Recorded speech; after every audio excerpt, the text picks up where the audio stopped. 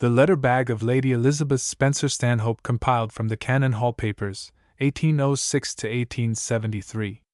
By A. M. W. Sterling, 2 volumes, Volume 1. Tone is indeed a chameleon whose hue changes with every ray of light. Almax to Charles G. Sterling. This book is affectionately dedicated. Preface. The following papers, which extend over a space of nearly 70 years during a most interesting period of our national history, may be said to form a sequel and a conclusion to 2 previous publications, Coke of Norfolk and His Friends, which appeared in 1906, and Annals of a Yorkshire House, which appeared in 1911.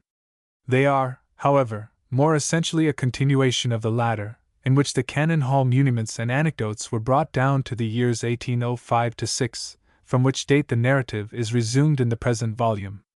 In that first series of papers which was published in the Annals, the bulk of the correspondence centered round the personality of Walter Spencer-Stanhope, MP, who lived from 1749 to 1821.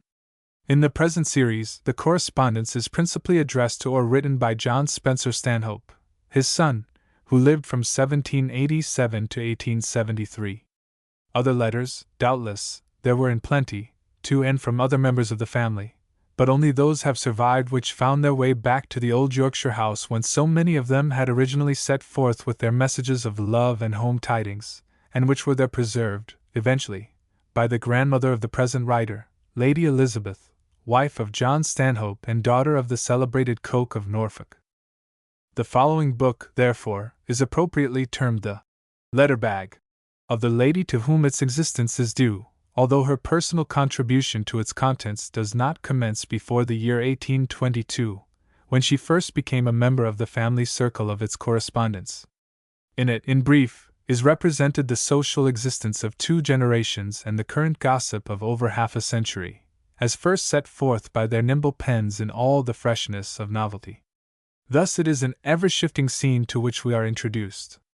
We become one with the daily life of a bygone century, with a family party absorbed in a happy, busy existence. We mingle with the gay throng at the routs and assemblies which they frequented. We meet the very fine beaux at whom they mocked, and the raging belles, whom they envied. Then the scene changes, and we are out on the ocean with Cuthbert Collingwood. In our ears rings a clash of arms long since hushed, a roar of cannon which has been silent throughout the passing of a century, while we gauge with a grim realization the iron that entered into the soul of a strong man battling for his country's gain. Then the black curtain of death shrouds that scene, and we are back once more in the gay world of Ton, with its petty gossip and its petty aims. Later, other figures move across the boards. Wellington, as the ball-giver, the gallant Chevalier de Dames, Napoleon, in his bonnet and newt, a mysterious, saturnine figure, his subordinates, who shared his greed without the dignity of its magnitude. Next, in strange contrast, Coke of Norfolk, the peaceful English squire, seen thus for the first time, not as a public character, a world-wide benefactor, but in the intimacy of his domestic life, as Majesty, the butt of his daughter's playful sallies, as the beloved father, the tender grandfather, a gracious, benevolent presence. We read the romance of his daughter, that pretty, prim courtship of a bygone day. We see her home life as a young wife, the coming of another race of merry children. By and by, we follow the fortunes of graceful, little Madam, with her brilliant eyes, and see the advent of yet another lover of a later day. So the scenes shift, the figures come and go, the great things and the small of life intermingle. And as we read, by almost imperceptible stages, the Georgian has merged into the Victorian, and the young generation of one age has faded into the older generation of the next, till we are left confronted with the knowledge, albeit difficult of credence, that both have vanished into the mists of the unknown. Meanwhile, one aspect of this glimpse into the past requires but little insistence. Among these 2 generations of Stanhopes a high standard of education prevailed. This, coupled with the opportunities which they possessed of mingling with the best-known people of their day, both in England and France, makes it obvious that records written by such writers, with all the happy abandon of a complete sympathy between scribe and recipient, have a value which transcends any more labored enumeration of historical data. The worth of their correspondence lies in the fact that it presents, artlessly and candidly, the outlook of a contemporary family, of good position and more than average intelligence, upon events ordinary and extraordinary, under 4 sovereigns. And while many books have been edited describing the sayings and doings of royal personages and political leaders during that period, few have yet been published which present them in the intimate guise in which they jostle each other throughout the following pages, and fewer still which give any adequate picture of the social life as lived during these years by the less notable bulk of the community. Yet more, the writers of these letters are no mere puppets of ancient history, who move in a world unreal to us and shadowy. Their remarks to us are instinct with the freshness, the actuality, of today. Whether as happy, noisy schoolboys and girls, or as men and women of the fashionable world bent on pursuit of pleasure or of learning, to us they are emphatically alive. Almost we can hear and echo the laughter of that merry home circle. Their jests are our own, differently phrased, their joys and sorrows knit our hearts to them across the century. They lived at a date so near our own that it has all the charm of similarity, with a difference, and it is just this likeness and unlikeness which lends such piquancy to their experiences. Preface Dramatis Personae Chapter 1. Letters Relating to the World Often, 1805 to 1862. Letters of an Exile, 1805 to 1810. 3. On Dits from London, Yorkshire and Ramsgate, 1806 to 1807. 4. On Dits from Grosvenor Square and Cannon Hall, 1808 to 1810. V. Anecdotes from a Prisoner of Napoleon, 1810 to 1812. 6. Letters from an Escaped Prisoner, 1812 to 1813. 7. Letters from England and France, 1811 to 1821. Silhouettes of Mrs. Spencer-Stanhope and her daughters Marianne and silhouettes of Isabella, Frances, and Maria Spencer-Stanhope, Mrs. Trimmer. The Young Roches. Caricature of Sir Lumley Skeffington, Madame Catalani. Sir Francis Burdett, B.T. From a picture painted while he was a prisoner in the Tower. Passport given by Napoleon is to John Spencer-Stanhope, Edward Collingwood, Sir Richard Carr Glynn, B.T. Print of George III. When Mad the Marchioness Conyngham, Queen Caroline, by Harlow. Walter Spencer-Stanhope, Itot. 70. From an ivory bust. In town what numbers into fame advance, conscious of merit in the coxcomb's dance, the opere, almacs, park, assembly, play, those dear destroyers of the tedious day, that wheel of fops, that saunter of the town, call it diversion, and the pill goes down. Young. Dramatis Personae. For the enlightenment of those readers who have not read the previous volumes of which the present is the continuation, it may be well to recapitulate briefly the material with which these dealt. In 1565 a branch of the Stanhopes came from Lancashire into Yorkshire, and eventually settled at Orforth, Low Hall, near Calverley Bridge, in the latter county. During the period of the Civil Wars, a branch of the family of Spencer migrated from the borders of Wales into Yorkshire, and in the reign of Charles II. One of them purchased the house and land at that date constituting the estate of Cannon Hall. In 1748 Walter Stanhope of Orforth united the two families by his marriage with Anne Spencer of Cannon Hall, and their son Walter, eventually inheriting both properties from his respective uncles, bore the name of Spencer-Stanhope. Walter Spencer-Stanhope was for 39 years a member of the House of Commons, during which time he represented respectively Haslemere, Carlisle, and Hull. In 1787 he married Mary Winifred Poullain, who inherited the estates of Rodham and Dissington in Northumberland, in trust for her third and fourth sons. By her he had 15 children, but his eldest son and firstborn child, owing to an accident at birth, was rendered non-compos, and his second son, John, was therefore in the position of his heir. Mrs. Stanhope, an exemplary and affectionate mother, appears occasionally to have become confused with the number of her progeny, and to have been fearful of forgetting the order of their rapid entrance into the world or of certain events which formed the sequel to their arrival. She therefore compiled a list of such incidents, which is here subjoined, since the reader may find it useful for occasional reference.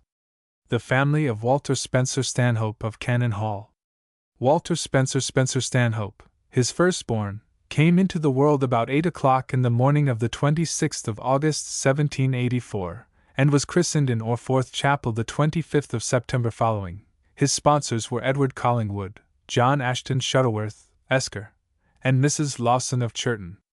He was inoculated by Baron Dimmesdale the 13th of February 1787, and had about 30 smallpox. He had the measles very favorably in November 1790. Marianne, our next born, came into the world in Grosvenor Square on the 23rd of May 1786, about 7 o'clock in the morning, was baptized there on the June 20th following.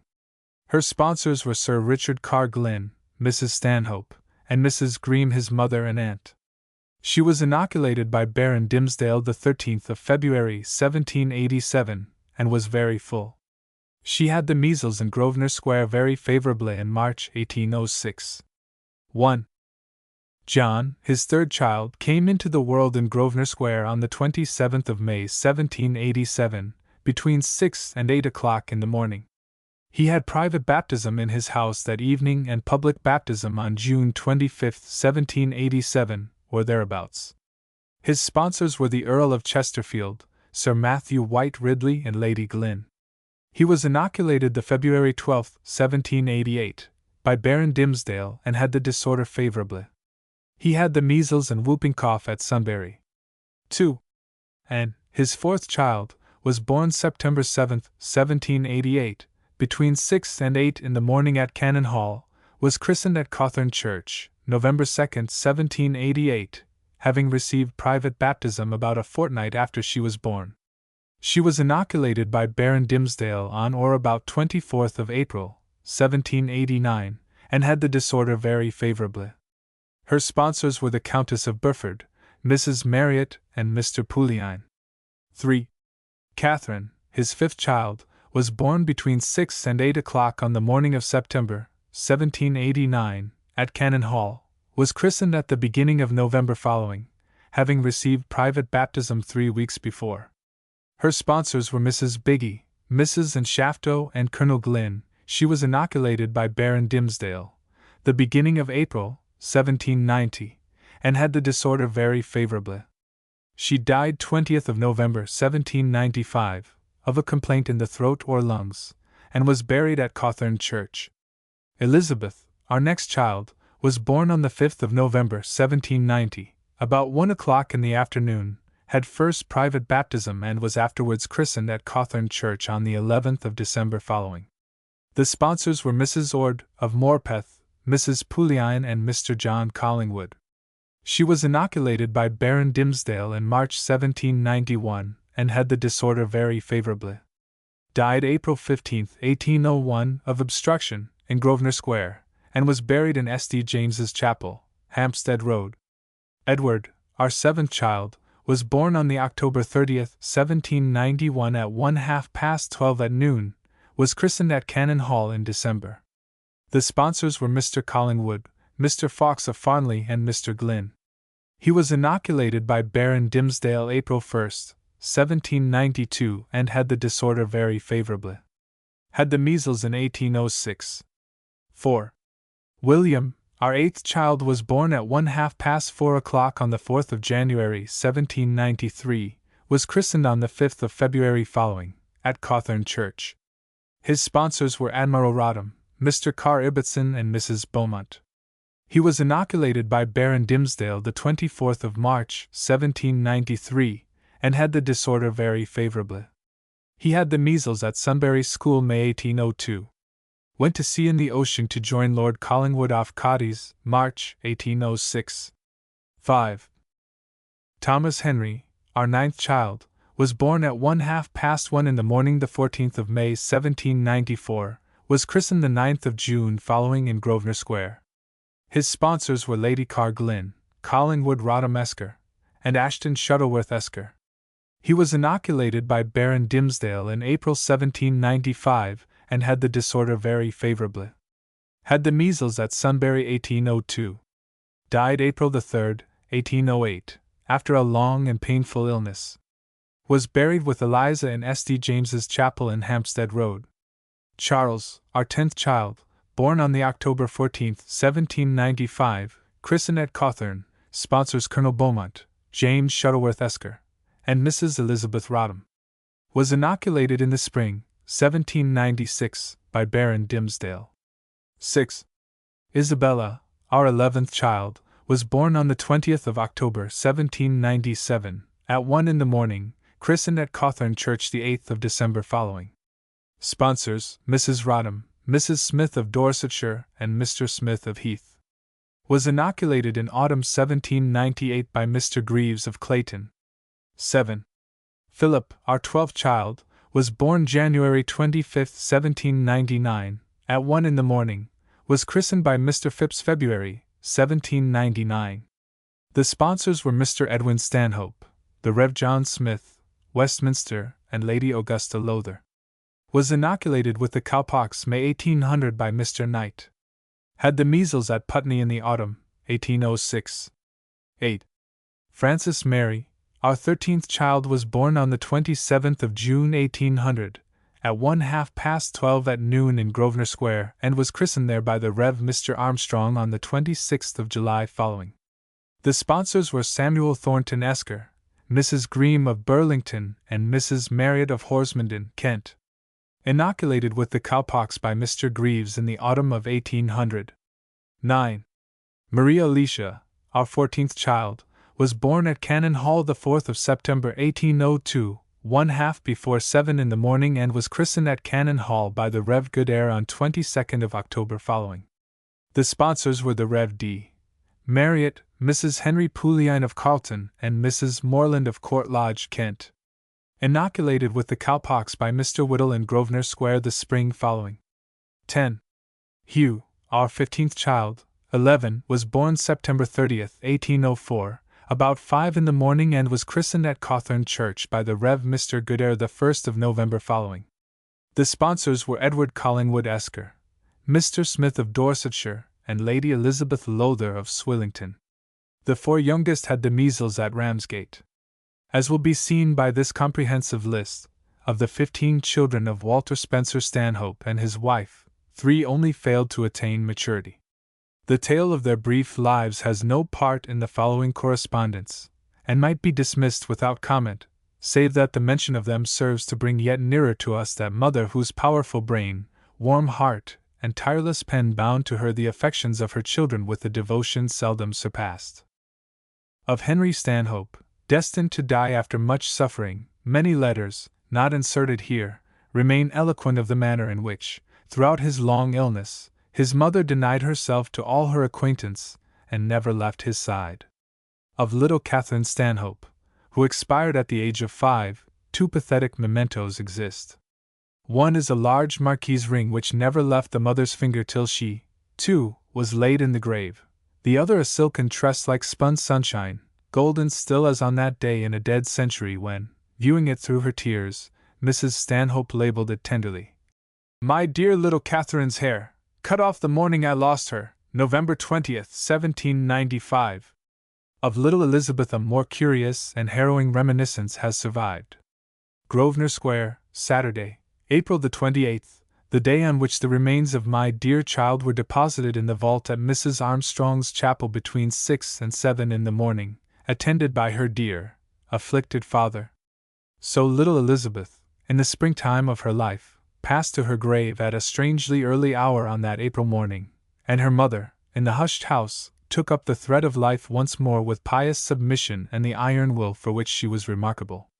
At the date at which this book opens, many years had gone by since that storm of sorrow had fallen upon her, suddenly, like a bolt from the blue. All unsuspected, indeed, another grief, the death of her little son, was approaching, but for the present contentment reigned. Illustration Marianne. Illustration Mrs. Spencer-Stanhope and her 5 daughters. Illustration Anne. Illustration Isabella. Illustration Frances. Illustration Maria.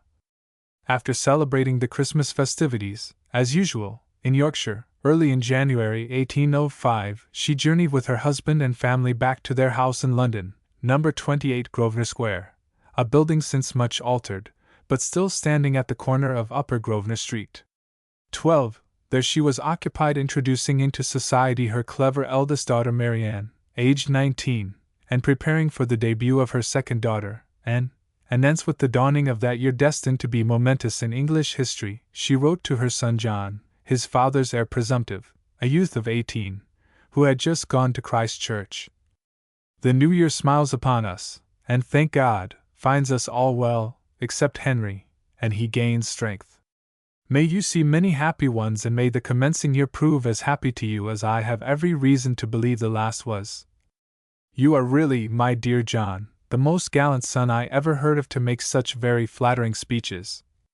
It is vastly gratifying to a mother to have a son desire to hear from her so frequently, and such a request must always be attended to with pleasure. How assiduously the writer fulfilled her promise is testified by those packets of letters, dim with the dust and blight of a vanished century, but in which her reward is likewise attested. I do not believe, she affirms proudly, that there is a man at either of the universities who writes so often to his mother as you do, and let me beg you will continue to do so, for the hearing from you is one of the chief pleasures of my life. Moreover, that family of 8 sons and 5 daughters, who, at this date, shared her attention, and their relations to each other were singularly united. Throughout their lives, indeed, the tie of blood remained to them of paramount importance, although, as often happens, this fact bred in them a somewhat hypercritical view of the world which lay without that charmed circle. Graphic and lively as it will be seen are their writings, their wit was at times so keen-edged that it is said to have caused considerable alarm to the dandies and belles of their generation, who suffered from the too vivacious criticism of their young contemporaries. This was more particularly so in the case of Marianne, the eldest daughter, afterwards the anonymous author of the satirical novel Almax. Brilliant and full of humor as is her correspondence, it shows her to have been what family tradition reports, rich in talent and accomplishments, gifted with imagination and keenly observant of her surroundings, but withal cynical of speech and critical of temperament, a woman, perhaps, more to be feared than loved. Her brother John, the recipient of most of the following letters, was, on the contrary, a youth of exceptional amiability, and unalterably popular with all whom he encountered. Intellectual from his earliest childhood, in later life he was a profound classical scholar. A 7 months' child, however, the constitutional delicacy which was a constant handicap to him throughout his existence had been further accentuated by an unlucky accident. When at Westminster, a fall resulting from a push given to him by Ralph Neville, Lord Abergavenny's son, had broken his collarbone, and with the Spartan treatment to which children were then subjected, this injury received no attention. But what he lacked in physical strength was supplied by dauntless grit and mental energy, so that, although in the future debarred by his health from taking any active part in political life, he early attained, as we shall see, to no mean fame as a traveler and an explorer, while he was regarded as one of the savants of his generation. During 1805, when he was yet a freshman at Christ Church, his younger brothers and sisters were likewise variously employed with their education, the boys at the celebrated schools of Sunbury and Westminster, the girls in the seclusion of a large schoolroom in the rambling house in Grosvenor Square. And that the learning for which they all strove was of a comprehensive nature, moreover, that those of their party who had already entered the gay world never disdained to share such labors, is shown in a letter written many years afterwards to John by his brother Charles, in which the writer complains sarcastically. You have no idea how happy, year by year, as of yore, the little ones seem, for they will always be called so, though now Francis is as big as me and amazingly handsome.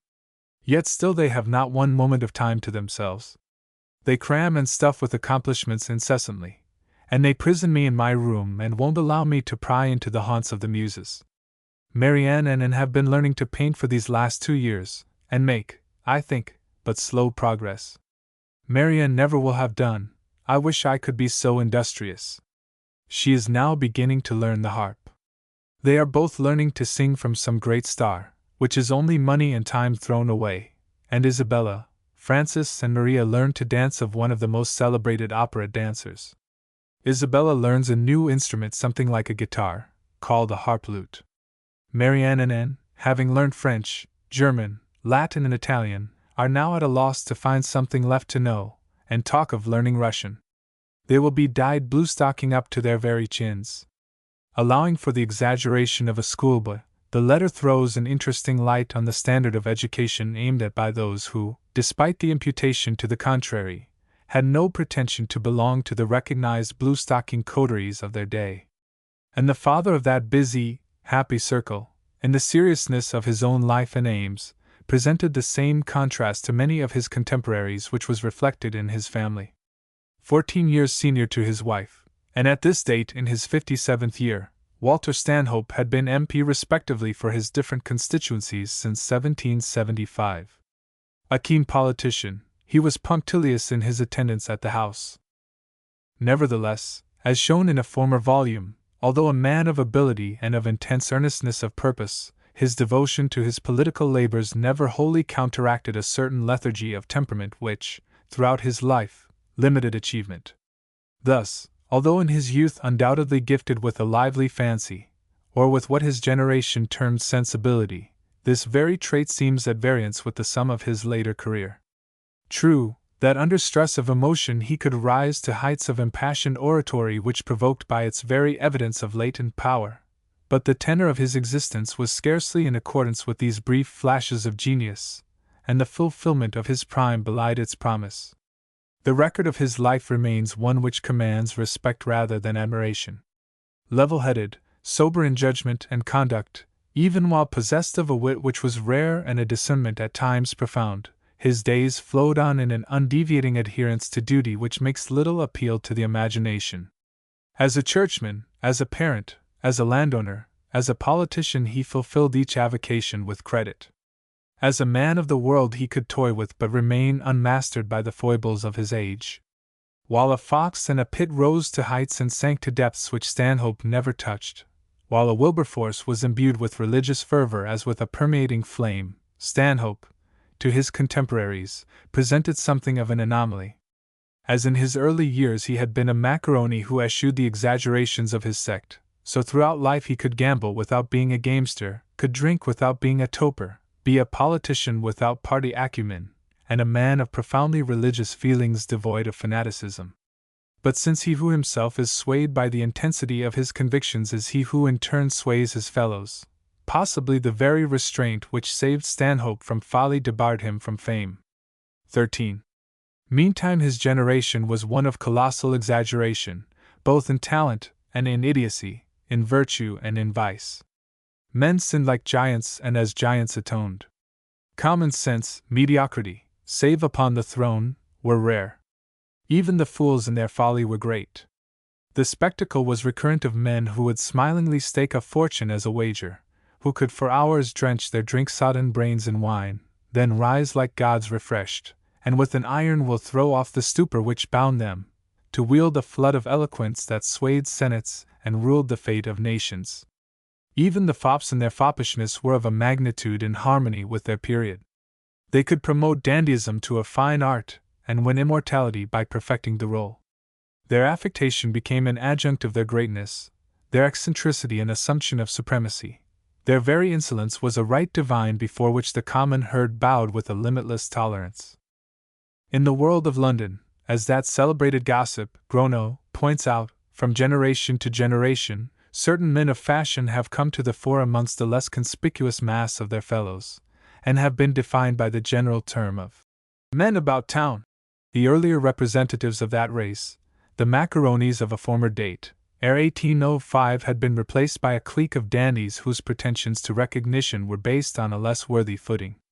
For while those previous votaries of fashion, although derided and caricatured according to the humor of their day, were, none the less, valuable patrons of art and literature, the exquisites of a later date could seldom lay claim to such distinction. To dine, to dress, to exhibit sufficient peculiarity in their habits and rudeness in their manners whereby to enhance that fictitious value in the eyes of those who did not dare to emulate such foibles, was the end and aim of their existence. Yet it is doubtful whether posterity remembers them less faithfully. Side by side with the great names of their century there has come down to us the record of these apparently impudent pretenders to fame, and it is questionable whether a Nash, a Brummel, or a D'Orsay are less familiar to the present generation than those whose claim to the recognition of posterity was not so ephemeral.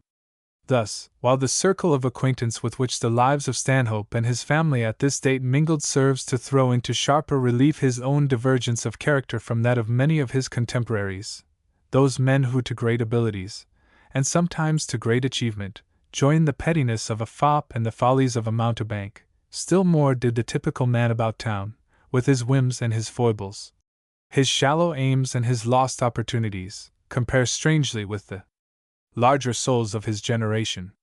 For the moment was one which called forth the greatness or the littleness of those who met it, and which heightened that contrast of contemporary lives. With the coming of the 19th century, the political outlook for England had waxed grave. The air was full of wars and rumors of wars.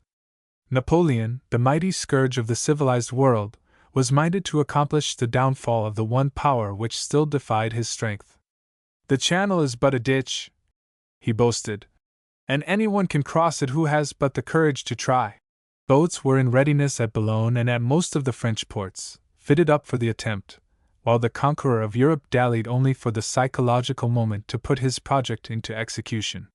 With bated breath, Europe awaited the possible demolition of the sole barrier which yet lay between the tyrant and universal monarchy, while upon the other side of the ditch, the little island expected his arrival in a condition of prolonged tension and stubborn courage. At any moment her blue waters and green fields might be dyed with blood. At any moment a swarm of foreign invaders might trample her pride in the dust, and crush her as other nations had been effectually crushed. But she meant to sell her liberty dear.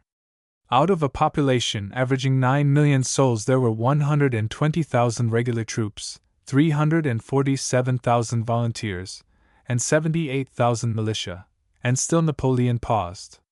Upon the threatened throne still sat good Farmer George and his prim German consort, models of dull domesticity, of narrow convictions, of punctilious etiquette, the epitome of respectable and respected mediocrity, save when, with a profound irony, the recurring blast of insanity transformed the personality of the stolid monarch, and shattered the complacency of the smug little court. Within its shelter hovered the bevy of amiable princesses, whose minutest word and glance yet lives for us in the searchlight of Fanny Burney adoring scrutiny. Afar, the sons pursued their wild careers. The Prince of Wales, the mirror of fashion, diced and drank, coquetted with politics and kingship, and, a very travesty of chivalry, betrayed his friend, broke the heart of the woman who loved him, deserted the woman who had wedded him, and tortured with petty jealousy the sensitive soul of the child who might rule after him. In secret silence Mrs. Fitzherbert endured the calumny of the world, and ate out her heart in faith to the faithless. With flippant and undignified frivolity the Princess of Wales strove to support an anomalous position and find balm to her wounded pride and weak brain, while the passionate, all-human child princess, Charlotte, awakening with pitiful precocity to the realities of an existence which was to deal with her but harshly, pitted her stormy soul against a destiny which decreed that before her the sweets of life were eternally to be flaunted, to be eternally withheld. But with the dawning of 1805 the crisis of England's fate approached consummation. Napoleon's plans were known to be completed. Pitt's continental allies were secretly arming. The sea dogs who guarded the safety of our shores, Nelson, Collingwood, Cornwallis, Calder, were on the alert. Yet, while England's very existence as a nation hung in the balance, in the gay world of London those who represented the ton danced and flirted, attended routs and assemblies, complaining fretfully of the unwonted dullness of the town, or in their drawing-rooms discussed the topics of the hour, the acting of the wonder-child Rochus, the lamentable scandal relating to Lord Melville, or, ever and again, with a tremor, the possibilities of invasion. The Letter Bag of Lady Elizabeth Spencer-Stanhope, Chapter 1. 1805 to 1806. Letters relating to the world of ton. Mrs. Spencer-Stanhope to John Spencer-Stanhope. Grosvenor Square, January 18, 1805.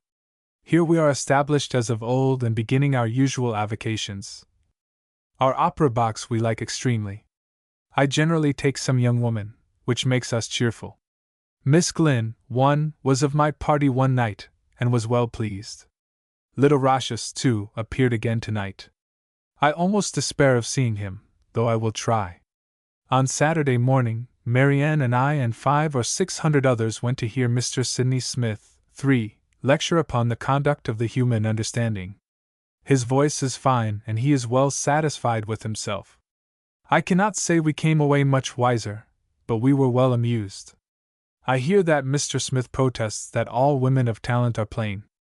Lady de Clifford, 4, is to be governess to Princess Charlotte, Mrs. and Miss Trimmer, 5, the acting ones. I doubt the mother accepting the appointment. On the February 25th there is to be a grand ball at Windsor. Illustration Mrs. Trimmer.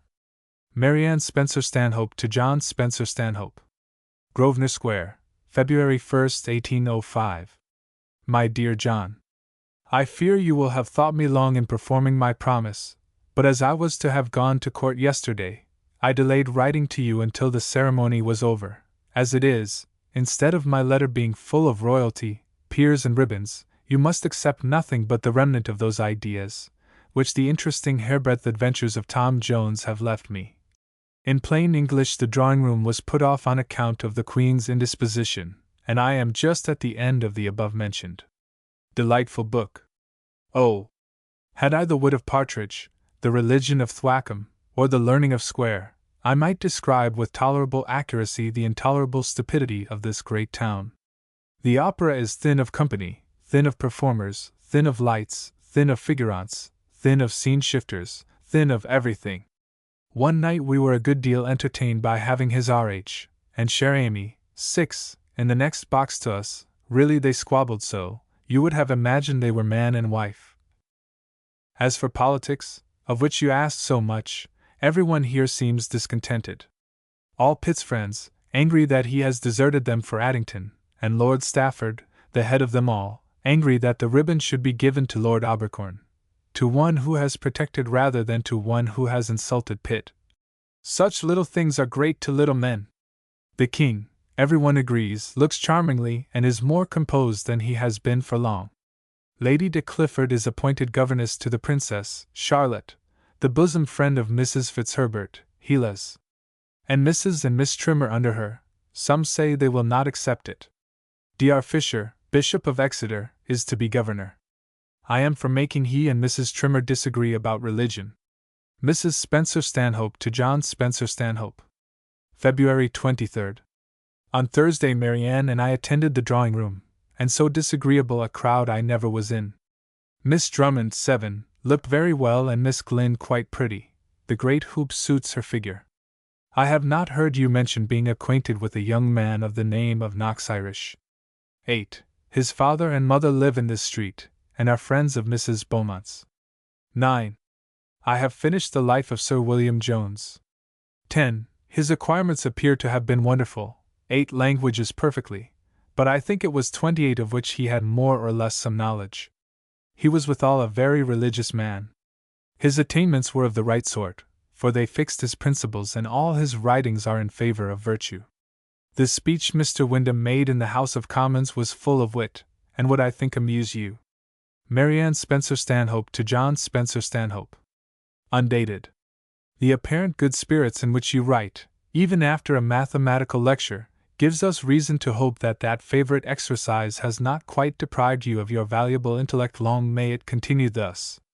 Long may you be the glory of CHCH mathematicians. And when you have left the British Athens, long may your name stand forward among the list of those worthies who discovered that 2 parallel, straight lines might run on to all eternity without ever meeting. As a little incitement to you to continue acquiring learning, I will send you a short account of the manner that 2 Dukes of Suffolk, spent their time at Cambridge in 1550. During dinner, one of them read a chapter of the Greek Testament, and did afterwards translate it into English. They then said grace, in turns, and did afterwards propound questions, either in philosophy or divinity, and so spent all the time at meat in Latin disputation. When there was any public disputation, they were always present. Every morning they did read and afterwards translate some of Plato in Greek, and at supper present their labors.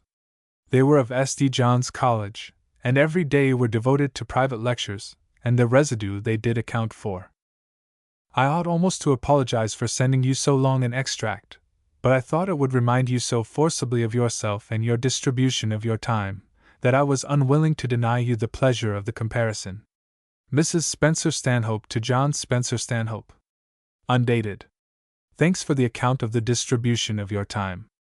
I flatter myself you are too much attached to home and to the life you have led here ever to get into the idle way of spending Sunday, which I fear you will witness too frequently at Oxford, for from your account of what they are obliged to do on that day, a very small portion only need be given up to the religious duties of the day. I was particularly pleased with a passage I met with the other day in which Bishop Newton on the Prophecies, speaking of Lord Bolingbroke, who, you know, was an unbeliever and from his talents and eloquence had too much weight at the time, says, Raleigh and Clarendon believed, Locke and Newton believed, where then is the discredit to revelation if Lord Bolingbroke was an infidel? A scorner, saith Solomon, seeketh wisdom and findeth it not.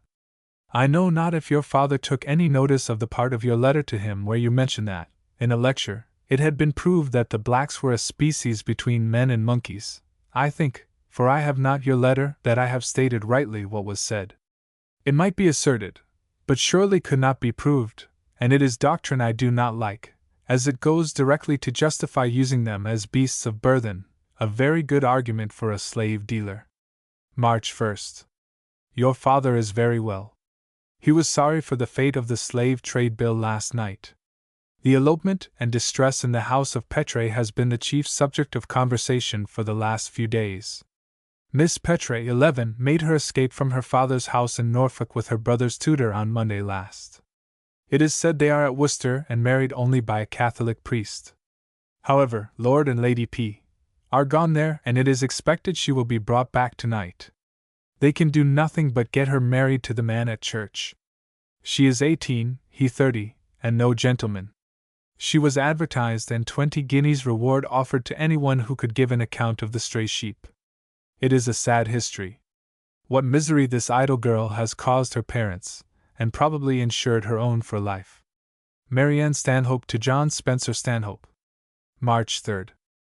You have doubtless read in the papers the account of Miss Petre's elopement with her brother's tutor, Mr. Phillips. He is a very low man, quite another class, always dined with the children, never associated the least with the family, a sort of upper servant. Lady Petre thought him rather forward. He was to have left them at Easter. She had seen her daughter at 12 the night before, and only missed her at breakfast. Her clothes were all gone. A friend of his, a brandy merchant, accompanied her in the chaise. The tutor rode first. A clergyman refused to marry them some time ago at Lambeth, but they have since been married at Oxford by a Mr. Leslie, a Catholic priest, which is not enough. They are not yet discovered. The same. Grosvenor Square, March 4, 1805. My dear John, London cannot be duller. Those who remember it formerly were astonished at the change that time has wrought, and those who look forward to the future hope it will not always be so. But without a joke, except the opera and the House of Glynn, I have scarcely seen anybody or been anywhere. We have 3 dinner engagements this week, besides one at home, but not one assembly. You must know that we contrive to go out almost every night, but that it is only 1 degree better, or if you please 2 degrees worse, than dozing at home. Then, you know, as the existence of an assembly is the not having room to stir, when you have plenty of elbow room from the thinness of the company it must be bad. Besides another thing, when you have no time for conversation, you fancy everybody is agreeable. And in fashionable life, trust me, imagination is always preferable to reality. Not a ball have I heard of excepting one the other night at Mr. Johnstone's, Hanover Square. Now you know, balls without dancing are such very enchanting things. Without the opera it requires a stretch of imagination to know how we should have existed. Our neighbor, Mrs. Fitzherbert, in the next box to our own, affords us plenty of amusement. I shall almost become an adept at finding out royalty by their conversation, from frequently overhearing what passes between the lady, and not only one but several of their RHs. I will give you an infallible guide to a royal conversation. Stupidity for its basis, an ignorance of intellectual merit for one prop, and a contempt of moral excellence for the other, witticisms, double entendres, mimicry, and every species of oaths that any English gentleman ever made use of for the fond. As a whole you may call it double refined folly and vulgarity. This is only doing justice to the conversations I have overheard. Far be it from me to wish to diminish the meridian luster with which these noble gentlemen shine. Let me rather forgive them for understanding who have no conduct and those for conduct who have no understanding. The excellent qualifications of the lady as an associate are evident. She has neither conduct nor understanding. The ball at Windsor has been the general subject of conversation this last week. The house of Stanhope put in a good appearance. Mrs. Pierpont was there. The supper was most magnificent. Seats were raised above the rest for the royal family. During the entertainment the king rose, and gave the queen's health, while everybody bowed and curtsied. Afterwards, the queen repeated the same compliment to his majesty. Our next-door flirt complained much to Lord Grantham at being obliged to dance a great deal with Lord Petersham, which she thought very tiresome. Mr. Kinnaird, 12, seems quite off, Lord P. quite out of spirits. Papa thinks he really loves not her purse but her. She seems to love nobody, and flirts with everybody. I saw her at court on Thursday night looking beautifully cross at not having a man near her. The drawing-room was a dreadful squash. I have seen a good deal of the Kinnairds lately. We dine there tomorrow and stay the evening. Georgiana is very pleased and looks well. The Royal Institution is more the ton than anything, and ladies of all ages submit to a squeeze of 100 people in a morning, to hear lectures on the human understanding, experimental philosophy, painting, music, or geology. We only attend a course of the latter. Don't shout at the name, it means the history of the earth. You see how wise I grow. Mr. Eyre thinks all the ladies will be pedants, and when you have been there, you will think so too. To see so large a party, the majority ladies, not very handsome though all listening with profound attention to the opinion of Descartes and Newton, some taking notes, and all looking quite scientific, is really ridiculous. Mr. Davy, 13, who lectures on geology or the chemical history of the earth, is very clever, his style is good, his matter interesting, and to make use of an expression I heard a gentleman use, he certainly writes on the subject con amore. I hope you will like Sir W.M. Jones's Life. I have not read it but have heard it is very clever. My lectures at present are Metastasio, and S.D. Simon's Memoirs, the B.P. of London's Lectures, and Bigland's Letters on Ancient History. There is a little tale of Miss Edgeworth's which is much admired.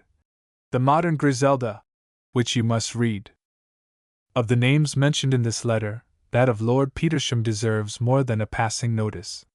Among the members of the House of Stanhope, it must first be remarked, there were to be found some notable exceptions to the prevailing social type of that generation.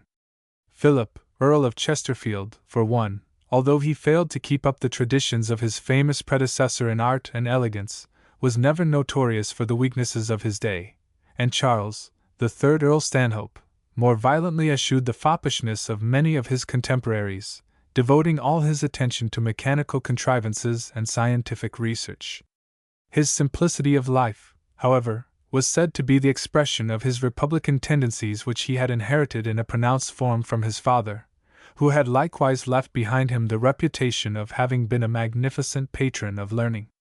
In fact, in order to emphasize his democratic principles, so shabby had been the attire of the second Earl Stanhope, that on one occasion he had actually been stopped by a new doorkeeper as he was about to enter the House of Lords. "Now then, honest man, go back," quoth this vigilant guardian of the sacred precincts. "You can have no business in such a place, honest man."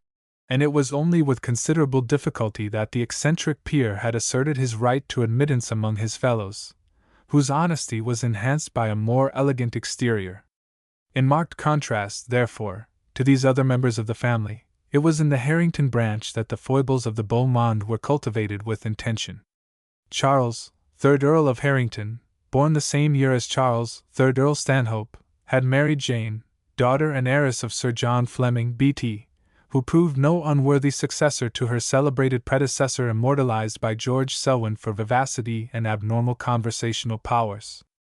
14. The drawing-room of this later Lady Harrington was recognized as a great social center where her friends could meet, if not actually without invitation, at least at a shortness of notice which marked the informality of the entertainment, and lent to it a subtle charm. The hostess, whose energy was unbounded, would go out in the morning and pay about 30 calls, leaving at each house an invitation bidding her friends to assemble at Harrington House that same evening. She would then walk up Bond Street at the hour at which the fashionable young men of the day were likely to be abroad, and would dart from one side of the road to the other as she spied a suitable object for her purpose. A circle of friends assembled thus 3 or 4 times a week resulted in the formation of a recognized clique, the delightful informality of which was much appreciated by her young relations from Grosvenor Square, and the entree into which was much envied by those who were admitted only to the larger and more stately parties reserved for the less favored. Nor were Lady Harrington's impromptu evening assemblies less celebrated than her perpetual tea-drinkings at Harrington House. The superior quality of this expensive beverage in which the family of Stanhope indulged there, and the frequency with which Lady Harrington presented it to her visitors at all hours of the day, gave rise to the saying that where you saw a Stanhope, there you saw a teapot. A story current in town was that when her son, General Lincoln Stanhope, returned home after a prolonged absence in India, he found the family party precisely as he had left them many years before, seated in the long gallery sipping their favorite refreshment. On his entry, his father looked up from this absorbing occupation, and with a restraint indicative of the highest breeding, gave voice to the characteristic greeting. "Hullo! Linky, my dear boy, you are just in time for a cup of tea." Such a home was the very atmosphere in which to develop a fashionable man of the period, and the eldest son of the house, Charles, Lord Petersham, did not discredit his surroundings. Tall, handsome, and faultlessly clad, he was one of the most celebrated dandies of his day. Decidedly affected in his manners, he spoke with a slight lisp, and since he was said to recall the pictures of Henri IV, he endeavored to accentuate this likeness by cultivating a pointed beard. He never went out till 6 in the evening, and one of his hobbies indoors was the strenuous manufacture of a particular sort of blacking which, he always maintained, once perfected, would surpass every other. His sitting room emphasized his eccentricity. One side of it represented the family pension, being covered with shelves upon which were placed canisters containing the most expensive and perfect kinds of tea. On the other, in beautiful jars, reposed an equally choice and varied assortment of snuffs. Lord Petersham's snuff-boxes and his canes were alike celebrated. Indeed, his collection of the former was said to be the finest in England, and he was reported to have a fresh box for every day in the year. Thus Gronow relates that once when a light Sèvres box which he was using was admired, Lord Petersham responded with a gentle lisp, "Yes, it is a nice summer box, but would certainly be inappropriate for winter wear."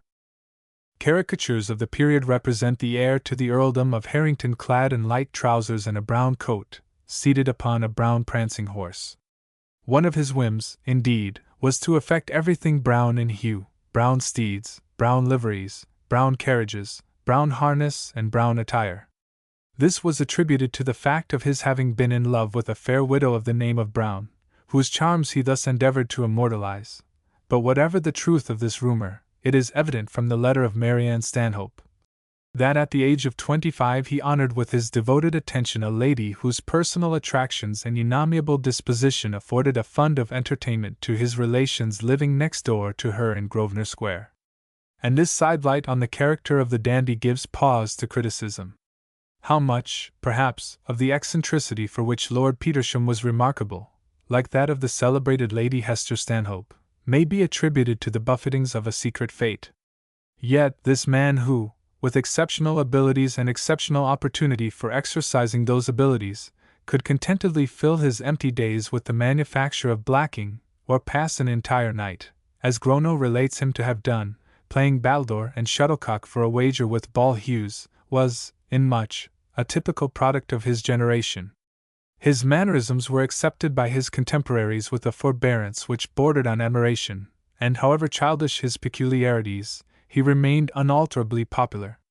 Nor were the other members of his family less appreciated for their good nature and amiability. Mrs. Spencer-Stanhope to John Spencer-Stanhope. Grosvenor Square, March 19, 1805. I shall employ my pen in sending you an account of last night's gaiety, the first really gay night Marianne has had.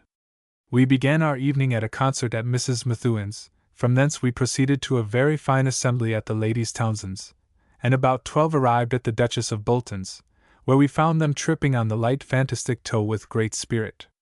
Marianne found herself near Lady A. Stanhope, 15, who was extremely attentive to her, and her first partner introduced to her by Lady Harrington was Mr. Mercer. After supper she danced a reel, and afterwards 2 dances with Mr. Dashwood, and then 2 with Mr. Cook of the Guards. I need not, after this account of the ball, say she was well amused. There were a great many men and very young ones, not too fine to dance. Lord Alvanley, 16, is not amongst the smartest. Hay Drummond amused me, for at 5 in the morning, he asked me if I had a daughter there. I was in bed by January 2nd after 5. Marianne is quite well this morning and very well disposed to go to Almack's if your father does not object. On Thursday we go to another ball at Lady Lead Spencer's. We have now delightful weather, soft rain yesterday, therefore I expect a pull in the sociable will be delightful today and do us all good after our night's raking. The Duchess of Bolton, 17, who was a cousin of Walter Stanhope, had been a widow since 1794, when the dukedom became extinct on the death of her husband. The latter, well known during the lifetime of his elder brother, as the eccentric Lord Henry Powlett, was believed to have supplied Smollett with his character of Captain Whiffle and Roderick Random.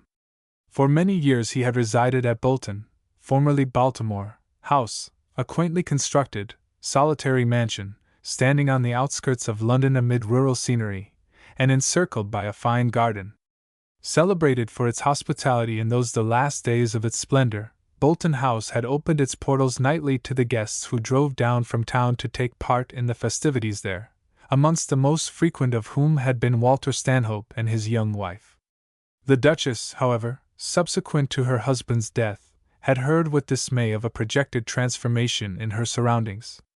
The erection of new buildings in the neighborhood was predicted, houses which would blot out the rural scenery and forever destroy the privacy of her country home. And although this dreaded innovation did not actually come to pass till 1801, long before the first stone of Russell Square had been laid, the Duchess had sold her threatened mansion to Lord Loughborough, a friend of Walter Stanhope, and had established herself in a new home but 4 doors from the house of the latter, No. 32 Grosvenor Square. Settled thus in the heart of London, her love of entertaining remained undiminished, and beneath her hospitable roof the house of Stanhope, in its various branches, continued to assemble as of yore. There Lady Harrington still figured as one of the most constant guests, ever ready to do a kindly action to any of her young relations whom she encountered. Mr. Mercer, whom she presented to Marianne Stanhope at the party on March 18th, was, as she was well aware, a man greatly in request in society, and to whom an introduction was eagerly coveted on account of his exceptional talent for music.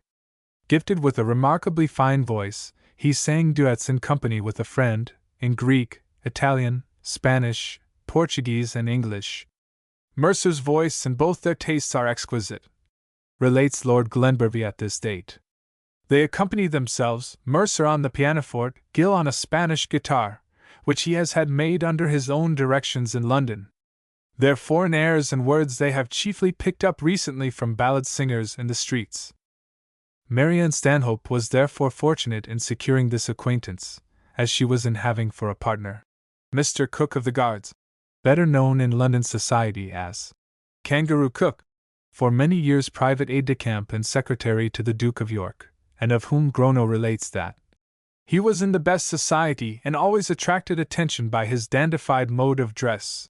Still more, besides frequenting all the ton parties in London at night, during the day he was invariably to be seen somewhere between the barracks of the Horse Guards and the premises of Weston the tailor in Bond Street, an ultra-fashionable promenade, which he paced and repaced, thus satisfactorily exhibiting the beauty of his clothes and encountering the most select members of his acquaintance. The curious nickname which clung to this dandy through life is usually ascribed to a quaint resemblance noticeable in him to the Australian quadruped after which he was called, but others attributed it rather to the leaps and bounds by which he advanced socially, though on account of his connections and the exquisite perfection of his dress this could not be considered surprising. The fact that he bore such a name was well known to him, and only on one occasion did it cause him any annoyance. Once, when dining on board the flagship off Lisbon with Admiral Galton, he was much startled by his host suddenly springing up and shouting out a mysterious order, the terms of which seemed like a veiled insult. "Make signal! thundered the Admiral. For the Kangaroo to get under way! For one instant the dismayed Beau feared that this was a nautical form of dismissal due to some offense of which he had unwittingly been guilty. But his neighbor at table relieved his fears by explaining that the Admiral was merely directing the immediate departure of one of the vessels of his squadron, which, by a strange coincidence, bore the same name as his honored guest. But a yet more celebrated leader of fashion mentioned by Mrs. Stanhope as being present at the ball given by the Duchess of Bolton was Lord Alvanley. One of the accepted dandies in the same category as Lord Petersham, the Duke of Argyll, Lords Foley and Worcester, Beau Brummel and his great friend, Henry Pierpont. Lord Alvanley had served with distinction in the army, and further enjoyed the reputation of being one of the wittiest men in Europe. Short and somewhat stout, with a small nose and florid cheeks usually adorned with a lavish sprinkling of snuff, like his rival Lord Petersham, he cultivated a lisp which accentuated the humor of his utterances. He also adopted much the same method of enhancing his value by indulging in certain peculiarities which, however inconvenient to his fellows, appear to have been accepted by them with surprising amiability. For instance, being fond of reading in bed, when he at length felt sleep overpowering him, he would extinguish his candle by the novel method of popping it alight under his bolster, or flinging it into the middle of the room and taking a shot at it with his pillow. But if the shot was unsuccessful, with a heavy sigh he left it to take its chance. So well known, indeed, was this little habit of Lord Alvanley, that hostesses who were anxious not to have their houses set on fire at midnight would depute a servant to watch in a neighboring apartment till his lordship composed himself to sleep, a precaution which was invariably adopted by Mrs. Stanhope when he paid his annual visit to Cannon Hall. However, despite such minor failings, Lord Alvanley enjoyed a popularity seldom surpassed. To his other recommendations was added that of being a celebrated gourmet, and the excellence was proverbial of the little dinners which he gave in his house in Park Street, St. James's, to which never more than 8 friends were bidden, and at which there was an apricot tart on the sideboard all the year round. Moreover, although like Brummel and Sheridan, many a bon mot was fathered upon him to which he had never given utterance, yet his reputation as a wit was well deserved, and at a date when both the dandies and the fine ladies prided themselves upon their undisguised insolence, Lord Alvanley remained a shining example of good nature, so that, save, perhaps, in one instance recorded in this book, his wit never offended. Likewise, only once, it is said, did he exhibit reluctance in consenting to oblige any one who requested from him a favor, on which occasion he conveyed his refusal in a singularly characteristic manner. Some friends were anxious to get up a representation of Ivanhoe, and begged Lord Alvanley to take the part of Isaac. "That I fear is impossible," he replied. "Why so?" urged his friends. "Since you are so clever at doing different characters." "Ah, but," objected Lord Alvanley, "in all my life I have never been able to do a Jew." In truth, with the house of Israel his extravagance had made him painfully familiar. Nevertheless, as mentioned by Lord Broughton, on one occasion he made his peccadilloes in this respect the subject of another jest. "Is there any chance," he asked with assumed pathos, "of the 10 tribes of Israel being recovered? For I have exhausted the other 2. It was 3 months after the ball at Bolton House, which had been preceded by a concert at Mrs. Methuen's, that Mrs. Stanhope mentions attending another entertainment given by the latter hostess, to which she went shortly after an evening of painful excitement. Tuesday, June 18, 1805. You would read in the papers of the riot at the Opera House. So complete and mischievous a one I never before saw, or ever wished to see again. I saw part of the stage pulled up and thrown into the pit, and when the scene was thrown down, it was only wonderful people were not killed, as the stage was full. Notwithstanding the damage was said to amount from £900 to £1,200, we are to have an opera tonight. It was said the House of Peers intended to object to the Commons prosecuting one of their house, but I have not heard anything more of it, so I suppose it will pass over. It formed the great topic of conversation at the Methuen's ball, where we were till 5 this morning. Fine, but dull, the best supper I ever saw. The Opera House, at the date of this occurrence, was usually a brilliant and attractive scene. The accommodation was divided into seats in the gallery, boxes, and pit. The latter, where many of the elite were seated, was separated from the stage by the orchestra only, which then consisted of less than half the number of performers of which it would be composed today. There were, consequently, no stalls, but a passage led from the entrance to the front seats, known as Fop's Alley from the dandies who lounged and promenaded there, partly to see and partly to be seen by the ladies with whom the house was filled. The dress of these exquisites was ruled by a punctilious etiquette, and their knee breeches, lace ruffles, diamond buckles, and chapeaux bras were subject to the strictest regulations and to every fluctuation of the prevailing mode. Their gold-handled spy-glasses were impartially directed towards the stars upon the stage or to the bells in the neighboring boxes, where, from the grand tier to the roof, was a dazzling display of beauty and of fashion. Their excursions to the green room were likewise interspersed with visits to those amongst the audience to whose boxes they had the entrée, and as they murmured platitudes to their fair acquaintance, they traced languidly the locality of yet other friends whom they could visit, whose names were inserted upon the paper fans with which each lady was provided, and on which was printed a diagram of the boxes and a list of their owners throughout the great building. But on this momentous night the very atmosphere of the place was transformed. At the first token of the coming storm, many of the frightened beaux hurriedly vacated their beloved promenade, while certain peaceable members of the audience also endeavored to escape from the building. But the majority remained, brazenly instigating or prolonging the disgraceful scene which followed. The cause of the sudden riot was afterwards related personally by Michael Kelly, the then celebrated actor and stage manager. On account of the length of the arias and ballets, and the impossibility of being able to get the lady singers ready to begin in time, the operas seldom finished till after 12 o'clock on Saturdays. The Bishop of London had therefore sent to inform Kelly that if the curtain did not drop before midnight, the license should be taken away and the house shut up. Against this fiat there was no appeal, and for 2 or 3 weeks running, Kelly was obliged, on Saturday night, to order the closing of the performance in the midst of an interesting scene in the ballet. On these 2 or 3 occasions this was submitted to with unexpected good humor by the subscribers and the general public, but such a state of affairs could not long continue. On Saturday, the 15th of June, fatal night, Kelly relates, the demon of discord appeared in all his terrors in this hitherto undisturbed region of harmony. The curtain fell before 12 o'clock, just as the chaise and Parasat were dancing a popular pas de deux. This was the signal for the sports to begin. A universal outcry of "Raise the curtain!" Finished the ballet, resounded from all parts of the house.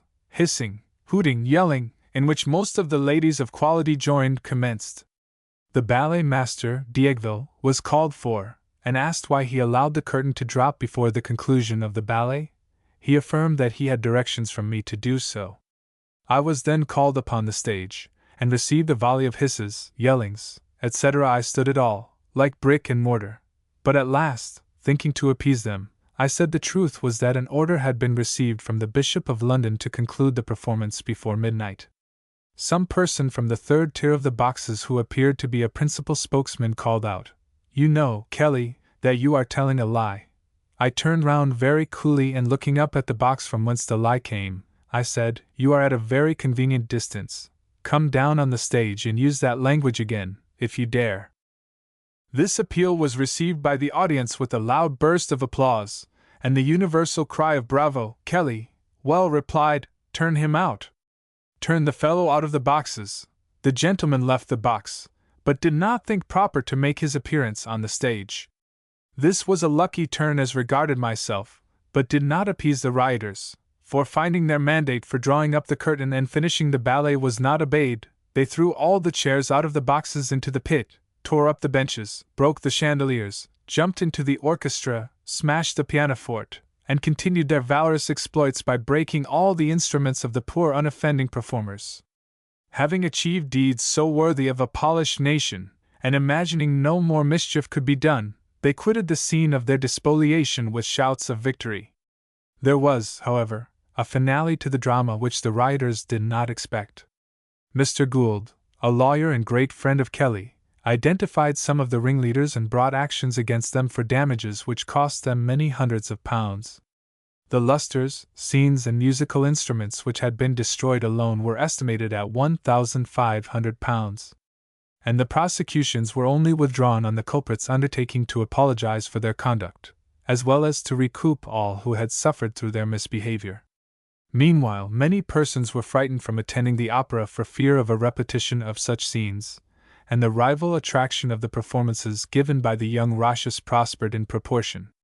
This infant prodigy, who was born in 1791, first appeared on the stage at the age of 11, and for over 5 years personated the most difficult characters before enraptured audiences, earning from 50 to 75 guineas per night, apart from benefits, so that he really made from £4,000 to £5,000 a year. In 1805, the House of Commons adjourned in a body to witness his performance of Hamlet. Wherever he appeared, an excited mob instantly gathered. Ladies vied with each other in the endeavor to kiss his hand, and at the hour when he was expected at the playhouse a larger crowd assembled than ever collected to see the king. "He and Bonaparte now divide the world," wrote Sir William Knightley at this date. "This is, I believe, the first instance since the creation of a child so much under age, getting such an income by any ability. I think he is very excellent, his gracefulness is unparalleled, and the violence of the desire to see him either on or off the stage is like a madness in the people." In the autumn of 1805, Rochus went a tour in the provinces.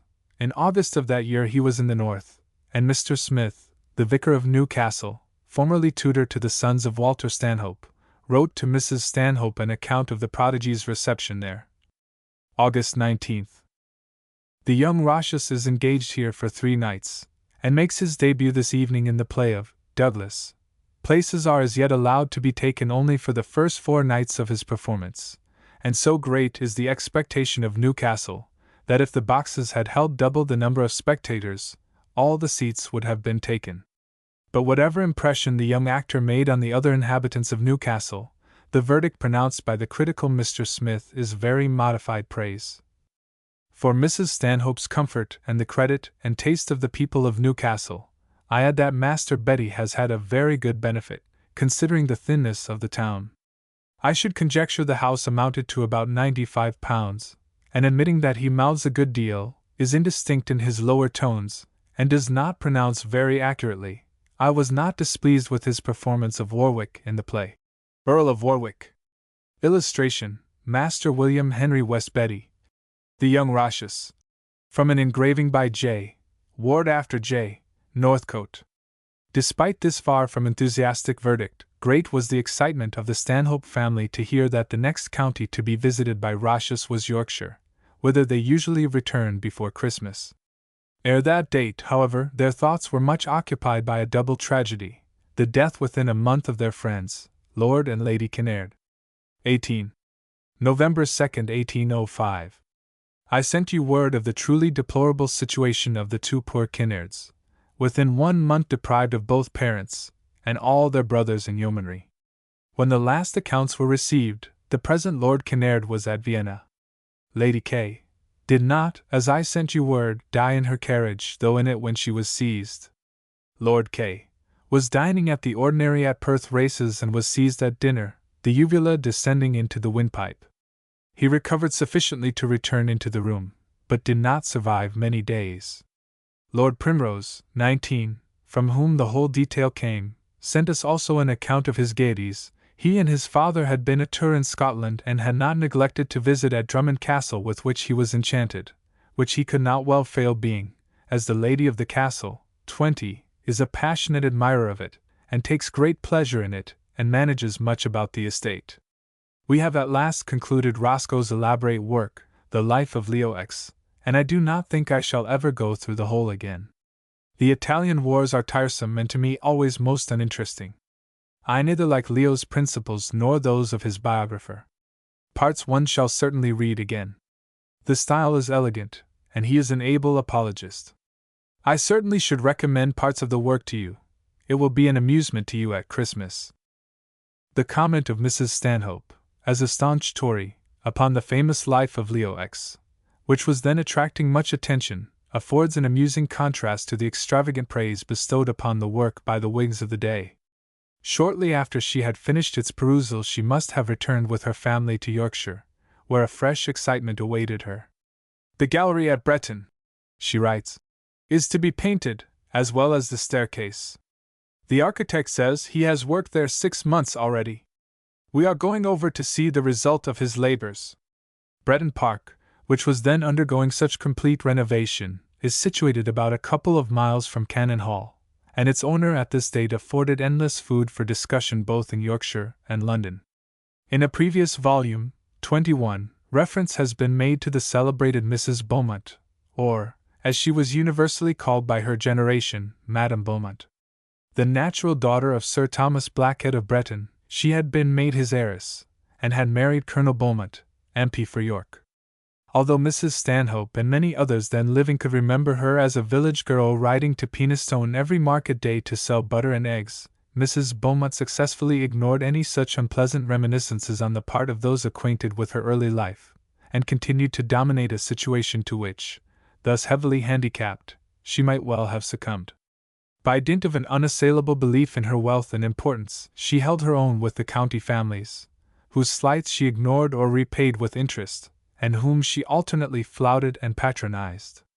At once a source of irritation and of amusement to her neighbors, this was particularly so in the case of the family at Cannon Hall, whose property adjoined her own and who were perpetually annoyed by her interference and impertinence. There was unfortunately no boundary line between the estates, so Mrs. Beaumont used unhesitatingly to inform strangers that all the land from the walls of Bretton to those of Cannon Hall was hers, while on one occasion, when a dispute arose between herself and Mr. Stanhope respecting a certain tree, she settled the question in a characteristic manner by causing this to be cut down in the night. The letters of the younger Stanhopes were full of anecdotes of, or complaints against their aggressive neighbor. "You can have no idea what petty differences my father and Mrs. Beaumont have about boundaries and rights, which Madame Graspall claims in everything," wrote Edward Stanhope on one occasion. "She warned us all not to shoot anywhere on her ground or manors, also from Mr. Bosville's, and she at once sent Mr. Bird to shoot on my father's land. However, we warned him off." But although the sportsman with the inappropriate name met with a warm reception from the younger branches of the house of Stanhope, Edward adds, "My mother never will take part in these differences but chooses to call and dine. However, as she was thus civil, this year Madame has chosen only to leave cards without inquiring whether we were at home, and has now sent out cards for a party and left us out." None the less, although later in life, as we shall see, the family at Bretton were cleverly satirized by Marianne Stanhope, a show of friendship was maintained between the two families, which, in the case of the younger generation, was very genuine, for the daughters of Madame Beaumont were the antithesis of their parent and were simple and charming.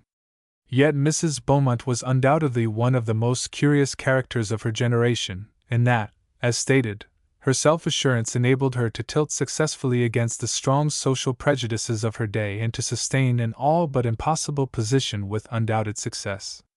While Yorkshire and London rang with tales of her effrontery, the imperturbable lady, instead of perceiving snubs, dealt them, and in the height of her triumphant career enjoyed the wrath of the amazed recipients. Meanwhile, although many of the stories related of her were genuine, a few were undoubtedly apocryphal, among which must be classed the following, very generally believed in the West Riding a century ago.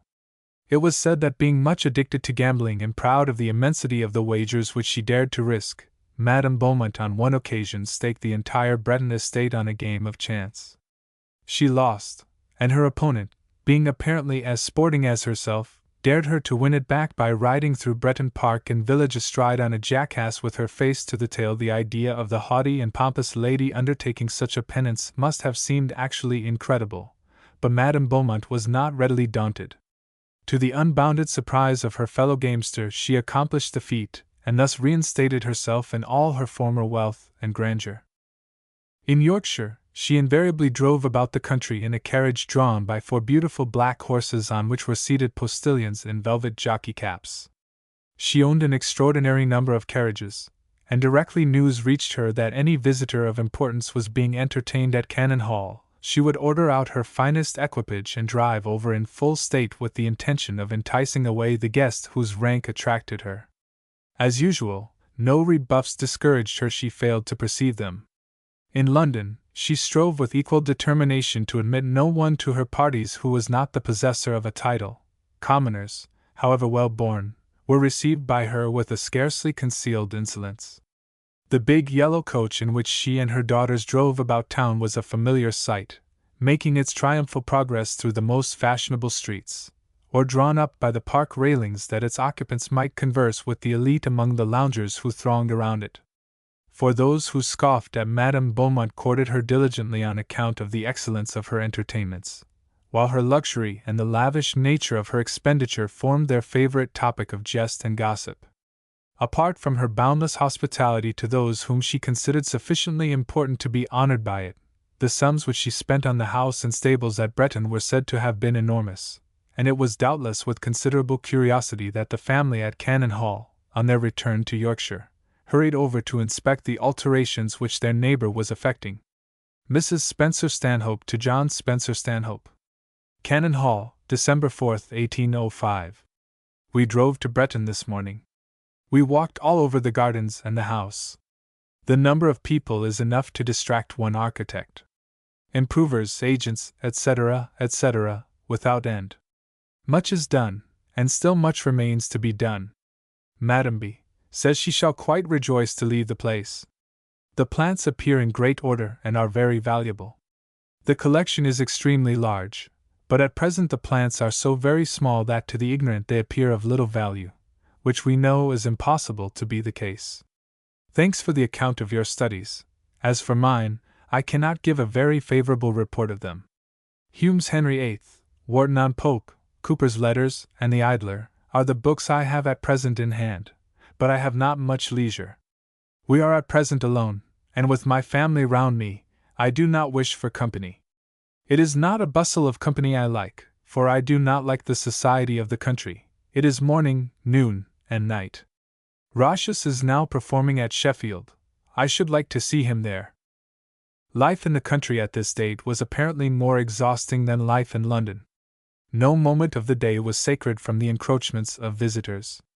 Morning calls were the fashion, and it was held to be impolite to refuse admission to friends who, after a long drive over bad roads, not only expected the offer of some substantial refreshment, but in view of the fatigue they had undergone, and their desire that they should be sufficiently recovered before undertaking the return journey, were apt to outstay their welcome. Of a neighbor, however, who resided beyond the distance practicable for a morning call, and with whom Marianne Stanhope had apparently been staying at this date, she gives a more enthusiastic description.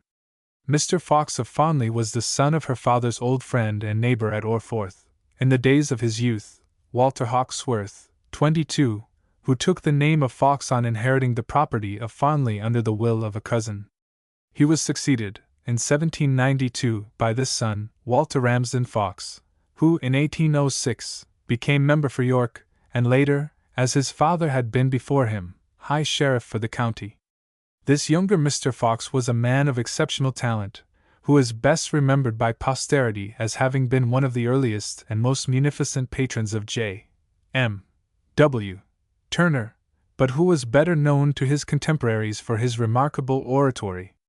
Mr. Stanhope relates of him that once at a meeting which was convened in Yorkshire to discuss the peace of Amiens, he made a speech so brilliant that the reporters declared themselves unable to take it down, so completely were they carried away by its extraordinary eloquence and beauty of language. Marianne Spencer-Stanhope to John Spencer-Stanhope. December 4, 1805. You cannot think how charmed I was with Mr. Fawkes when we were at Farnley. He is so full of information and talent. He told us 2 stories which pleased me so much that I will endeavor to relate them, both facts. About 10 years ago a friend of his was riding through a long and gloomy wood in one of the inland counties. As he came to the most intricate part, suddenly his horse made a dead pause, pricked up his ears, snorted, and when spurred, refused to proceed, his eyes all the time upon one spot on the ground. On looking towards this place, conceive the gentleman's horror at beholding a woman's body weltering in blood and a dog licking the wounds.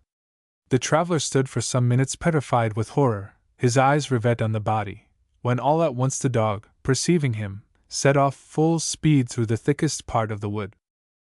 He was resolved to pursue the animal, and instantly spurring his horse, he followed it through most intricate and unfrequented roads for about 10 miles, when he saw it enter a miserable house in a little village. The traveler put up his horse, and entering the same house, desired they would bring him something to drink. There were 3 ill-looking fellows sitting round a table, under which the dog had lain down. The traveler's object was now to find out to whom the dog belonged. He tried every means, in vain, for about an hour, when, seizing hold of the poker he, under some trivial pretext, gave the dog a violent blow on the head, upon which one of the men with an oath asked him why he did this. The gentleman, with much presence of mind, turned the poker promptly against the man who asked the question, and having overpowered him in a pretended quarrel, discovered in his pocket a bag of gold. The rest I do not know, but the man was hanged for the murder in Oxfordshire or Warwickshire about 10 years ago. Is it not a curious story? Mr. Fox thinks it would be a fine subject for a picture: the awful gloominess of the wood, the dead body, the dog licking the wounds, the horror of the horse, and the man's countenance as he sat contemplating the scene, he thinks might be wonderfully portrayed on canvas. His other story is of a different cast. You have doubtless heard of Edwards, the great bookseller. He has quitted his shop in town, and gone to reside at his native place, Halifax. He is a great miser, but being a man of talent, often visits Mr. Fox. One day he arrived upon such a miserable hired horse that they resolved to play him a trick. Accordingly, after dinner the steward came in, with a solemn face, stating that instead of killing a horse that was meant for the dogs, they had shot Mr. Edwards's, that it was half eat before they found out the mistake. Edwards was in a dreadful pucker, but at last, having condoled with him, they told him that the only difference between his deceased horse and the one of Mr. Fox's which they had meant to kill was that Mr. Fox's horse had not a white spot on its forehead, and his legs were not white, but that by painting them it would look just the same, and that the people at the livery stable would never find out the mistake. Edwards was highly delighted with this plan, and, would you believe it, he was mean enough to hope by this means to cheat the man. You may picture what fun it was to Mr. Fox and his servants to see him ride home on his own hired horse all bedaubed with paint, after which he wrote word triumphantly: "The man at the livery stables has never found out the trick we have put on him." How they will all quiz him when finally they tell him the truth. When shall you come to Yorkshire? You will find Francis grown quite a beauty and Philip an adept at l'art militaire. I am glad you were so pleased with the young Beaumonts. Their sister rode here the other day. She is a very nice girl and nearly pretty. Mr. and the Miss Abbotts left us yesterday. After a week's visit they are very musical, but rather too Irish for our taste. To give you some idea of them, they talk of people being beasts and puking whelps and brutes. They frequently bless their souls and bodies, and talk their fill, which was not a few. Surely this cannot be elegant, even in Ireland. Have you any Hibernian friends who could inform you on this subject? Adieu, breakfast waits. All here send their love. These Hibernian friends were apparently not the only guests whose peculiarities occasioned the Stanhope family some mild surprise. The handsome Bishop of Carlisle, 23, and his wife, Lady Vernon, were at this date frequently at Cannon Hall, and both of them and of their 10 sons various anecdotes are related. Mr. Stanhope, indeed, as member for Carlisle, had long been intimate with the popular prelate, and used to tell with what unstinted hospitality Dr. Vernon was wont to receive his countless visitors at the palace on public days, also what a picturesque sight he then invariably presented in his full-bottomed, snow-white wig and bright, purple coat. But the good bishop, though extremely stately and impressive of demeanor, was gifted with a keen sense of humor, and could enjoy a spice of frivolity when he could indulge in it without detracting from his dignity. In 1807 he was appointed to the Archbishopric of York, and was fond of retailing how a groom belonging to his old friend, Sir James Graham, 24, got news of the event and rode hard to Netherby to take his master the first tidings. Bursting into the dining room where a large party of guests were assembled, the man exultingly shouted out the information which he was desperately afraid someone else might have anticipated. "Sir James! Sir James! The booze shop has got his situation!" The sense of humor cherished by Dr. Vernon seems to have been inherited by his sons in a different guise. In 2 undated letters Marianne relates to her brother: "Here is an anecdote of your friend, the sailor, Mr. Vernon, 25, who has got some prize money. He was walking, I believe, a few days since with a gentleman in the streets when they met two men who spoke to him civilly and to whom he returned a very short answer. His companion inquired who they were. He said, "Two men who came over in the ship with me." "Then why were you so cold in your manner to them?" asked his friend. "Why, my dear fellow, because they were convicts returned from transportation," was Vernon's answer. Undated. Your ball appears to have been very gay, but you never named your opinion of Miss Monckton. 26. I assure you her sisters at Harrogate were quite belles, the gentlemen made charades on them. I must close my letter with a story of Mr. Vernon, 27, told me by a gentleman we met at Sir Francis Wood's. At one of the Lichfield balls, he came in so late that everybody inquired the reason. He said he had been waiting for his tailor while he was sewing the buttons on his etceteras. Each of these buttons contained the picture of a French beauty, and he had the tailor in his room while his hair was being dressed in order to tell him which to place nearest to his heart. In the course of the evening he told a lady a wondrous story, and upon her looking surprised, he said vehemently, "Upon my honor, madam, it is true," adding gently, "When I say upon my honor, madam, never believe me. Adieu, and at least believe me, your affectionate sister M.A.S.S."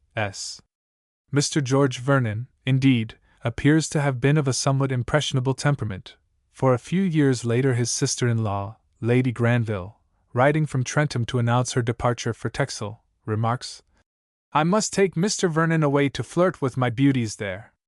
It will not be dangerous for Lady Harriet, and Chorus bears a charmed life. He will be proud beyond measure, and fancy both are in love with him."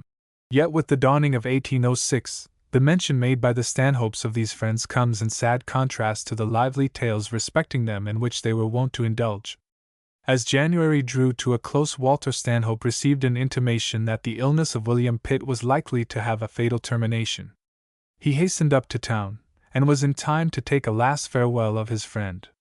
28. His family followed more leisurely, and on the 27th, from Grosvenor Square, Mrs. Stanhope wrote, "I cannot say how shocked I was with the melancholy intelligence of Edward Vernon's death, and of the dangerous illness of George.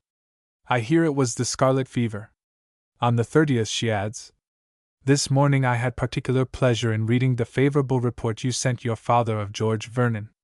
I now trust he will be restored to his afflicted parents, and great as is their loss they will have much cause for thankfulness to Providence when they reflect how near they were losing both their valuable sons. I hear that the bishop and lady are wonderfully composed." But the sinister note with which the year had dawned was unexpectedly accentuated. In February she writes, "What a moment is the present! Every hour brings report of death. In addition to our great national losses is now the death of Lord Cornwallis, a man who was a blessing and ornament to his country. Awful and critical is the present period. Woronzow, the Russian minister, is likewise dead. He is brother to the Woronzow who is ambassador here. 29. In our peerage there are also great changes. Lord Coventry, Lord Somers, and it is said Lord Uxbridge are all dead. Friday. It is strange there is not a word mentioned of Lord Uxbridge's death in today's paper. The ministry is still unsettled. Lord Moira is expected in town today. You will be glad to hear Addington is certainly better, and that the family entertain hopes of his recovery. Pray inform Glynn I saw Lady and Miss Glynn today, the latter in great beauty, just returned from hearing Dr. Crotch, 30, lecture on music at the institution, where they attend as assiduously as ever. Saturday. Lo! Lord Coventry is come to life again. I wish it were possible the same could happen to Lord Cornwallis, but alas, that cannot be. Who will succeed him must yet remain a secret. Mrs. Beaumont was with us last night. Colonel Beaumont had in the morning inquired whether Gloucester House was to be sold, as provided they could renew the lease, they would like to have it. Egremont House is to be sold on the 13th. My opinion is they will have that. Why not both? What think you of Sidney Smith lecturing to small audiences? Such is popular favor. He may thank Westminster for the neglect he now meets with. I am reading a book I think you would be amused with. Turner's History of the Anglo-Saxons. It contains much to amuse an antiquarian, and I consider you as having a little taste that way. Lady Glynn, who is with us, is studying Juvenal. Marianne has just lifted her eyes from Euclid to desire her love to you, and is employed at her harp. Meanwhile, the family had resumed the placid routine of their usual life, of which, in the next letter, Marianne furnishes her brother with a graphic account. February 14, 1806. Mamma must, I am sure, have informed you of our various proceedings, in her numerous letters to you, and therefore I will not torment you with a repetition. Our life since we came to London has passed in its usual routine of fais and bien de reins, arranging the teaching geniuses, making the usual purchases and visiting the usual set, walking in Hyde Park, and watching the people in the square. This morning, we have Mr. Roussan for the third time, have taken a short turn in the park, and called on Mrs. M. Marriott, and at present and is rehearsing to Meyer on the harp, who is all astonishment at the progress she has made. We dine and stay the evening at the Dowager Lady Glynn's, and relishes London vastly, and hitherto the little going out she has had agrees with her. The opera is her delight. Papa took William there, and I never saw a child so happy. He enjoys going out prodigiously. Are you not outrageous at the manner in which Mr. Singleton, 31, son-in-law to the great man who died for his country, was turned out? I think it is really a disgrace to the nation. I should have thought every connection of my Lord Cornwallis would have been distinguished with honors, instead of which he is turned out of office as soon as the account arrived of his father-in-law's death. The papers have indeed been in a most bloody humor. They have unjustly killed Lord Coventry, Lord Uxbridge, Lord Harrowby, and it was astonishingly reported that Lord Melville had destroyed himself, when he was quite well. It really was curious to hear people inquiring in the most melancholy tone what was the cause of such a lord's death, and the next person announcing merrily that he was perfectly well. Lord Kinnaird is expected home daily with the transports. We heard the other day that the princesses had received a letter from the Duchess of Wurtemberg, 32, since she had seen the Empress of France. Upon entering, the Duchess said she felt something like effroy, which Madame Bonaparte took for Freud, and she threw over her shoulders a most beautiful shawl she had been wearing herself. The Emperor was very polite, and never named England or the English. He brought a most superb present de noces for the Princess of Wurtemberg, who is going to be married. I wish also to tell you a story I heard of Erskine. He was dining one evening with a large party at Carlton House. The conversation turned upon Sir Robert Calder's sentence. 33, Erskine said, to set a pack of yellow admirals who had never seen active service to judge a brave and distinguished officer was horrible. They might as well, said he, set a parcel of attorneys' clerks to judge Erskine. Is not this Chancellor Ego? This was just before he was Chancellor. His wife died a short time ago, and his daughter wrote word to a friend that had her father known how soon her mother would die, he would not have behaved better to her. They must all be mad, I think. Thomas Erskine, the third son of the 10th Earl of Buchan, was, in 1806, appointed Lord High Chancellor of Great Britain and elevated to the peerage the same year by the title of Baron Erskine. Brilliant, eloquent and witty, from his habit of invariably talking about himself and his concerns, he was given the name of Chancellor Ego. Owing to his being of opposite politics, the Stanhopes were disposed to view him somewhat disparagingly, and owned, indeed, but slight acquaintance with him till years afterwards when they met him at Holkham. It was on the occasion of a dinner party in London, however, that Lord Erskine once told John Stanhope the following story, and which the latter used to recount as an instance of the Chancellor's genuine kindliness of heart. In the days of my youth, Lord Erskine related, I arrived in Edinburgh one morning after a lengthy absence from Scotland, feeling delighted at the prospect of revisiting my old haunts and looking up my old friends. I went first to a bookseller's shop which I was fond of visiting, and as I was leaving it, to my surprise and pleasure I encountered an old butler who had been for many years in my father's service. I noticed, however, to my regret, that the old man looked greatly changed. He was pale, worn and shadowy as a ghost. Moreover, when I greeted him genially, he showed little excitement at the unexpected encounter. I came to meet your honor, he said, very gravely, I want to solicit your interference with my lord to recover a sum of money due to me which the steward at the last settlement would not pay. Struck both by his manner and his unaccountable knowledge of my movements, I decided to question him further respecting the cause of his evident distress. Stepping back into the shop, therefore, I invited him to follow me, explaining that there we could discuss the matter privately.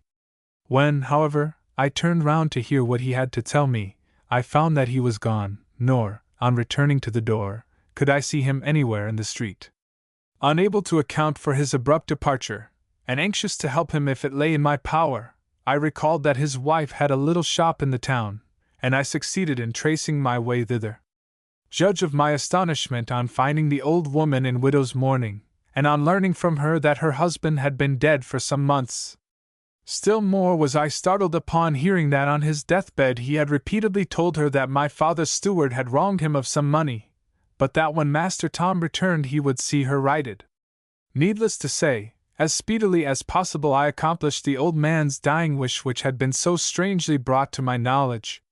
The next mention of Chancellor Ego which occurs in Mrs. Stanhope's correspondence is not so complimentary. June 3, 1806. Your sisters are now well, and propose being very gay. Tomorrow, in the morning, we attend the drawing-room, after which your father dines at what is called Mr. Pitt's dinner, and where the attendance is expected to be very large.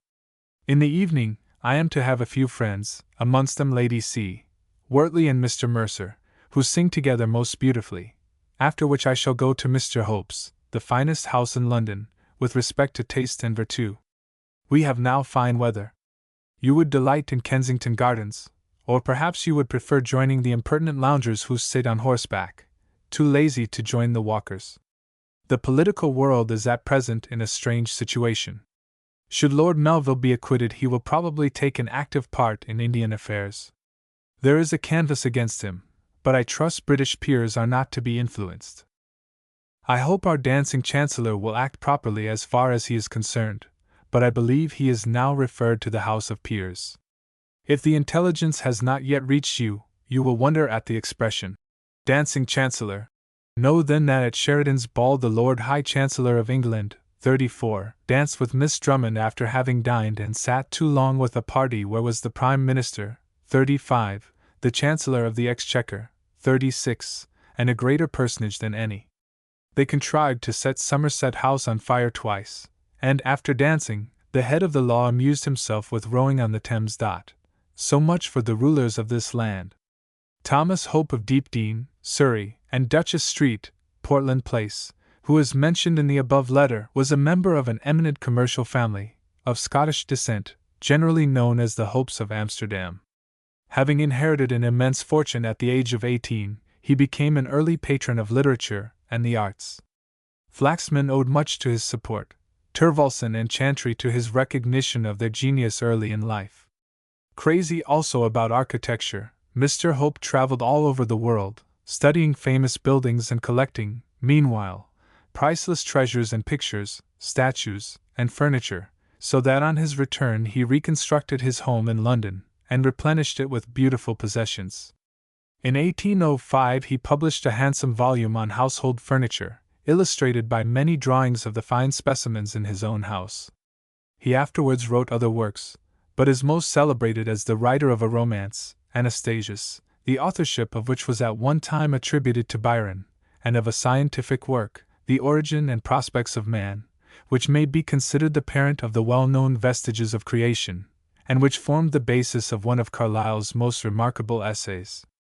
In 1806 he was, however, still looked upon as a mere superficial dilettante, though, on account of the objets d'art which he owned, everyone was eager to gain access to his house. This desire was accentuated with regard to the party which he gave that year, it being the first for which he had issued invitations since his marriage, in the previous April, with Louisa, the youngest daughter of the Right Rev. Lord Decies, Archbishop of Tuam. Mrs. Spencer-Stanhope to John Spencer-Stanhope. June 6, 1806. Had you been here on the birthday night, you would have pronounced us of the Wronghead family, for we had nothing but contretemps from the moment we set out for the drawing-room till the next day rose upon us. At 3 we set out in wind and rain for St. James's, and drove down Grosvenor Street. But as there was a string of carriages from Oxford Street, to get in was impossible. We therefore turned about and tried Dover Street, but there we were not permitted to go. At last, after much whipping and much delay, we were admitted into the string in Albemarle Street, and in process of time reached St. James's safely and proceeded as far as the guard-room. Further, we never arrived. All the people who came out of the drawing-room looked expiring, and begged we would not attempt to go in, as they were almost dead, and many had fainted. Very soon we found the Queen had taken herself off, not having spoken to above 1/3 of the company. Notwithstanding that we had only our labor for our trouble, we were there till 7:30 before we could get our carriage. In the evening I expected Mr. Mercer and Lady C. Wortley to sing, and the airs. All came but Mr. Mercer, the songster, another disappointment. They stayed with me till 11:30, when we set out for Mr. T.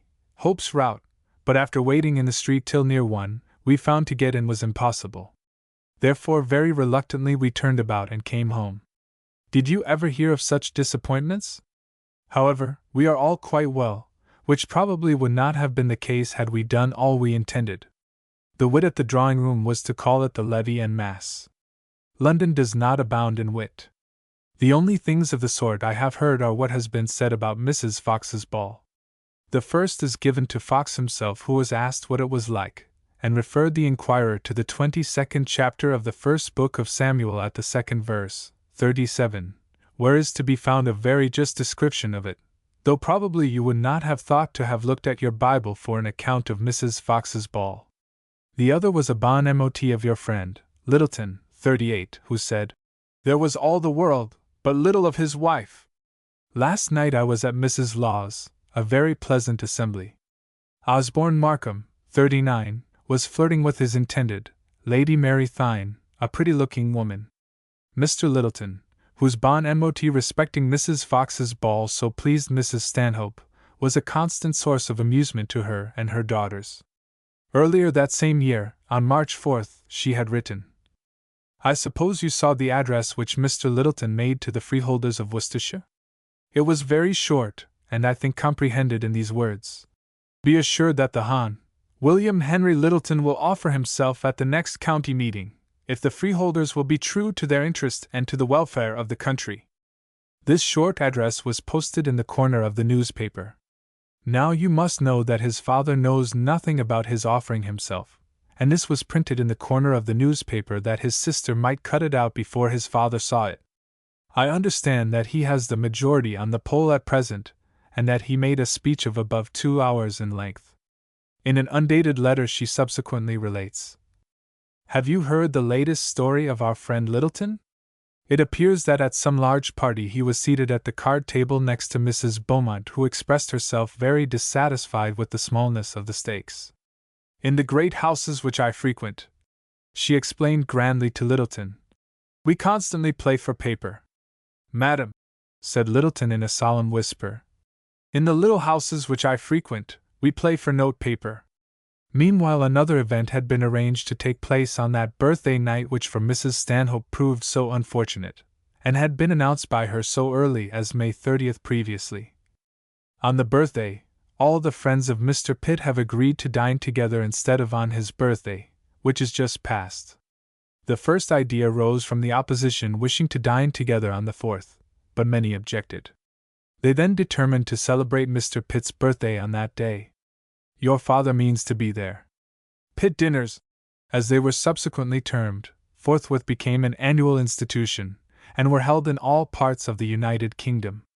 John Stanhope, who in 1806 was staying in Edinburgh, attended one in that city, and 8 days later was invited to be present at another public banquet designed to be commemorative of a very different event.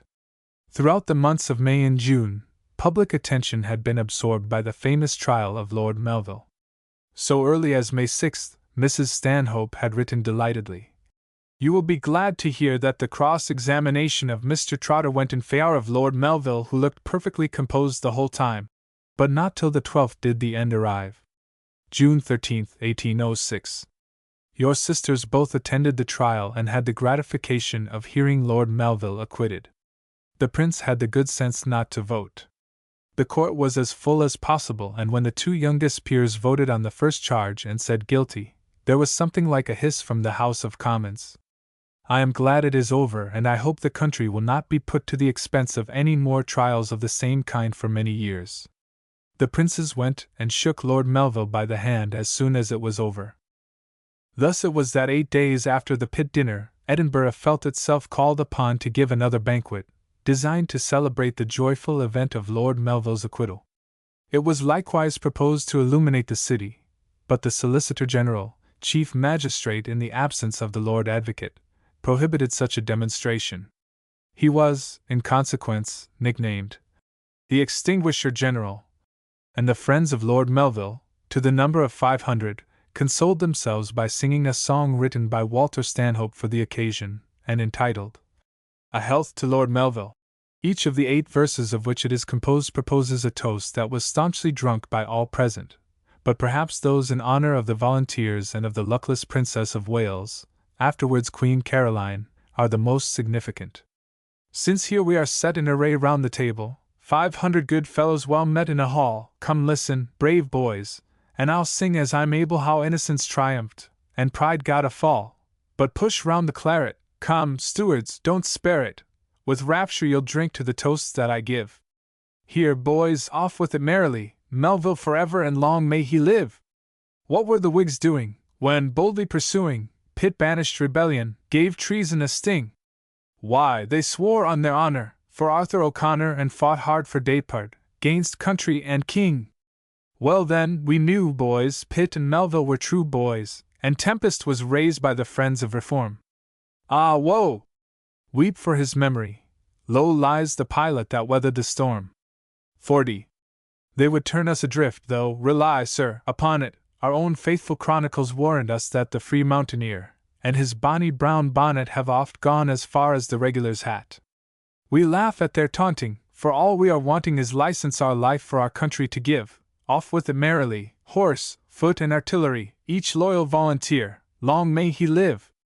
And then our revenue, Lord knows how they viewed it, while each petty statesman talked lofty and big, and the beer tax was weak as if Wyndham had brewed it, and the pig iron duty a shame to a pig. In vain is their boasting, too surely there's wanting what judgment, experience, and steadiness give. Come, boys, drink about merrily, health to sage Melville, and long may he live! Our king too, our princess. I dare not say more, sir, may Providence watch them with mercy and might. While there's one Scottish arm that can wag a day more, sir, they shall ne'er want a friend to stand up for their right. B.D. D he that dare not, for my part I'll spare not to beauty afflicted a tribute to give. Fill it up steadily, drink it off readily, here's to the princess, and long may she live! And since we must not set Auld 41, in glory, and make her brown visage as light as her heart, till each man illumine his own upper story, nor law trash nor lawyer shall force us to part. In Grenville and Spencer and some few good men, sir, high talents and honor slight difference forgive, but the brewer will hoax, tally-ho, to the fox, and drink Melville forever as long as we live. Chapter 2. 1805 to 1810. Letters of an Exile. To a man far distant from the memorable scene of Lord Melville's trial, the news of the verdict, sent by Mrs. Stanhope, must have caused peculiar satisfaction. Among her numerous correspondents at this date, probably few had been more frequently in her thoughts during the past 2 years than her kinsman, Cuthbert Collingwood. From her earliest days, indeed, he had occupied a certain prominence in her horizon. Her mother, Winifred Collingwood, had belonged to another branch of the Northumberland family which owned a common ancestor with that of the afterwards famous Admiral I, and this tie had been strengthened rather than diminished throughout the passing of generations by the propinquity of the two branches. In the commencement of his naval career, Cuthbert Collingwood, on board the Lennox, had attracted the hearty approbation of Mrs. Stanhope's other relation, Admiral Rodham, too, the grand old veteran who had been in the service about 37 years before his young neighbor from Northumberland had become his midshipman. In 1787 he won as warm an appreciation from her husband when he stayed at Cannon Hall and first made the acquaintance of Walter Stanhope, who then formed for him a lifelong friendship. During the all too brief period when Collingwood was on shore, there occur entries in Stanhope's journal recording many a quiet rubber of whist played with the man whose harsh fate was to render such moments of happy social intercourse a precious recollection through long, lonely years. Returned to his post, Captain Collingwood's thoughts clung to that family circle he had left to the man who basked in the happiness of a home life from which he, personally, was debarred. Year by year Collingwood kept his kinsman Stanhope in touch with all his movements. Year by year, Stanhope and his wife responded, supplying the absent seaman with news of the chief events which were happening in the political world at home. And the letters from Collingwood, with their stern grip of a strenuous life, with their deep underlying tragedy of a profound loneliness, afford a curious contrast to the shallow utterances of other correspondents. Over the intervening miles of ocean, from that isolated soul on guard, they reached the family in Grosvenor Square, bearing, so it seemed, something of the freshness and the force of the wind-rocked brine which they had traversed. Into that restless routine of London life, they carried the echo of a distant clash of arms, the mutterings of a brooding storm. They told how the sea dogs upon the alert were playing a desperate game of tactics with their country's foe, the outcome of which none could foretell and the chances of which few dared to contemplate. And in the minds of those to whom they were addressed they awoke an answering apprehension, which entered into the heart of their home life, for one of that circle, little William Stanhope, was shortly to join his great kinsman at sea and to play his small part in the fierce ocean drama which was going forward. Captain Collingwood to Walter Spencer-Stanhope. Dreadnought, off Cadiz, July 10, 1805. I shall have great pleasure in taking your young sailor into my care, whenever you choose he should come, and you may assure yourself that I will be as regardful of everything that relates to him as you yourself could be. Considering how uncertain my situation is or where I may be at any particular period, had I known your intention in March, I should have recommended that he embark then, and made his first essay in a warm country and far from home. When I sailed from England I had under my command a fine fleet, but the change of circumstances since that has both altered my destination and reduced my force. I am now blocking up the ports here. On my arrival I found the Spaniards on the point of sailing, waiting only for the Carthagena squadron to join them, and they were actually at sea, in their way down, but recalled by a dispatch boat on our appearance off the coast. We never know whether we go too fast or too slow. Had I been a few days later, we should probably have met them at sea with their 10 sail, and made a good day of it. And he proceeds to append a comment on the news of Lord Melville's impeachment which had just reached him from Mrs. Stanhope. Oh, how I lament the fall of Lord Melville! But I never can consent to rank him amongst the herd of peculators who prey upon the public. He has been negligent in the economy and management of his office. He has paid too little attention to the management of his own money affairs. Had he been avaricious and greedy of wealth, how many years has he been in official situations wherein he might have enriched himself, and is yet as poor as poverty? For I have it from good authority that his patent of nobility was several months in office before he could raise £2,000 to pay the fees of it, and Melville Castle must have been sold if his son had not taken it. Then the virulence with which he has been pursued from all quarters, not merely submitting his case to the calm deliberations of Parliament, or the lawful decisions of courts of justice, but made a subject for pot-house discussion, where the snob meetings of half-drunk mechanics have been convened to pass judgment on a man whose whole life has been devoted to his country's service, and whose conduct has been unimpeached till now. It is disgraceful to the justice of the country, for it matters little what may be the decision of a court hereafter, when a man is already condemned in the public opinion. Those to whom Lord Melville was before indifferent, and those who blamed the negligence of his office, have acquired a sort of respect for his misfortunes, in being the object of such a factious hue and cry.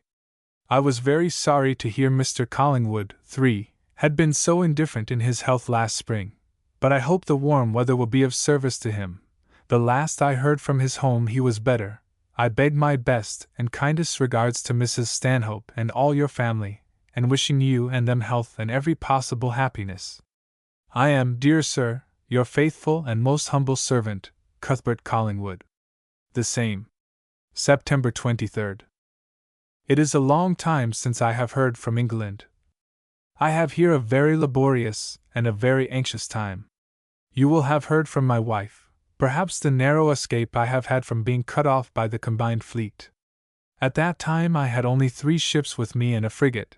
They had 36 sail, and had they managed their affairs with the least ingenuity, I should have found it a very difficult thing to have fought my way through them.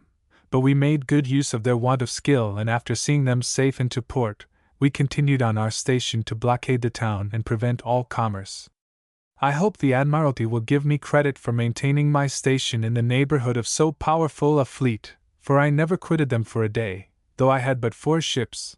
But now that I am reinforced by the squadron under Sir R. Calder, I have a fine fleet of 26 ships of line and some small frigates, and hope every good, and with God's blessing with me, will do a good day's work for my country, whenever they give me an opportunity. That done, I shall be glad to retire to my home and enjoy the comforts of my family, for my strength fails, and the mind being on the full stretch, sinks and needs relief. I have a gentleman from Newcastle for my captain, but he is a man of no talent as a sea officer and of little assistance to me. How glad I shall be to get to my garden again at Morpeth and, quitting the foe, see for the rest of my life only friends about me.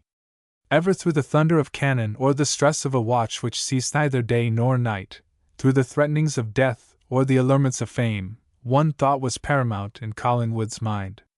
A yearning for a peaceful garden he had left behind, to him a veritable garden of paradise, for the innocent prattle of his children, the sweet companionship of his wife. A dream of reunion tormented and sustained him. Whenever I think how I am to be happy again, my thoughts carry me back to Morpeth, he wrote. Incapable of a dramatic appeal to sympathy, his letters to Stanhope, in their strong self-repression, breathe a longing the more profound. For that paradise of his dreams Collingwood would have joyfully bartered fame, emolument, all that the world could offer, had not duty claimed from him a prolonged sacrifice of all which he held dear. Whether, if he could have looked on through the few remaining years of his life and have foreseen the end of that longing and those dreams, his weary spirit could still have borne the burden laid upon it, none may say. But buoyed up by that ever-present hope, he faced the strain of his eternal watching with an unflinching courage, which may have been occasionally strengthened by a recollection which visited him, and the remarkable circumstances of which cannot be ignored. For the week before the war had broken out, Collingwood, in the peace of that distant Northumberland home, had been elated by a vision which contained for him a strange element of great promise. In his sleep he had seen with extraordinary vividness the English fleet in battle array. The details of their position were clear to him, and later, he beheld an engagement in progress the incidents of which were extraordinarily realistic. Finally, the glory of a great victory came upon him, to fill his waking moments with delight and haunt his recollection. So minute, so circumstantial had been the particulars of the dream, that, profoundly impressed at the time, he had related them in full detail to his wife. In much imaginative, Collingwood was not without the vein of superstition which seems inseparable from his profession, and he had the simple faith of a child.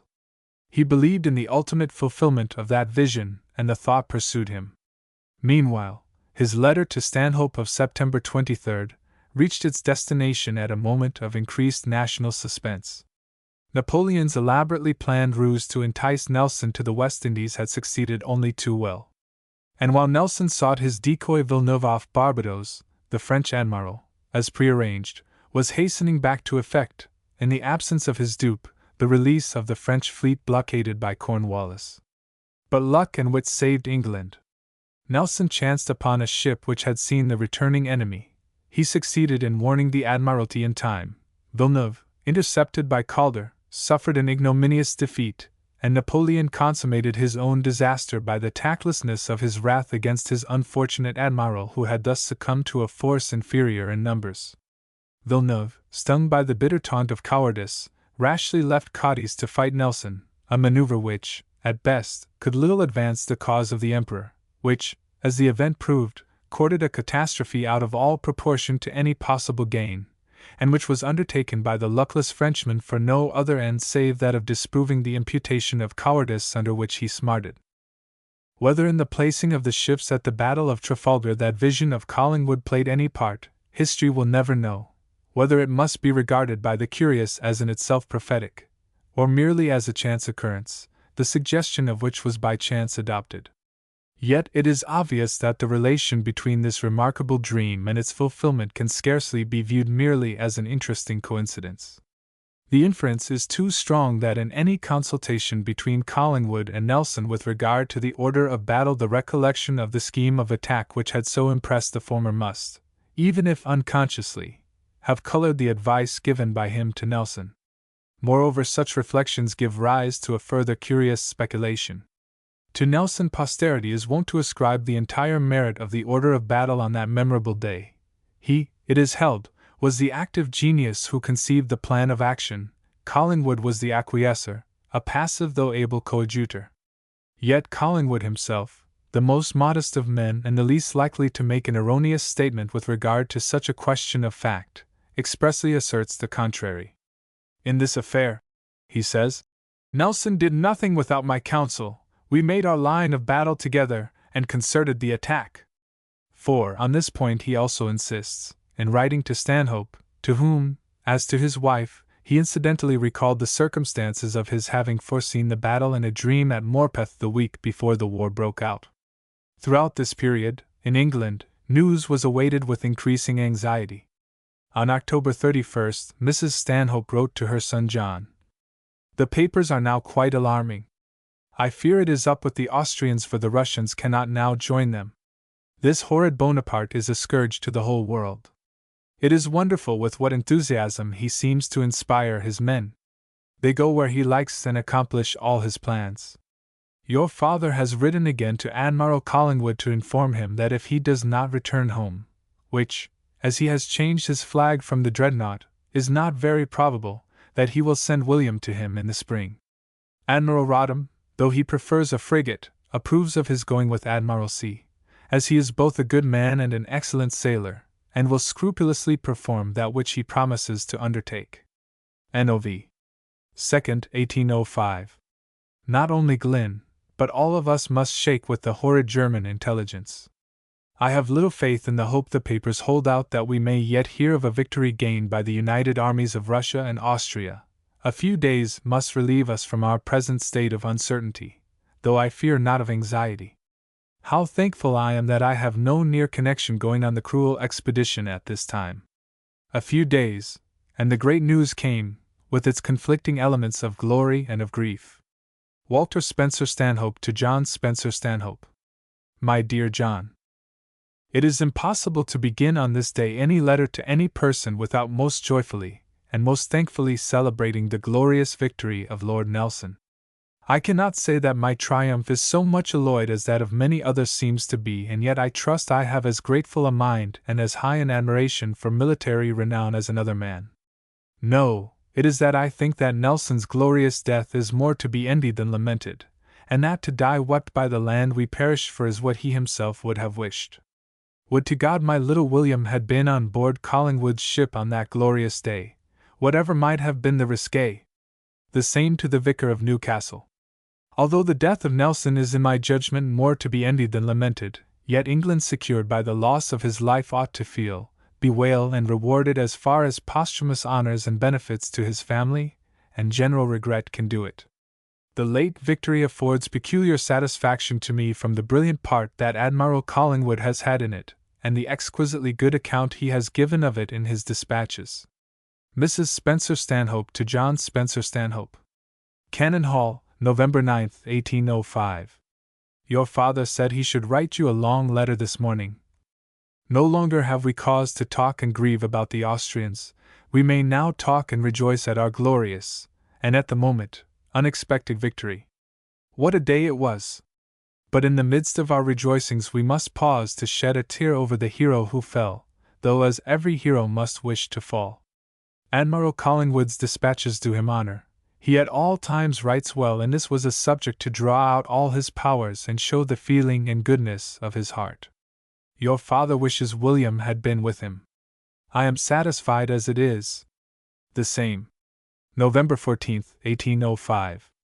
Your letter, my dear John, arrived on Sunday, after mine was sealed, and as the carriage was at the door to take us to church, I had not time to open it, to add my thanks for your letter of congratulations on our great and glorious victory. What has followed since, at any other time would have been considered great, at all times must be thought gallant. Yesterday letters from Barnsley, reporting the capture of the Rochefort squadron, were so firmly believed that the bells were ringing. The tears of the nation must be shed over the brave Nelson, but his death was that of a hero, and such he truly was. The dispatches do Admiral Collingwood great honor, and his bravery is already rewarded with a peerage. I had a letter from his wife today, who says he wrote in the greatest grief for his friend. She had not heard since the dispatches were sent, when the fleet was in a miserable state, she, of course, under great anxiety.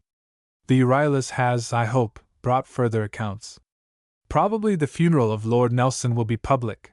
What a thrilling sight it will be! Surely some mark of honor will be bestowed upon his widow. At present his brother's wife has place of her, and she has not been mentioned. Marianne Spencer-Stanhope to John Spencer-Stanhope. I have made a vow not to name Lord Nelson or the victory or victories in any of my letters, but postscripts are excluded. Every letter Mamma has had has been full of nothing else. If care is not taken, it will be like the invasion, a constant topic when you have nothing to say. I think it is a great proof of genius to have written a letter without naming the event. What say you to Lord Collingwood? I would rather have his patent of nobility than the longest pedigree in the kingdom. I should glory more in his title than in the Duke of Norfolk's. Mamma had a letter from Lady Collingwood today, still very anxious for his safety, as she had heard nothing since the victory, and his ship was then much disabled. He had written to her Lord Nelson's death was a most severe blow to him, for he was his greatest friend. I almost wish dear William had been with him. November 20th, 1805. Farnley. We begin to be impatient for more news. Think of poor Lady Collingwood. She was in a shop in Newcastle when the mail arrived covered with ribands, but the coachman with a black hatband. He immediately declared the great victory, but that Lord Nelson and all the admirals were killed. She immediately fainted. When she heard from Lord Collingwood first, he wrote in the greatest grief for his friend, and said the fleet was in a miserable state. Perhaps that may bring him home. Are you not pleased with his being created a peer in so handsome a manner? Why has not Lady Nelson some honor conferred upon her? Surely the widow of our hero ought not to be so neglected. Yesterday we drank to the immortal memory of our hero. Mr. Fox has got a very fine print of him. The clock strikes 10, which announces breakfast, therefore adieu, my dear John.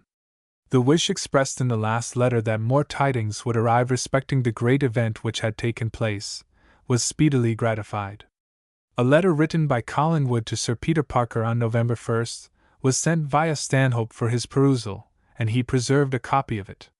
Lord Collingwood to Sir Peter Parker. November 1st, 1805. You will have seen from the public accounts that we have fought a great battle, and had it not been for the fall of our noble friend, who was indeed the glory of England and the admiration of all who saw him in battle, your pleasure would have been perfect. It was a severe action, no dodging or maneuvers. They formed their line with nicety and waited our attack with composure. They did not give a gun until we were close to them, and we began first. Our ships were fought with a degree of gallantry which would have warmed your heart. Everybody exerted themselves, and a glorious day they made of it. People who cannot comprehend how complicated an affair a battle is at sea and judge of an officer's conduct by the number of sufferers in his ship, often do him a wrong, and though there will appear great difference in the loss of men, all did admirably well, and the conclusion was good beyond description. 18 hulks of the enemy lying amongst the British fleet without a stick standing, and the French Achilles burning. But we were close to the rocks of Trafalgar. 5. And when I made the signal for anchoring, many ships had their cables shot, and not an anchor ready. Providence did for us what no human effort could have done. The wind shifted a few points, and we drifted off the land. The next day bad weather began, and with great difficulty we got our captured ships towed off the land. The second, Gravina, who is wounded, made an effort to cut off some of the ships with the squadron of 9 ships with which he retired. In the night the gale increased, and 2 of his ships, the Mayo, of 100 guns, and Indomitable, of 80, were dismasted. The Mayo, anchored amongst our hulks and surrendered, the Indomitable, lost on the shore, and I am told that every soul perished. Among such numbers it is difficult to ascertain what we have done, but I believe the truth is 23 sail of the line fell into our hands, of which 3 got in again in the gale of wind.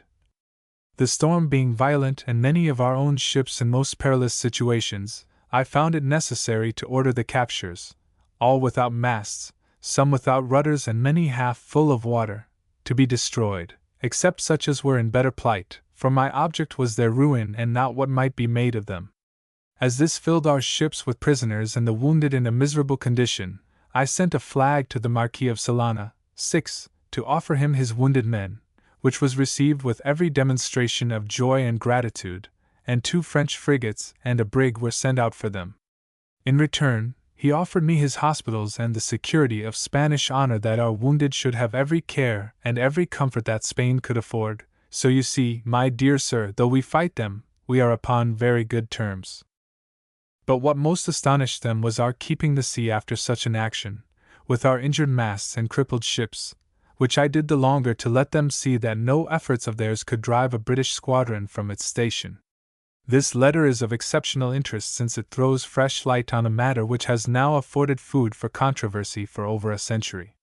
Nelson's dying injunctions had been that the fleet was to anchor. Owing, it was contended, to Collingwood having failed promptly to carry out these instructions of the mastermind, many prizes were lost. James, who in his naval history is severe in his criticism of Collingwood's error of judgment in this particular, has further pointed out that 4 ships which did anchor on the evening of the engagement weathered the gale successfully. This letter of Collingwood gives his reasons for his course of action. It proves that although when he did give the order to anchor its execution was impracticable, yet that he had strong reason for destroying a number of the captured ships, which were all but worthless as prizes. His assertion, "My object was their ruin and not what might be made of them," bears out the verdict of Lord St. Vincent, quoted by Lord Eldon, that Collingwood's conduct after the Battle of Trafalgar in destroying under difficult circumstances the defeated fleet was above all praise, while the conclusion of Collingwood's letter contains a sentiment at which few will cavil. From Mrs. Stanhope's uncle, Edward Collingwood, in Northumberland, there was subsequently forwarded to her a letter written by Collingwood in the first glory of victory, and the first bitterness of his grief for Nelson's death. My dear friend received his mortal wound about the middle of the fight, and sent an officer to tell me that he should see me no more. His loss was the greatest grief to me. There is nothing like him for gallantry and conduct in battle. It was not a foolish passion for fighting, for he was the most gentle of human creatures, and often lamented the cruel necessity of it, but it was a principle of duty, which all men owed their country in defense of their laws and liberty. He valued his life only as it enabled him to do good, and would not preserve it by any act he thought unworthy. He wore 4 stars upon his breast and could not be prevailed to put on a plain coat, scorning what he thought a shabby precaution, but that perhaps cost him his life, for his dress made him the general mark. He is gone, and I shall lament him as long as I live. To Walter Stanhope he wrote, Queen, March 6, 1806. I thank you and Mrs. Stanhope most sincerely for your kind congratulations on the success of the fleet, and the high honor His Majesty has been graciously pleased to confer on me in testimony of his approbation, which I am sure will be very gratifying to all my friends, and that you will enjoy it as much as any of them. I have indeed had a severe loss in the death of my excellent friend Lord Nelson. Since the year 73 we have been on terms of the greatest intimacy. Chance has thrown us very much together in service, and on many occasions we have acted in concert. There is scarce a naval subject that has not been the subject of our discussion, so that all his opinions were familiar to me, and so firmly founded in principles of honor, of justice, of attachment to his country, at the same time so entirely divested of everything interesting to himself, that it was impossible to consider him but with admiration. He liked fame and was open to flattery, so that people sometimes got about him who were unworthy of him. He is a loss to his country that cannot easily be replaced. Thus, in a few words, the very reticence of which enhances their significance, did Collingwood sum up the greatness and the weakness of Nelson. Gifted, brilliant, faulty by reason of his emotional temperament, strong by reason of his enthusiasm, his all-enthralling sense of duty, Nelson flashed like a meteor across the ken of his generation to vanish in a haze of glory. He died at the psychological moment, his life, according to this account, the sacrifice to a dazzling folly. And the man whom he loved, the man whose sterling worth is swamped by Nelson's more vivid personality, was left to battle on alone through the weary years. The intoxication of victory did not blind Collingwood to the colossal task which yet lay before him. To Stanhope he wrote with undiminished anxiety. The idea that the victory we gained has so entirely reduced the enemy's fleet that no danger is now to be apprehended from them, ought not to be encouraged. On the contrary, I believe they will make up for their loss by extraordinary exertion. You see, they have immediately sent all their fleet to sea, and clean as they are from port, they can avoid an encounter when they are not very superior. The ships that I have here are many of them the dullest in the British fleet, so that I have little chance of getting near them until they come with double our number, and when they do, I shall do the best with them I can. Whatever their project is, it must be interrupted, defeated if possible. Bonaparte seems determined to have the whole of the Mediterranean, islands and all. Whenever he is prepared to take possession, he knows how to make a quarrel with the court of Madrid. A few months later he wrote, I have a laborious and anxious life and little time to write even to my wife. The only comfort I have here is good health and the consciousness that I am doing the best I can for my country, and a good deal I believe we shall have to do before we can establish a happy and secure peace. For I believe in the heart of the tyrant enmity is so deeply rooted towards England that it will only be extinguished with his natural life. I consider the contest with him but in its infancy. Our independence as a people is at stake. Wisdom in our counsels and fortitude in the field was never so necessary to us, and I trust neither will be found wanting. In every quarter the power of France is increasing, here the Spaniards are but his puppets, his mandates come to Cadiz as they go to Brest. His birthday is kept as that of their sovereign, the French flag is worn upon the governor's house, upon rejoicing days, with that of the Spanish. In Italy they hoist it upon the same staff as that of the Pope. It will not be long before the Pope's is worn out with the contentions of its bad neighborhood. Sir Sidney Smith is doing what he can to rouse the Calabrians to resistance. He gives them money and the mob follow his officers. But the people of property have universally attached themselves to the French not from liking them, but in the hope that in the end they may be left with the rag of their fortunes. At Cadiz they are making great progress in their equipment of a fleet. They have 12 sail of the line ready for sea, 2 more well advanced in their fitting, I have 9, which I consider to be equal to beating them, but whenever we meet I would do more not a shadow of one should be left upon the face of the waters. They will be cautious whenever they come, and my ships sail but ill in general. I heard from Lady Collingwood that she had the pleasure of visiting you when in town. And then comes a more personal note. I am totally at a loss about the obtaining my patent. From what office does it issue and about what sum is the amount of the fees? I suppose I shall be ruined by them. I will be much obliged to you for any information you can give me on these subjects, that I may not, by delaying to do what is proper, seem negligent of this high honor of which I am, I hope, justly proud.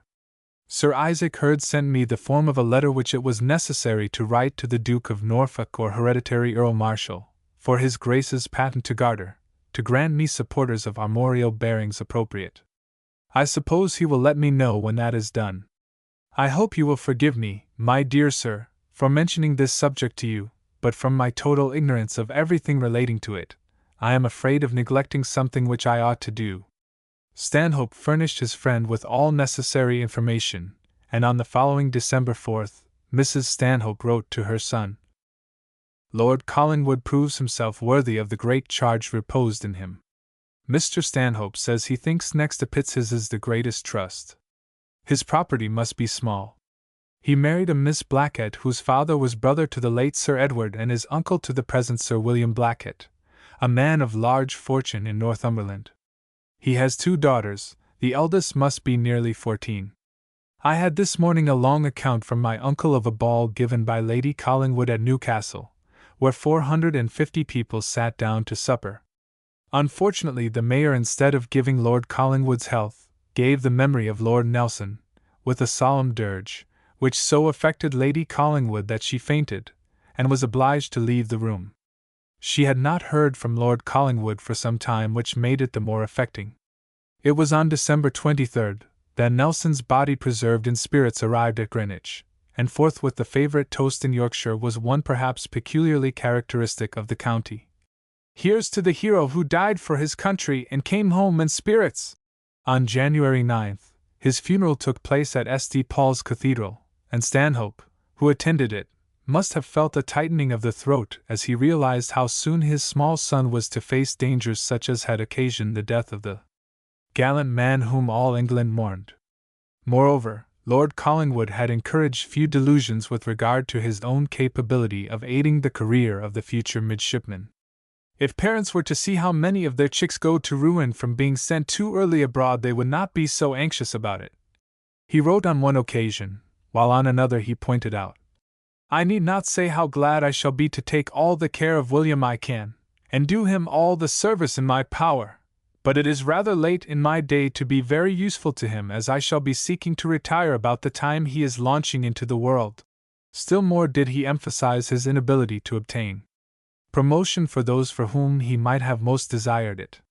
On one occasion, when Stanhope enclosed a letter from his friend Sir James Graham begging for the advancement of a young lieutenant, Collingwood replied, "I would gladly show every attention in my power to any friend of yours, but I have no opportunity of advancing any officer beyond a midshipman sometimes." And 4 years after the Battle of Trafalgar he explained that he had still some of the lieutenants who were with me in action a few years since, and no prospect of providing for them. I have little here but constant labor. But what he could do in the way of protecting and befriending his little kinsmen he was eager to accomplish, and his letters show how much anxious thought he devoted to the subject. Admiral Lord Collingwood to Walter Spencer-Stanhope. January 20th, 1806. I shall be very glad to see your son William, and will take good care of him, and give him the best introduction to this service that I can. I hope he has got on a little in mathematics, because I have not a schoolmaster now in my ship. I had, but he got hurt in the Sovereign and went home. Lord Barham tells me a ship is to be sent out to me soon. William might come out conveniently in her. With respect to his equipment, do not burden him with baggage. If he takes care of it, it is but a miserable occupation, and if he does not, it will be lost. Therefore, to keep him clean and above want is enough, a comfortable bed, that his health requires, 2 or 3 blue jackets and waistcoats, his navigation books that he has been taught from, whether it is Robinson's Elements, or Hamilton's More, a quadrant and a case of instruments. For his reading, you will give him such books as you think proper and are least voluminous, a history of England, of Rome, and Greece, with voyages or abridgment of them. But his baggage must be light, for the moment he enters a ship he must have no personal cares. All that relates to himself must be secondary, or nothing. With respect to his supply of money or anything else, when he comes to me, he shall want for nothing. I will take care he is sufficiently provided, and whatever expenses he has, I will tell you that you may repay me. You would be delighted at the glorious fight we have had. Had but my friends Lord Nelson and Duff lived through it, I should have been happy indeed. Lord Nelson was well known and universally lamented. Duff had all the qualities that adorn a great and good man, but was less known. He commanded the mess, and stuck to me in the day's battle as I hope my son would have done. It was, however, a great day, yet I feel we have much more to do. The French are venturing out with their squadrons, and they must be crushed.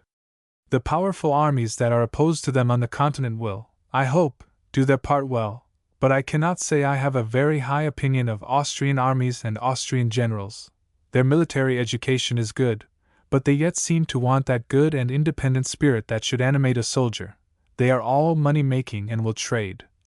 And a soldier that makes wealth his object will sell an army whenever he can get a good price for it. I have received letters from Mr. Collingwood and Admiral Rodham, and am exceedingly happy to hear they were then in good health. The Admiral by this time has taken up his quarters at Skillingworth. I am rather upon the rack just now. Duckworth went after the French squadron that I had intelligence of near Teneriffe. I am afraid the Frenchman has duped him, and by throwing false intelligence in his way has sent him to the West Indies. Or I ought to have seen him again before this. But Sir John Duckworth, who is a well-judging man, ought not to have been so deceived as to suppose that a squadron which had been 3 or 4 months at sea were on their way to the West Indies. But I do not despair of catching them yet, even without him. Napoleon then believed that he had successfully duped Collingwood in this manner. Mon opinion est que Collingwood est part 1 et est à l'aux grandes Indes. He wrote at this date, only to discover later that his enemy had never been deceived. Meanwhile Stanhope was devoting all his attention to a matter which he had much at heart. So far Collingwood's great services to his country had been rewarded with the barren honor of a peerage which had made an unwelcome claim upon his slender means, and with regard to which his one petition had been refused, that since he had no son to succeed him the title should descend to one of his daughters. Stanhope was therefore anxious to procure for Lord Collingwood a more substantial award in the form of an annuity which might benefit his family. On February 11, 1806, Mrs. Stanhope wrote to her son, "News I have none for you today, further than that your father is delighted with having had it in his power to be of use to Lord Collingwood. His pension was granted for 3 generations in the male line. Now, as he has no son nor ever likely to have any, it was really only rewarding him for his own life. At the Duchess of Gordon's, where your father was last night, he saw Sheridan and Lord Castlereagh, 7, and he mentioned that if half was settled upon his widow and the other half on his daughters after his death, it would be a real advantage to him, which both said should be done, if he would attend the House today. Most probably he will propose it in the House, 8, and the intelligence will be conveyed by William. I think I sent you word we had heard from Lord Collingwood, the date the 20th of January, therefore I imagine he must have been off Cadiz. Yet even this suggestion to reward the man to whom England owed so much met with considerable opposition. Lord Collingwood's annuity bill came on again on Monday," wrote Mrs. Stanhope on February 28. "Your father still hopes it will be settled on Lady Collingwood and her daughters, though Lord H. Petty does not approve of the change. Lord Castlereagh and Mr. Sheridan are both of your father's opinion." Stanhope, however, carried his point and earned the gratitude of the family of the absent admiral. It is true that when the news first reached Collingwood of the discussion relating to his pension which had taken place in the House, he was deeply wounded. Some of the speeches seemed to him to imply that the representation of the slender state of his finances had been made with his concurrence, and he felt, as he told his wife, that he had been held up in the House as an object of compassion. "If I had a favor to ask," he wrote emphatically, "money would be the last thing I should require from an impoverished country. I have motives for my conduct which I would not give in exchange for 1,000 pensions." But when he heard of Stanhope's amendment of the original proposition, and that Lady Collingwood and his daughters would now profit by the thoughtfulness of his kinsman, he wrote an acknowledgment of such efforts on his behalf with a sincere gratitude in which pride still mingled. "I am much obliged to you, sir, for your kindness in taking so much trouble about my pension. It is a subject I had not thought of myself. As my family are amply provided for, I left the bounty of the king to take its course, but this is so much in addition, and I am very much obliged for your consideration of what perhaps I should not have thought of." By a strange coincidence, at the very moment when the question of this annuity was before the House, Collingwood and Stanhope may be said to have benefited jointly by a legacy from a common kinsman. Edward Collingwood, Mrs. Stanhope's uncle before referred to, expired in February 1806, leaving his estate of Churton to Lord Collingwood and his estate of Dissington to his niece Mrs. Stanhope in trust for her third son. The Admiral, however, expressed little satisfaction in the acquisition of his new property. "I am sorry the possessor of it is gone," he wrote with his usual warmth of heart, "for I have lost a friend who I believe sincerely loved me, and have got an estate which I could have done very well without. I am told poor Admiral Rodham laments him very much, and I love him the more for it." Much correspondence forthwith ensued between Collingwood and Stanhope with respect to the distribution of the portion of the furniture and personalities which had been bequeathed to Stanhope, and which he was anxious to place at the disposal of Lady Collingwood, who, nevertheless, declined the offer. "Lady Collingwood informed me of your kind attention to her," wrote Collingwood, gratefully, on hearing of it. But I think she judged right, considering the uncertainty at what time I should come to live there. Besides, if I should have a son to succeed me, I should probably rebuild the house, and the present furniture would not be suitable to the new one. But, he adds again, feelingly, the subject of it must become more indifferent to me than it now is before I can determine anything about it. It never engages my attention but in sorrow.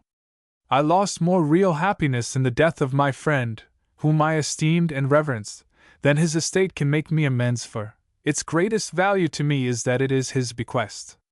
Likewise with regard to Stanhope's proposition of leaving the moiety of the books at Churton, which by the will of Mr. Collingwood were devised to the possessor of Dissington. Collingwood decided, I think in this, as in every other respect, his will should be literally complied with and nothing left to future arrangement. He therefore requested his brother-in-law, Mr. Blackett, to choose some learned and competent gentleman, who was to act for him in conjunction with any person Stanhope saw fit to appoint, to make a just division between them, in all the branches of learning and science and with respect to value. Referring to the fine classical volumes in the library, he pointed out that this would be a simple matter, as most of these had duplicates or triplicates. But, God knows, he exclaimed, whether any of my family may want any of them. To me the English authors are valuable, and whether I shall ever see any of them is doubtful. The amicable discussion with regard to this matter was still in progress while little William journeyed out to join his kinsman. A month after Nelson's funeral, Stanhope was taking the preliminary steps for his son's departure. I brought William home to be measured, he wrote on February 9th, and sent him back yesterday in very good spirits. His mind certainly appears to open very much, and he is a good little fellow. At times he is low, and said the other day how odd he should feel to be entirely with strangers. On February 26th, the embryo sailor set forth on his perilous adventures, followed by the thoughts of his family, whose tender solicitude brings very near that parting of a century ago. I long to hear how the dear little midshipman bears his departure, writes one of his brothers. How very pretty he will look in his uniform! And the first details of the little lad's arrival on board ship, of his quaint sayings and doings, and how manfully he bore his separation from the last member of his family circle have been faithfully preserved. But he soon pronounced a favorable verdict on his new profession. I like being on board a ship very much, but today it has been a very rough sea. He wrote on March 10th, with a fine discrimination of the advantages and disadvantages of a nautical career, while, anxious to prove that he was now become a man of the world, who could appreciate the exigencies of a situation which had been occupying the attention of the public, he observes with sudden irrelevance. What a sad affair this seems, this death of Mr. Pitt! Early in April, Collingwood wrote to announce the arrival of his new midshipman, whom he describes as a fine sensible boy with great powers of observation. And William wrote, as he continued to write, gratefully and enthusiastically of his treatment by Collingwood, whom he explains is the kindest and best man who ever lived. Thenceforward every item of information respecting his son was sent by Collingwood to Stanhope, who in return retailed to Collingwood everything which he could glean respecting Lady Collingwood and her daughters. The latter came to London in May, with a view to completing their education, and both they and their mother seemed to have turned to Stanhope and his family in every perplexity in life. I am greatly obliged to you for your account of my daughters, wrote Collingwood, in a letter which shows how minutely he was kept informed of every detail relating to them, even to their little tricks of speech and manner. I am not impatient for their going into the north. I hope they have lost much of their provincial dialect. And still, at any mention of his home or of those dearest to him, there breaks involuntarily into his correspondence that longing, which would not be repressed, for a sorely needed respite from labor and for the balm of reunion with those he loved. There were, perhaps, few people to whom he ventured to unburden himself as simply and spontaneously as he did to Stanhope, a man linked to him by the tie of kinship, yet not so closely as to make any such self-revelation on his part a possible selfishness. Thus it is that this hitherto unpublished batch of his correspondence betrays ever more and more, with a pathos of which the writer was obviously unconscious, how the strain of watching and of loneliness was undermining an indomitable brain and soul. Collingwood's existence, indeed, alternated between an eternal racking anxiety and a monotony before which the imagination sinks appalled. "Between days and nights I am almost wore out," he wrote briefly to Stanhope on April 29, 1806. "But I do not mean to quit my station while I have health." And on September 26 of that same year, after writing an account of the situation in which he finds himself, he exclaims abruptly, "It is the dullest life that can be conceived, and nothing but the utmost patience can endure it." During long months of blockading, dawn after dawn arose to reveal to his weary gaze the same boundless expanse of rocking ocean, which he had well nigh learned to hate, the same restricted space of deck to traverse, the same routine of action to contemplate, the same type of food further to nauseate a reluctant appetite, the same complete lack of mental and physical relaxation, which is, in itself, almost inessential to sanity. Thus, soon, to the tension of that perpetual guardianship was added the haunting dread that an existence which was undermining his health might also impair his mental faculties, and this at a time when he was aware that one false step, one error in strategy, and ignominy might be his portion, or the liberties of England herself be the sacrifice. In a diary, 9, in which, during the last years of his life, he entered memoranda, ostensibly from which to compile his dispatches, there is conveyed more eloquently than by any labored insistence the ceaseless fret of his guardianship and the impracticability which he experienced of sifting the truth or falsehood of the information on which his line of conduct was dependent. Incessantly do its pages recall, with elaborate care, the details of reported engagements and of reported maneuvers of the enemy, supplied from some apparently unimpeachable source, and incessantly are such memoranda revoked emphatically by a later entry.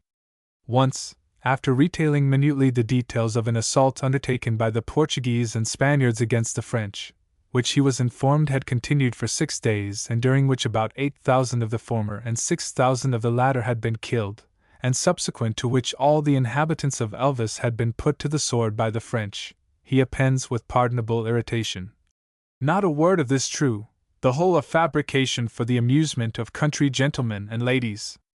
Meanwhile he was confronted by the knowledge that those who were most ready to criticize his decisions had least comprehension of the difficulties with which he had to contend. On May 15, 1807, Mrs. Stanhope writes, "I have had letters from Lord Collingwood and William of so late a date as the 29th of April. Lord C. writes out of spirits. The recent great losses have hurt him and the failure at Constantinople, though no blame attached to him. He sent out 1/3 more force than the government considered necessary, and they were at the Dardanelles when they were supposed to be with him. But the defenses of Constantinople, both natural and of art, were little known, the castles as strong as cannon can make them and of that particular kind the Turks use and from which they fire balls of granite or marble, those would not go far. But they do very well for a passage which is so narrow their object cannot be far of. One which passed through the Windsor Castle weighed 800 pounds.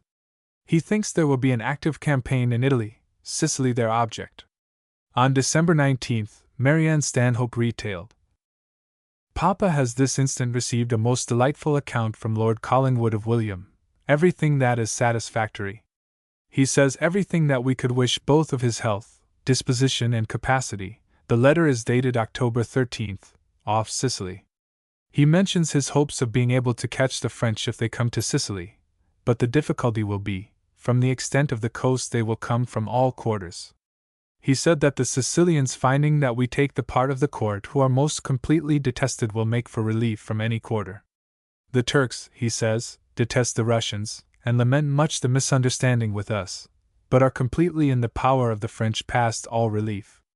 The Buenos Aires expedition, he says, he always blamed, and that it turned out exactly as he predicted, and that we are most completely detested by the people who formerly respected us."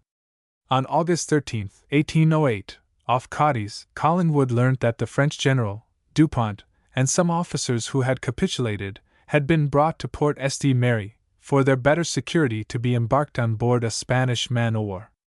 The mob, however, attacked and wounded Dupont before he could be got on board, and on August 26 Collingwood relates to Mrs. Stanhope, "The mob of Port Santa Maria seized on Dupont's baggage, for the generals and juntas may make conventions as they please, but the people is the only real power at the present moment, and they will observe as much of them as they like.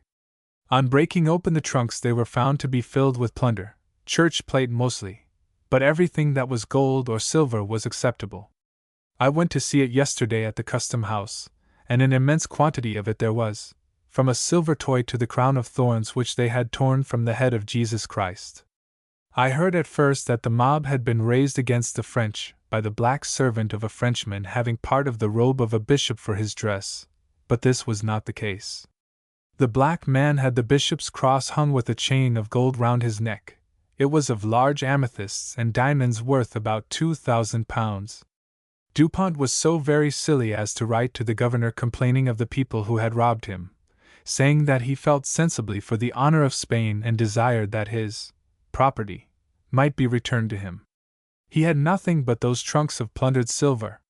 Collingwood's own reception by the Spanish people afforded a remarkable instance of the estimation in which he was held and the extraordinary recognition of his integrity even by a lawless, unreasoning mob. John Stanhope, some years afterwards, recorded, "When, at an earlier period of the war, our expedition under the command of General Spencer appeared off Cadiz, there prevailed so great a jealousy against the English army that the authorities refused to allow them to land. Such, however, was not the case with Lord Collingwood when he appeared with his fleet. He was received by high and low with the greatest enthusiasm. A public fete was given to him, and my brother William, who accompanied him on shore, described the scene as one of the most striking sights he ever witnessed. One only feeling seemed to pervade the immense crowd of all ranks assembled to receive the admiral, the desire of showing their respect and admiration for his character.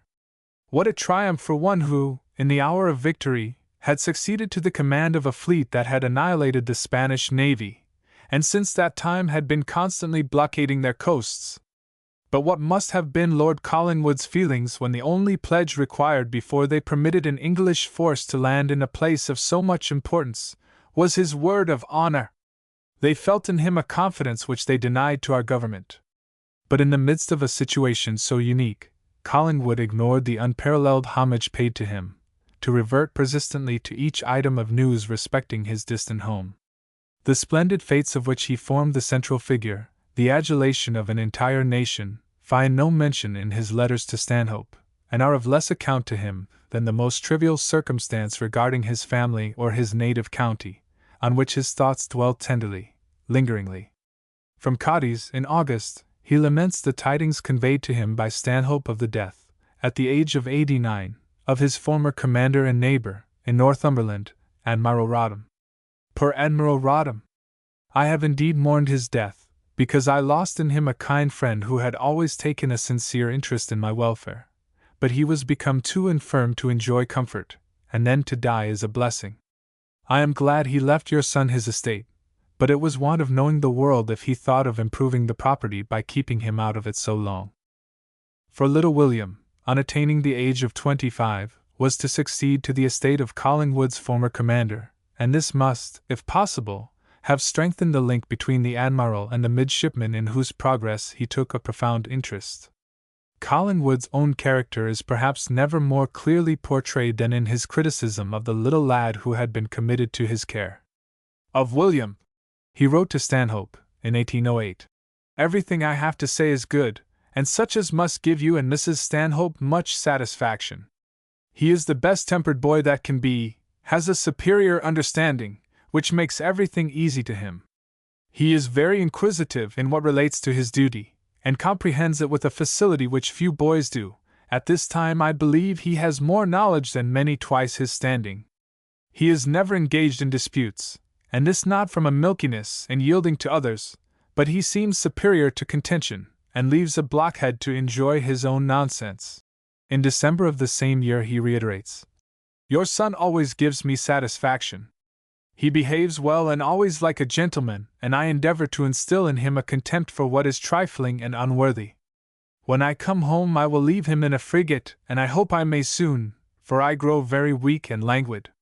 It was to be regretted that while evincing to the utmost his own contempt for what was trifling and unworthy, It was impracticable for Collingwood to follow the example of his small midshipmen and contentedly leave a blockhead to his own nonsense. The realization was torment to him that the very conditions of his service were dictated by those who had only a partial conception of his requirements, that his representations, his advice, were alike incessantly ignored, yet none the less that his tactics would subsequently be criticized pitilessly by men incapable of appreciating the difficulties with which he had been beset at the time of action. "I have lately had a most anxious and vexatious life," he wrote on May 16, 1808. "Since the Rochefort ships came into the Mediterranean and joined the Toulon, I have been in constant pursuit of them, but with bad intelligence and never knowing whether I was going right or not. Yet though compelled to act thus blindly, in that torturing uncertainty, the eyes of the world were upon him, and men, wise in the cognizance of after events, would unhesitatingly judge him in the light of that knowledge." More than once in his letters to Mrs. Stanhope did the pent-up bitterness of this recognition find vent. On May 16, 1807, he wrote, "I am sorry to see Mr. Pole's speech about the Rochefort squadron and Sir R. Strachan, insinuating that he was well provided with everything, and that had he been in the station that it was expected he should have held, they could not have escaped. The fact is they came here destitute of everything. One of his ships had not 20 tons of water, and none of them were in a condition to follow the enemy to a distant point. Those insinuations, though they advance nothing positive, are disgusting. The season of the year and the situation of the fleet on such an errand were sufficient reasons. Let your politicians beware how they sour the minds of such men whose lives are devoted to their country. If ever they accomplish that, your state would not be worth half a crown." And again, in December of that same year, on discovering that he, personally, had been the subject of brutal slander, his indignation burst forth. December 29, 1808. "I have just seen in the newspapers what I conceive to be exceedingly mischievous, and to officers who are bearing the brunt and severities of war, is exceedingly disgusting, when the whole nation is clamorous against the Convention of Lisbon and the treaty which Sir Chas Cotton made with the Russian admiral about the ships. It is stated that I had made a proposition of the same kind to the Russian commander at Trieste which had been rejected. There is not a syllable of truth in it. I have had no correspondence with Russia, nor anything happened that could have given rise to such a conjecture. It must therefore be sheer mischief. There are such diabolical spirits, who, incapable of good, cannot rest inactive but fester the world with their malignant humors." And meanwhile the ardent patriotism of Collingwood was deeply wounded by the attitude of the politicians of his native land. Ocean, off Toulon, May 16, 1808. "The contentions in Parliament are disgraceful to our country, and have more to do with its reduction than Bonaparte has. They grieve my heart.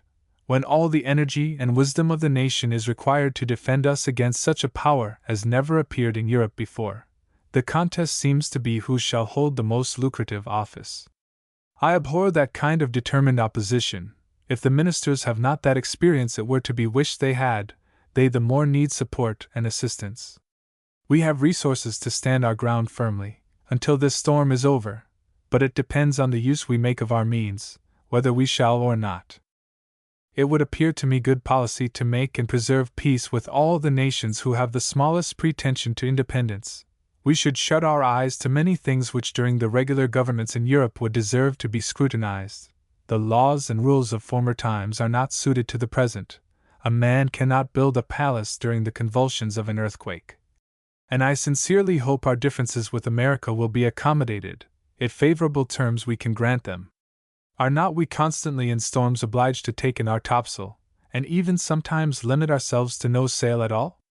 But our ship is saved by it, and when the storm is over we out with them again, and so should the state do." The truth was that, in much, Collingwood was a more able diplomatist than the men by whose authority he was circumscribed. His letters to Stanhope prove that he was a more apt tactician and had a profounder grasp of the political situation of his day than he has been credited with by posterity. Again and again does he foretell that a particular line of action will be fraught with a particular result, or show how his representations had been ignored until, too late, events had proved their accuracy. Again and again, in some apparently trivial situation which he had the insight to recognize was big with import, did his tactfulness avert catastrophe which a lesser man would have hastened. I have always found that kind language and strong ships have a very powerful effect in conciliating the people, he says in one letter to Stanhope, with dry humor. And meanwhile the incompetency of many of those with whom he had to work in alliance was a further source of trial to him. Only too shrewdly did he recognize wherein lay the efficiency of Napoleon and the incapacity of his opponents. October 7, 1809. Should the Austrians make their peace, which I am convinced they must, the next object of Bonaparte will be Turkey, and probably the Austrians be engaged to assist him in the reduction of it. All the south part of Europe seems as if within his grasp the moment peace is signed with Austria. He has long been intriguing with those countries, sometimes with the government, in other places with the people against their government. The arts, the dissimulations with which those intrigues are conducted, avail him more than even the rapidity of his armies. All the people he employs are equal to the task assigned them. While in Austria and Spain, the operations are often directed by men who, from court favor, have got situations they are totally unfit for. Catalonia has suffered much from this cause, and everything has gone wrong in Istria and Dalmatia, because there was wanted a man capable of conducting the war. It is true they have been removed, but not until everything was lost by their want of skill. And yet pitted against such a power as never appeared in Europe before, with the need of every faculty upon the alert, Collingwood was haunted ever more and more by the dread that his increasing bodily weakness must engender mental incapacity. A sinister note crept into his correspondence, and so early as August 26, 1808, he wrote: August 26, 1808. I have been lately unwell. I grow weak, and the fatigue and anxiety of mind I suffer has worn me down to a shadow. I do not think I can go on much longer, and intend, whenever I feel my strength less, to request that I may be allowed to come to England.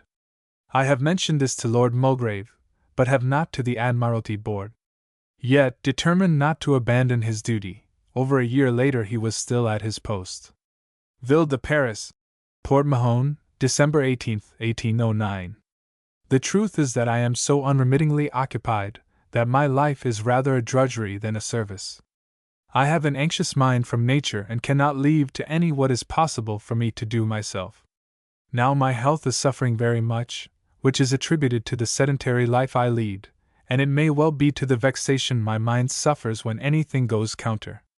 But when I do come home, I hope I shall not be thought to flinch, for I have worn out all the officers and all the ships, 2 or 3 times over, since I left England. Within a fortnight he wrote again. December 29th. I have no desire to shrink from a duty which I owe to my country, but my declining health, the constant anxiety of my mind and fatigue of my body, made me desire to have a little respite, and I asked to be relieved from my command, a request which the ministers seemed to have no disposition to grant to me. But if his lordship knew me personally and was sufficiently acquainted with my sentiments, he would know that my request was not made without good reason. The service here requires the most energetic mind and robust body. They cannot be hoped for in an invalid, whose infirmities proceed from too long and unremitted exertion of powers, but feeble at first. Meanwhile, in Grosvenor Square, every item of news respecting the intentions of Lord Collingwood was eagerly looked for, since on these were dependent the movements of little William Stanhope. In the autumn of 1809 Mrs. Stanhope wrote: William writes word that his height is 5 feet 4 inches, very fair for a Stanhope of his age. What an affectionate creature he is, and how I should delight in seeing him. I do not like the account he gives of Lord Collingwood's health. If the French fleet would but come out and he beat them, I doubt not he would then return immediately. And on the December 6th she mentions an event which served to accentuate the sadness of that protracted absence. Lord Collingwood has actually a daughter grown up. She has made her appearance in Newcastle, very shy and distressed. February 27, 1810. We came to town, Sunday esse night. Since then Captain Waldegrave, who was 11 months in the ship with William, and D.R. Gray, who was his shipmate 2 years and like a father to him, have both dined with us and agree in their favorable accounts. He is quite well and breakfasts every day with Lord Collingwood, with whom he also dines 3 times a week, and he teaches William himself. Your father said, I fear he is a pet. To which Waldegrave answered, It can never do anyone harm to be pet to Lord Collingwood. As soon as the weather is warm, I suppose Lord C. will come back. In his last letter he said he should leave William in a frigate, but Dr. Gray is inclined to think he would bring him home. All the reports respecting the Toulon fleet being out will, I hear, prove false. On March 20th Mrs. Stanhope wrote, It is said that Sir C. Cotton is going out immediately to take Lord Collingwood's command, for that he wrote word if they did not supersede him quickly he should supersede himself. I fear his health is very bad. Not till April, however, did this intelligence receive confirmation. At last Sir C. Cotton has sailed, so that, by the end of June, Lord Collingwood may be back, having given up the command to Sir C. Cotton. He was better the last account. Captain Waldegrave dines here today. You would be exceedingly pleased with him, for his manners are agreeable and his intelligence great. Little did Mrs. Stanhope, as she penned the reference to her dinner party, foresee the conditions under which this was destined to take place. Still less did the authorities who were sending out that belated relief to the wearied admiral, or the family who now so joyously pictured his return, dream how that service had been already superseded or in what guise that return would take place. Weeks before, at Cadiz, the last act of a prolonged tragedy had been performed.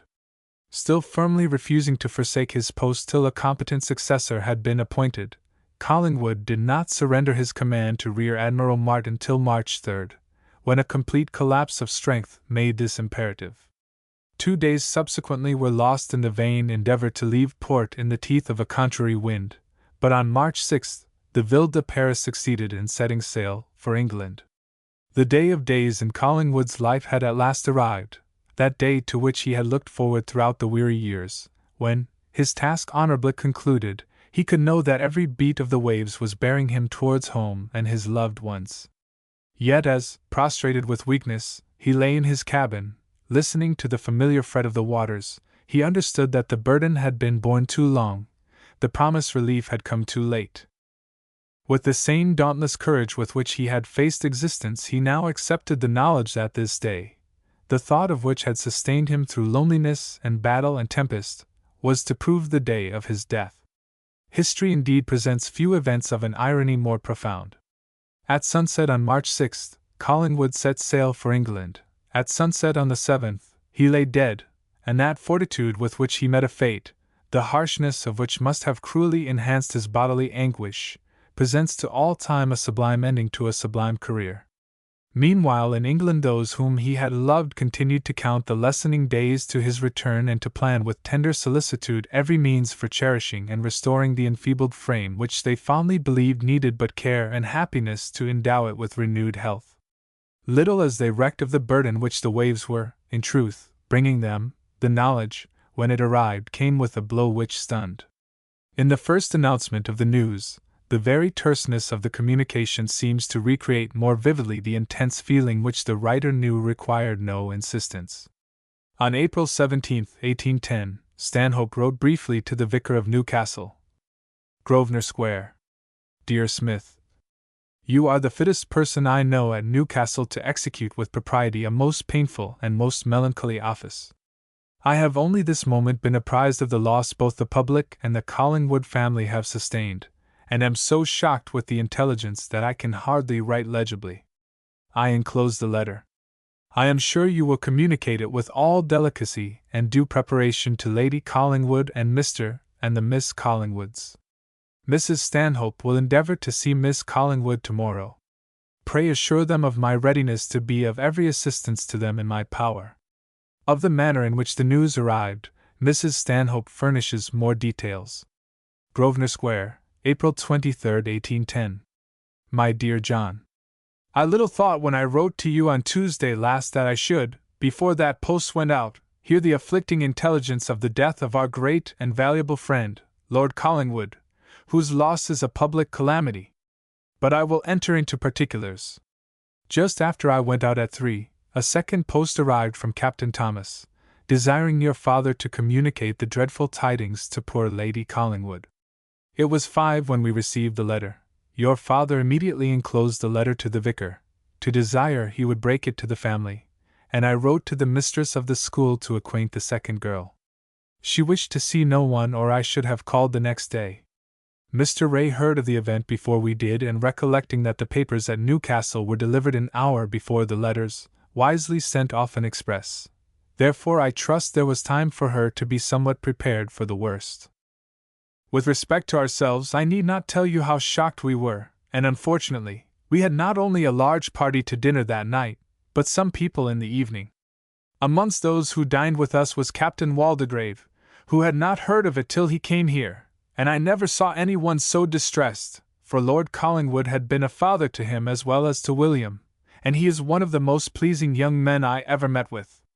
2 days afterwards he brought here Mr. Brown, the flag lieutenant of the Ville de Paris, who gave me many interesting particulars, and spoke highly of William. Your father has seen Lord Mulgrave twice, and it is settled that a monument at the public expense shall be executed for Lord Collingwood. He cannot have a public funeral, but they wish the family to bury him at St. Paul's near Lord Nelson, which your father is this day to write to propose, and I think it impossible Lady Collingwood can have any objection, in which case it will be attended by the Lords of the Admiralty and his own private friends. The body is now at Greenwich, for it arrived at Portsmouth as soon as the letters announcing his death. He died like a hero, and when that character is added, as it was in him, to the Christian, it is great indeed.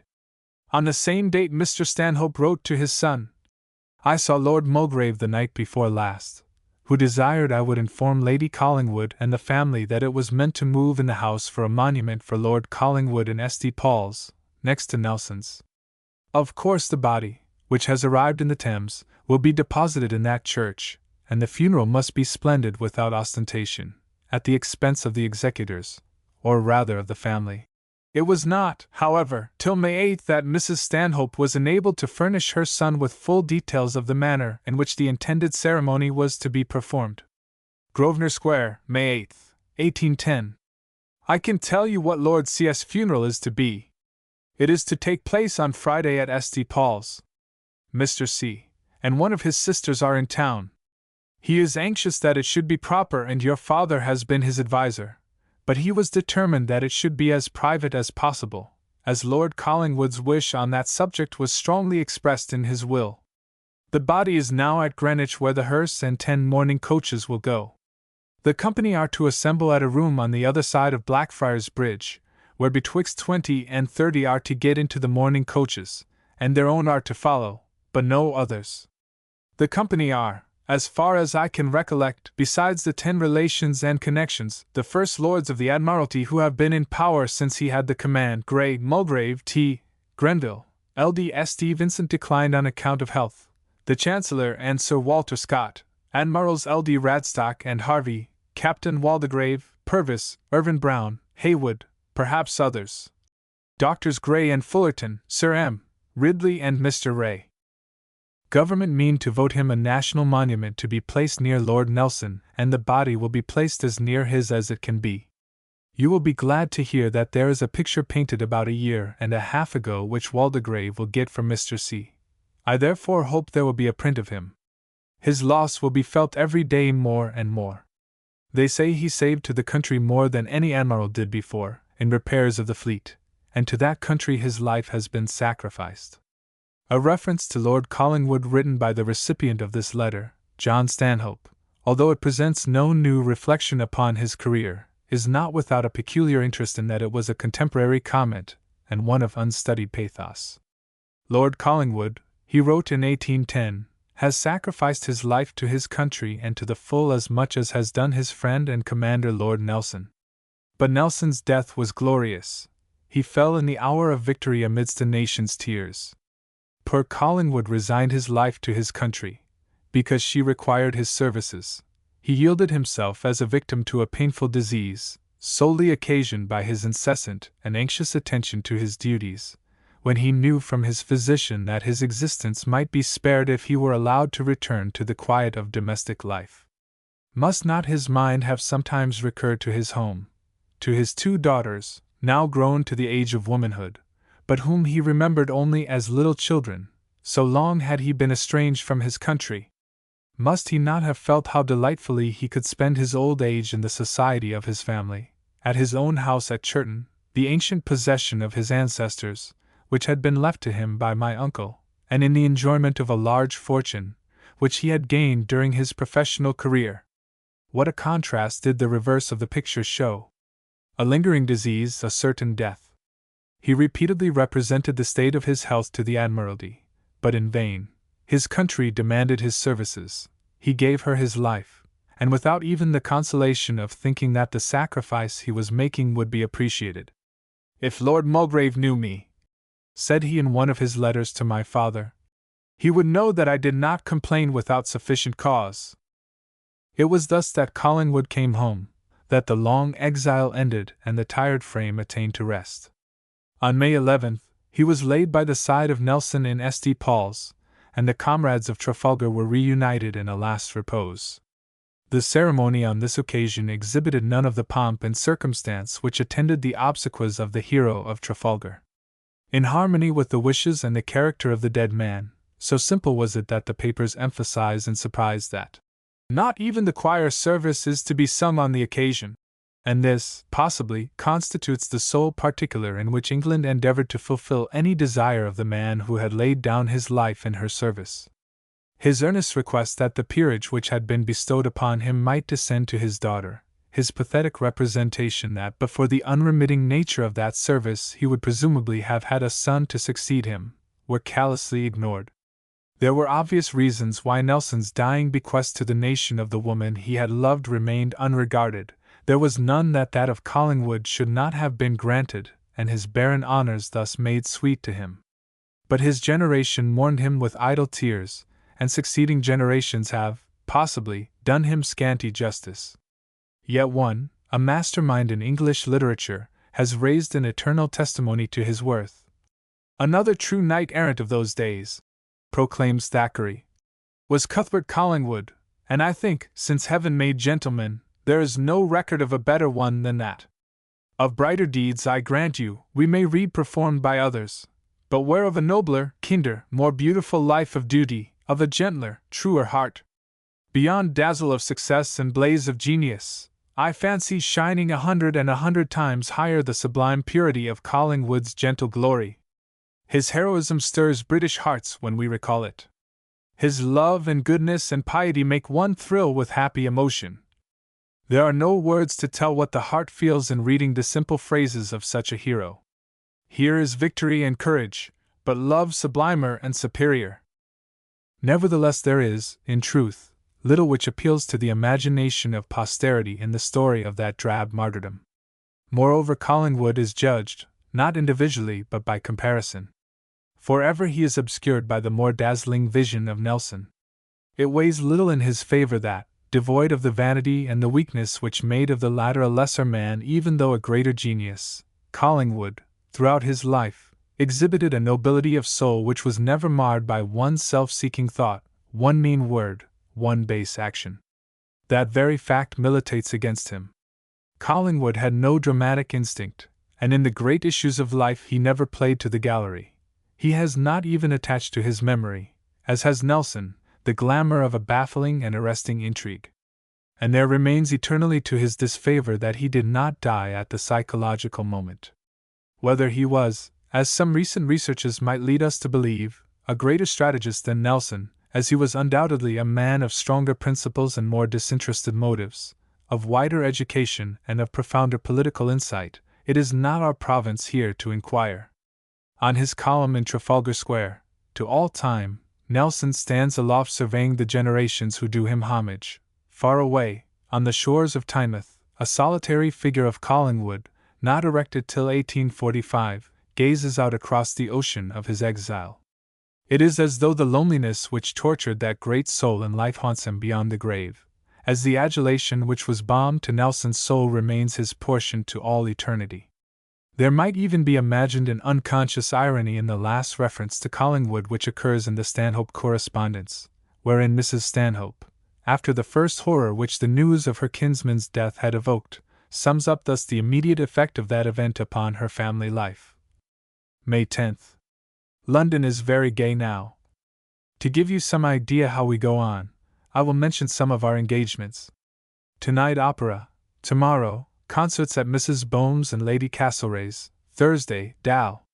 Lady Glynn, Lady de Crespigny music, and Lady Westmoreland's, Saturday, opera, 23rd, 24th and 26th balls. On Friday, of course, there are cards, but I shall not go out on account of its being the funeral of our justly lamented friend. Chapter 3. 1806 to 1807. On Ditts from Yorkshire, London and Ramsgate. 3 years before his death, in the midst of the stress and labor which was undermining his bodily strength, Collingwood had written with regard to this same wearing anxiety. My astonishment is to find that in England this does not seem to enter into the minds of the people, or at least not to interrupt their gaieties.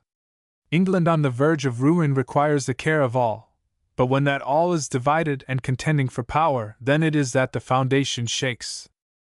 To the lonely admiral tossing on the ocean of his exile, absorbed in that mighty problem of England's defense, the attitude of his countrymen at home, their callousness and absorption in trivialities, had seemed well nigh incredible.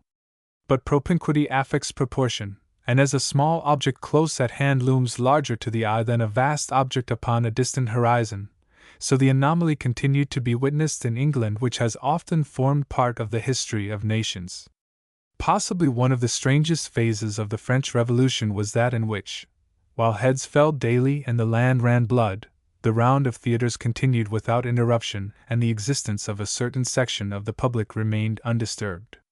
Thus it is not surprising to find, after the storm of feeling which was roused by the Battle of Trafalgar, how quickly personal interests superseded national, and the social life of the country reverted placidly to its normal groove. True that Nelson's great victory, even while it had dealt a final and shattering blow to Napoleon's maritime power, had not been fraught with the vast consequences which in the moment of exultation it was fondly believed had been achieved. Bonaparte's supremacy in Europe remained unshaken, and his victory of Austerlitz, following hard upon Trafalgar, minimized the latter, while it crushed with despair the dying heart of Pitt. As we have seen, that year dawned darkly which was to witness the death of two of England's foremost statesmen, the great Tory in January, the great Whig in September. But while, big with import, history traced the tale of such giant upheavals in the national life, in strange contrast comes the quiet ripple of contemporary gossip. The Prince, wrote Mrs. Stanhope from Yorkshire in the middle of September, returns to attend Fox's funeral and then has said he will immediately come back to make his promised visits to Wentworth, Raby and Castle Howard. On the 20th of September Marianne wrote to her brother an account of H.R.H. attending Doncaster races. Doncaster races were not near so splendid as they were expected to have been, few South Country people, none of distinction. The Prince of Wales looked wretchedly. He is thought to be in a bad state of health, and was to be cupped last Monday. He arrived at Doncaster about 2 in the morning, and the yeomanry commanded by Mr. Wortley met by order to escort him into the town at 9 the next morning, so that was Monk. The ball was very ill managed. The Prince arrived at the rooms before they were lighted, either of the stewards there to receive him, quite scandalous, I think. The same. N.O.V. 16th. The royal visitors at Wentworth were magnificently received. Lord Milton, 1, exerts himself much in politics, his only forte perhaps, however, that is better than if it were his only foible. Lady Milton charms everybody, I have never met with one exception. The Prince, of course you know, inspected the cavalry at Doncaster and complimented them much. They were out 5 days on permanent duty, on one of which Mr. Foljambe gave the whole regiment a dinner in the Mansion House. A whole pipe of wine was consumed. Lord Morpeth, too, I am rejoiced to hear got his election. Mr. Howard, his brother, is a very gentlemanlike, very handsome young man, worthy of his sister Lady Cotter. 3. Would you believe it, he has never been at Stackpole? We were much disappointed on Friday by the not-arrival of Mr. Wilberforce, for, as I had promised myself much pleasure, even from so short a visit from such an excellent man. I have been reading some of his views of Christianity, and though I believe it is in some parts rather methodistical, I think it quite an angelic book. If he talks as he writes, he must be charming. Cannon Hall, November 28, 1806. A most dreadful and fatal accident happened on Tuesday at Woolley, 5, about 7 in the evening. Mrs. Fawkes, 6, mother to Mrs. Wentworth, went to an unfinished window, fell out and was killed on the spot. She fell 11 yards perpendicular height. Mr. Wentworth and his brother Mr. Armitage were here. Mrs. Wentworth was not well, and had not accompanied them, therefore she was at home at the moment, and poor Mrs. Farrer, sister to Mrs. Fawkes, was actually in the room. They immediately sent for Mr. Wentworth, and you may imagine the distress in which he left us. Poor Mrs. Wentworth had only just recovered from the shock of her governess dying after an illness of a few days. To turn to a more cheerful subject, as the occupations of this house interest you, I must describe the present drawing-room trio. Our 8, tea ordered, at the top of the table, in a great chair, and reading the Roman history. At the bottom, Marianne with 2 folios, making extracts from Palladio on architecture. My occupation speaks for itself. I greatly doubt whether a busier scene could be found at Oxford at the same hour. Miss Baker, 7, mentions that Yarborough has been ill at Cambridge and wishes to know whether it arises from their intense studying that the young men at the universities are so frequently indisposed. Mrs. Stanhope to John Spencer-Stanhope. Grove, January 26, 1807. We are now returning to town. Your father arrived there last Thursday. The wagon with our goods was overturned twice in going from Cannon Hall to Wakefield. This day night we left home, and called at Woolley, but Mrs. Wentworth was not well enough to see us. Thence we waded through the worst possible road to Hensworth, where we found Sir Francis Wood, with the gout, and Lady Wood like a ghoul. More bad roads to Friston, where we found, including ourselves, a party of 17, 3 less than was expected, among others Lord and Lady Galway, 8, and 2 Miss Monktons. The noise, riot, and confusion of the house I shall not attempt to describe. On the following day they drove from Friston to a ball in the neighborhood, of which Mrs. Stanhope relates. We arrived about 9. The ballroom was beautiful. It was hung with white calico, with a wreath of evergreens round the top of the room and festoons from it of the same all round. The only fault was the pure white of the calico made all the ladies look dirty. There were 160 or 170 people, many I did not know, many men, but where the majority came from I cannot pretend to say, Darlingtons, Ramsdens, Cooks, Taylors, etc., and our large party the chief from the neighborhood. The dances were too long and too crowded, which made it not pleasant for the dancers, but it was a fine ball, upon the whole, but much inferior in every respect to Kippax. Your sisters danced a good deal, and both of them with a Bond Street lounger whose name was Carey. I believed he was rouged. He desired his hostess to introduce him to a partner, stipulating, "But let her be charming!" And as she had promised, and she had the good fortune, and I suppose he found her what he wished, for he afterwards honored Marianne, and they were both vastly amused at his conceit and folly. Michelangelo, 9, was superb. Since the honor the prince did him, he has been obliged to part with many of his servants, as they would no longer work. We arrived at Friston from the ball at 6:30, the rest of the party at 7:30, when they breakfasted before they went to bed. The next day was breakfast all the morning long, and very jolly they were. Miles is as eccentric as ever. So odd a man I never saw. Of their Yorkshire neighbors who did not live in the immediate vicinity, the family at Cannon Hall saw but little during the winter months. Therefore, during their journeys to and from town, they invariably took the opportunity of staying a few nights with those friends whose houses happened to lie conveniently near the line of route. One of the places thus constantly visited by them was Friston, where at this date there dwelt, with a numerous family, the widow of Richard Slater Milnes, formerly MP for York. The position of the Milnes in Yorkshire was almost unique. In Wakefield, during the flight of years, there sprang into prominence certain merchant princes whose names became household words throughout the county. The Milnes, Haywoods and Naylas, in turn, rose to affluence. But foremost and distinct among these remained the Milnes, who from 1670 owned the great cloth trade of the North, and who, towards the close of the 18th century, were represented by 4 brothers whose firm had secured a monopoly of that trade between England and Russia. These brothers, by reason of their wealth and influence, were received on terms of intimacy by the older county families. They built themselves each a substantial house in Wakefield, fashioned out of bricks which they manufactured and timber which they had imported from Russia, with which country they were naturally in constant communication in the course of their business. These houses, which stood close together, facing the main road through Wakefield, were handsome in construction and luxuriously furnished. But by and by, 2 branches of the family migrated from the town of their birth. James Milnes built Thorne's house, and Richard Slater Milnes purchased the estate of Friston, where he took up his residence about 1790. His new possession was a larger and more comfortable home than the dwelling he had quitted, and although standing in the center of the great West Riding industries, it was beautifully situated on the banks of the River Aire. Besides extensive gardens and shrubberies, it was surrounded by a fine park, while adjoining it were miles of beautiful larch and beech woods. On the death of Richard Slater Milnes it passed into the possession of his son, Robert Pemberton, who with his brother, Richard Rhodes, were the only 2 sons in a family of 9 children.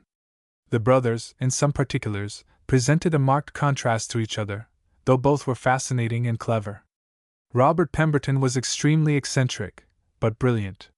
He was recognized to be full of promise, and it was anticipated that he would one day make a considerable stir in the political world. Writing of him many years later, John Stanhope mentioned the following anecdotes. Mr. Milnes of Friston was one of my earliest friends. After a sharp contest with Mr. Smith of Heath, he was returned for the borough of Pontefract. His maiden speech in Parliament produced a very great sensation, but a second speech which he made shortly after was considered as a failure, though Mr. Plummer Ward, himself no bad judge, declared it was superior to the former and spoke highly of it. I rather think that Milnes terminated it abruptly and was considered to have broken down. He seems himself to have thought so, for he made no further effort, and soon after, abandoning all political views, turned his mind entirely to agriculture. At that date Milnes was a wild, unstable creature, at one time devoting his days and nights to reading, at another giving them up to play, at another engrossed entirely with shooting. Always agreeable, clever and sarcastic, he was everything by fits but nothing long, yet always dearly loved by his friends and companions, always a straightforward man, full of high feeling and honor. Perhaps nothing will give a better idea of the wild spirit of his character than an occurrence that took place in his youthful days. At a time when battues and a system of the preservation of game as it is now carried on in Norfolk were little known in this part of the country, he undertook the entire management of the game at Friston, and succeeded in stocking the plantations there with abundance of pheasants. Not content with giving his orders to the keepers, he used frequently to accompany them in their nightly watches. On one of these occasions they fell in with a party of poachers, who took to their heels. Milnes, who was the foremost in the chase, succeeded in grappling one of the fugitives. The man struggled on to the brink of a deep quarry, and finding that Milnes did not slacken his grasp, determined to dare the jump, calculating, as he afterwards confessed, that as his limbs were strong and well knit, that he should suffer no damage, but that Milnes, being slight, would break his leg. Milnes, nothing daunted, kept his hold, and went down with the poacher, whose calculations were reversed, for he broke his legs, and Milnes escaped, comparatively speaking, unscathed. Rhodes Milnes, the younger brother of Pemberton, though gifted with less natural genius, at first bid fair to be of a more dependable character, and while his mother retained an interest in the firm of Milnes, Haywood and Company, he continued to go into Wakefield regularly 2 or 3 times a week to look after the business, driving himself in a phaeton drawn by a pair of beautiful black ponies. But later he became closely connected with the turf, and many lively stories are attached to his name. He and Mr. Peter of Stapleton were racing associates, and their stable won the SD Leger no fewer than 5 times in 8 years. He was also a turf comrade of Lord Glasgow, and after a successful day at York races, it is said that these 2 friends would station themselves at the window of the inn where they were staying and stop every passenger to insist that he or she should drink a glass of wine with them. Rhodes Milnes was exceedingly handsome, but later in life became very stout, after which he used to enjoy the pleasures of sport in a somewhat original fashion. In the middle of the plantations at Friston was a mound on which he used to seat himself in a revolving chair. The keeper would then beat the neighboring woods in order to drive the birds in the direction of the mound, and as they appeared, Rhodes Milnes used to spin round in his chair and take rapid shots at the flying game. As the Milnes withdrew themselves more and more from their former business, the Naylors came to the fore. For long this later firm was represented by two brothers, John and Jeremiah. The former was the ornamental partner, the latter the useful. John, clad in faultlessly cut clothes and a carefully powdered wig, was an impressive figure, and was well supported in his picturesque role by his wife, a handsome and stately dame. Jeremiah, the working bee, was less polished in manner and more careless in dress. As Rhodes Milnes drove into Wakefield twice a week, so did Jeremiah Naylor drive into Leeds Market regularly every Tuesday and Saturday morning, in order to buy white and colored cloth in its unfinished state. Thence he would return followed by one or two large wagons full of the cloth so purchased, which was subsequently finished, partly at the works of his firm and partly by cloth dressers in the town. Indeed, Jeremiah, who was noted for his shrewd business capacity and frugal tendencies, was said to have bought 1/3 of all the cloth manufactured in the West Riding. Only on one occasion is it reported that the shrewd Yorkshireman was outwitted in a bargain. The story is thus amusingly told by the late Mr. Clarkson of Alverthorpe Hall. Mr. Jeremiah Naylor had a favourite mare which used to take him to Leeds twice a week, but at last, from age, she got past her work, and he unwillingly consented to sell her. He drove her himself to Doncaster Fair, and early in the day met with a customer, but at a very low price.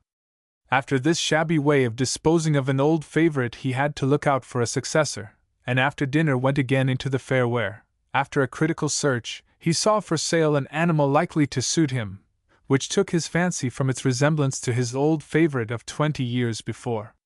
The price was a stiff one, but the bargain was concluded at last, and the new purchase put into the harness, which seemed exactly to fit. Mr. Naylor was delighted with the pace at which his fresh steed took him home to Wakefield, but on arriving at his house, was met by his old groom, who, after scanning the new acquisition, said dryly, "Well, sir, you've brought the old mare back again." Mr. Naylor rather rebuked the man, who replied by loosening the mare from the harness, when she walked straight to her own stand in the stable, and doubtless felt there was no place like home. The poor thing had been cropped and docked and groomed so as completely to deceive her old master. As the Naylors waxed in wealth they considered themselves to be the successful rivals of the former great merchants of Wakefield, the Milnes and Haywoods, so that it is said a favourite toast of theirs was, "The Milnes were, the Haywoods are, and the Naylors will be." A toast destined never to be realized, for in 1825 the mercantile house of the Naylors collapsed. Another Yorkshire neighbour whom the Stanhopes visited at this date was Mr. Beaumont of Whitley Beaumont, 10, and although on this occasion the entry regarding their visit is scanty, a fuller description of their eccentric host, written by Marianne the following autumn, may be here inserted. N.O.V. 14th, 1808. Last Monday we met the Mills at Grange, she, delightful as usual. We returned the next day, and in our road called on Mr. Beaumont of Whitley. The master of Whitley is a strange creature, half mad. He leads the life of a hermit, and has not had a brush, painter or carpenter in his house since he came into possession many, many years ago. It is more like a haunted house in a romance than anything I ever saw. He is now an old man, and has never bought a morsel of furniture. Half the house never was finished. One of the staircases has got no banisters. The stables were burnt down some time ago, and have never yet been rebuilt. The rooms he lives in have not been put to rights for many years. A description of the things they contain would not be easy: hats, wigs, coats, piles of newspapers, magazines and letters, draughts, bottles, wash-hand basins, pictures without frames, apples, tallow candles and broken teacups. The whole house looks like a place for lumber. There are some fine rooms, but so damp and mouldy it is quite shocking. There is a chapel completely filled with old rubbish and a plaid bed which was put up for the pretender. In the room Mr. Beaumont sleeps and I saw his coffin made of cedar wood. He scarcely ever sees a living creature and quite dislikes the sight of a woman. He does everything in the room, which no housemaid ever enters, nor indeed any part of the house. We saw there Jack Mills, the Democrat, and his little boy who is christened Alfred Ankerström Mirabeau. Engström was the man who killed the King of Sweden, Mirabeau the chief author of the French Revolution. He was godfather to this boy. Before you reinstate the Bourbons, should you not extirpate such a man? Shortly after the return of the Stanhopes to town in 1807, they entertained a guest of a very opposite character, but nearly as remarkable for eccentricity, as was the Hermit of Whitley. In Walter Stanhope's journal for January 30th of that year is recorded a dinner party of strangely incongruous elements. This night there dined with us Wilberforce, Wharton, Smedley, Skeffington, Sir Robert Peel and Ward. John William Ward, afterwards Lord Dudley, was the son of a former Yorkshire neighbour of the Stanhopes, Julia, second daughter of Godfrey Bosville of Gunthwaite. As such he was an habitué of their entertainments both in London and the country, and was much liked by them in spite of his peculiarities, which occasionally led to most awkward contretemps. An exceptionally brilliant man, agreeable, a profound scholar, a witty raconteur and noted for a remarkable memory, of which several surprising instances are still recorded, Mr. Ward, in common with so many of his contemporaries, was also a celebrated gourmet, and experienced the popularity of the host who provides dinners of unusual excellence for his friends.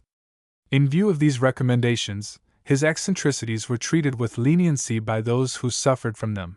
Nonetheless, they were apt to occasion most of his acquaintances, including the Stanhopes, considerable alarm. For, a singularly absent-minded man, Mr. Ward was not only in the habit of unconsciously uttering aloud his most secret reflections in a voice which could not fail to reach the ears of those most concerned, but his often uncomplimentary criticisms were sometimes, in complete mental aberration, actually addressed to the subject of his thoughts.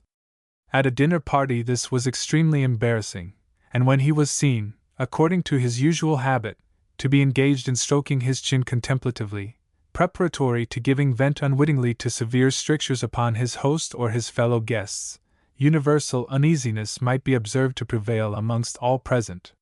Still more, such remarks on his part were apt to be uttered in a fashion calculated further to upset the gravity of those who overheard them. Even in ordinary conversation Mr. Ward had a curious trick of employing two voices of a totally different type. One, Marianne Stanhope described as being drawn from the cellar, the other, as having its origin in more celestial regions. At one moment he spoke in the deepest bass, and the next in the highest tenor, these different tones sometimes succeeding each other with a rapidity which was singularly disconcerting, and which strangers found so perplexing that it was with difficulty they could believe two different persons were not addressing them in such varied notes.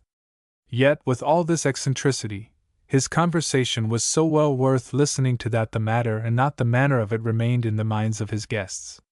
Therefore, it was with universal regret that, during his later years, and after he had been Foreign Secretary under Lord Goderich, his friends learned how his peculiarities had developed into mania, and how he had been placed under restraint. Nor was he the only guest destined afterwards to be the victim of a tragic fate, amongst those present at the dinner party with which Mrs. Stanhope began the season of 1807. Another man, then in the heyday of popularity and fame, was doomed to a yet sadder close to his meteoric career. Sir Lumley Skeffington, of Skeffington Hall, Leicestershire, was a celebrated votary of fashion. Descended from Ali O'Farrell, King of Conarine, and from innumerable kings and princes of Ireland, his ancient lineage, as well as his pronounced dandyism, gave him a claim upon the attentions of society, which was further augmented by his literary pretensions. Nevertheless, he subsequently experienced a reverse of fortune, typical of the days in which he lived, and of his rise and fall John Stanhope gives a brief account. Per Skeffington, he relates, was the dandy of the day par excellence. Remarkable for his ugliness, his dress was so exaggerated as to render his lack of beauty the more marked.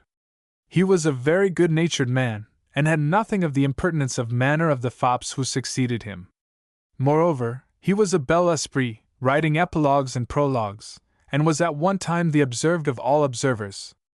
I have seen him at an assembly literally surrounded by a group of admiring ladies. Skeffington, in short, in 1805, wrote a play entitled The Sleeping Beauty. which, produced at great expense at Drury Lane, gained for him much fame among his contemporaries and caused him for a time to be looked upon as a lion in the fashionable world. Enjoying to the full his reputation as a literary celebrity, he elected to ape certain mannerisms and eccentricities which he considered in keeping with this character. He, Grono mentions, used to paint his face like a French toy. He dressed à la Robespierre and practiced other follies, although the consummate old fop was a man of literary attainments, remarkable for his politeness and courtly manners. In fact, he was invited everywhere. You always knew of his approach by an avant-courier, sick of sweet smells, and as he advanced a little nearer, you might suppose yourself in the atmosphere of a barber's shop. Skeffington, after the publication of his play, was known by the nickname of the Sleeping Beauty, and a representation of him in that role John Stanhope describes as the best caricature I ever saw. Tall, thin, and a complete slave to his toilet, Sir Lumley not only indulged in an abnormal use of perfumes and cosmetics, but was incessantly to be seen combing his scented tresses by the aid of a hand mirror, till it was suggested that one of his royal ancestors must have formed a mésalliance with the mermaid who most appropriately figured in his armorial bearings, similarly employed. The extreme slimness of his figure was accentuated by a coat which he made as famous as Lord Petersham did the garment called after his name, and Byron added to the fame of the beau by mentioning him in the satire, English Bards and Scotch Reviewers. And sure great Skeffington must claim our praise for skirtless coats and skeletons of plays renowned alike, whose genius ne'er confines her flight to garnish Greenwood's gay designs, nor sleeps with sleeping beauties, but anon in 5 facetious acts comes thundering on, while poor John Bull, bewildered with the scene, stares, wondering what the devil it can mean. Illustration: caricature of Sir Lumley Skeffington as the Sleeping Beauty. Unfortunately, however, the harmless foibles of Sir Lumley were combined with an unbounded extravagance which finally involved the luckless dandy in a ruin as complete as it was pathetic. He disappeared from fashionable life to undergo a dreary imprisonment, and when he at last issued thence, the world which had showered blandishments upon him in his prosperity would have no more of him. In vain did he dress exquisitely, enunciate witticisms, and assume a gaiety of manner which he was far from feeling. The friends who had courted his society before his downfall now shunned his acquaintance, and a bonhomie uttered at his expense elicited the applause which his most happily conceived jests failed to evoke. On some stranger pointing out Skeffington to Lord Alvanley, and inquiring who was that smart-looking individual, Alvanley responded with a wit more keen than kind. "It is a second edition of the Sleeping Beauty, bound in calf, richly gilt and illustrated by many cuts." For long did the luckless beau continue, with a pathetic persistence, to haunt the scenes of his former triumph. At theatres, at picture auctions, in the park, and in all fashionable thoroughfares, he was a familiar sight, still with the passing of years the butt of the contemporaries who had once fawned upon him, and, as they gradually diminished, the standard jest of a younger generation. With the flight of time, the blackness of his false ringlets never varied, the brilliant rouge of his cheeks, or the strange costume which he had worn during the heyday of his existence, and to which he clung after it had been obsolete for half a century. And with each year his slim figure became yet thinner, his back more bent, and his spindle legs more bowed, till at length the man who had been born early in the reign of George III witnessed the dawning of the year 1850, after which the quaint figure of the once famous Sir Lumley Skeffington was seen no more. Illustration: Madame Catalani from an engraving by Carton in the collection of Mr. A. M. Broadley. But of the fate which the future held for their guests, the Stanhopes can little have dreamed when Sir Lumley dined with them a few months after the production of his play and at the moment when his society was courted by all his acquaintances. The little dinner party composed of so many brilliant conversationalists was enjoyed by all present. The reaction which it represented to the host and hostess after the comparatively quiet week in Yorkshire was much appreciated by them, and 2 nights after the entry respecting it, Mrs. Stanhope records further gaieties. "Marianne went to the opera last night with the charming Miss Glynn. It was thin and they were in their old box for the first time this season, and that is so high up, no one found them out, but she saw Frank Primrose, 11, at a distance. The opera is new done up and beautiful. Catalani, 12, is very good in the comic opera, and there is a new dancer who is a scholar of parricides, and dances delightfully. Kelly's room, 13, is no longer open, therefore, the only ways out are the grate and chair doors. However, one good has arisen: the large room has become the fashion. London is thin, and the only party I have heard of is one at Mrs. Knox's on the birth night. Marianne Spencer-Stanhope to John Spencer-Stanhope. February 8, 1807. Yesterday, we dined at Sir Richard Glynn's. Poor Dicky! He was more forlorn than ever. I never did see such a little wooden puppet. He speechified just in the way you used to say he did at Christ Church to all the ladies in rotation. His chief business is getting chairs for the company. I think the old description of a husband would very well apply to him. It is a thing that sits at the bottom of the table and likes legs better than wings of chicken. The Duke of Norfolk, Papa has heard, just after accepting the Lord Lieutenancy of Surrey, at the Whig Club gave his old toasts. The sovereignty of the people. We have seen the youngest Prince of Holstein, 14, and the tutor, as agreeable as usual. They heard of you at Inverary. The bad news arrived while they were in Ireland. They immediately set off for London, expecting to be ordered back to Holstein. On the contrary, they found a letter recommending them to stay quietly here. Papa means to give them a dinner. He dined the other day at his college club himself, and Lord Moira, who has promised to meet the princes here. Papa is highly delighted with Mr. Wilberforce's letter on the slave trade. L.D. Grenville's speech on that subject, he says, was the finest thing he ever heard. Your love, Mrs. Cator, 15, came to town for court last Thursday. Miss Glynn saw her, and informed her how you were smitten. She laughed very hard and was much amused. She gives a curious account of the Cators and of the people she lives with at Beckenham. She says she never was used to such people, at her uncle Sligo's, 16, but that Mr. Cator, 17, has known them all his life and likes them. He proposed in a curious manner. One day Miss Mahone said she must go and pack up her jewels. He asked her how many she had. She said, "About £20 worth." He said, "Well, I have about as many, suppose we club and put them together." Which they forthwith decided to do. Our Sunday dish, Frank Primrose, is here. I suppose we shall have him every Sunday till the family come to town. The Duchess of Gordon has taken a house in this square, opposite the Laws, and Duke St. I saw Kinnell in the pit at the opera last night. Our visitors were the Prince Auguste for about 2 hours, and Jack Smith. 18, young Prince Esterhazy, 19, is one of the greatest beaux in town. He is of the first family in Hungary. The Princess of Wales not going to the drawing-room was a sad disappointment.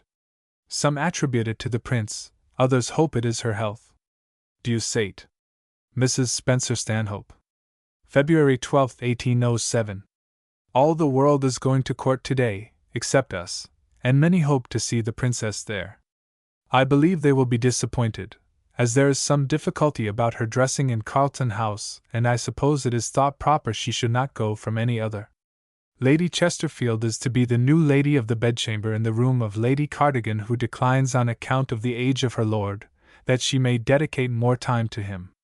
The story of the unhappy marriage of Caroline of Brunswick with the Prince of Wales, afterwards George IV, is too well known to need repetition.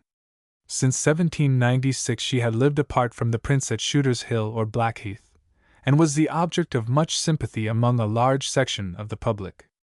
In 1806 reports respecting her conduct had led to there being instituted against her what was subsequently known as the Delicate Investigation, proceedings in which the prosecution relied principally on evidence supplied by Sir J. Douglas. The verdict was that her conduct had been imprudent but not criminal, and the populace, ever ready to take up the cause of one whom they considered unjustly treated, sang about the streets and under the windows of Carlton House, a refrain far from complimentary to H.R.H. I married you, 'tis true, not knowing what to do. My affairs at the time were so bad. But now my debts are paid and my fortune it is made. You may go home again to your dad. */ Great excitement naturally prevailed as to whether the princess would or would not make her reappearance at court, but it was not till May 22, 1807, that she succeeded in asserting her right to do so, and on this occasion she seems to have enjoyed one of the few triumphs achieved in her unfortunate career. Mrs. Spencer-Stanhope to John Spencer-Stanhope. May 22, 1807. The appearance of the Princess of Wales, both at court and at the opera, you would read with pleasure. At the former place Sir J. Douglas was in the outer room, and a lady near who knew him by sight said something handsome of the princess, and that she hoped her calumniators would be brought to justice. All around joined in cordially, and he slunk away.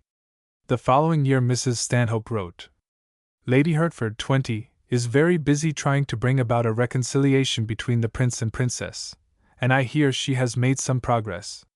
Lady Hertford, who was long known by her nickname of the Sultana, had become celebrated for her liaison with the Prince of Wales, which was destined to continue for some years till she was superseded in favor by Lady Conyngham. She was described as shy and insipid, her manners were stately and formal, and the impression which she conveyed was that of a person rigidly correct in comportment and morals. But if, indeed, she ever attempted to reunite the husband and wife whom her conduct had assisted to alienate, it was scarcely to be expected that such a mediator would meet with success in such a task. Of the luckless princess, however, Mrs. Stanhope was for long a distinct partisan, and on March 19 of that same year she wrote a description of the tactless Caroline which shows that, on occasions, the princess could assume a dignity foreign to the usual tenor of her conduct. Thursday, we attended the drawing-room, most brilliant. The Princess of Wales looked extremely well, and her manners are the most graceful and royal of any I ever saw. Ere that date, however, London had been plunged into confusion by the sudden fall of Lord Grenville's ministry. Marianne Spencer-Stanhope to John Spencer-Stanhope. April 27, 1807, Grosvenor Square. As Parliament is to be dissolved tomorrow or Tuesday, conceive the bustle which prevails throughout this great town. The gentlemen are in agonies for their purses, and the ladies for their parties, which must either be postponed or destitute of beaux. This last week we have been very gay, that is, we have been almost squeezed to death at sundry grand crowds, and knocked up with balls. Mrs. Robinson's was good in everything but dancing, and Lady Scott's, 21, was good in everything but company. The latter was nothing but a little dance, a rehearsal to a magnificent ball she means to give in May, in which she has asked us to dance in the French country dances, but Hélas! All that will now be at an end. You would have been charmed with Lady Scott. I know how much you admire her, and to increase your delight, I will tell you what she eats for supper. After having already been at one table, she came to ours when everybody had done eating. She had first half a breast of mutton, then half a chicken, then a whole lobster, a blanc manger, and a mixed salad. The election of 1807 was one long celebrated in the history of Yorkshire, being unprecedented in the fierceness of the struggle it provoked. As is well known, there were in those days but 2 representatives for the entire county, and there was but one polling booth, which was in the Castle Yard at York.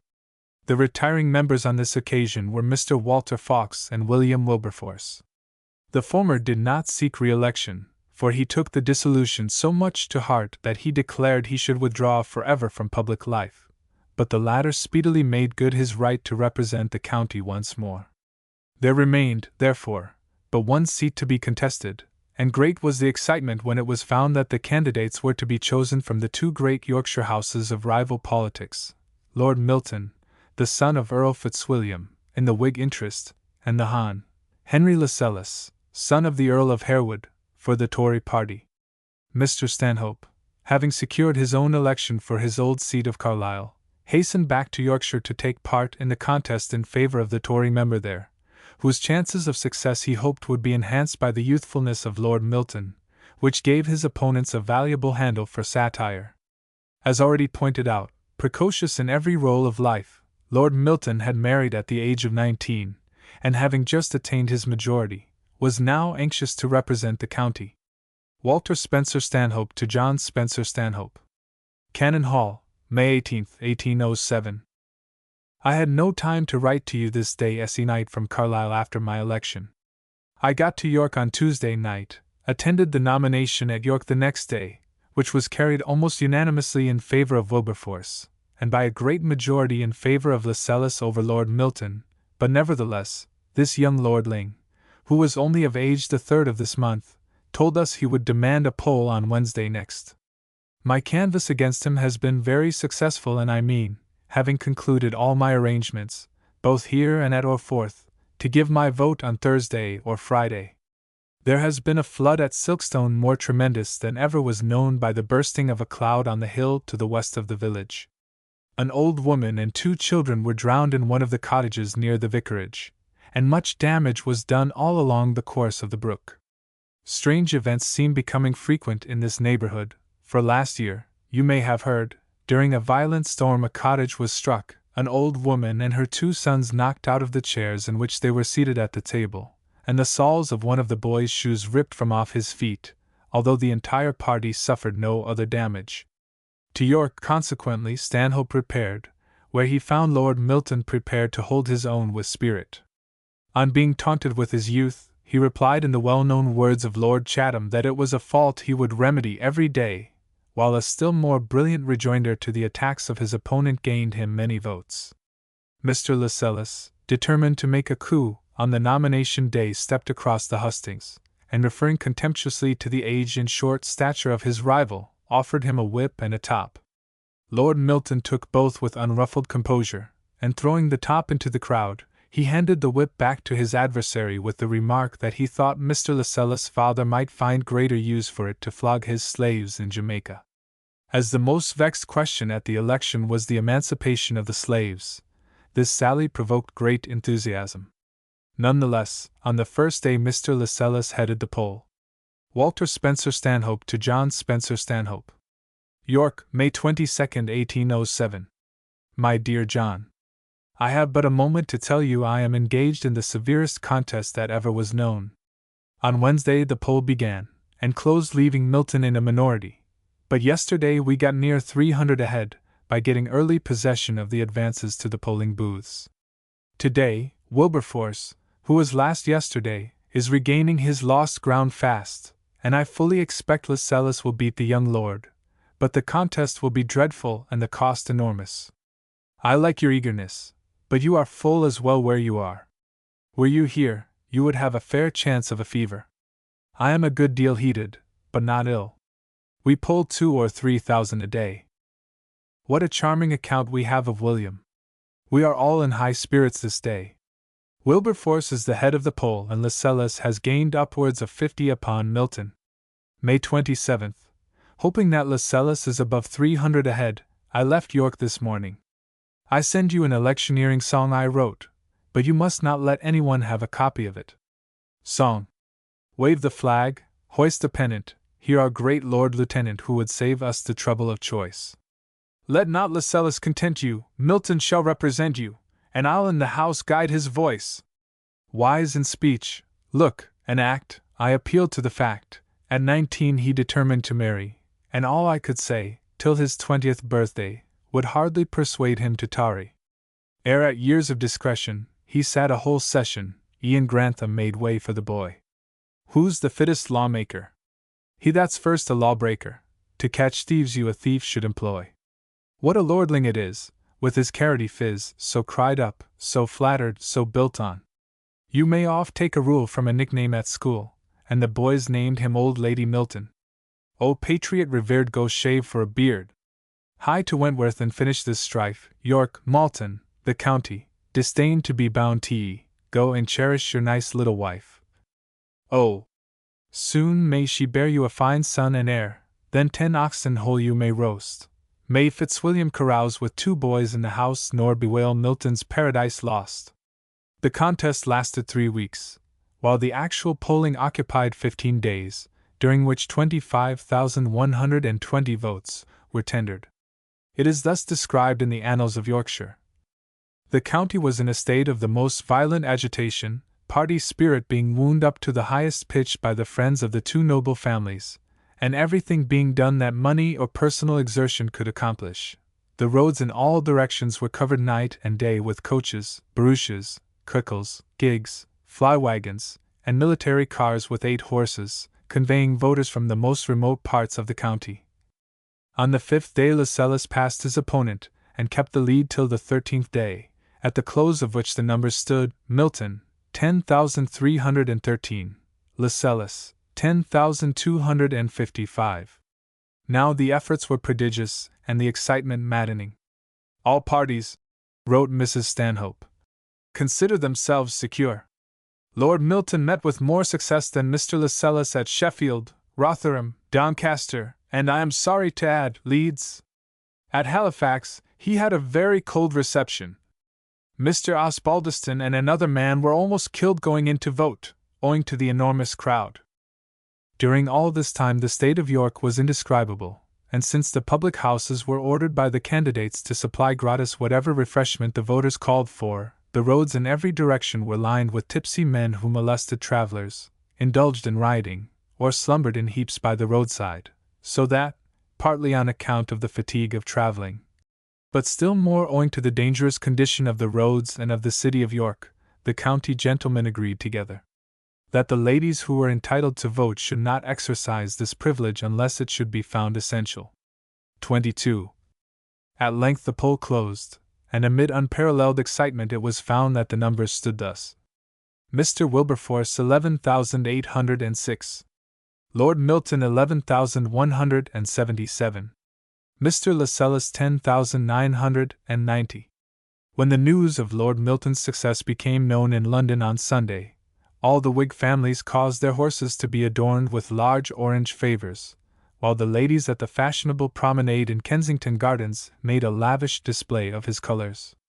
In Yorkshire, the event was celebrated by the victorious party with mad rejoicings, not the least remarkable being the behaviour of the people of Wakefield who, unable to do honour in person to the successful candidate, seized upon an old woman who lived on Clayton Hill and cheered her all round the town with wild enthusiasm.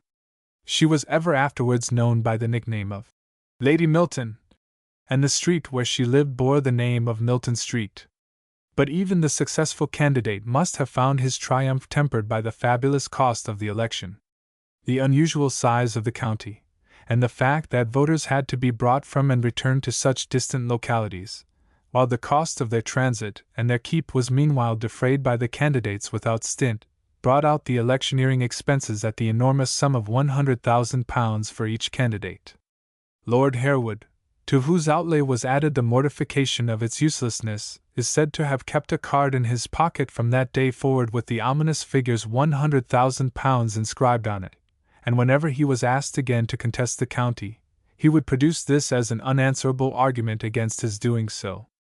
Meanwhile, at Ramsgate, Mrs. Stanhope and her party were contenting themselves with whatever gaieties the place afforded, and on May 31, 1807, Marian Stanhope sent her brother an interesting account of the conditions prevailing there at that date.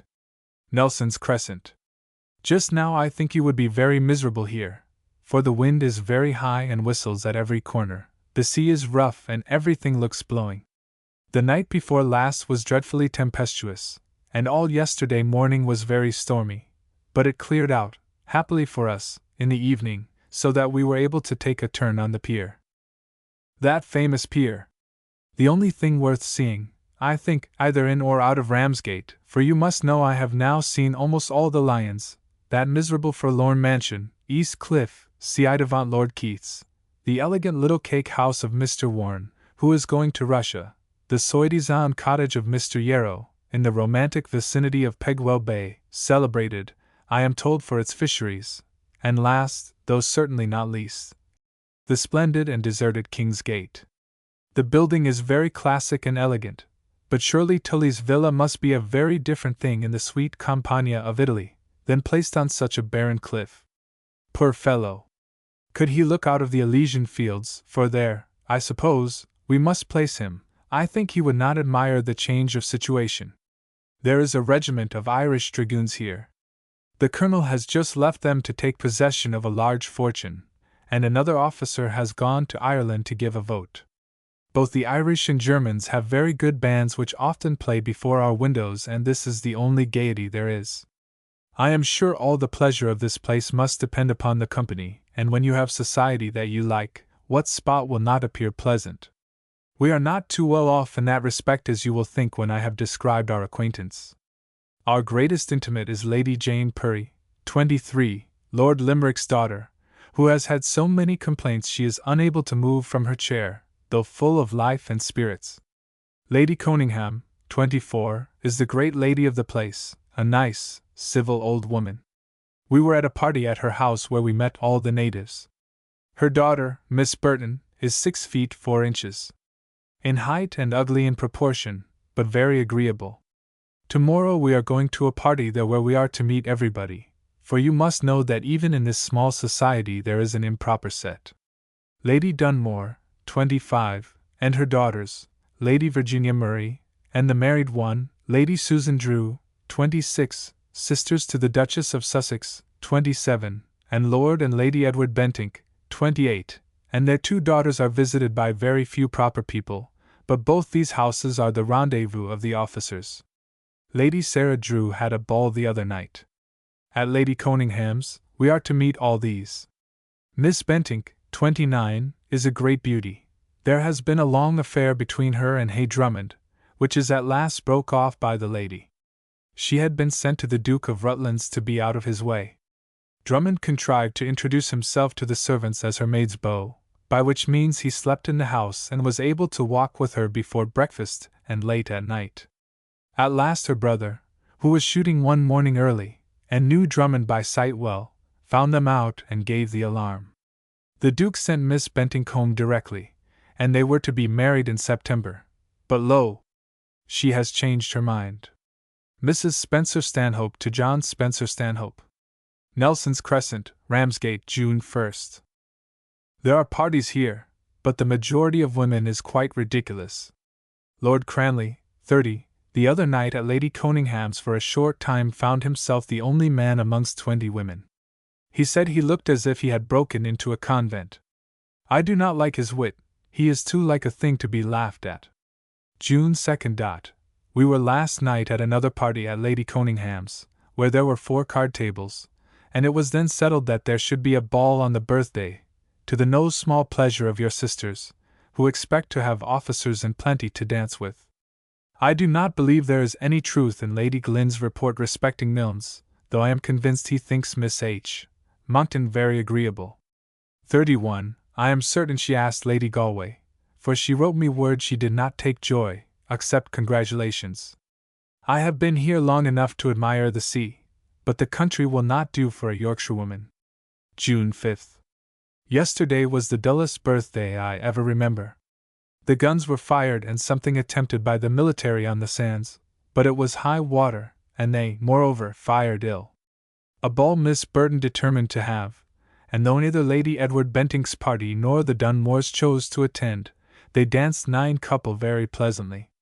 Some of the gentlemen of the 13th had too loyally celebrated the King's birthday, however, they did dance, and thanks to the Germans, we have some new figures, and 2 of them amused us very much with a waltz, which we were very curious to see. 32. Your sisters and 2 men finished with a reel, but as we were the only ladies remaining at 1 o'clock, we were obliged to come away, though the dragoons all indignantly exclaimed that it was not keeping the birthday. As there were more men than women, the dancing went on with spirit. Some of the 13th went away early as they ride a race on Barham Downs this morning. From Ramsgate, Mrs. Stanhope and her party appear to have gone a brief tour, with which they were much pleased. July 25, 1807. Our tour answered in every respect. The weather continued fine and the country through which we passed very pretty. When we arrived at Woodstock, we found we could not see the house at Blenheim before 3. We therefore took fresh horses and drove all round the park, and visited the house where Lord Rochester died. We then ate cold meat at the inn, and at 3 went through the house and over the pleasure ground, large enough for a tolerable sized place. From thence drove through the parks of Ditchley and Haythorpe to Warwick. The next morning we saw the castle and grounds, and afterwards went to Mr. Greathead's, Guy's Cliff, a pretty, small place, but noted for some beautiful paintings by his only son who died at the age of 23 abroad. There are 2 pictures of Bonaparte, one with his court face, the other when reviewing, both taken from recollection immediately after seeing him and said to be extremely like. He took a third which he presented to Louis Bonaparte. This expedition appears to have terminated in a visit to the Lothers at Swillington, where Mrs. Stanhope records an instance of the drastic medical treatment in favor with our ancestors. November 5, 1807, Swillington. Lady Lonsdale, 33, is living at Leeds with Lady Elizabeth, who I fear is little, if any, better. And though Lady Lonsdale is willing to flatter herself, I fear she is too ill to be relieved by Grosvenor's plan of friction, which is what they are now trying. She has 5 people to rub her at once. Do send me some particulars of Miss Drummond's wedding. I hear such various stories, one that she was married in an old riding habit with a red scarf round her neck. The recipient of Mrs. Stanhope's correspondence, her son John, was at this date completing his education at Edinburgh, under the auspices of the famous Douglas Stewart, professor of moral philosophy, who the year previously had received from the Whig government a sinecure worth £600. Judging, however, by Mrs. Stanhope's reference in the following letter to the kindly ministrations of a certain Miss Anne, moral philosophy was not the only study which was engrossing the attention of John Stanhope.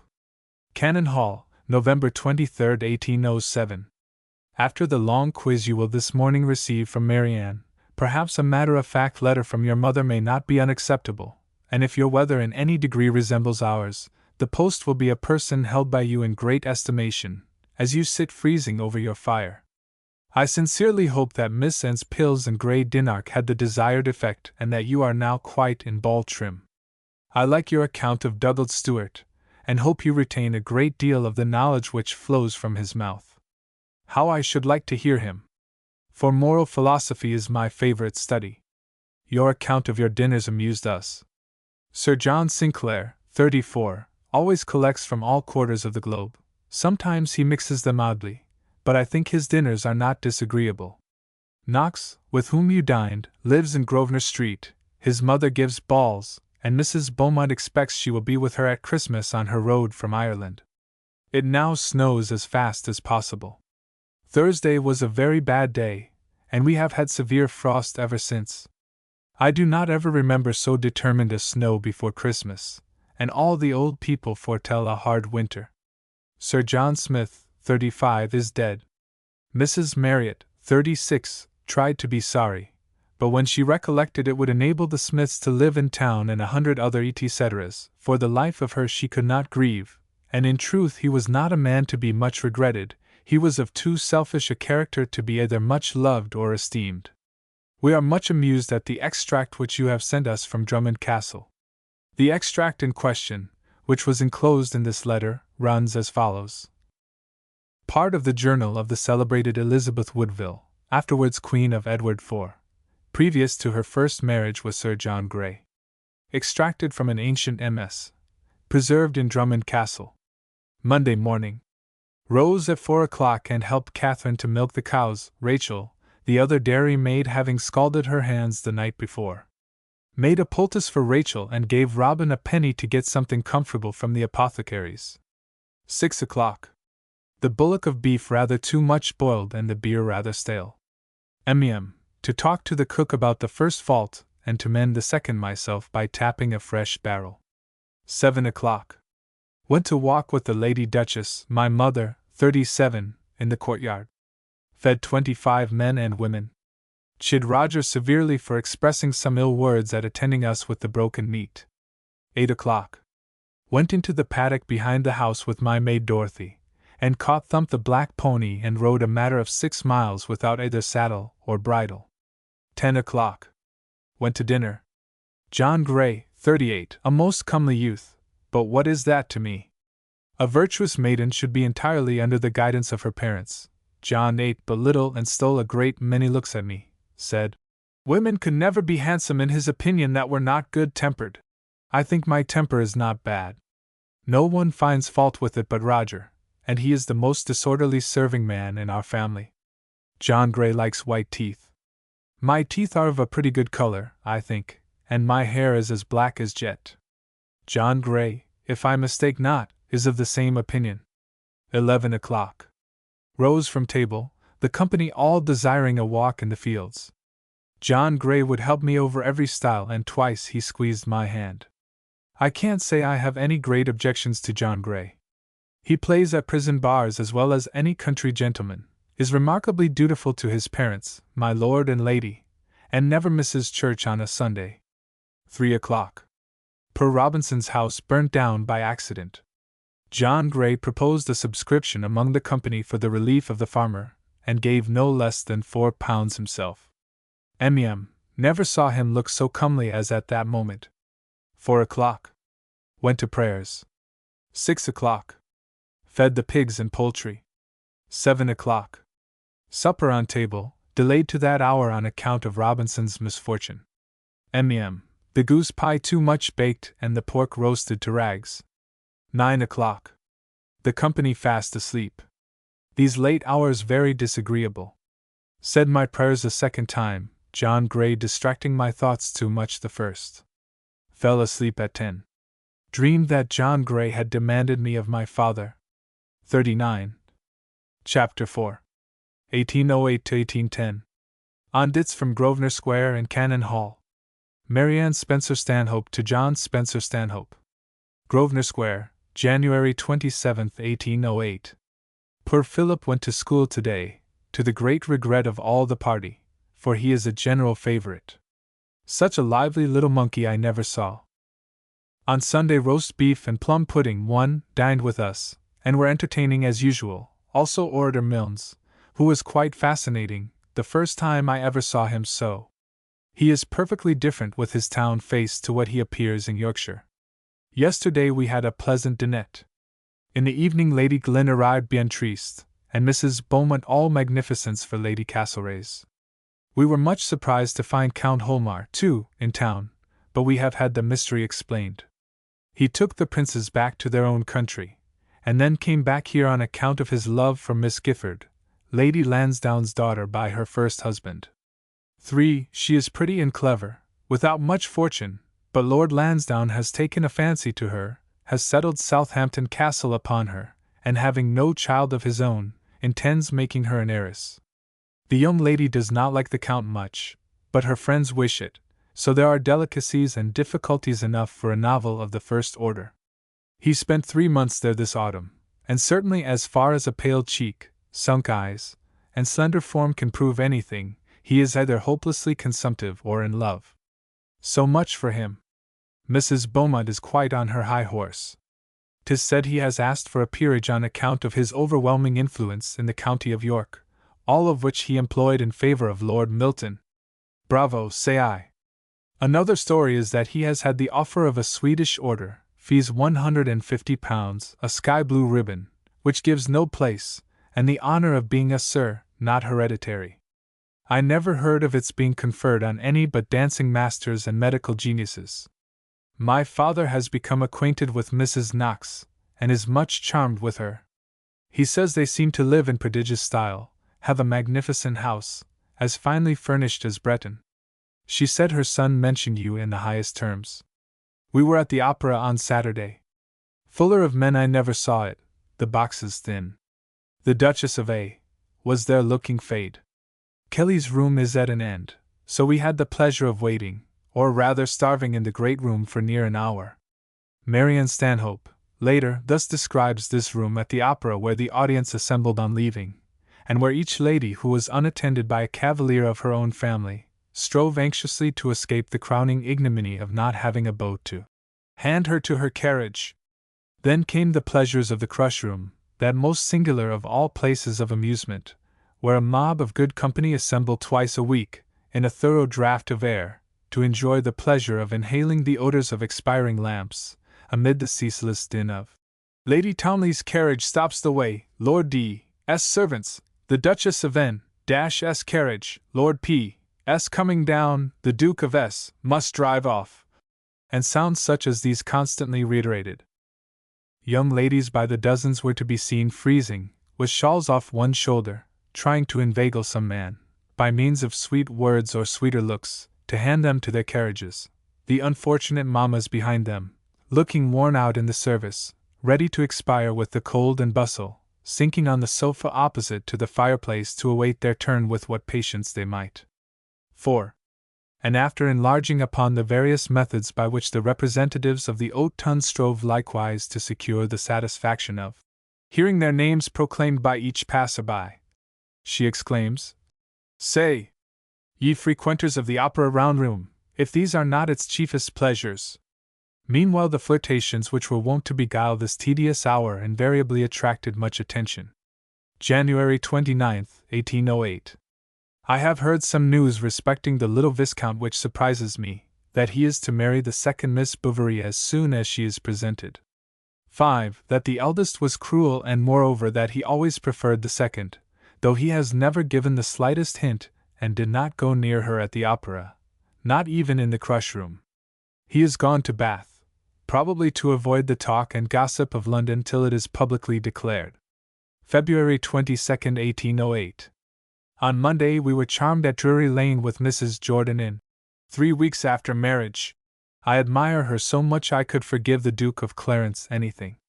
On Friday, we had a dinner party at Mrs. Glyn's, humdrum enough. The next night we had a dinner here, at which we had George Hampson, who is now one of our great flirts. He has been much in Edinburgh and likes nothing better than Scotch dancing. The dear Primroses, dine here à l'ordinaire. I met the Viscount in the park with his love, and he went again in the evening, but I wonder they don't dine together of a Sunday. She is a nice little girl, very genteel and pleasing, but no beauty like her sister, who is all-conquering this year. At court the other day she had a trimming and headdress of her own composition, all pheasant's feathers, the plumage of 32. As for poor little Frank Primrose, as Mary Lowther says, all the roast beef and plum pudding will produce nothing. Miss Devizem, 6, has not yet arrived. She has made great havoc among the Staffordshire beaux. Your old square flame, Miss Calcraft, 7, is in a few months to come out a raging belle. She is amazingly admired by the few who have seen her. London is pronounced delissimo, so pray continue to amuse yourself in Edinburgh, which by your account must be the gayest and pleasantest place in the world. We are much obliged to the Duchess of Gordon for giving you so happy an opportunity of announcing the beautiful, or extraordinary presents we may expect to receive, perhaps Scotch husbands, who knows? Pray don't be dilatory. Miss Glyn is smarter, gayer, and a greater flirt than ever. A last attempt, may it succeed. Mrs. Spencer-Stanhope to John Spencer-Stanhope.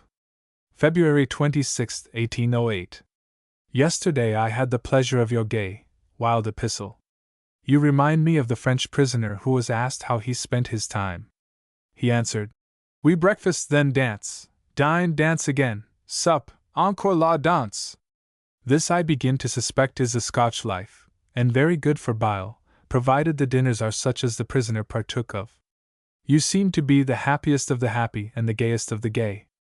Peter was quite shocked you had not mentioned Walter Scott. Have you ever met with him?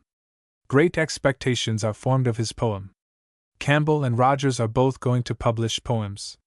March 11, 1808. I believe I have not written to you since your sisters were at the Argyll Rooms, 8, which they liked extremely, but where they had small opportunity of exhibiting their new steps. There was first an operetta, then a supper, and afterwards an attempt at a dance.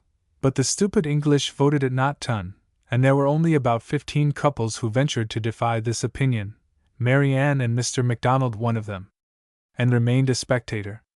As the dancing did not seem to be approved, Mr. Greville said for the future there should be none except upon ball nights.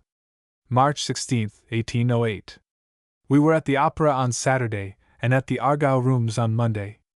At the latter place we had only a concert and supper, thin and I thought dull. The men are always in the house and have little time for anything but politics.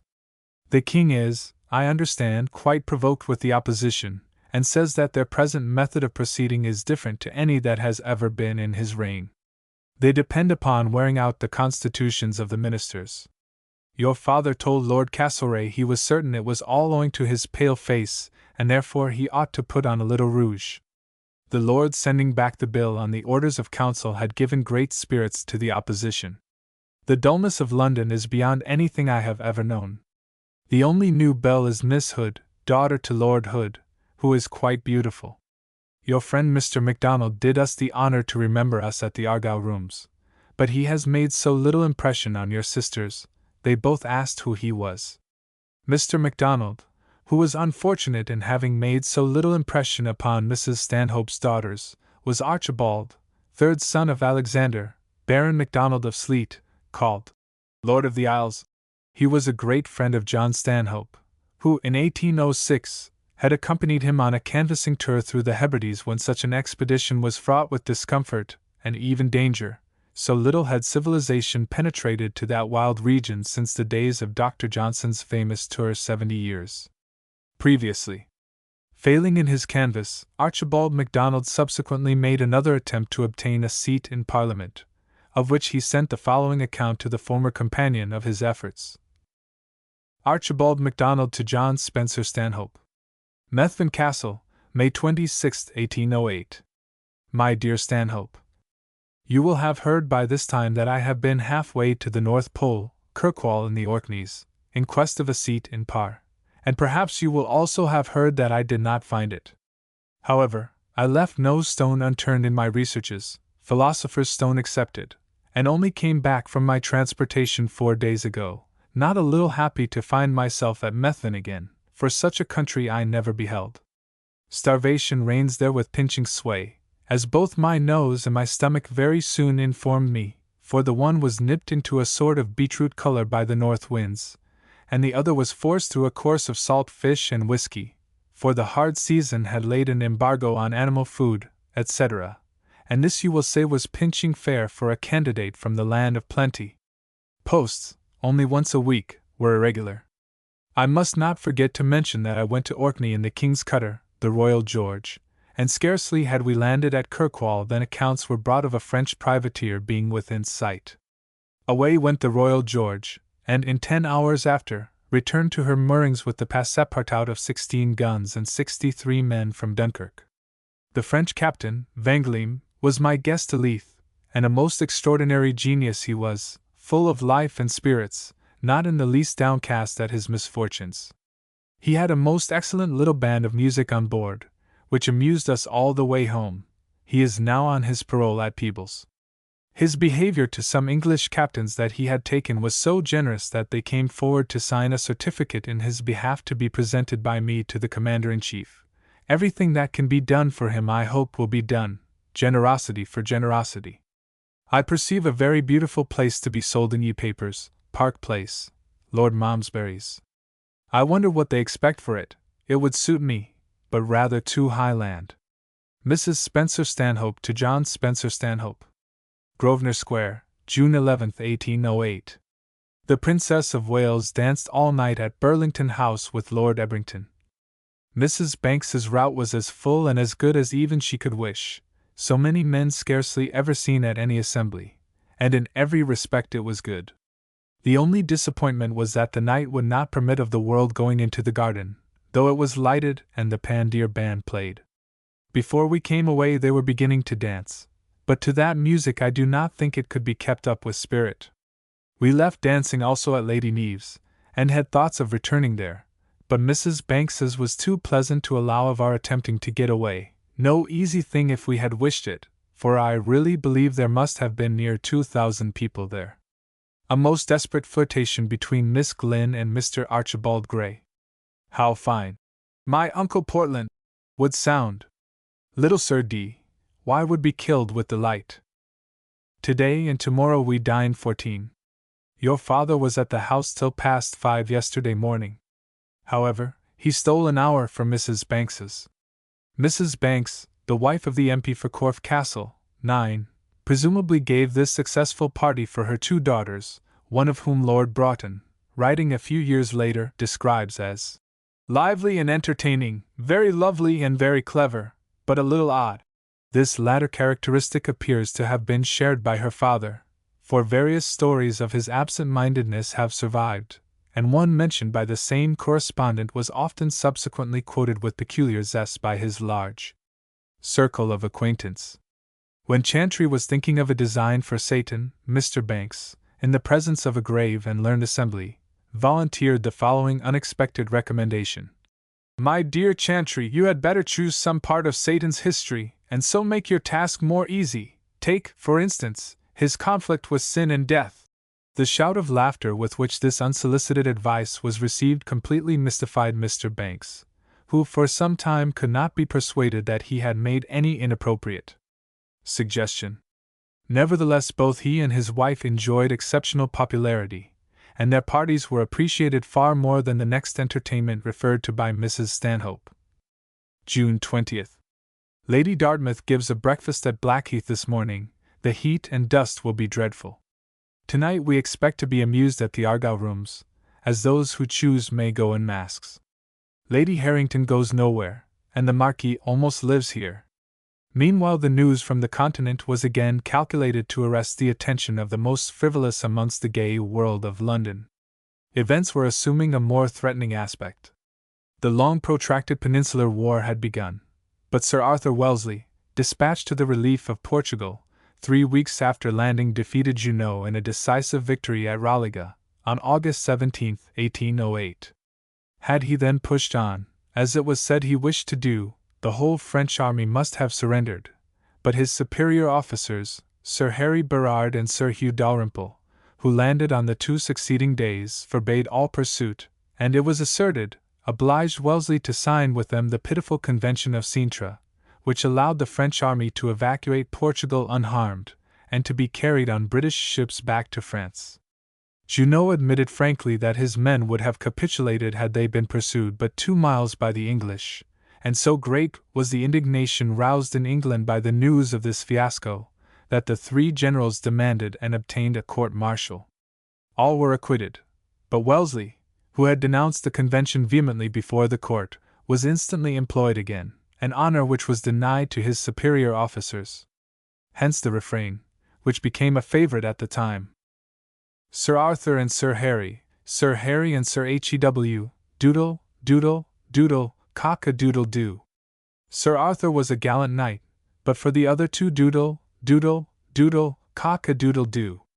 Some years afterwards, with regard to this famous occurrence, John Stanhope wrote in his journal, "I regret that I did not at the time dwell at a greater length upon the Convention of Sintra. That convention, and even the Battle of Vimeira, at one time the theme of every tongue, are effaced from the memory of even us their contemporaries by the more brilliant achievements of the British army, by successes which have blotted out all recollections of former errors. I can scarcely recall to my mind the arguments that were used for and against that convention by those who were present at the battle, but the feeling against it in England was so strong, that, strange as it may appear in these days, at a race ball at Carlisle where I accompanied my father, then member for that city, when the steward, Sir James Graham, gave the health of Sir Arthur Wellesley, an officer rose and declared that he would not drink the health of a general who had disgraced England. That Sir Arthur Wellesley was fortunate in throwing the blame from his own shoulders on to his superiors in command, there can be little doubt, as notwithstanding the assertion of his friends, it is not possible to consider the signature of such a man in the situation that he then held, as a mere matter of official duty. If a general is superseded in his command in the hour of victory, he does not become a mere aide-de-camp or secretary to the officer by whom he has been superseded. In conducting a negotiation, he stands rather in the position of an ambassador, who, though he may not have full power himself, is still held to be mainly responsible for the treaty that he signs. If Sir Arthur only signed the convention officially, he ought, for the sake of his own character, at once to have remonstrated openly against all the terms of which he disapproved and which tarnished the splendor of his victory. The obvious conclusion to be drawn from his signature of the convention was that, the opportunity of following up the victory having been lost, the surrender of Lisbon and the evacuation of the whole of Portugal by the French troops were advantages too great to be rejected and left to the uncertain decision of arms. But whatever may have been his private opinion, he was fortunate to rise superior to the disgrace which fell upon his commanding officers, probably because the victory of Vimeira must have served to open the eyes of our government to the folly of submitting a man of his abilities to the command of generals higher in rank but far inferior in military experience. It can but appear singular that a general should be superseded in his command in the very moment of battle, and that, before his successor had time to grasp the reins of power, the latter should in turn be himself succeeded by yet another commander. It affords an extraordinary instance either of indecision or of intrigue in the cabinet. Suffice it to say that this triumvirate produced as a monument to their glory the Convention of Sintra. Following upon this event, Sir John Moore took command of the British troops in Portugal, and advanced into Spain to relieve the Spaniards.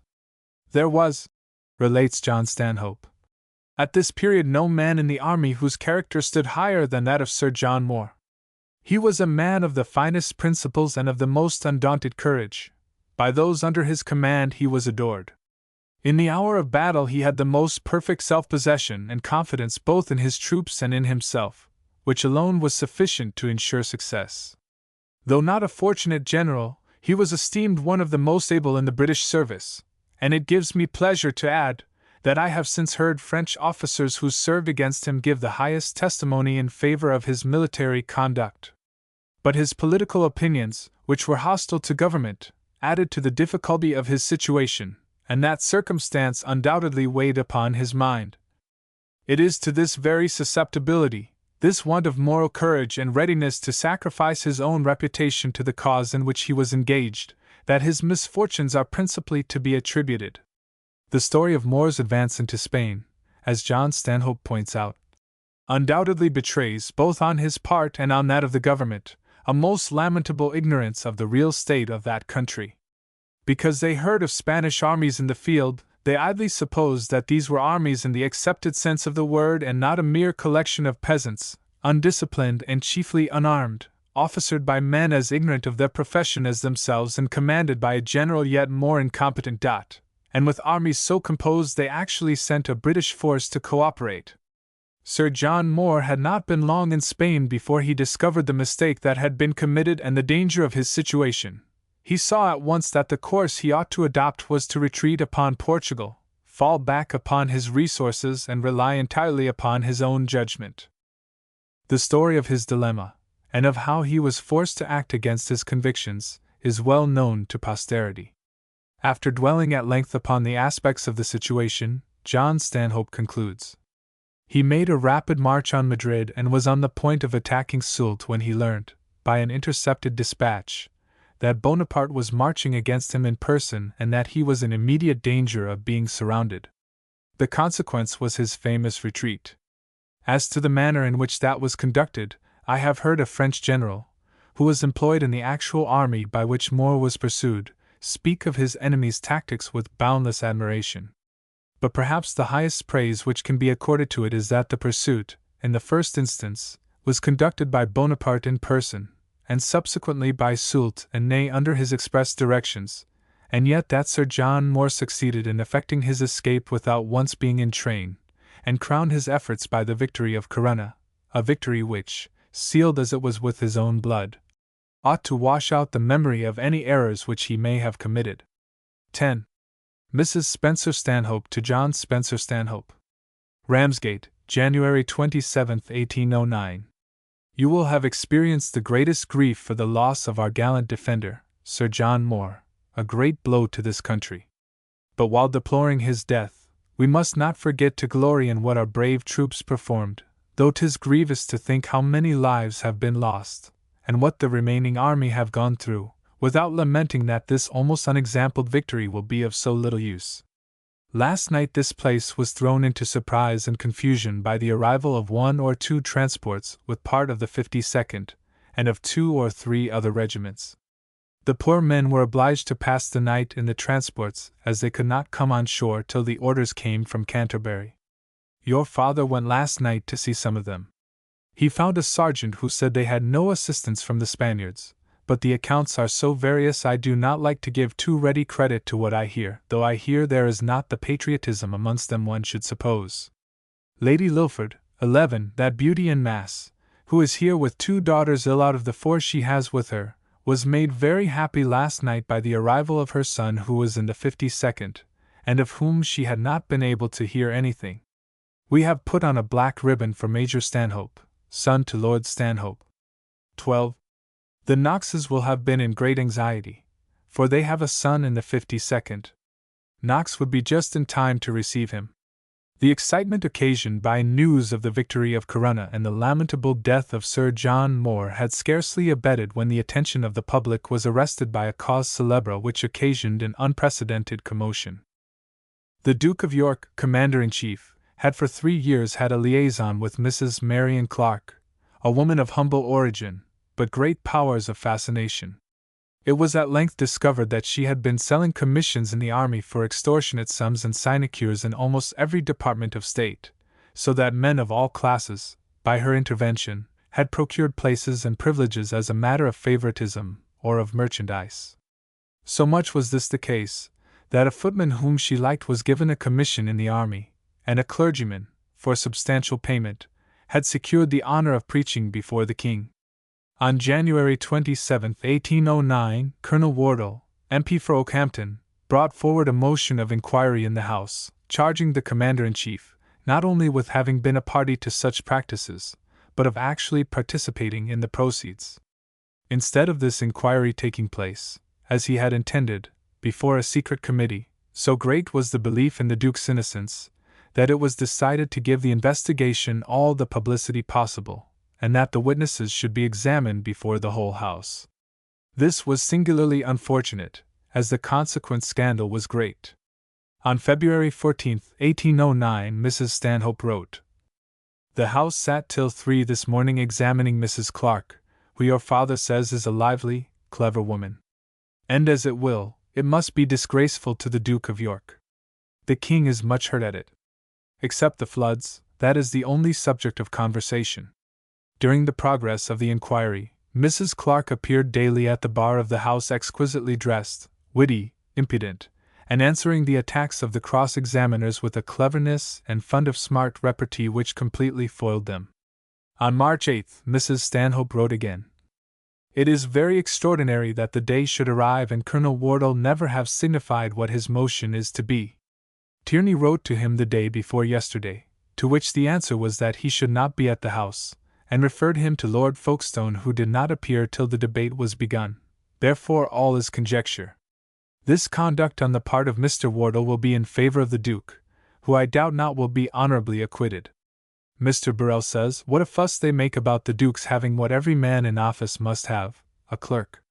Mr. Stevens, brother-in-law to Wilberforce, made a speech of 4 hours on the commission business. For 3 he commanded attention. It will be published. Although the verdict eventually given declared charitably that the Duke was exonerated from the charge of personal corruption, it was evident that he had been guilty of culpable neglect of his duty, that he had signed papers presented to him without troubling to read them, and had agreed to every arrangement made by Mrs. Clark, although knowing that she was making a traffic of such commissions. The Duke, in consequence, was forced to resign his commandership, although in 1811 he was, to the indignation of many people, reinstated in it by his brother, the Prince Regent. Ere that date, however, another topic of conversation had been provided for the social world. February 25, 1809. We are very quiet. Tonight, we go to the opera, and on Wednesday, another dance at Mrs. Knox's and voila tout. Your father was at the House till 4, but I cannot give you any account of the debate, as our thoughts have been engaged by the fire at Drury Lane. The whole fabric burned down in a very short time. Fortunately, as it is Lent, the theatre was not open. It took fire during the rehearsal, and even some of the stalls are down. Charles has been there this morning, and says there was only 1 life lost. It is the 5th theatre I remember being burnt. Canning was speaking when the account reached the House. The debate was immediately interrupted, and it was proposed to adjourn, but Sheridan requested they would not postpone it for him, and it went on. Knox, with his good humor, asked and if he was not to have a ticket in my box, but she told him, as he could not want one at present, he should have one from the beginning of April. Your father and Lord James XIII go to the Speaker's tonight. We are grown very good and walk in Hyde Park every day. From Ramsgate, I hear that the place is full of poor Irish soldiers who are dying fast. I fear the mortality has been so great since the return of the army that it will increase the loss of men largely. The destruction of Drury Lane was rendered yet more tragic by the conditions under which the news of such a startling disaster reached those who were most affected by it. On the 24th of February, Michael Kelly relates, Mr. Richard Wilson gave a dinner to the principal actors and officers of Drury Lane Theatre, at his house in Lincoln's Inn Fields. All was mirth and glee. It was about 11 o'clock when Mr. Wilson rose and drank prosperity and success to Drury Lane Theatre. We filled a bumper to the toast, and at the very moment when we were raising the glasses to our lips, repeating success to Drury Lane Theatre, in rushed the younger Miss Wilson and screamed out, "Drury Lane Theatre is in flames!" We ran into the square and saw the dreadful sight. The fire raged with such fury that it perfectly illuminated Lincoln's Inn Fields with the brightness of day. We proceeded to the scene of destruction. Messrs. Peake and Dunn, the treasurers, dashed up the stairs, at the hazard of their lives, to the iron chest in which papers of the greatest consequence were deposited. With the aid of 2 intrepid firemen, they succeeded in getting the chest into the street. Little else was saved. I had not only the poignant grief of beholding the magnificent structure burning with merciless fury, but of knowing that all the scores of operas which I had composed for the theatre, the labor of years, were then consuming. It was an appalling sight, and with a heavy heart I walked home to Pall Mall. At the door I found my servant waiting for me, who told me that 2 gentlemen had just called, and finding I was not at home had said, "Tell your master when he comes home, that Drury Lane is now in flames, and that the Opera House shall go next." I made every effort to trace these obliging personages, but never heard anything more of them.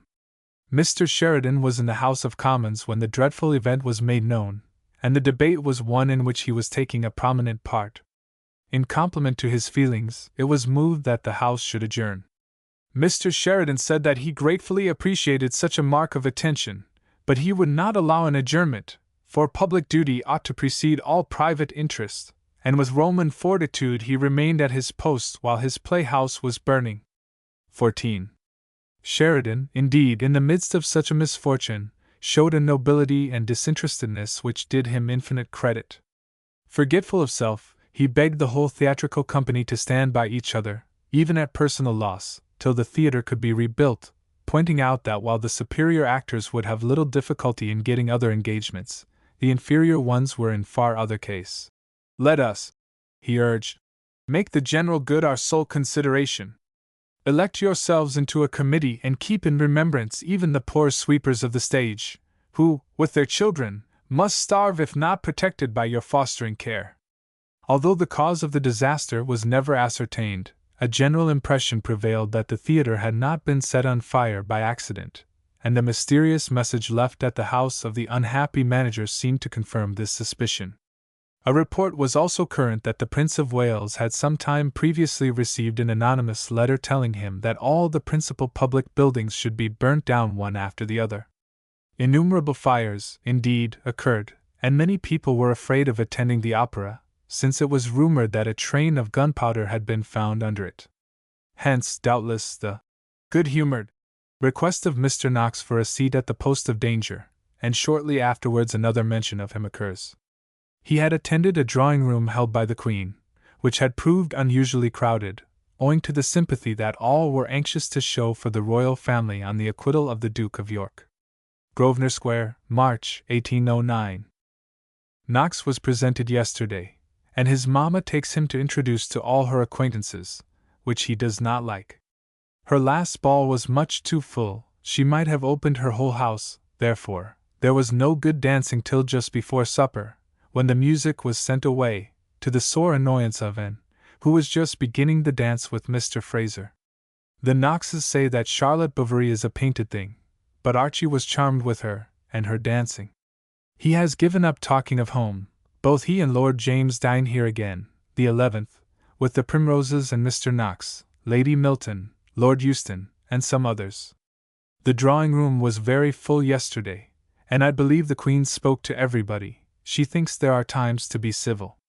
I was surprised at court to hear Knox say he thought it was everybody's duty to go to court yesterday, as he supposed queens would feel like other mothers. I was delighted to hear so loyal a speech from one of that house, for though his father and his uncle are in possession of a place of £10,000 a year, I do not believe they are disposed that way. Miss Shuckburgh, 15, was presented yesterday, and as she has a borough, Knox thought she might be worth looking at, but the borough and 12,000 a year must be thought of, by any one disposed to think of her. The Beaumonts are to be at Cheltenham on Monday. The Colonel is much better, A very large blister has roused his senses. 16. March 22nd. You must put on a black coat for the Duchess of Bolton who died yesterday. 17. March 30th, 1809. Your brother Philip is by the kindness of the Duke of Montrose, the Master of the Horse, appointed page to His Majesty. We are ordering him his smart uniform, sword, etc., for him to go to court in, to kiss the King and Queen's hand, the week after next. Marianne is busy learning to make shoes. Archie was so pleased that he has begun. The shoemaker says he does very well, but he thinks Lord James, Murray, understands better. The master is a Scotchman. What think you of Princess Charlotte learning the trade? It rather discomposes me, as it is not an amusement for a Queen of England. A novel occupation was absorbing the attention of the fashionable world. The craze for making shoes suddenly obsessed society. Shoemakers unexpectedly found themselves the most favored of mortals. Lessons in their art were demanded on all sides and at all costs. They were so busy teaching it, they had little time to practice it. Men and women alike would forego engagements while they strove to perfect themselves in the new hobby, and the lady who, at balls, could boast that her feet had been shod by her own fair hands was an object of envy to all the less talented. 18. The Stanhopes threw themselves with avidity into the new pastime, and still in existence are the little cards which they had printed in jest announcing that this new profession was carried on at Cannon Hall and Grosvenor Square. Mrs. Stanhope apparently viewed the occupation with equanimity, save when it became the recreation of royalty. Nevertheless, it seems occasionally to have interfered seriously with her arrangements. That same month she writes, I have not seen Archie of some days, but I think I shall this morning, as I have sent an opera ticket for either him or Lord James yesterday, and they either of them appeared. They are so busy learning to make shoes that they can think of nothing else, and all engagements are forgotten. The new opera last night was excellent. The chasse of Henri Cotter when we had Viva, Viva, Nostro Re, there was universal applause, and it was with spirit encored. The dancing excellent. Miss Gayland does not dance after Saturday, as she is to marry a Mr. Murray, a clergyman. Knox is gone to Ireland, I believe heartily glad to get from his mamma's introductions. When he was introduced to the Duke of Gloucester, H.R.H. inquired what profession he was brought up to, and at the reply exclaimed, What, no profession! Mrs. Knox, who had presented him as an eldest son, colored. I must conclude with an extract from the papers. A few days ago was married by special license, at St. George's Church, Hanover Square, Mr. Tho. K. of Hickleton, near Doncaster, farrier and blacksmith, to Miss Sarah Walker, of Upper Grosvenor Street, London. The enclosed paragraph I send you, because the lady is my laundry maid, and is at this moment at the washtub. She chose to marry a day or two before I came to town, to the rare annoyance of my footman, Robert, as there had long been an attachment between them, though she is old enough for his mother. She has now announced her decision to the fashionable world. Meanwhile, the visit to Ireland does not seem to have been altogether happy for Mr. Knox. Various letters speak of his serious illness, and the multiplicity of the remedies resorted to in his aid rivaled those employed on behalf of Lady Elizabeth Lowther. On June 11th, a certain Mr. McConaughey, a Scotch friend of John Stanhope, wrote from Edinburgh. We had fine fun at Pitt's dinner. Lord Melville made a very good speech. We had good singing too. I went to the evening collation on the King's birthday, where there was about 1,000 people, and the immortal memory of Mr. Pitt drunk with 3 times 3. The Whigs, I can assure you, are quite down in Scotland. By the way, when I speak of Whigs, you have alarmed me very much about poor Knox. What is his complaint? You have never told me. You only say he is in great danger. No wonder, poor fellow, with 6 physicians attending him. Later, Mr. McConaughey furnished John Stanhope with news of another common friend. I was in Edinburgh on Wednesday last. Mrs. Playfair has got 3 or 4 youths from the south, among whom is the amiable Lord John Russell, 19. I suppose he intends to honor the speculative with his presence, as Mrs. Playfair told me she hoped I would not vote against him. I certainly shall not, as I think anything of the appearance of a gentleman will be of invaluable service. You must observe in the newspapers that old Sir William Douglas, 20, is dead, and I am very sorry to say that owing to the negligence and delay of Frank Walker's papa, our friend William does not succeed nearly to what his uncle intended, nor does he indeed get anything till after his father's death. The state of the case is this: Sir William met his agent, Mr. Walker, at Harrogate, this summer, and he then desired him to make out a settlement for him by which he left everything he should die possessed of to William.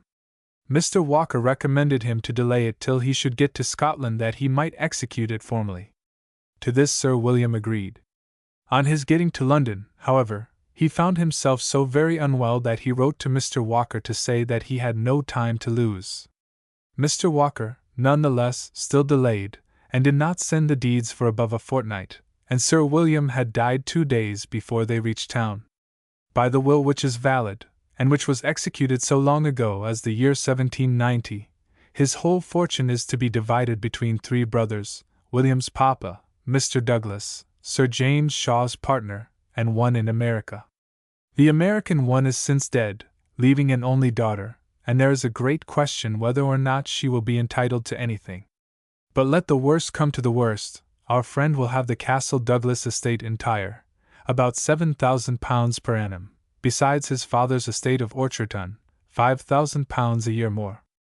This he will in a great measure owe to his uncle, Mr. Douglas's, kindness, who says that as far as possible, the unexecuted deed shall be complied with. In the meantime, you see, he would have nothing till his father's death. But I have since heard that the old boy is going to reside at Castle Douglas, and going to give his present place immediately to William. Douglas is no doubt disappointed, as he has lost above £150,000 exclusive of what he will get, for actually the old curmudgeon died worth £4,000,000. From such an event as the disposal of a fortune of £400,000, the thoughts of Mrs. Stanhope were again distracted by the news in the political world. A letter from Archibald MacDonald, dated July 23, 1809, echoes the current gossip respecting Lord Wellesley, afterwards Viceroy of Ireland, of whose movements with regard to the Continental campaign no one could speak with certainty. "Is he gone to Spain or not?" questioned Mr. MacDonald. "I have heard it very confidently asserted that he is not going, and that all his gout, etc., is merely affected to prevent his being sent. In short, that he has changed all his plans and did not venture to stir one step. On the other hand, it is said that he is become nearly quite imbecile." Meanwhile, although Sir Arthur Wellesley had obtained victories at Oporto and at Talavera, having been unsupported by the Spaniards, he was obliged to retreat, and following on this, an expedition sent out by the British government to Walcheren under Lord Chatham proved a terrible failure. The mutual recriminations of Canning and Castlereagh led to their resignation and resulted in a duel which took place between them on September 9th, and of which Archibald MacDonald writes: "When we were at Glasgow Circuit, the Lord Advocate shewed me Lord Castlereagh's own account of the duel, and really from it I think there is no doubt he behaved most infamously. Canning was certainly not in the least to blame. I hope the King will still take Lord Wellesley and him into the Cabinet. Lord Melville intended to have gone to England in the beginning of the month. He has now, however, determined not to stir till everything is fixed, lest it should be said that he has gone a place hunting." In October Perceval succeeded the Duke of Portland as Prime Minister, First Lord of the Treasury and Chancellor of the Exchequer, while Lord Wellesley became Minister for Foreign Affairs. A rumour meanwhile reached the Stanhopes with regard to their young friend Mr. Pemberton Milnes, which roused their curiosity. "What say you in the South to the administration? Will it be possible for them to go on? 'Tis strongly reported here that Milnes refused being Chancellor of the Exchequer. True it is that a king's messenger was sent to him, and I believe that something which he declined was offered to him, but surely not that great office. I live in dread of the united talents being called in. Lord Wellesley and Lord Melville might enable them to go on, but without them they will never do. I am still willing to hope that peace is not signed and that Bonaparte may be ill." The true story of the offer which was made to Pemberton Milnes was afterwards thus recorded by John Stanhope. Soon after he left Cambridge, Milnes made a bet of £300 to £500 with Kit Wilson, then a great character on the turf, indeed for a long time father of the turf, that before 7 years were over he should be Chancellor of the Exchequer.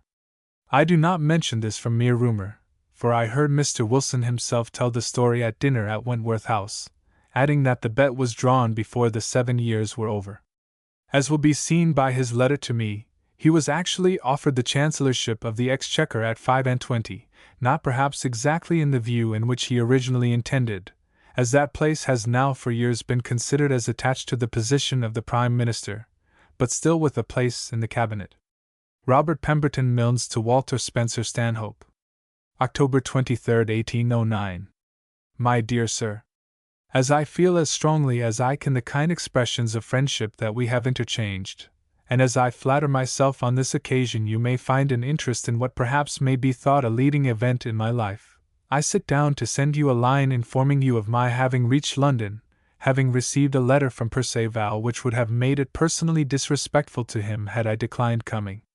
On my arrival here, and after he had submitted in great detail the history of the Cabinet discussions, he closed by no less an offer than saying he had the King's orders to propose to me the situation either of Chancellor of the Exchequer or Secretary of War, the latter without a seat in the Cabinet, if I wished to lessen the responsibility.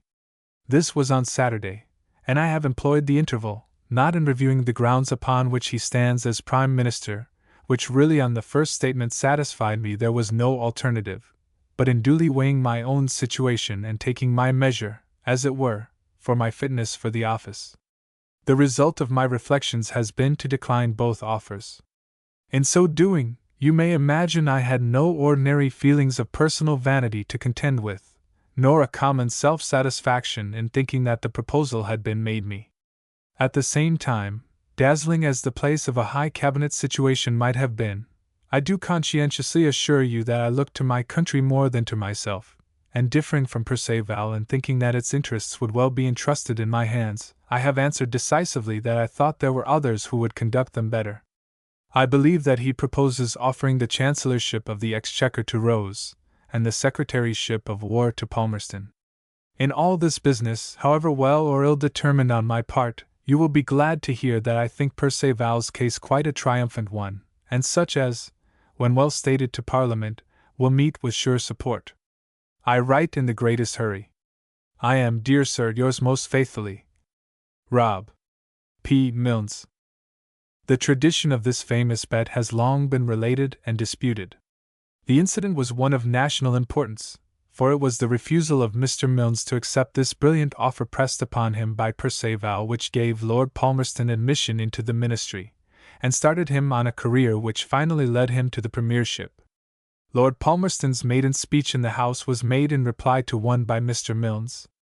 In Mrs. Milnes's diary, there is given the following account of the reception of the offer by her husband.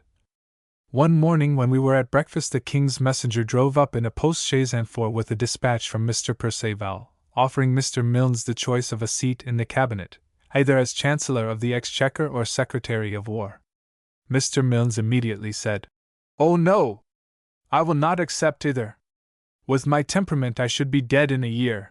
I knelt and entreated that he should, and represented that it might be an advantage to our little boy, please God he lived, but all was to no purpose, and he went up to London to decline the most flattering and distinguished compliment ever known to have been paid to so young a man. 21. Immediately after Christmas, as was their custom, the Stanhopes returned to London, and 1810 found them once more resuming their life in Grosvenor Square. Mrs. Spencer-Stanhope. February 27, 1810. London is not yet gay. Of politics, whether the present ministers can stand seems doubtful. Lord Chatham in his examination throws blame on the Navy. His having presented a paper to the King without any communication with the other ministers has made sad work. The business in the House is every day, and all night. I have not seen any of your friends yet. Miss Ackland is not yet come. The body of Mr. Eden, 22, is found, and though he had been so long in the water, some banknotes were found perfect in his pocket. Sir T. Gascoigne, 23, and Sir C. Turner, 24, both dead. The former has left his fortune to the Olivers, and failing them and their issue to Lord Fitzwilliam, very distant, if any relation. Sir C. Turner, his house, stud, and played at Newmarket to his groom there, everything else, forever, to Lady Turner. Honoria Blake has married Captain Cadogan, amiable and poor. Lord and Lady Barnard to live at the Duchess of Bolton's old house.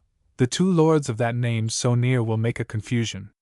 March 20th, 1810. There are more girls of high fashion just come out than has been known for many years. London, I never knew so dull. I hear of no matches, the flirtations have not yet begun. March 27th, 1810. Ministers have much to do this week. The Walcheren debate came on yesterday and is to last Tuesday. Wednesday they repose from their labors, and Thursday and some say Friday the debate is to last. We have sent to Mr. Knox for the numbers. He came home at 1, and he thought there would be no division. I suppose this question will decide the fate of the ministers.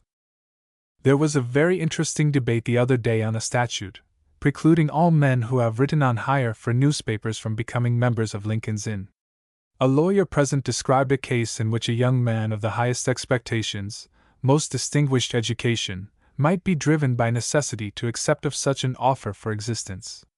After enlarging with great feeling on such a case, he concluded by saying he had not described an imaginary situation, but his own, 30 years before. The applause of the House was excessive. I wish you may meet with this speech, for it was very interesting. Sir F. Burdett has published a letter to say that the House of Commons have no right to imprison Gale Jones.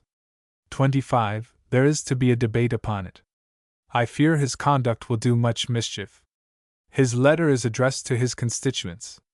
Poll Carew got drunk at Oxford and made such a riot he was sent to the castle. Think of Wentworth, Beaumont, coming from Cambridge to have a tooth out without leave. Illustration, Sir Francis Burdett, B.T., M.P., from an engraving by W.M. Sharp, after a picture by J. Northcote, R.A. painted while Sir Francis was a prisoner in the Tower. April, 1810. Yesterday early I went into the park to see between 4,000 and 5,000 cavalry pass in review before the Commander-in-Chief. The sight was highly gratifying, the morning beautiful, and as they entered from the Kensington Barracks and went down the ride, all the carriages went up the drive, several open carriages and a large concourse of people both on foot and horseback. It was well timed, as this morning there is to be a meeting of the electors of Westminster in Westminster Hall to address, I believe, the Commons for having deprived them of one of their members, but the sight of the army yesterday will, I doubt not, keep all quiet. Sir F.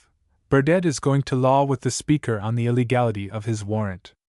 Thursday, the foot troops are all to be reviewed in the park, the number about 17,000.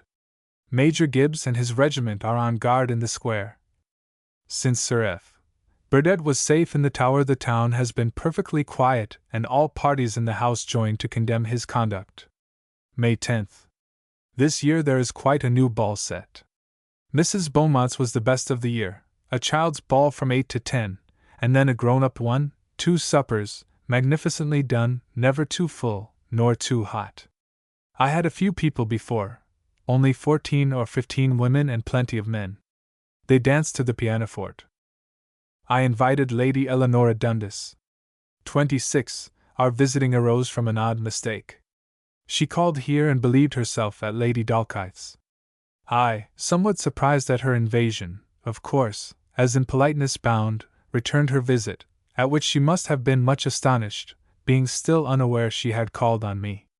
When she came to return my return visit, she was not a little shocked and surprised to discover where she had actually been when she supposed herself to be calling upon Lady Dalkeith.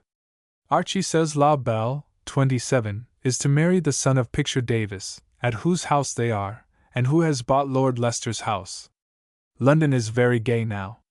Mrs. Knox has contributed more to its gaiety than anybody yet. Last night she had another excellent dance downstairs in 2 rooms. I was there till 5, Esther Acklam, with me, the little lord still perseveres, but I am told it will not do. Archie has got a capital house, elegantly furnished, in Connaught Place, close to Tyburn, with a fine view of the park. May 22, 1810. Today all the world are wishing it may continue fair, as Lady Buckinghamshire gives a Venetian breakfast. I scarcely expect she will find the world fools enough to mask by daylight. The last week has not been gay, we have had nothing but dinners and assemblies. Lord James Murray was married on Saturday, 28, and this day at 12 Miss Dashwood gives her hand to Lord Ely, 29, all her first cousins to attend to the amount of 40. I hope he will behave well to her, for she is truly amiable. Today Esther goes to the breakfast, to the opera tonight with us, and then to sup at Devonshire House with Lady Caroline Wortley. I see no beau likely to succeed at present. Towards the close of 1810 the mental affliction under which George III had so long suffered became more pronounced, and was declared by his physicians to be incurable.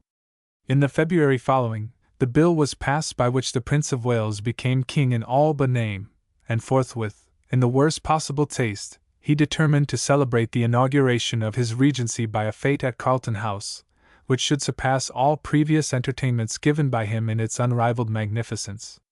The selfishness which prompted such callous indifference to the condition of his father was accentuated by the fact that he fixed upon the date of the old king's birthday as an appropriate anniversary on which to hold this public rejoicing at the incapacity of the unfortunate monarch, while the occasion was rendered still more memorable by the fact that from this great festivity, not only was the Princess of Wales perforce excluded and Mrs. Fitzherbert, by a studied slight on his part, prevented from attending, but even the unoffending Princess Charlotte, now verging on womanhood and panting to taste that gladness of youth of which she had known so little, was denied participation in the gaiety for which she ardently longed. None the less, all other members of the world of fashion went to the entertainment, which proved one of surpassing brilliancy. The night was fine, and the company, which began arriving soon after 9 o'clock, stayed till the small hours of the following morning. The walks adjacent to the palace were enclosed and converted into temporary rooms, glittering with lights and festooned with flowers. The supper took place at 2 o'clock in the morning in an exquisite grotto of rare exotics, and along the center of the table, which was 200 feet long, a river of pure water flowed from a beautiful fountain at its head. Gold and silver fish disported themselves in its limpid waters, while along its banks were ranged cool green moss and aquatic flowers. In contrast with this scene of simulated sylvan beauty, the daily papers relate with awe, if with some lack of humor, that the gold and silver plate used at the fete amounted to 7 tons. Nearly a wagon load of it belonged to the late Sir W. Pulteney and was borrowed for the occasion. In the midst of this astonishing display, surrounded by his most favored friends and waited on by 60 servitors, sat the regent, resplendent in his finest clothes and swelling in the plenitude of his new importance. To him it mattered nothing that his daughter was breaking her heart in the dullness of Windsor, that his wife was chafing in her seclusion at Blackheath, or that the woman who loved him knew herself publicly humiliated by his attitude towards her, yet the condemnation meted out freely to his conduct, even by those who accepted his hospitality, finds no echo in the correspondence of Mrs. Stanhope, who with tireless energy attended the royal fete previous to starting on the long journey to Cannon Hall.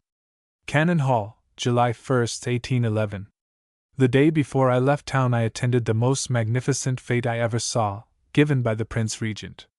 It was to have been on the King's birthday, but the preparations could not be ready in time. 3,000 people were invited and there was room at supper for all. The tables were in the temporary rooms in the garden, and it was more like Vauxhall than anything I know to compare it to. All our princes, the Duke of York and Princess Sophia and the Duke of Gloucester were there. We did not get home till 5:30 and started on our journey to Yorkshire at 3. I hear the public are to be admitted to see the Hebrews of our feast. Unfortunately, this well-intentioned decision on the part of the Prince Regent was attended with a dire result. The condescension of the Prince, relate the papers, in extending the permission to view, for 3 days longer, the arrangements for the late fete at Carlton House, has nearly been attended with fatal consequences. Wednesday being the last day of the public being admitted, many persons took their station at the gates so early as 7 o'clock. By 12 the line of carriages reached down St. James's Street, as far as Piccadilly, and the crowd of pedestrians halfway up the Haymarket. At 3 o'clock the crowd had so much increased that the guards were forced to give way, several ladies were unfortunately thrown down and trampled upon, and we regret to learn that some were seriously hurt, among whom were Miss Shum of Bedford Square, and a young lady, daughter of a gentleman at the British Museum. Another young lady presented a shocking spectacle. She had been trodden on till her face was quite black from strangulation, and every part of her body bruised to such a degree as to leave little hopes of her recovery. "I hear," wrote Mrs. Stanhope from her safe retreat in Yorkshire, "that no one knew what to do nor how to disperse the people.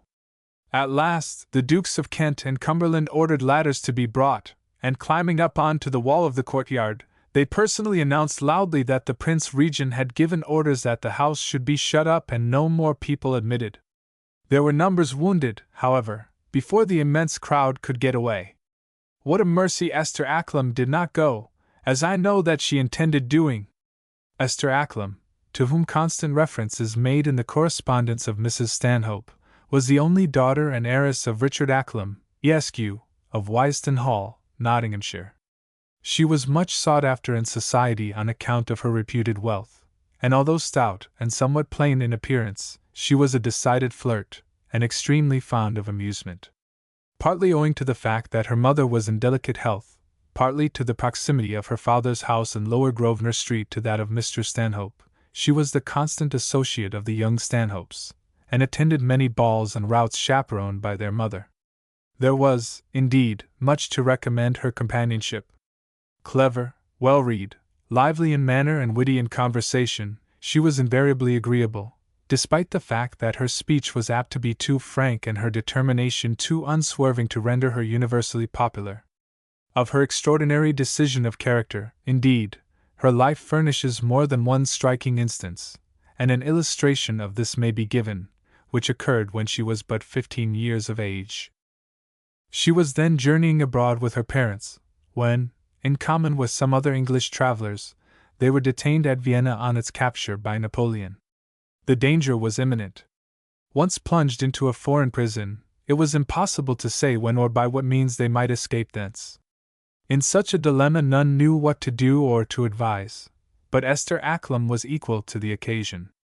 Hearing that the military commandant was Marshal Mortier, who had been known to her family in England, she took her maid, and went off to interview him. She found the great man seated in the Hôtel de Ville, surrounded by a large staff, listening to the complaints of the burghers and administering justice. She presented her petition, but he scarcely glanced at it, and roughly bade her to stand aside till others had been attended to who were of more importance. Her maid, terrified at his manner, implored her young mistress to come away, but Esther, nothing daunted, stood her ground. She had shrewdly observed that an aide-de-camp of the Emperor was by the side of the Marshal, and concluding that this fact might account for his manner, she patiently awaited the turn of events. Nor was she wrong. In course of time the aide-de-camp departed, and the commandant then politely inquired in what he could serve her. She explained, and evidently struck by her courage, he further asked in the kindest manner how many passes she required. Again she had presence of mind to perceive the drift of his question, and to see that he was anxious, if she so desired, to aid her friends as well as herself. She boldly answered 3, in the hope of serving 2 English families of her father's acquaintance. To her delight, the passes were at once handed to her, and within a few hours the 3 carriages were hastening from Vienna. Even then her adventures were not at an end. An English family, who had failed in securing a pass, decided, as a forlorn hope, to follow in the wake of the other carriages on the chance that, in the confusion of so many vehicles leaving the city, they might effect their departure under cover of the passports of their friends. As was to be expected, the attempt failed. The official on guard allowed the 3 carriages with passes to drive through the gates, but the 4th was at once arrested and ordered to return. Vainly did its frightened occupants entreat and expostulate. The man was obdurate, and they had given up all for lost, when the clever girl who had secured the safety of the rest of the party came to their rescue. Thrusting her head out of the carriage in which she was seated, Esther looked back at them with well-assumed anger. "Why on earth don't you go back to your hotel and fetch your pass?" she cried impatiently. "Instead of giving all this trouble? It is absurd. We will, of course, wait here till your return." So convincing was her indignation, and so complete her assurance, that the official was deceived. The fourth carriage received permission to pass the barrier, and the fugitives hastened to make good their escape, showering blessings on the young girl whose coolness and presence of mind had saved them. A character of so much individuality and resource doubtless appealed strongly to the young Stanhopes, and Esther, besides being their constant companion in London, was often their guest at Cannon Hall. Between the years 1810 to 1811, mention is made of an incident which occurred during one of these visits, and which in a striking manner serves to emphasize the gulf between a past and a present century. An advertisement had been issued in Wakefield announcing that, on a given day, a man would fly from the tower of the parish church to the bowling green in Southgate. Much local interest had been roused by this statement, and wagers had been made upon the practicability or impracticability of the attempt. The Stanhopes had no thought of attending this performance, but they happened to be driving in the neighborhood with Esther Acklam on the day appointed, and their lively guest, with her usual wilfulness, insisted that they should make their coach pause near the church in order that she might witness the occurrence. At the appointed time, accompanied by some other men, the adventurer appeared. He stood for a moment in view of the crowd, outlined darkly against the tower of the church, then, stepping cautiously off the roof, he apparently committed himself to space, and was pushed off on his voyage by his companions. With his arms waving to and fro like wings, he slid slowly towards a tall pole upon the bowling green, while the vast mob below watched his flight with breathless anxiety. The fact was that a fine rope was attached from the tower of the church to the stake, and a piece of board with a deep groove underneath having been securely strapped to the aviator. The groove was then balanced upon the rope, and the action of the man's arms sufficed to set it in motion. The venture, however, was sufficiently perilous to sustain the interest of a crowd who must presumably have been cognizant of the existence of the rope, and when the successful adventurer reached the ground in safety, he was greeted with heart-whole acclamations from an enchanted crowd, in which lively Esther Acklam joined. A more important incident in the life of Miss Acklam was likewise due to her acquaintance with the Stanhopes. But we must first glance at the train of events which indirectly gave rise to it. Chapter 5 Anecdotes from a Prisoner of Napoleon. 1810 to 1812. John Stanhope had early evinced a desire to travel. His most youthful venture had been a tour in Wales, whilst his next excursion, the tour to the Hebrides already referred to, had been of a more daring nature. Indeed, a man, in those days, who had made such a journey, was looked upon as a traveler of some experience. Not content, however, with having acquired this reputation, young Stanhope, when not yet 23 years of age, determined to extend his researches further afield. He was anxious to investigate the antiquities of Greece, about which little was then known, and having imbued his friend Tom Knox with his own enthusiasm, the latter decided to accompany him.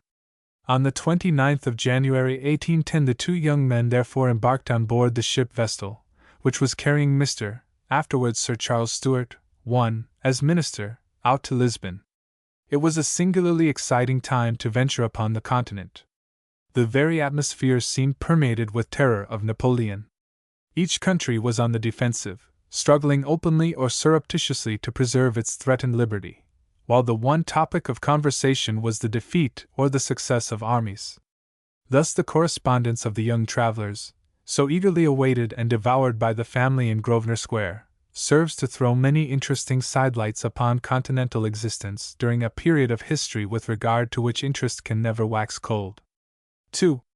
John Stanhope and his friend for some time wrote from Lisbon, where, under the auspices of the new minister, they mixed in the best society, and met the most prominent civil and military residents of the day. Among others, they saw a great deal of General, afterwards Lord Beresford, and were much struck by the discipline of the Portuguese troops under his command. A field marshal in the British Army, William Carr Beresford, had, in 1807, been appointed governor and commander-in-chief of the island of Madeira. Subsequent to the Battle of Corunna, at which he was present, he was sent back to Portugal to take command of the troops there, and at the head of 12,000 men he drove back the French. Of the difficulties, however, with which he had to contend in his stupendous task, John Stanhope gives a graphic description. At the time, he relates, when Beresford was appointed to the command of the Portuguese army, it was conspicuous for a lack of discipline which in these days would hardly be credited. To say that it was the worst in Europe would hardly give any idea of its degradation. The Portuguese soldiers were a weak, worthless rabble, without pluck or organization, and practically useless for the campaign. Nor was the government of the country in a much better state. A long series of misgovernment had introduced every species of corruption and deteriorated the character of the people. But the English general at once took a characteristic method of dealing with a complex situation, and produced order out of chaos in the following drastic manner. Lord John Russell, relates John Stanhope, once told me an anecdote of Beresford's first advent in Portugal, which serves so well to illustrate his character that I cannot do better than retail it. Upon one of the first occasions of his taking the field with the Portuguese troops, an officer, after having been dispatched to a particular post, came galloping back to him. "Why are you come here?" asked the marshal, surprised. "The fire was so hot," the man exclaimed, "that if I had remained there a moment longer, I should certainly have been shot." "Shot! But, to be sure, it was to be shot that I sent you there. Now I will give you fresh directions. I advise you to give in your resignation, otherwise you must go back whence you came and be shot, or else be tried by court-martial, which will come to the same thing." The officer, who was of high rank, took the hint. He gave in his resignation, and the other Portuguese officers learnt that under the English commander it was necessary to make up their minds to be shot. Further, John Stanhope adds, Beresford cashiered the field officers of every regiment in the service. The fury that prevailed in the country at such a measure may be better imagined than described. It was believed that thousands of stilettos would be raised against the tyrant Beresford. He heard both threats and murmurs with perfect apathy, and immediately put at the head of each regiment young officers belonging to our service, distinguished for their spirit and decision. Raised to a rank above their highest expectations, these young men were anxious to justify his choice by their conduct, as well as to distinguish themselves, and gloriously did they succeed. To content myself with mentioning one instance, I will relate the case of Colonel Campbell, an officer whom I know well here in Lisbon. Campbell was appointed to the command of one of the regiments of cavalry, and the first breach of discipline which came under his notice was that of a private striking an officer. Campbell determined to make a signal example of the culprit. He was promptly warned, however, that when, upon some previous occasion, a similar event had taken place, on the officer then in command attempting to inflict punishment upon the delinquent, the entire regiment mutinied. Campbell, on hearing this, came to a quick decision. He advanced and faced his battalion with a pistol in each hand. He made them a brief speech in which he pointed out how glaring a breach of discipline it was for a private to strike his superior, and he ended by saying that he understood in a similar case the regiment had mutinied. He concluded quietly, and determined that this man shall be punished. If you intend to mutiny, you must begin with me. I am perfectly ready to receive you. He then cocked his pistols and waited imperturbably in expectation of the result. No one moved. Awed by his manner and his threat, not a murmur escaped from the soldiers who confronted him, and Campbell's influence over his men was permanently established, so that he soon had the satisfaction of seeing them one of the best disciplined regiments in the service. Marshal Beresford, who was capable of selecting his subordinates with such perspicuity, did not fail to set them an example which roused their emulation, so that the soldiers soon became proud of their own discipline, and consequently attached to their officers and devoted to their marshal, till the latter, adored by the army, is become completely dictator of Portugal. His word is law, and the regency is little better than the shadow of government. Moreover, the marshal acts his part to perfection, riding about the town in semi-regal state, surrounded by a brilliant staff. The man who has accomplished all this may not be a genius, but he has a right to be considered an extraordinary man, a man of the highest courage and energy. To show the extent of his power and the coolness with which he exercises it, I have only to instance the case of the embargo laid upon horses which are private property. At the instigation of Beresford, an order was issued for all the horses in the kingdom above a certain height to be taken for the use of the army, the government allowing a fixed price for each. One of the first persons against whom the order was enforced was the Prince Regent. His carriage, under the charge of some officers of his household, was actually stopped in the town and the horses taken out of the vehicle, which was left standing in the middle of the street. The Portuguese at once recognized that if the order was executed so strictly against the regent himself, his subjects were not likely to be treated with more consideration, and the entire nation submitted with a good grace to the inevitable. Portugal, in short, in the manner in which all deferred to the dictation of Beresford, affords an extraordinary proof of how much may be done towards regenerating a people by the hand of a vigorous ruler. The regent, however, if ignominiously bereft of horses, appears to have remained the owner of innumerable unique, if useless carriages, which, on one occasion, John Stanhope was taken to see. "I was extremely amused," he writes, "with these curious specimens of ancient magnificence. Some of the coaches were literally rooms on wheels. They were extraordinarily cumbrous, covered with gilding and lined with velvet, embroidered in gold. Many of them were decorated with pictures on the panels and large gilt figures in front of the boxes. There were, however, some of a more modern construction which had been built in Paris, and one of these was pointed out to me as celebrated for having conveyed the English generals on their entry into Lisbon after the famous Convention of Sintra.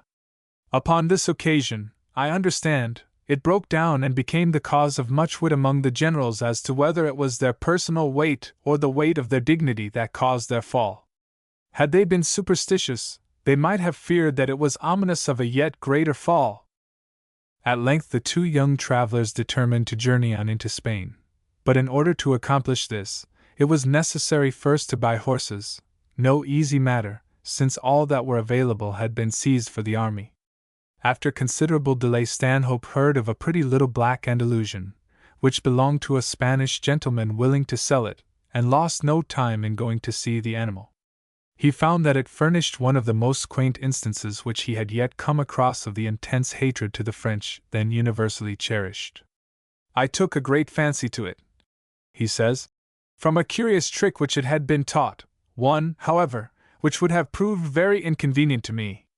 The moment it heard anyone speak French, it put back its ears and flew at him. As I wished to try this intelligent animal before I made my bargain, I returned to give orders that my saddle should be sent to its stables, but in the meantime, to my great disappointment, the servant in charge sold it to another man, unknown to his master, and for a less price than I should have been willing to give for such a remarkable animal." At last, having procured the necessary steeds, the travelers started on their journey, encountering many adventures and seeing many interesting sights by the way. On one occasion they were quartered for some days upon a poor Captain Major, whose habitation was a humble hut in a singularly lonely district. Yet they found that he was a learned man, who had his small but treasured library, and in the latter John Stanhope was further astonished to find that one of the volumes which its owner considered most priceless was a Latin translation of Young's Night Thoughts.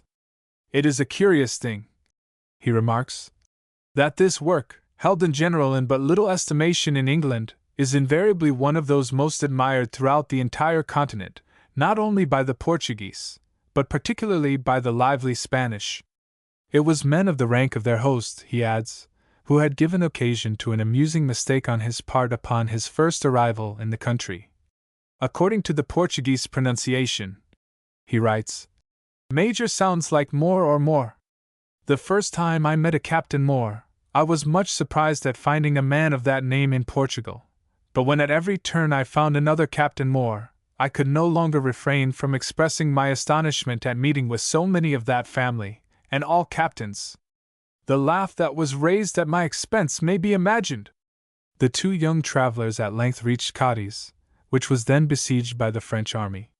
Almost one of the first things which struck John Stanhope with regard to the city, he records as a feat both novel and ingenious.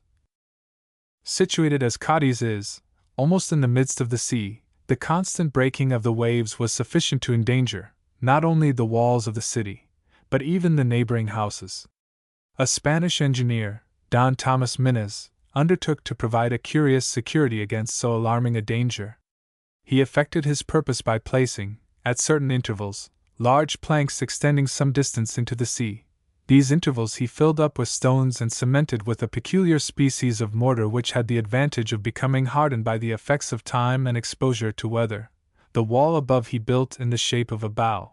By these means the force of the waves was effectually broken. But he met with those difficulties that so frequently are opposed to the efforts of men of distinguished genius. His labors were, in the first instance, counteracted by the misguided parsimony of his employers, and subsequently, when completed, the work was neglected and not kept in repair, in opposition to his express injunctions, so that a great part of the cliff has since fallen. The morning following his arrival, young Stanhope was taken to be introduced to Admiral Purvis, then in command of the fleet off that coast, and having received from him an invitation to dinner, he returned on shore to pay his respects, in the interval, to the minister, Mr. Wellesley. On again boarding the ship, he found the Admiral occupied in studying through a telescope a vessel then in sight, which to Stanhope's great excitement he explained was the Ville de Paris returning to England with Lord Collingwood. Overjoyed at the unexpected prospect of seeing, not only his kinsman, but also his brother William, young Stanhope begged to be allowed to accompany Admiral Purvis in paying a visit to the approaching ship. Accordingly, they snatched a hurried meal and set off in a small boat. Scarcely, however, had they embarked than they were greeted by the tidings that the vessel which they proposed to visit bore, not the brave Admiral returning to his native land, but his lifeless corpse, worn out with an arduous service sustained too long.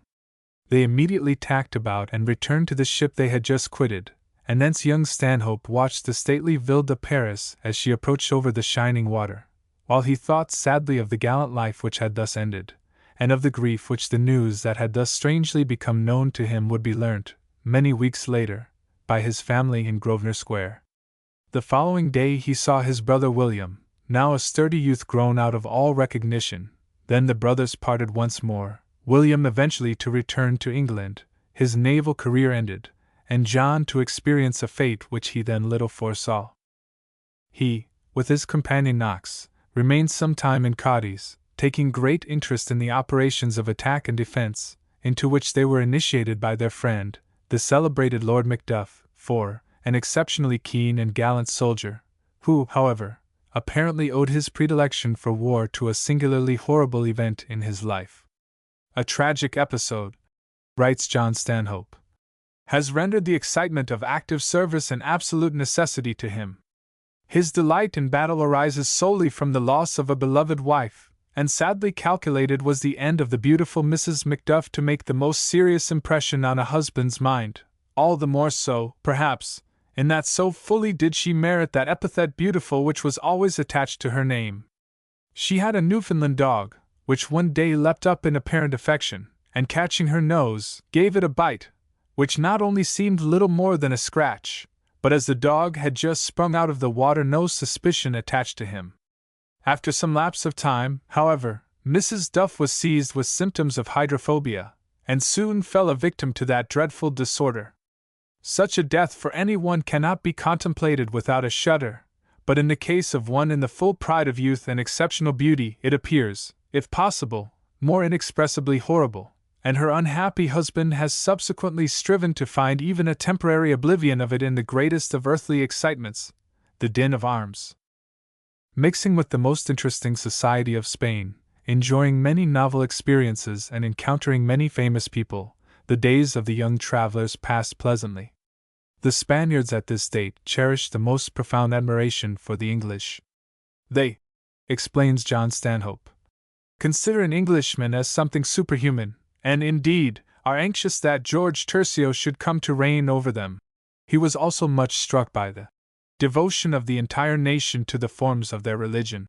And he adds, there is, perhaps, nothing more striking amongst the numerous ceremonies of this superstitious people than the effect produced by what is usually known as the Angelus. On a fine evening in summer, when the Alameda is crowded with Spaniards of all classes, enjoying the delights of a southern sky and the pure breezes of the sea, at one moment all is noise and animation, the eyes, the tongues, the faces of the fair Andalusians are all in motion and the Spanish caballeros all devoted to the terrestrial object of their adoration. On a sudden, the Angelus sounds, the whole babel stops. A profound stillness falls like a cloud over the gay scene, and everyone remains totally absorbed in prayer so long as the sound of the bell is heard. It is scarcely possible to convey any adequate idea of the effect produced by the instantaneous silence of so vast a crowd. The moment the bell ceases, each addresses a salutation to the person whom chance has thrown near him, and the stillness, so striking, so solemn, is as suddenly broken by the recommencement of all the former pandemonium and a deafening noise of eager tongues. Yet in Spain a religion of forms and ceremony seems to have been substituted for a religion of Christian purity and morality. Although the large majority of the population are devoted to their church, they yet imagine that if they strictly observe her ceremonies, fast rigidly, and go regularly to confession, they have done all that is requisite. The consequence of this state of things is the prevalence of the greatest profligacy, which is fostered by the innumerable herd of monks who infest the country.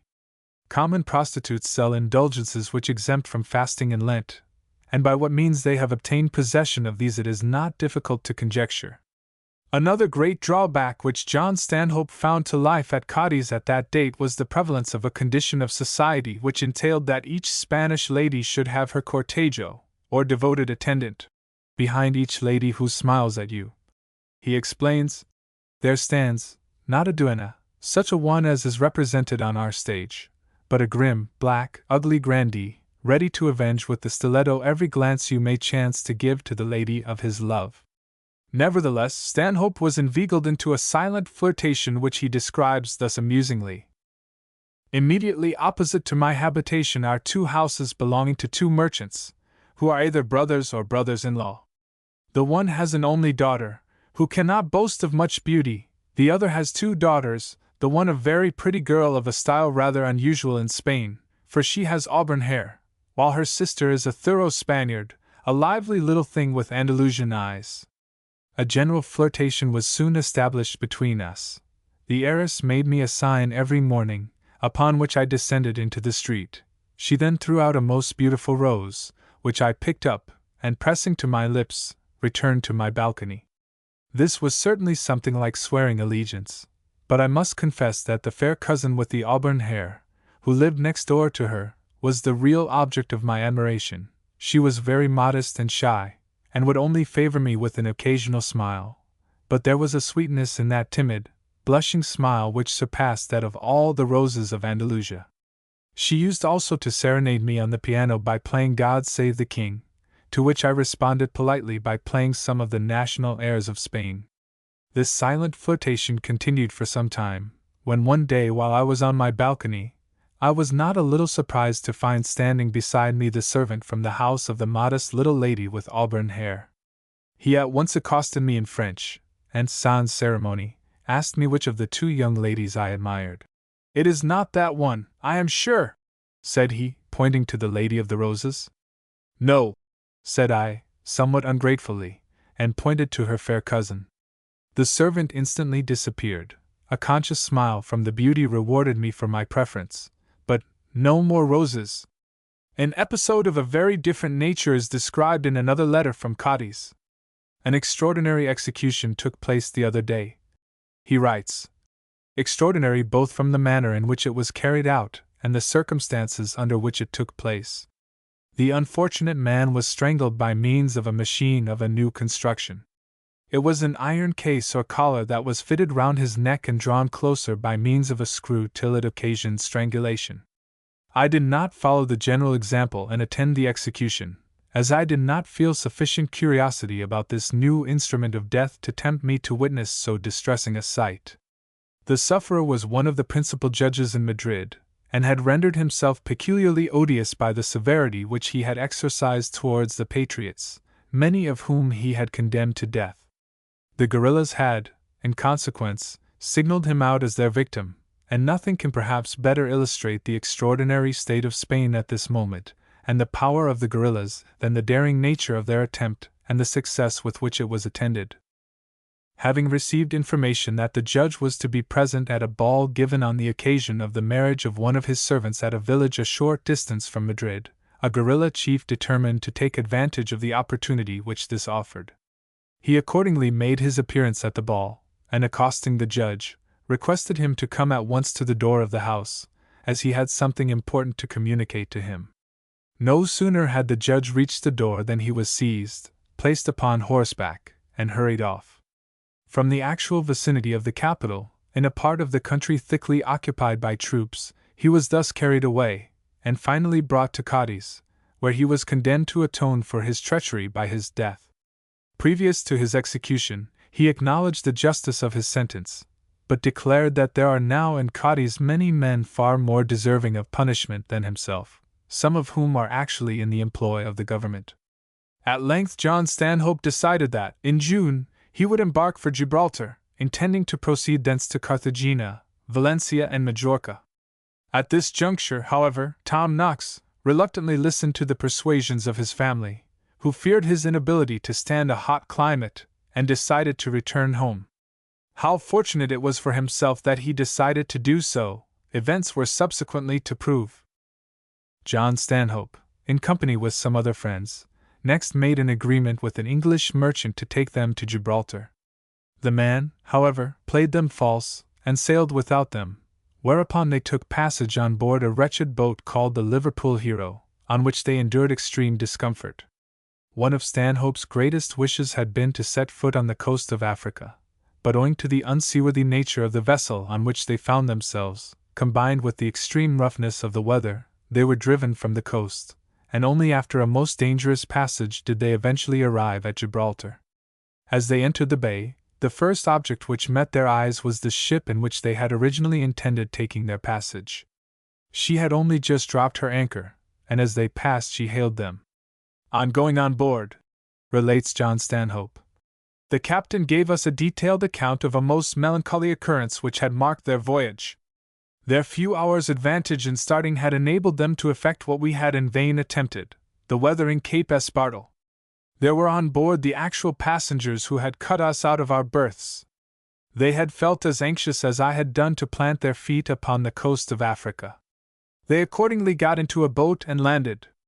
They were amusing themselves with walking a little way into the interior when a party of Moors, who had apparently been watching them, stole gently through the brushwood with which the coast was covered, and getting between them and the coast, cut off their retreat. The Moors killed 2 of them, one being a boy, to whose head they deliberately put a gun and blew his brains out. The 3rd they carried away captive. We could not help shuddering at the thoughts of our narrow escape.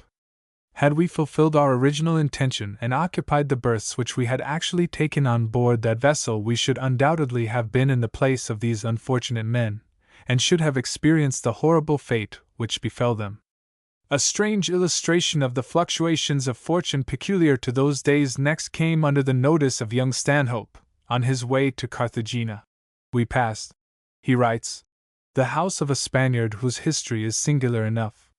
He was originally a poor peasant, but during the last war with England he happened to be upon an island near the coast, in company with one of his friends, when they observed 2 sailors land from an English vessel.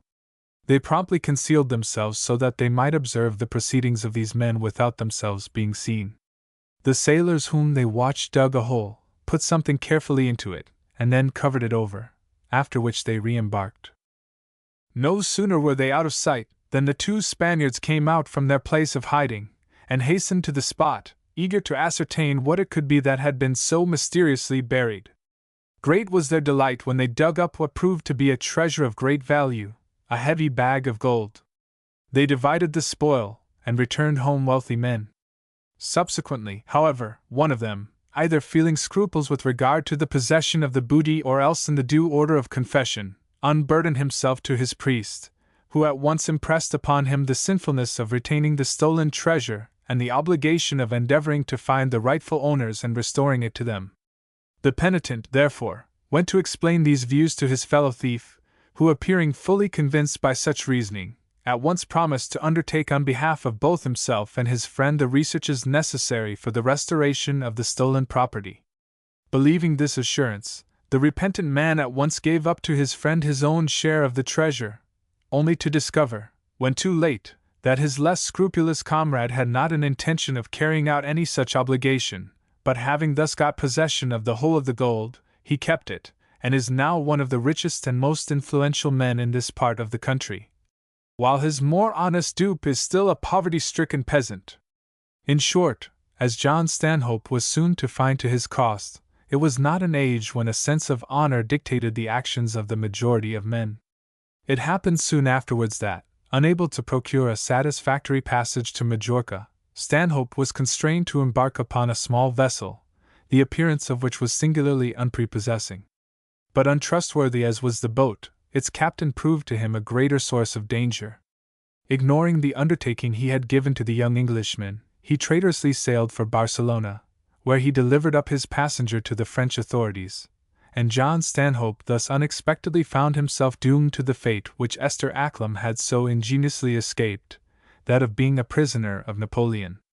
After various vicissitudes, and having been for 8 weeks confined in a dungeon in hourly expectation of death, he was at length ordered with other prisoners of war to the depot at Verdun. Part of the journey thither was accomplished on foot, part driving in a diligence. The weather was bitterly cold, and the windows of the vehicle, which on this account were perforce closed, were chiefly of wood, so that not only was the view excluded, but the greater part of the journey was passed in darkness. During part of the time, his only companion de voyage was a French soldier, who had just obtained his congé and was returning home after a long period of foreign service.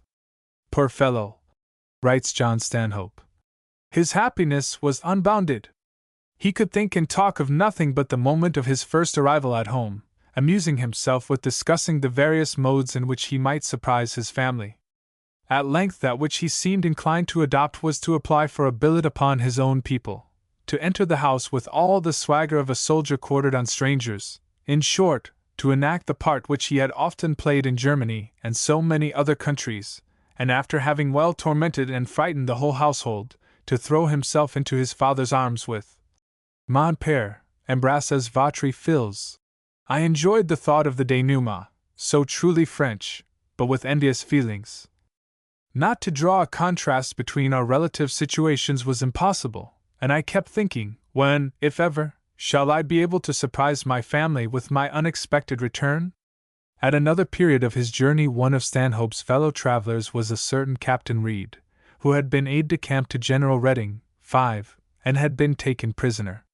He told Stanhope the following curious story, which, the latter suggests, Walter Scott would probably hail as an additional proof of the reality of the art of divination. Captain Reed's mother, many years ago, having heard of the fame of some fortune-teller, resolved, out of pure frolic, to have her fortune told. She therefore disguised herself as her own maid and went to see the woman. She was at that date a wife and the mother of 5 children. The fortune-teller informed her that she would have, in all, 15 children, that, out of those, 2 only would survive their infancy, and of those 2, she would only have comfort from 1. The predicted number of children were born. Reed and his sister alone lived to grow up, and what the future may produce, I know not, Reed concluded, but as I am a prisoner in a foreign land, she certainly has no comfort in me. With many anecdotes of General Reading did Captain Reed likewise regale his fellow prisoner. That distinguished but unfortunate officer, says John Stanhope, who at length fell victim to anxiety of mind arising from the difficulties with which he had to struggle and disappointment at finding that he commanded men who were not brave like himself. One day when Reading was about to engage the French, I rather think it was to make an attack on Barcelona, he sent his aide-de-camp, Reed, to a Spanish general, with imperative orders to be at a certain post, at a certain time, with his division. Just as Reading was on the point of moving forward to commence the projected attack, he perceived the Spanish general riding leisurely towards him. "What, you here?" he exclaimed, horror-stricken. "Why are you not at your post?" "I have received no orders," was the reply. "Reed," shouted the Swiss general in an overpowering fury and raising his saber over the head of his aide-de-camp, "why did you not give my orders to the Spaniard?" Reed, knowing his general's irritable temper, thought that instant death was before him. "I did," he asserted emphatically. "There stands his aide-de-camp who was present at the time, let him deny it if he dare." Fortunately the aide-de-camp was too much a man of honor to deny the truth. Reed was acquitted in his general's eyes, but the old Swiss turned away heartbroken at the recognition that all his schemes at this important juncture had been defeated by this act of treachery or cowardice on the part of the Spaniard, and in unconcealed disgust, he gave the order for a retreat. Reading while on active service usually drank 3 bottles of wine a day, and never slept for more than 3 hours. He and his men were always in motion, yet Reed, though pursuing the same regimen, declared that, in common with his general, he was never in better health or happier at any time of his life.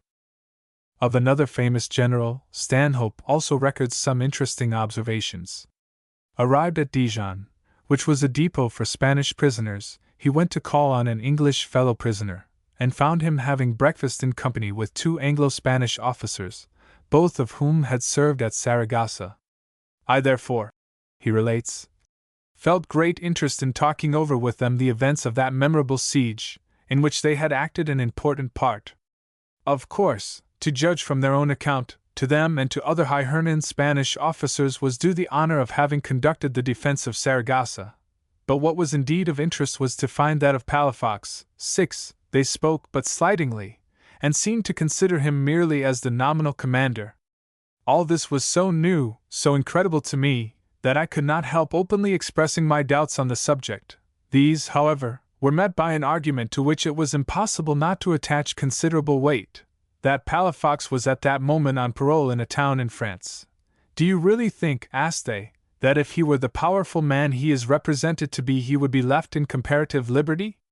No, the Emperor is too wise for that. If Palafox were what he has been supposed to be, Napoleon would consider that no prison in France is strong enough to hold him. At length young Stanhope arrived at Verdun and entered upon a period of detention there to which he could foresee no prospective conclusion.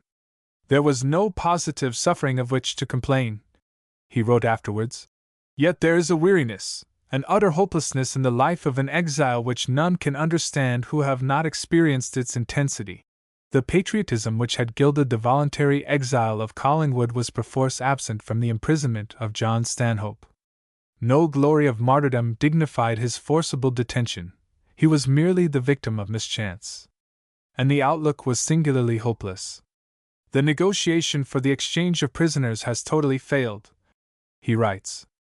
The hope of the conclusion of the war appears to be more distant than ever. Whilst the Emperor lives, peace seems to be impossible, and he may live 20 years without the least diminution of his energy or his ambition. There is but one source from which we can any of us derive the slightest consolation, and that is from the character of Napoleon himself. His insatiable ambition, after having prompted him to the execution of everything that is practicable, may finally urge him to attempt impossibilities. Alexander wept because he could find no more worlds to conquer. Napoleon may find there are too many worlds for him. Universal dominion is not now so easy an acquisition. Give him rope enough and he will hang himself, is in all our mouths. With this slender consolation the luckless prisoners endeavored to cheer themselves. But meanwhile, as Stanhope points out, they existed. 1,000 people of different characters, ranks and habits collected together in one town, without any occupation to divert the tedium of their lives. Nor were there wanting additions to their society of an undesirable character, men who had voluntarily fled across the Channel to escape the consequence of nefarious dealings in horse racing and gambling. One of these, indeed, was described by the French Minister of War as the worst monster which England in her wrath has yet vomited across the Channel, and the enforced idleness to which the prisoners were subjected rendered them for the most part ready victims to the designs of such unscrupulous villains, while it tended to make the life of the town peculiarly demoralizing. One source of satisfaction alone did Stanhope find in his altered conditions. His family, who for many months had believed him to be dead, were now overjoyed to hear of his safety, and to find themselves once more able to communicate with him. None the less it was impossible to ignore the constant danger to which his position still exposed him. At any moment he or his fellow detainees might be sacrificed to the vindictiveness of Napoleon or to the exigencies of some political situation, and he had not been long at Verdun before a recognition of this fact was unpleasantly brought home to him. Lord Blaney, 7, an Irish friend of his, was suddenly arrested one day in the streets of Verdun and hurried off to the citadel. There he was informed that by order of the French government he was to answer with his life for the safety of a French prisoner in England, who, having been detected in some treasonable intrigue, was condemned to close confinement and likely to be shot. Thus for a long time subsequently Lord Blaney remained a prisoner in hourly peril of instant death. There were also other evils to be reckoned with.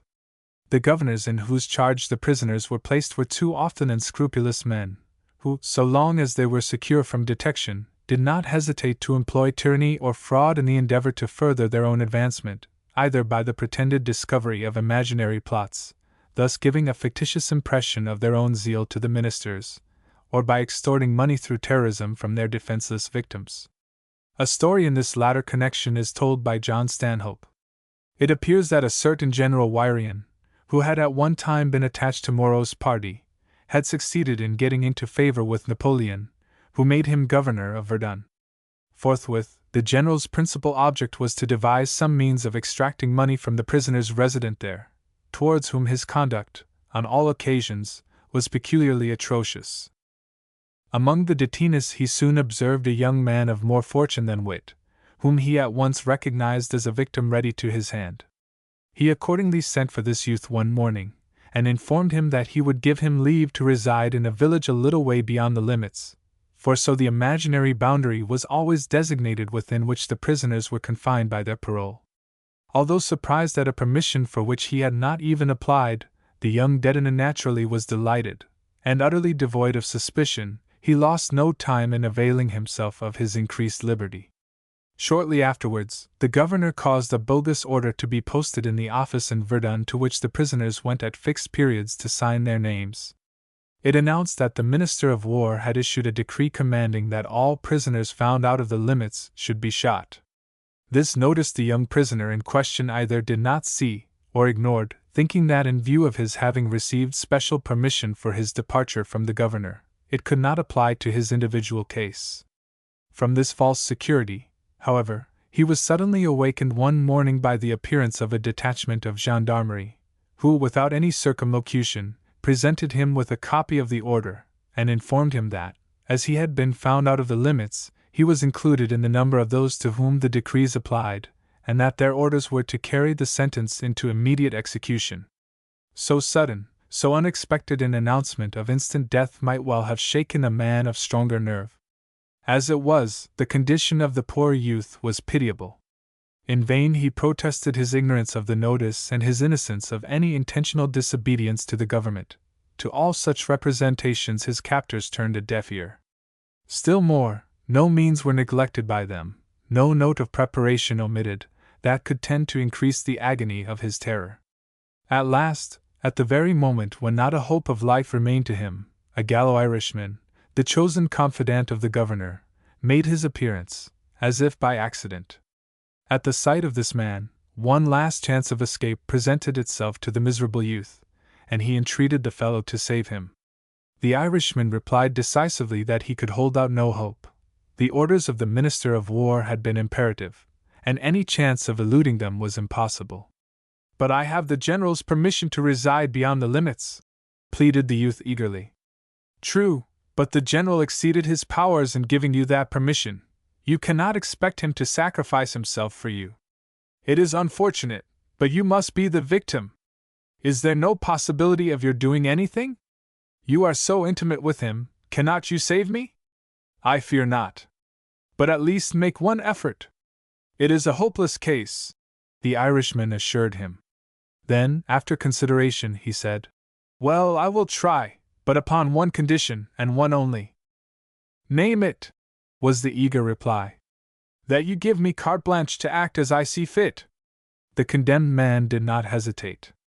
He agreed readily to all the Irishman suggested, and the villain, having given orders to the gendarmes to await his return, departed triumphantly.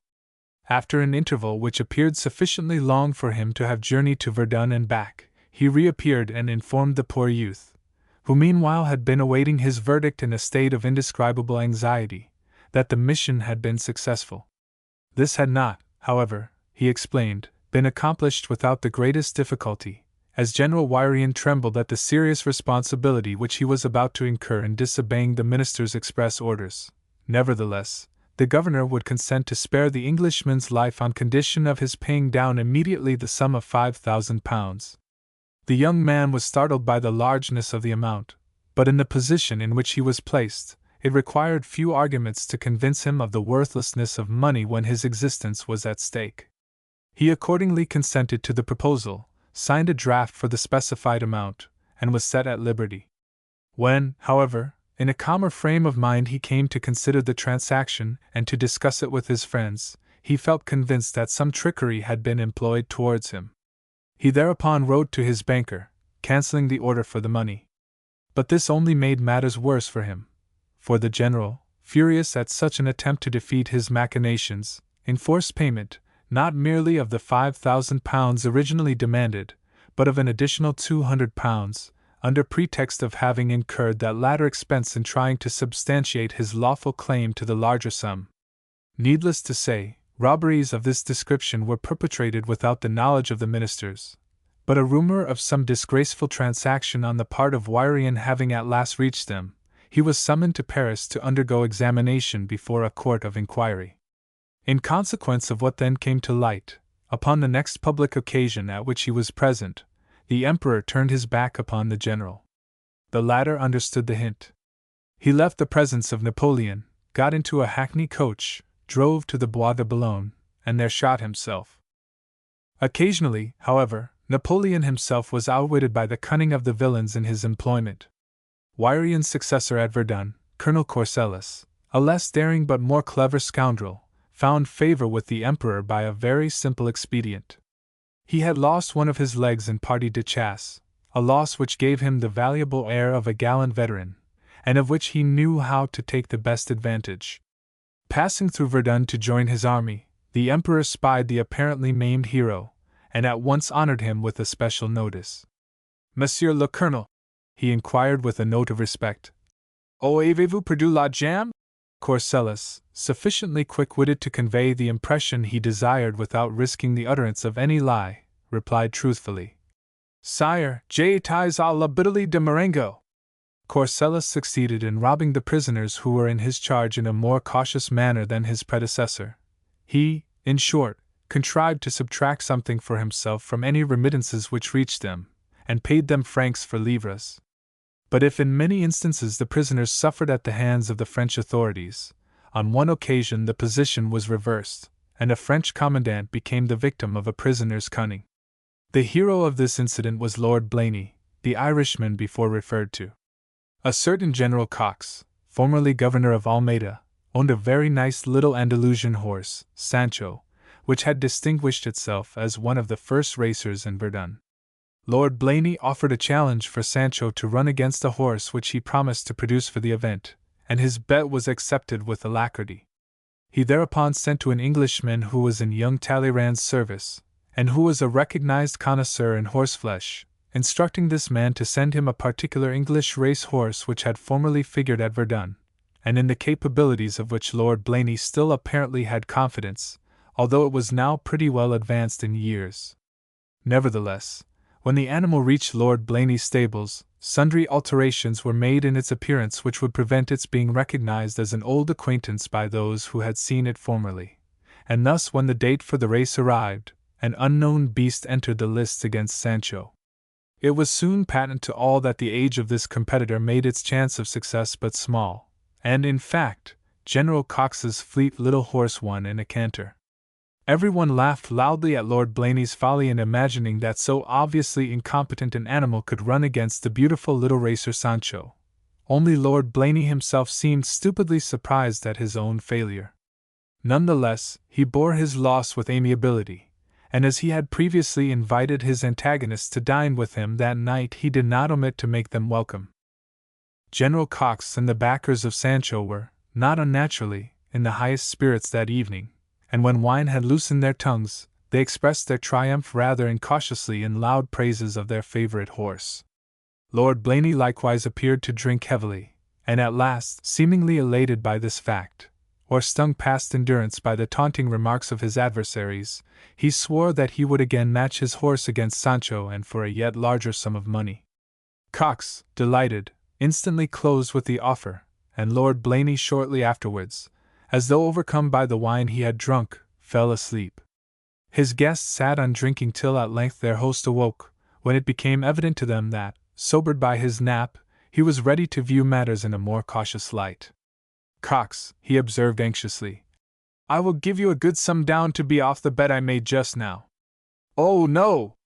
No! Cried General Cox. It is too late to withdraw it. You cannot show the white feather.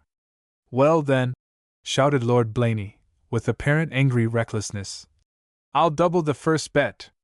Done! Cried the general, enchanted at the certainty of extracting a still larger sum from the pockets of the foolish peer. So delighted was he, in fact, that he generously arranged for several of his most intimate friends to share his prospective good fortune, and seeing an unparalleled opportunity for currying favor with the commandant, he invited the latter to participate in such exceptional luck. One man alone saw through the whole transaction.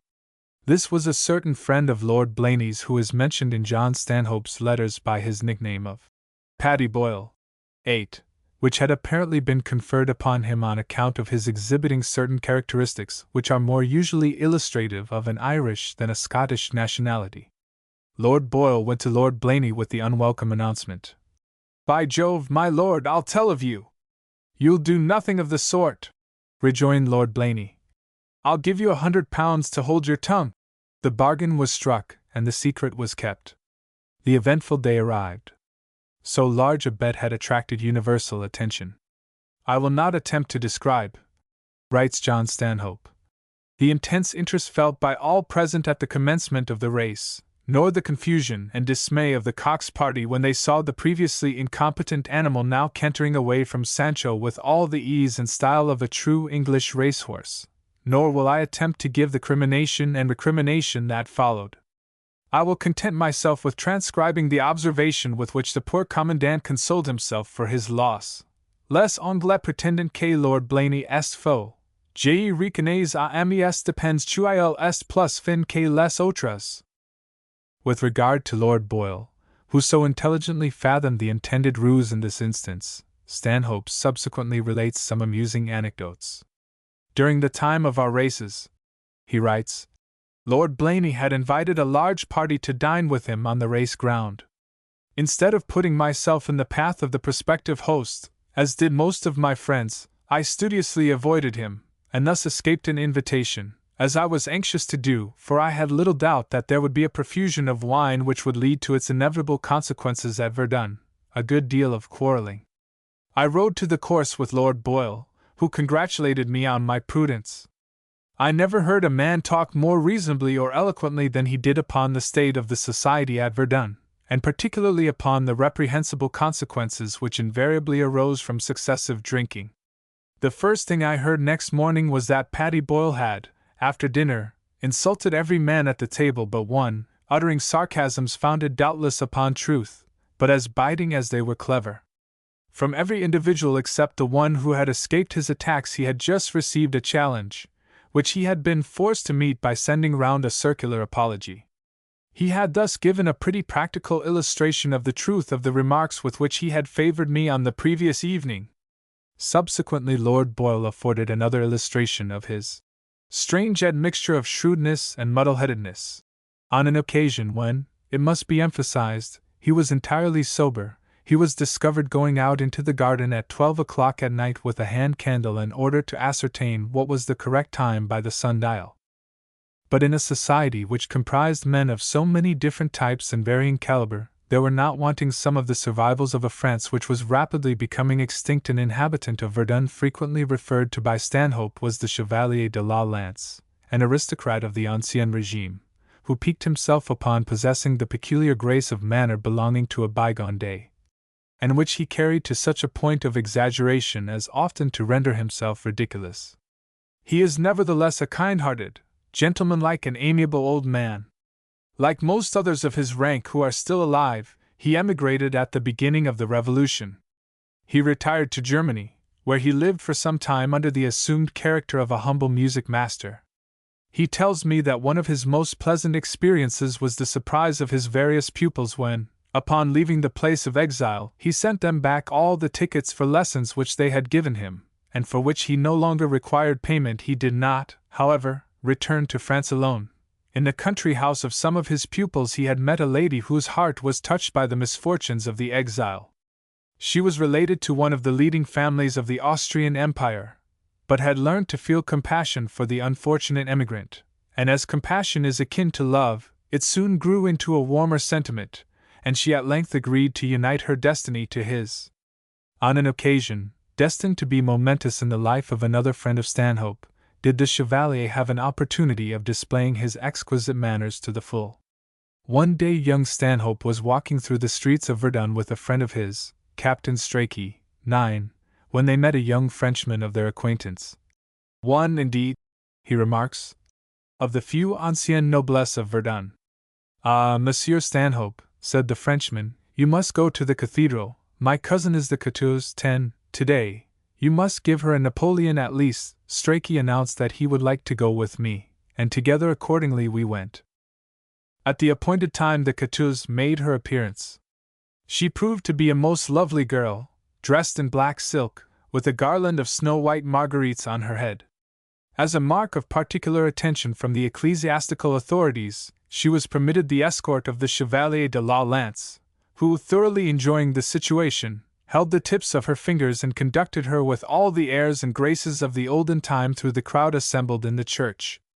At length, preceded by the beadle in full costume, she approached the place where we were standing.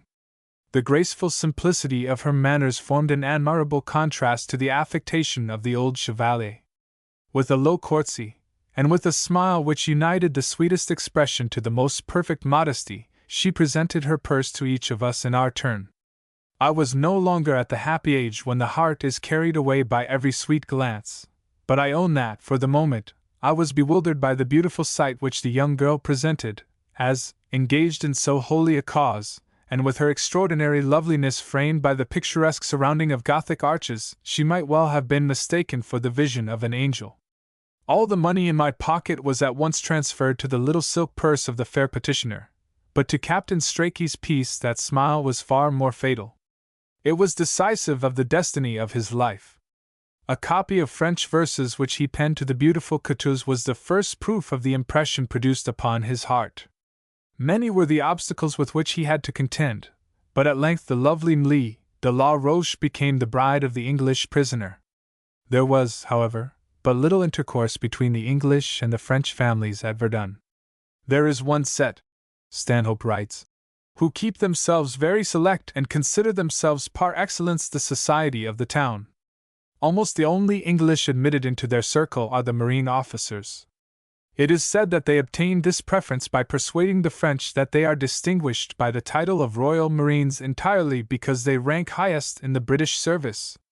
Only a certain Mr. and Mrs. S., who belonged to the class of détenus, were allowed, on sufferance, occasionally to mingle with the French families. And in this connection Stanhope relates one more story. My fair countrywoman, who is sharing the captivity of her husband, formerly an officer in the army, is singularly attractive. If her features were not too pronounced and her form much too thin, she would be a very pretty woman. As it is, there is something remarkably airy and graceful in her figure, and very lively in her countenance. Still more lively is she in her manners. She is, indeed, one of the cleverest and most sarcastic women I ever knew, very agreeable when you are not yourself the object of her satire.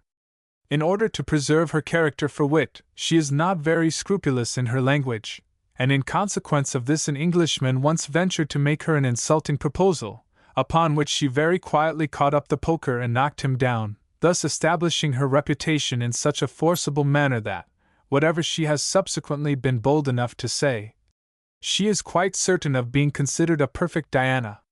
An adventure occurred to her which would be amusing if I could tell it in her own language. On one of the coldest nights of a severe winter she left her apartments to go to one of our Verdun balls. Her husband pleaded a severe headache as an excuse for not accompanying her, and that her amusement might not be disturbed by any disagreeable suspicions, he actually retired to bed and enacted the part of a sick man so well that he eluded even her penetrating glance. No sooner, however, had the carriage driven off which conveyed her to the ball, than up jumped the sick man, dressed himself and set off to the club in order to indulge his darling passion for play. At an hour rather earlier than he had calculated upon, his wife left the ball, doubtless anxious to look after her invalid husband. She was driven home by a friend, and in order to inconvenience the latter as little as possible, she got out of the carriage without waiting for the house door to be opened, and allowed her friend to drive away. It was a piercingly cold night, the ground was covered with snow, and she picked her way carefully up the steps and then felt in her pocket for her passepartout. To her horror, she discovered it was not there. She had forgotten to take it out with her. She used all her efforts to rouse her sleeping husband or some of the inmates, but in vain. No resource remained but for her to walk quarterdeck, in her satin shoes and ball dress, the bodice of which, to make matters worse, was generally very décolleté. While engaged in this truly miserable occupation, who should come up but her husband, returning from his club? Had he had the key in his pocket, much might have been forgiven him, but he, too, had forgotten it. He was obliged, therefore, to join his wife's promenade before the door of their lodgings, and submit to a snowy curtain lecture, till dawn broke, and the miserable, shivering couple were at last able to make themselves heard by the inmates of the house. Many years afterwards John Stanhope related a yet more extraordinary meeting which occurred to this same couple. When the Allied troops entered France, the hope of that liberty of which he had so long been deprived was again kindled in the breast of Captain S., and at length rose to such a pitch as to overpower all other considerations, till he made his escape en garçon from the depot. The unpleasant situation of his wife when she found herself thus abandoned in the midst of a foreign land may be imagined, but she was not the type of woman to give herself up to despair.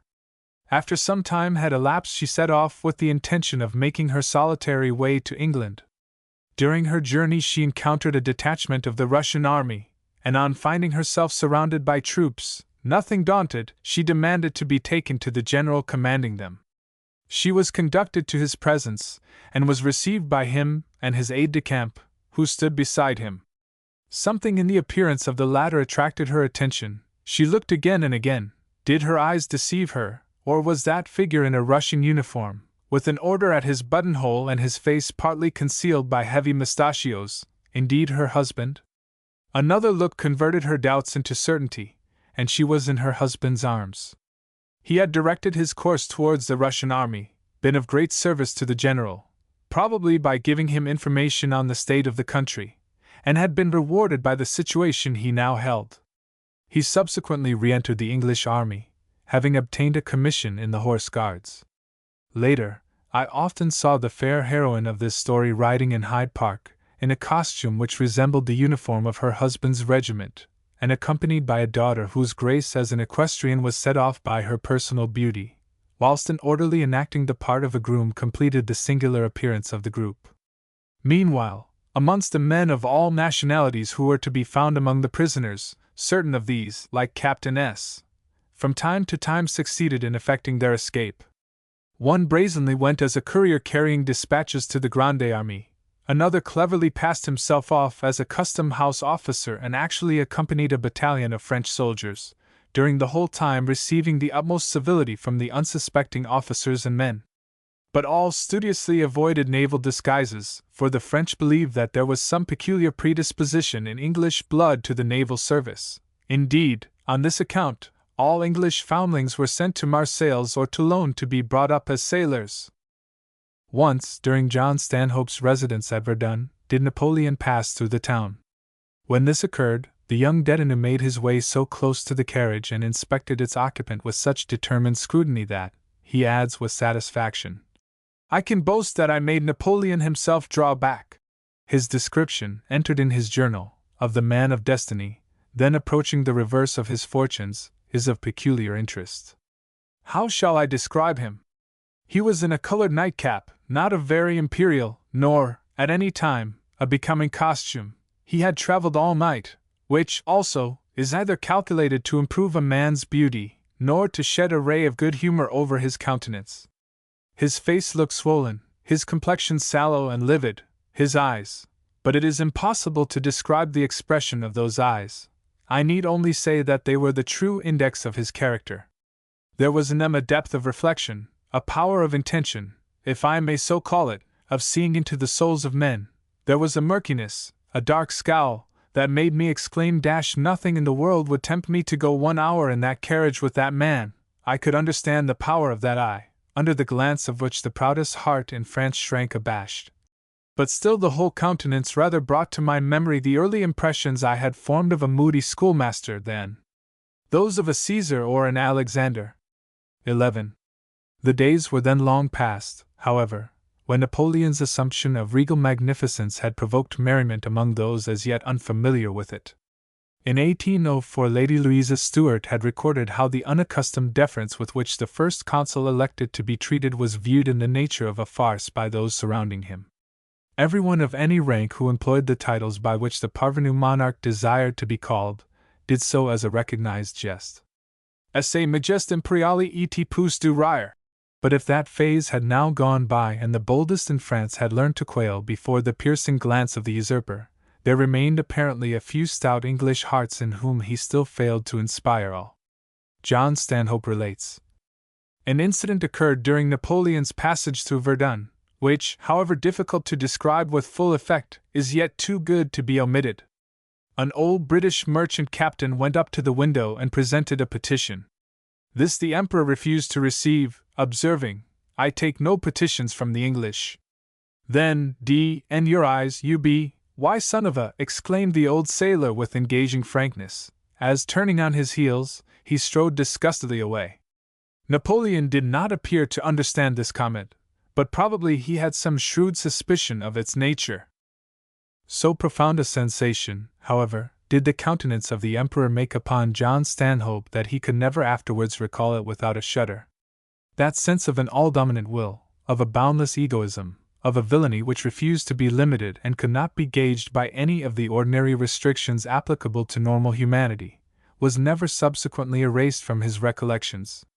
It must be emphasized, moreover, that John Stanhope was by temperament and training singularly cosmopolitan in his outlook, and free from insular prejudice even with regard to his country's foe, so much so that, when he again had an opportunity of observing Napoleon, he readily acknowledged the strange magnetism of the man whose personality yet filled him with such instinctive repugnance. On this latter occasion Bonaparte was already past the meridian of his glory, and had met with reverses which enforced a more careful cultivation of his popularity with the masses. He was, relates John Stanhope, most gracious in his manner to the surrounding crowd, greeting them with a smile, and that smile was strikingly beautiful. There was a fascination about it, which, even in spite of my previous impressions, I could not resist. Still more, he records with obvious pleasure an instance of the Emperor's magnanimity. It would not be doing justice to Napoleon to omit the case of Captain Fane. That gallant officer had been taken prisoner in an attack that he had made upon some town on the coast of Spain. He had landed with the greater part of his crew, and carried the place with great bravery, but success was fatal to the discipline of his force. Unaccustomed as they were to fighting on shore, not all the efforts of Captain Fane could keep them together. They dispersed in all directions, plundering and looking for wine. The French, who had watched the whole proceedings from the heights, sent a force down, which, unobserved, got between them and the sea, cut off their retreat and took the whole party prisoners. Captain Fane, who was a true English sailor, had some dispute with the officer into whose hands he was committed on the French frontier. The latter thereupon refused to accept his parole, so that Fane was conducted to Verdun by the gendarmes, treated with considerable harshness, and lodged in prison at the end of each day's march. This treatment was not calculated to produce a favorable impression on his already prejudiced mind, and not unnaturally there was not in the whole depot a more violent anti-Gallican than was Captain Fane. But his residence at Verdun was not long. A circumstance had occurred in the earlier part of his career which his friends justly thought likely to be of service to him in the unfortunate situation in which he now found himself. At the time of the Egyptian campaign, he had been midshipman on board a man-o'-war employed on the coast of Egypt. One day some French prisoners had been in danger of being drowned, when Fane jumped overboard and saved their lives at the risk of his own. The circumstance had at the time come to the knowledge of General Bonaparte, and he had expressed his high sense of the bravery of the young English officer. Now, under the changed circumstances in which Captain Fane found himself, his friends did but justice to the Emperor in believing that if the occurrence were but recalled to the memory of Bonaparte, coupled with the knowledge that that once gallant midshipman was now a prisoner in his dominions, it would at least militate in favor of the captive. The information, of which Captain Fane himself would have scorned to make use, was therefore conveyed to Bonaparte, and not a moment did the Emperor hesitate. He at once ordered Captain Fane's unconditional liberation. It is with great pleasure that I record this trait of magnanimity in Napoleon, similar instances of which more than once came under my notice. Of Jerome Bonaparte, on the contrary, John Stanhope gives a very different description. He was one morning for a considerable time in the same room with the King of Westphalia, in fact, for over an hour, while the latter was occupied with the consumption of a lengthy breakfast, and his impression of the man whom he thus watched closely is summed up briefly. A more insignificant personage, he says, I have never yet beheld, after which he dismisses Jerome as undeserving of further comment. After a long and dreary residence at Verdun, John Stanhope heard by chance that a French lady was desirous of having any English prisoners of undoubted respectability and pension at her Château de D, near Ligny. He therefore applied to the commandant for permission to pass there what was termed la belle saison, and this was granted on condition that he reported himself at Verdun at the end of the month. Much delighted at the prospect of such a change in his surroundings, he therefore set out for Ligny, with his gig, 2 horses, and an old field captain, who attended him in the capacity of servant. His experiences are not without interest while thus resident in a French country family who were singularly typical of the period in which they lived. The family, of whom he purposely suppresses the names, consisted of Monsieur V., a kind-hearted man, about 50 years of age, Madame V., whom he describes as one of the most singular specimens of a Frenchwoman that it ever was my lot to meet with, and her son-in-law and married daughter, Monsieur and Madame M. Madame V., he wrote long after, was a thorough intrigante, never quiet for a moment, but always with some project in her head, a constant prey to all sorts of sharpers, who flattered her, fed upon her and converted her schemes into an abundant source of profit to themselves. The great object of her ambition at this moment was to obtain the post of governess to the King of Rome. Madam, I have only to represent to myself that little round figure, nearly as large as it was long and much the shape of a ball, with her Parisian graces grafted on to her pretension to the manners of the vieille cour, to enjoy, even now, a hearty laugh at her vanity in supposing that it was in her power to supersede and triumph over a Montesquieu. As it may seem extraordinary that people in the position of the V.S. should have admitted English prisoners and pension, I ought to mention that it was entirely a gallantry on the part of Monsieur. He stipulated it should be no expense to him, excepting in the article of wine, which he would freely give, that whatever benefit arose from the money paid by us should belong entirely to Madame V., and a considerable profit she must undoubtedly have made, as little was the addition on our account to their domestic expenditure. The daughter of this couple was married to a man of talent, who, however, had a brusquerie of manner which rendered him rather forbidding. He seemed to aim rather at the rough independence of revolutionary France than at the politesse which marked the vieille cour of which Madame was an exponent. He treated me, however, with the utmost kindness and attention. Originally he had been but clerk to Monsieur V., and lived in the house. As is not unusually the case under such circumstances, an attachment grew up between him and Lee V. But when did the course of true love run smoothly? Madame V. had other designs for her daughter. She destined her to the arms of one of Napoleon's generals, and had already opened negotiations with the view of carrying these intentions into effect. The father, unable to resist the daughter's tears, joined with her in endeavoring to extort from Madame V. a reluctant consent, but the latter remained inflexible. After all other arguments had been exhausted in vain, Monsieur M., her daughter and even her husband threw themselves on their knees before her in tears, and entreated her to yield to their wishes.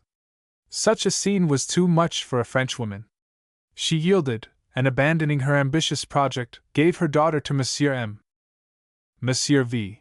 thereupon built a nice house for the young couple at the extremity of the garden, so that his daughter had the advantage of being perfectly independent, and yet of living as much as she chose with her father and mother. In general they formed but one family, and great was their contentment, though this was not, in reality, increased by the circumstance of Monsieur M. having recently been raised to the dignity of Mayor of D., and secretary to the prefect of the department, a situation which gave him considerable power, and made him a person of greater consequence than his father-in-law. Our life was very uniform. At 8 o'clock punctually we met at a little building at the end of the garden which Madame had dignified by the title of law firm, though it had not a pretension of any sort to such a denomination. It was in fact a small cottage consisting of a kitchen fitted up in cottage style, a small pantry, 2 bedrooms above, furnished with all the luxury of modern refinement. So much for the cottage. From what books Madame V. had drawn her ideas of rural felicity I know not, but she deemed it more sentimental to breakfast in the cottage than to enjoy that meal comfortably in her dining room. So to the firm we were to go, and whether the weather was hot or cold, to sit near the blazing fire in the little kitchen and enjoy the rural felicity of making our own toast. At 1 we dined, took a ride or walk in the afternoon, and at 8 sat down to supper. The house was not an uncomfortable, though somewhat singular one. Monsieur V. having been called away from home during the time that he was building it, Madame took advantage of his absence to take care of herself, and in so doing, to spoil the house. She had a fancy that she could only breathe freely in a large room. She therefore constructed out of the body of the house an enormous bedroom for herself. It was square, with a dressing room at each angle. Her husband, upon his return home, found his house completely spoilt, as this room occupied the main part of the first floor.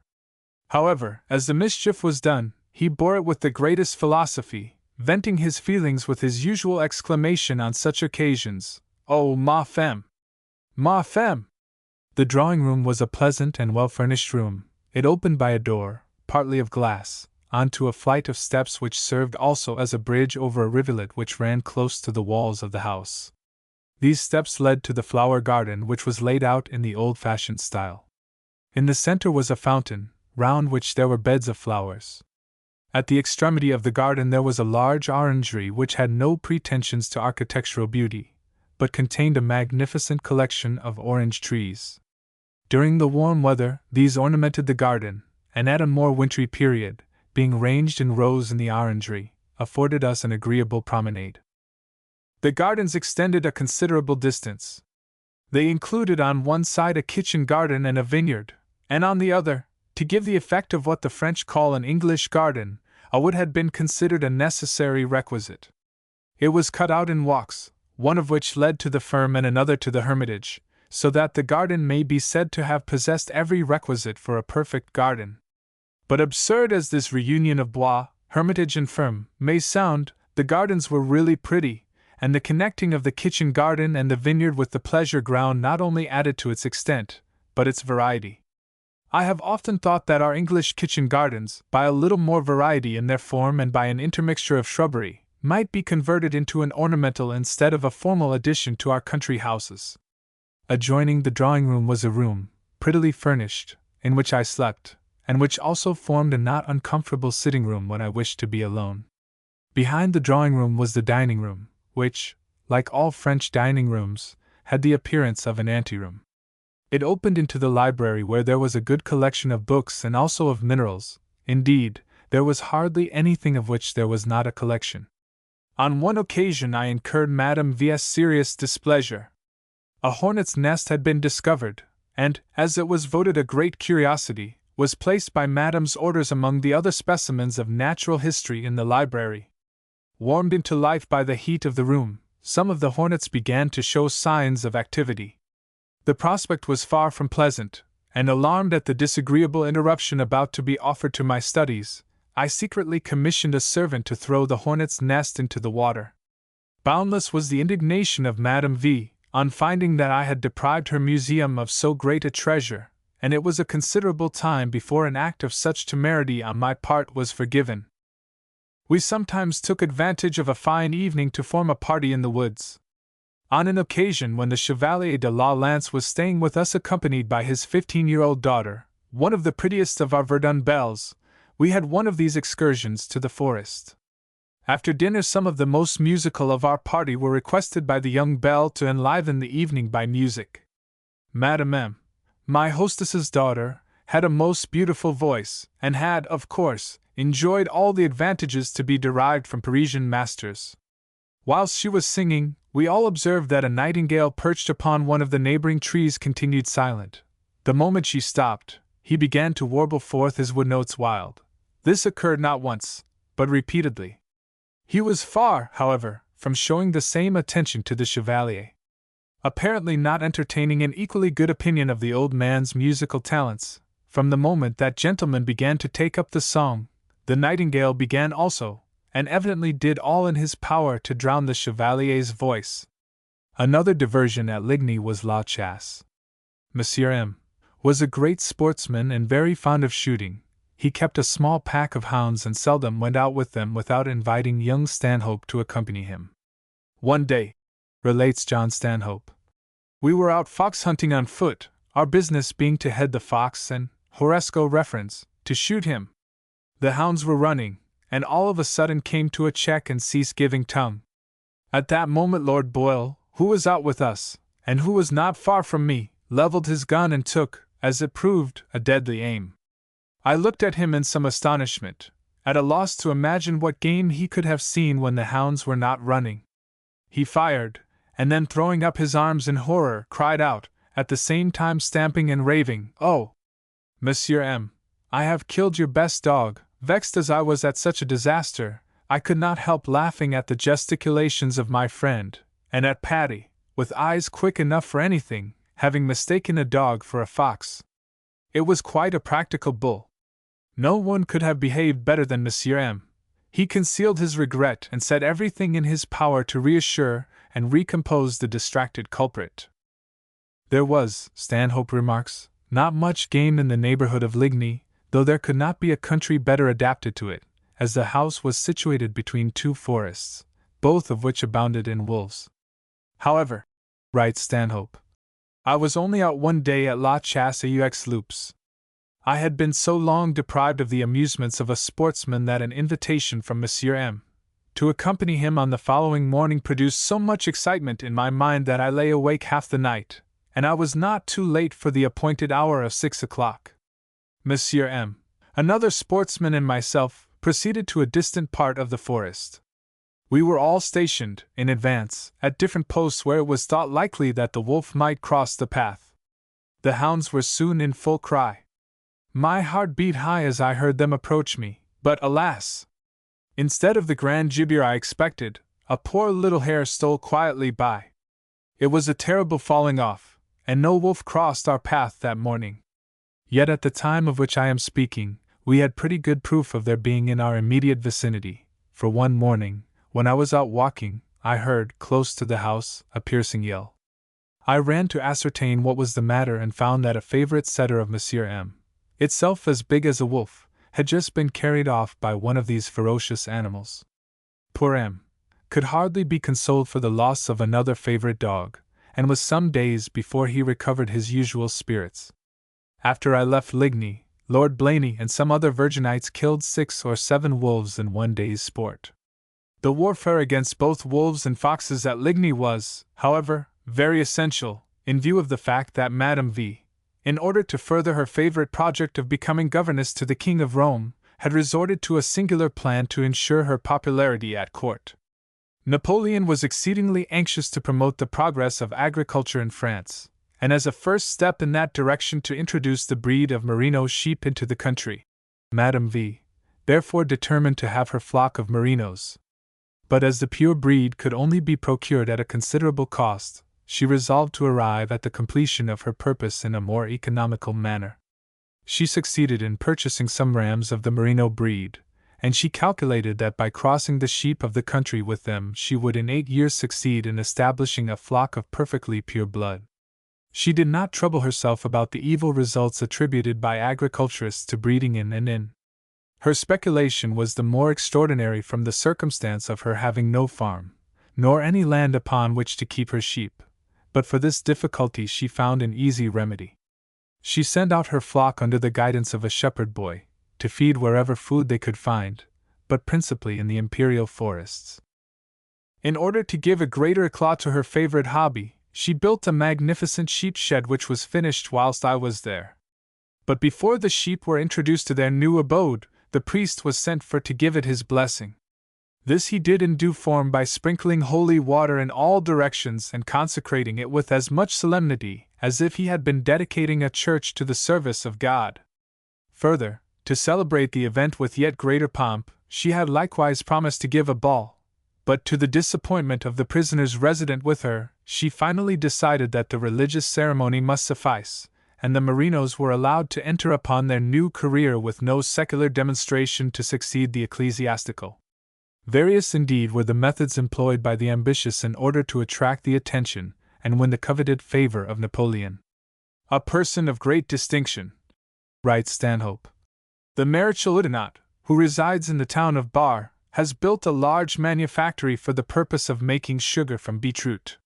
He does not appear to entertain any sanguine expectations of profit, for upon General Cox asking him one day, when he was dining at Bar, what had been the success of his manufactory, the Marechal replied with rather more honesty than discretion, "Ce n'est que pour plaire à l'Empereur." Certainly in this point of view it was a magnificent piece of flattery.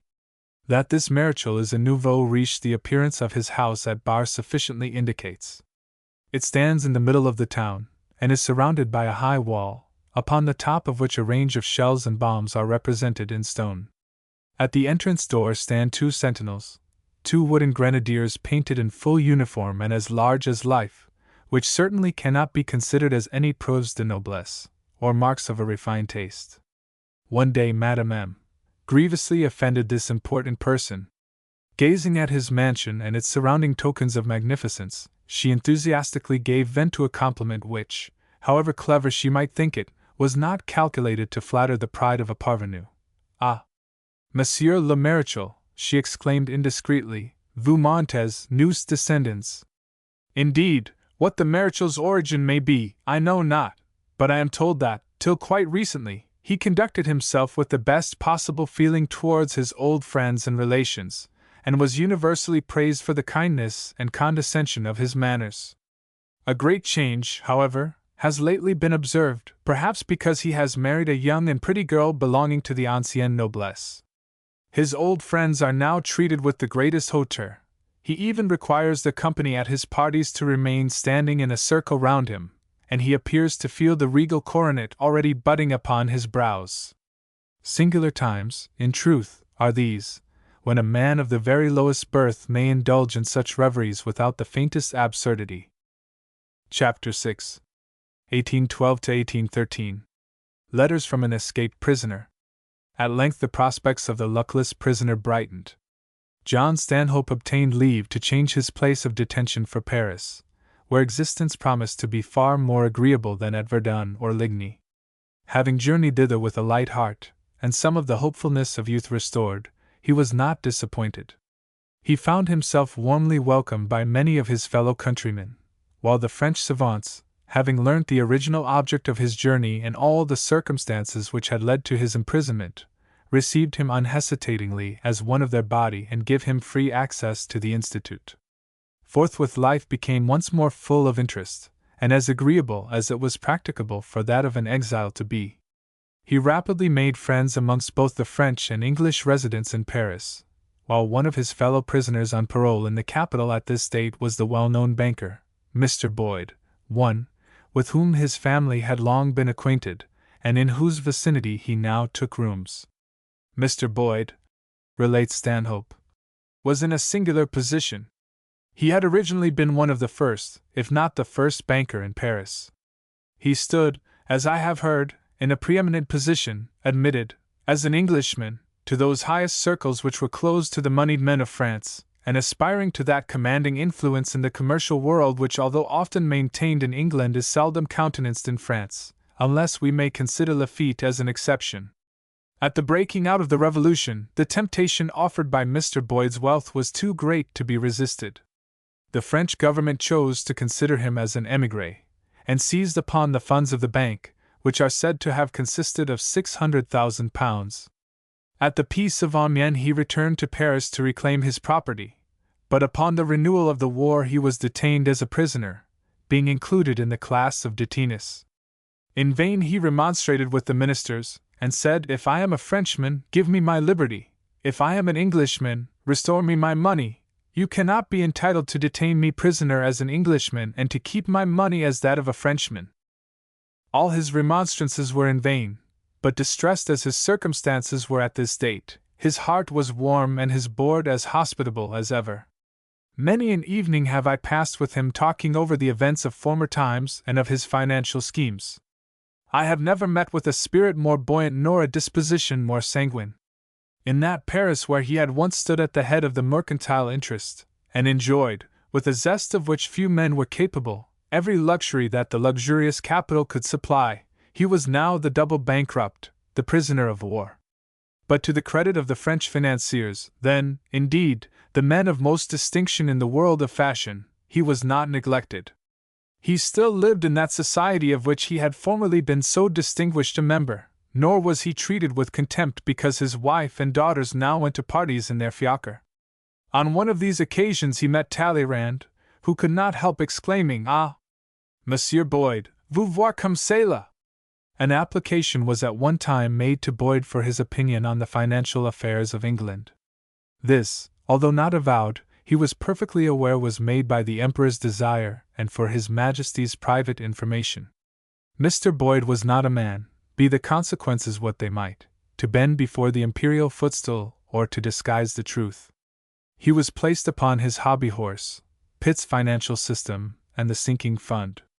His statement proved anything but satisfactory to the high quarter for which it was desired, and never again was Mr. Boyd applied to on the subject of English finance. With regard to his acquaintance amongst the French, John Stanhope speaks with the greatest interest of a man who became his great friend, Monsieur de Boer, a member of the Institute and president of the Cour Imperiale. "I do not know," he writes, "that I ever remember to have seen a countenance expressive of brighter intelligence than his. His was indeed the eye of genius, and gave me a perfect conception of the meaning of an eagle eye. Yet I have seen it alight with a much greater disposition to fun than I expected to have found in one occupying so high a judicial situation. Indeed, in one instance, I was more amused than I can express by the extremely dry manner in which he completely took in an assembly of the wisest men in France. On this occasion young Stanhope was seated amongst a number of distinguished men at the Institute, when M. de Boer rose to his feet, and a hush fell on the assembly of savants, who waited with profound attention for the words of wisdom about to flow from the lips of their learned colleague. As he rose, however, de Boer caught Stanhope's eye with a glance which the latter spoke as plainly as a glance could speak, "Now I am about to have some fun with these wiseacres." Drawing himself up, the speaker announced with the most profound solemnity, "Gentlemen, I must preface my remarks by stating how I consider that a cook who discovers a new dish deserves a seat in the Institute more than a man who discovers a new star." Loud were the interruptions of horror which burst from the members of the Institute, who, to the unutterable amusement of Stanhope and certain of his friends, took the remark literally. "Que me fait on a toil?" continued de Boer with impassioned eloquence. "Que me fait on a toil whilst a chef who discovers a new dish which tempts me to begin again after I have satisfied my appetite confers upon me the greatest obligation which it lies in the power of one human being to confer upon another." 2. Urged by his grave and astounded colleagues to elaborate his reasons for his extraordinary statement, de Boer declined on the following ground. "A king of France," he said, "was passing through a provincial town when a pompous mayor, addressing His Majesty, regretted that he had 20 very urgent reasons for not having fired the guns in honor of the royal visit, the first of which was that he had not any powder. 'Stop there,' said the king, 'I will excuse you the other 19. Another Frenchman, of a very different type, who was a friend of John Stanhope at this date, was the young Comte de St. Maurice, of whose tragic fate, so illustrative of the conditions then prevalent in France, Stanhope subsequently gave the following account. The Comte de St. Maurice had been an émigré at the period of the Revolution. His mother, however, had not accompanied her husband during that exile, and in consequence, had succeeded eventually in preventing the confiscation of some of his property.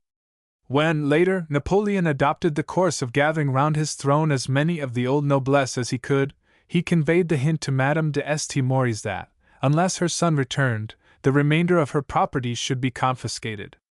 In consequence of this notification, the young Count deemed it his duty to return to his native land, and he established himself in the basse-cour of his former home, which was all of the chateau which now remained. Unfortunately for him, the rest of the property had been sold to a man whose character may be best described by stating that he had been a branded fellow. A good understanding was not likely to exist between men of such opposite principles, and St. Maurice, although he possessed the kindest and the warmest heart, was rather of a hasty disposition, and had a little more brusquerie of manner than is generally found among Frenchmen of his rank. What may have been the first, or the principal cause of the dispute, I know not, but from what I heard, it appeared to me most probable that the object of Colonel Barbier de Fay was to compel Monsieur de St. Maurice to give him a high price for his land in order to get rid of so disagreeable a neighbor. However that may be, Colonel Barbier's hatred to St. Maurice at length carried him so far as to lead him to form a plan of vengeance which I can characterize by no other expression than diabolical. At the restoration of the Bourbons, Monsieur de St. Maurice, like many others, was raised to the rank he would have held according to the army list. He therefore became a general in the army and a lieutenant in the garde du corps, which, as the regiment was entirely composed of nobles, was a very high situation. Colonel Barbier, with a double motive, first that of tormenting Monsieur de St. Maurice and next that of throwing discredit on a corps which he detested, introduced into the guard-room, and circulated wherever he could find access, printed papers blackening the Count's character. That gentleman accordingly challenged him. Colonel Barbier replied that he would only accept the challenge on one condition, that 2 pistols should be put into a bag, one loaded and another not, and that they should draw for the chance. This St. Maurice rejected, stating that he was prepared to fight, but not to commit murder. In order, however, that his character should be free from stain, he referred the matter to the marshals of France. They approved of his conduct, and there the matter ought to have ended. Unfortunately, the garde du corps, aware of the jealousy with which the old army viewed their position, were very touchy on the point of honor. Wherefore the Duc de Luxembourg, his colonel, considered that St. Maurice was under a cloud, and refused to allow him to perform his military duties till his reputation was cleared. This was, in point of fact, the object which his adversary had in view. It placed St. Maurice in a most awkward position, and threw an apple of discord among the garde du corps. My poor friend unluckily consulted everybody, and followed everybody's advice. That which our joint friend, the Comte G. de la Rochefoucauld, gave him appeared to me the best. He advised him to make up his mind at once to the sacrifice of his commission, that having challenged his opponent he had done all that was incumbent upon him as a man of honor, a fact which was unquestionable after the decision of the marshals, and that he should express himself ready to meet any person who should arraign his conduct. But this would probably have involved him with the Duc de Luxembourg, and consequently compelled him to resign his commission in the Guards, which would have been peculiarly unfortunate, as he was daily in expectation of being raised to the rank of captain, upon which he intended to have retired upon half pay. Instead, therefore, of following this advice, he endeavored by further irritation to compel his opponent to meet him. He went into a café and struck the colonel on the face with his fist, believing that so public a disgrace would induce Barbier to meet him on his own terms. But the other was not to be diverted from his predetermined purpose. He continued to persist in his declaration that he would fight only on the terms he had originally proposed. In this state the matter continued for some time, till Barbier thought he had sufficiently achieved his first object of bringing disgrace upon St. Maurice, and therefore, at last, consented to meet his antagonist. They accordingly met, fired 2 brace of pistols, and then drew their swords. The seconds had previously decreed that the duel should terminate as soon as blood was drawn. Monsieur de St. Maurice having, or thinking he had, slightly wounded his enemy, called out, "Monsieur, vous êtes blessé," and laid himself open in full confidence that the fight was over. "Non, monsieur," replied Barbier, "mais vous êtes mort," and not only plunged his sword into his victim's body, but is said actually to have given a turn with his wrist to secure the mortality of the wound. Thus terminated the life of poor St. Maurice. The consummation of this tragedy, however, belonged to a date later than that of the residence of John Stanhope in Paris, and during his sojourn there St. Maurice was still, like many of his day, endeavoring to reconcile his royalist proclivities to the changed conditions of his surroundings and his own altered fortunes. Meanwhile, into the comparatively peaceful routine of Parisian life came, ever and anon, news of a series of victories achieved by the Grande Armée, which was received in France with the customary complacency and elation that such events had long been wont to evoke. By the bulk of Frenchmen, the triumphant issue of the Russian campaign was looked upon as a foregone conclusion, and therefore, when there suddenly broke upon Paris the knowledge of the supreme disaster of Moscow, the effect was overwhelming. The 10th bulletin disclosed the truth with a shattering finality. Dans 4 jours cette belle armée n'existait plus. The effect was as though a thunderbolt had fallen upon the smiling, placid country.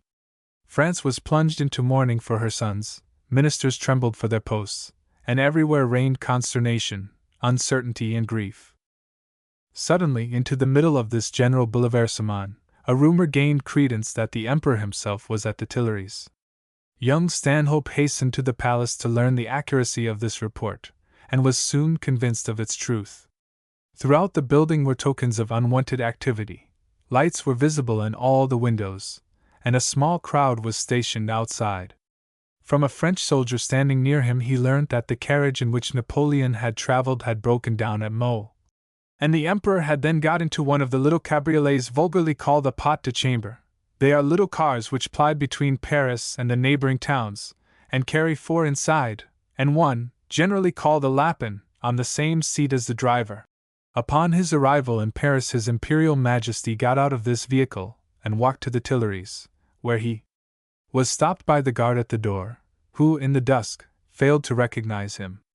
Je suis de la maison, explained Napoleon briefly, and he was permitted to enter.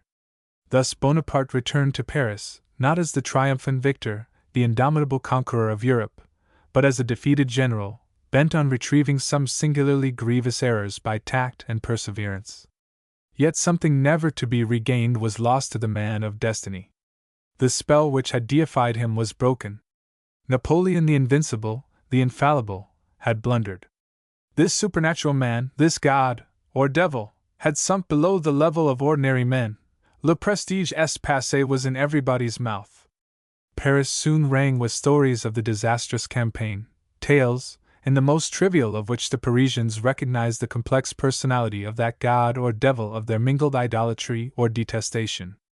A French officer told John Stanhope 2 anecdotes, which, although in themselves slight, are strikingly illustrative both of Napoleon's shrewdness and of his brutality. On one occasion the Emperor heard some men murmuring and declaring that rather than suffer the torments which they were then enduring, they had better give up the struggle and make up their minds to go to Siberia. Napoleon turned to them, and fixing them with his glance, merely observed, "En Siberie ou en France." Well did he understand the emotional temperament of the men with whom he had to deal. The tone in which he uttered "en France" recalled vividly to their thoughts their own, their beautiful France, and the men, who a moment before were abandoned to despair, roused themselves and advanced on their march with all the enthusiasm and the renewed vivacity of Frenchmen. The other story, as indicated, is of a less creditable nature. After the terrible crossing of the Beresina, when, through faulty generalship and inexcusable want of forethought, thousands upon thousands of lives were needlessly sacrificed, the Emperor, during the wretched bivouac west of the river, was, like the rest of his regiment, suffering intensely from the bitter weather. His officers, therefore, went round calling for dry wood for his fire, and soldiers, perishing with cold, came forward to offer precious sticks, with the words, uttered ungrudgingly, "Take this for the Emperor." Shortly afterwards, Napoleon was seated in a miserable barrack, with his surtout over his shoulders, enjoying the poor fire thus obtained. Folding his coat more closely about him, he remarked casually, "Why or a diablement de faux gilets cette nuit." Yet the man before whose colossal egoism imagination waxes impotent, could, on other occasions, exhibit an irresponsible bonhomie, which seemed totally at variance with the more sinister side of his character. This John Stanhope illustrates by another anecdote. "Amongst my fellow prisoners at Verdun had been a gentleman who promoted to the rank of his mistress a woman who was previously his maid-servant. He obtained permission to reside in Paris, but was included in the general order of the Duc de Rovigo upon his appointment to the Ministry of Police, by which nearly all the English were returned to the depots. Madame Chambers, who found herself, under that fictitious title, occupying a very different position at Paris to that which she could fill at Verdun, where her real situation and origin were generally known, had no inclination to go back to that depot, but determined to leave no stone unturned to obtain leave for Chambers to remain in Paris. She was not a person to be easily daunted or troubled with any unnecessary mauvaise honte. Accordingly, the first time that the Emperor went to the Chasse, Madame Chambers made her appearance. It was after the shooting was over, when a great circle was formed, in which the Emperor paced backwards and forwards, generally with his hands behind his back and his eyes fixed upon the ground, whilst the game which had been shot was laid out before him. Madame Chambers advanced and presented a petition to him. He inquired curtly who she was and what she wanted, and took no further notice of her. The next time the Emperor went to the Chasse, Madame Chambers again made her appearance. The same scene was reenacted, with the same result. He went again a third time, and there also again appeared Madame Chambers with her petition. "Comment!" exclaimed the Emperor furiously. "Toujours Madame Chambers!" "Oui, Emperor, toujours Madame Chambers," she replied imperturbably. This was too much for Napoleon. The man who was accustomed to see the greatest of his generation tremble before his slightest frown gazed in no small astonishment at the plump, placid little soubrette who confronted him without a tremor. He burst into a merry laugh, and exclaimed, "Eh bien, que votre mari reste à Paris. Berthier, j'ai-vous en charge," turning to Marshal Berthier, who was in his suite, and Mr. Chambers was never sent back to the depot. Few, however, shared the temerity of Madame Chambers. John Stanhope writes, "The awe that even the principal ministers felt in the presence of Napoleon would not be credited in England. His courtiers literally trembled before him. In what sort of a humor is the Emperor today, was a frequent question in Paris. How I have blushed for the adulation, the degrading, I may almost say the blasphemous flattery that has been offered before the throne of Napoleon by men of the highest rank. But perhaps I ought to make some allowance for those who had witnessed the horrors of the Revolution. Can, however, such men be expected to recover the high tone of feeling they once entertained? Can France ever be restored to a sound state?" Yet one man stood alone in heroic opposition to the conqueror of Christendom. Frail, old, and deserted even by those upon whose support he had relied, the Pope, Pius VII, had courage to oppose the conqueror of the world. While John Stanhope was in Paris, the celebrated interview took place between the aged pontiff and the autocrat to whom the Vicar of Christ was but as a temporal sovereign to be crushed beneath the might of an all but universal monarchy. Pius VII had indeed had an ample warning in the fate of his predecessor, who, bereft of all power, had been consigned by Napoleon to an imprisonment in which he had expired. In 1801 Pius VII had been forced to conclude a concordat with Napoleon, which the latter had afterwards subjected to arbitrary alterations. In 1804 the pontiff had found himself compelled to repair to Paris to assist at the coronation of his enemy. Shortly after his return to Rome the French had entered the Eternal City, and in May 1809 the Papal States were annexed by France.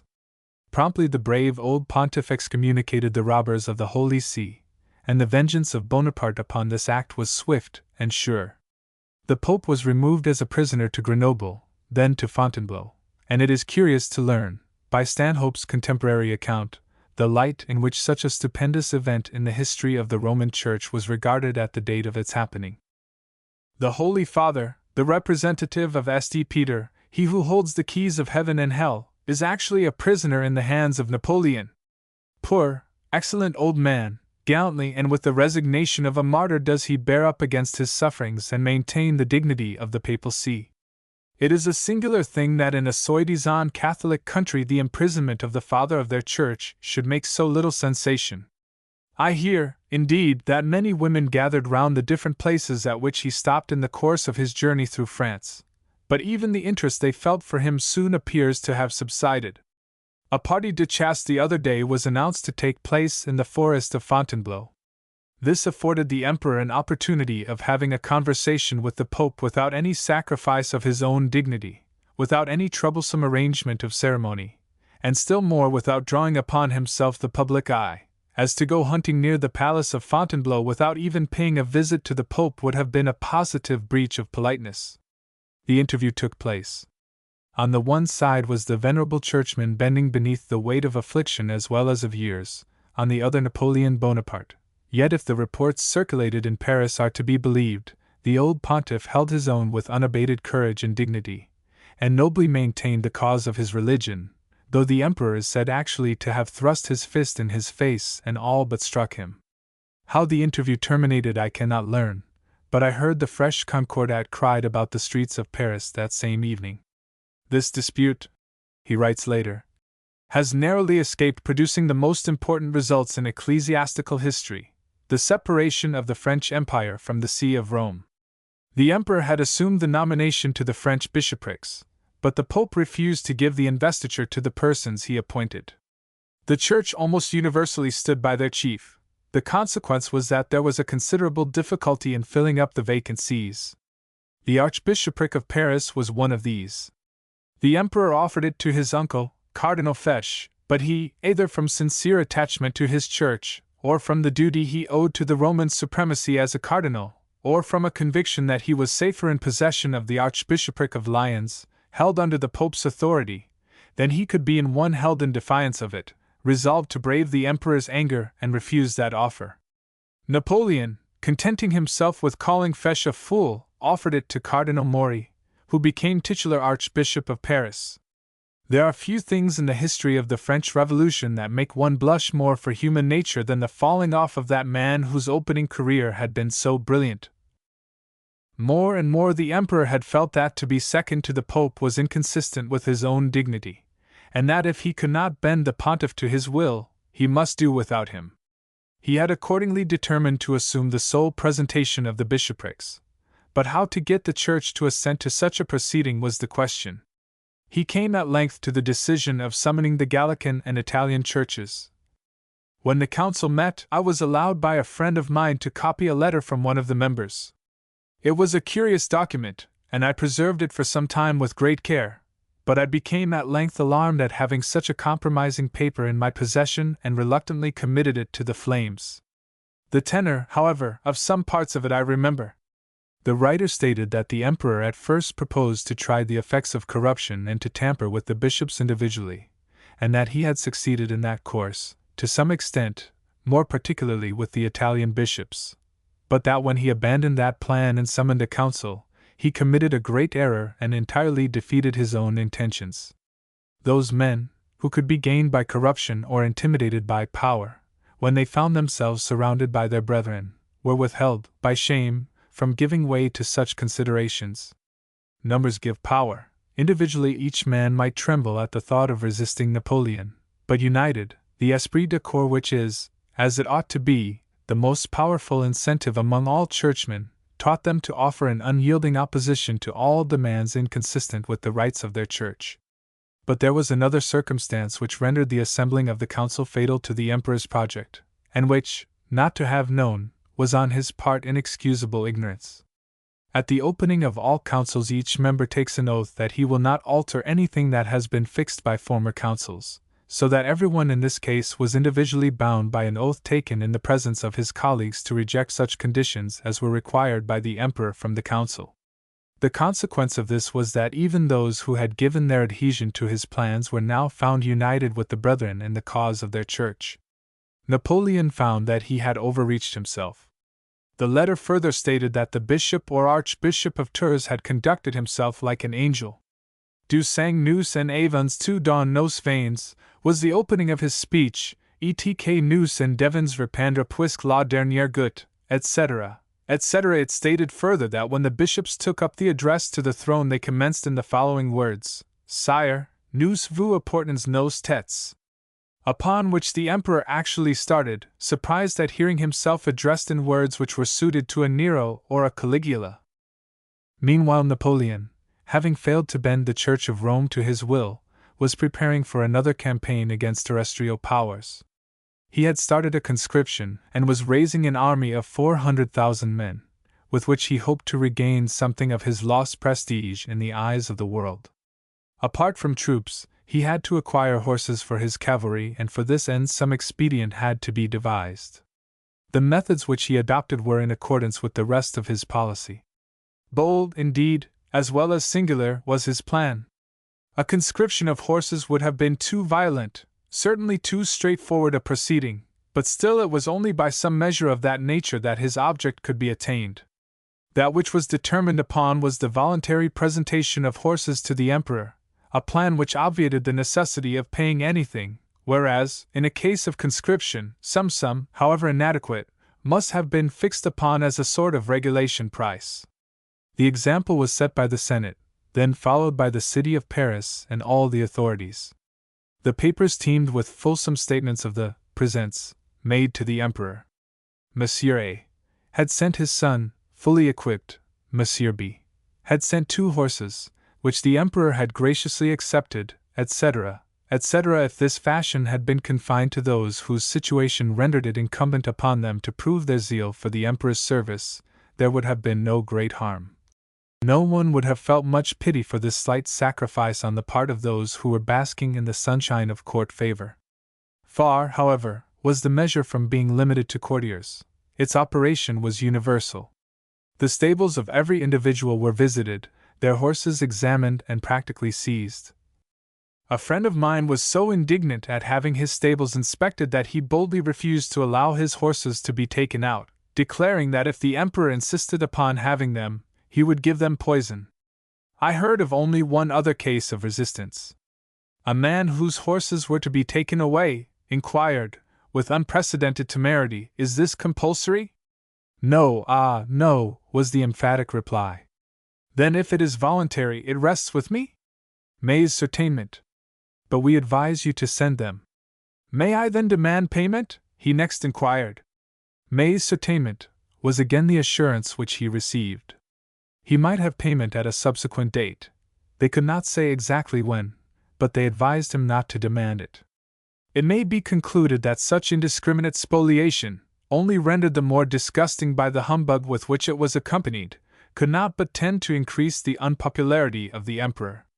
So violent was the discontent, that nothing but the dread of the police and the state of apathy, into which the whole nation had sunk, prevented an open insurrection. In the midst of the general discontent, however, a ripple of merriment passed over Paris. Madame Mère, who, of course, could not avoid following the new fashion, presented her horses as an offering to her son. They were at once, to the delight of the Parisians, returned to her as good for nothing. Whether, says Stanhope, she had selected her gift with a view to this verdict, or whether it represented the general state of her stud, I know not, but from what I have seen, I conclude that the latter is not an unlikely case. This little incident, and the fact that many of the untrained horses thus acquired, pirouetted in an undignified manner, and turned their backs as the Emperor passed, momentarily restored the good humor of the Parisians. But John Stanhope, whose own steed escaped confiscation on account of its being blind of one eye, took far less interest in the Emperor's movements than in a chance of freedom which at last presented itself to him. There was not a man in France at this date, he states, certainly not a minister, who would have dared individually to plead the cause of a prisoner. With the exception of Talleyrand, few among the French dignitaries were superior to that singular influence by which Napoleon was able to subdue the proudest spirits, and since the ministers had positive orders not to submit to the Emperor any proposal of that nature, there was not one of them bold enough to defy such a mandate. But as with the ecclesiastics, so with the savants of France, what a man dared not attempt singly, a body of men, in their collective strength, might venture. It was patent to the savants that the young Englishman had been unjustly detained. The object of his journey had been so obviously not only a peaceable but a laudable one, that the Institute determined at length, if possible, in the interests of science, to effect his liberation. And at last they succeeded. At last, after a period of alternate tormenting hope and despair, John Stanhope secured the longed-for passport which accorded him permission to quit Paris. Even then, when liberty was once more within his reach, it was all but snatched from him. Savary, Minister of the Interior, taking advantage of the Emperor's absence, harshly ordered all prisoners to return to their depots. But Stanhope, with Napoleon's passport in his pocket, decided to disregard these orders, and since his parole no longer prohibited an attempt at flight, he determined to sell his newborn liberty dearly. After many hairbreadth escapes he succeeded in reaching the German frontier, and to his unbounded relief knew that he was at last free. Illustration: passport given by Napoleon I to John Spencer-Stanhope, March 14, 1813. By the advice of his friends he decided to make his way back to England, instead of going direct to Greece as he had at first intended.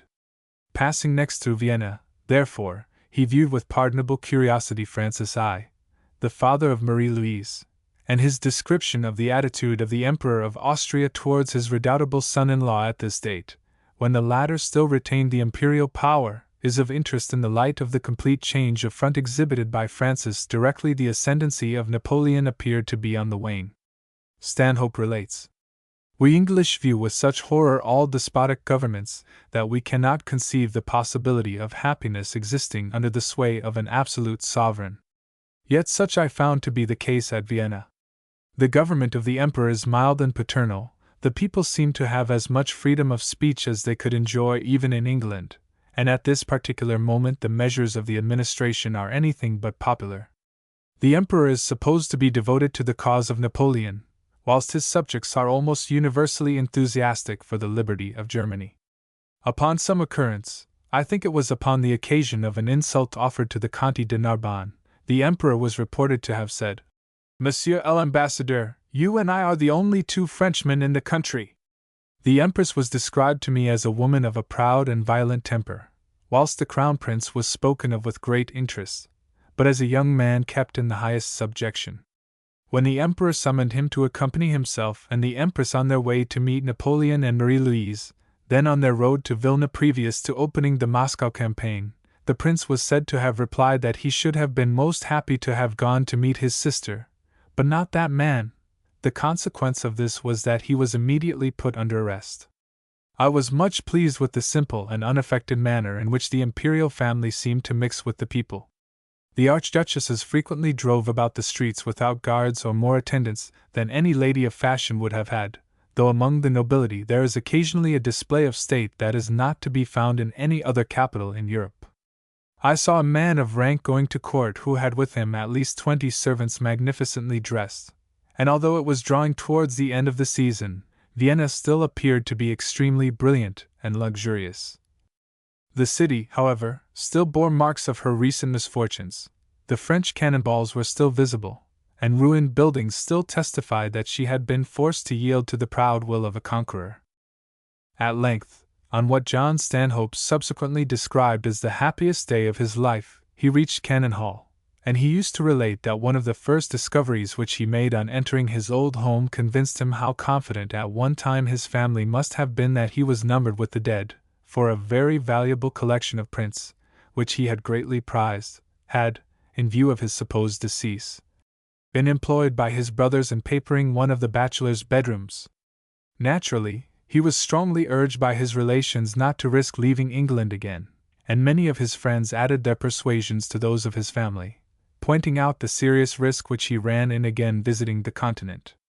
To all such representations he turned a deaf ear, since he held that, as his liberty had been granted him with the ostensible object of enabling him to prosecute his proposed researches in Greece, he was in honor bound to fulfill that obligation. His brother Edward decided to accompany him, and to his brother William he wrote. Cannon Hall, September 1813. Edward and I start for Greece next month, and my old friend Bonaparte is at such a low ebb that I think perhaps I may be able to return through France without the agreeable title of prisoner. You seem to think that I am not obliged to go into Greece. The truth is that I do not consider myself as positively obliged, but I consider that the honor of a Stanhope must not only be maintained, it must not even be suspected, so go I will, be the consequences what they may. Illustration: Edward Collingwood, son of Walter Spencer-Stanhope, Esq. MP. Thus it befell that John Stanhope nearly became, for the second time, a prisoner of Napoleon, and the tale of his adventures may be concluded here. He had promised that he would en route deliver some dispatches to the Queen of Württemberg. He therefore journeyed to Stuttgart, where he had a lively interview with the former Princess Royal of England, who, although now 47 years of age, and exceedingly massive in figure, still retained her girlish sprightliness. On hearing that a young Englishman desired to see her, she at once concluded that someone had been sent with fresh news of her father, George III, the thought of whose mental affliction was a constant source of grief to her. John Stanhope writes. Stuttgart, January 10, 1814. As soon as I had breakfasted, I went to the palace. I was shown into a sort of anteroom, the servant took in the letters, and returned for answer that the Queen would see me herself. In another moment she hastened into the room where I was, and without giving me time to make my proper salutations, she burst out with, "How is the King?" I was astounded at so disagreeable a question, and with difficulty answered, "Much the same?" "What, no better?" continued she in great disappointment. At first she supposed that I was a messenger, but upon hearing my name, she took me herself into another room and remained conversing with me for full half an hour. She inquired if I was Captain Stanhope's son, and upon hearing that I was a Spencer-Stanhope, she made a sort of start of surprise. She said she knew my father and well remembered my mother's marriage. She added that she remembered it particularly from one circumstance. The King was desirous of buying for Princess Sophia a diamond pin which my father had previously ordered. There was much pourparlor about the matter. My father refused to renounce his purchase to any other intending purchaser, and the King refused as obstinately to give up all hopes of persuading the unknown owner of the pin to relinquish his rightful claim. At last my father learned who was his rival, and instantly gave up the pin to the King. I had for some time found it difficult to keep up the respectful manner necessary to be observed to sovereigns, but here, at the thought of our respective parents obstinately haggling over the same bit of jewellery, with a jeweller who was in great terror of offending either, we both threw etiquette to the winds and laughed outright. She asked me after Lord Chesterfield, and inquired how he bore the death of his wife. She asked after the Arthur Stanhopes. I told her the story of my recent imprisonment.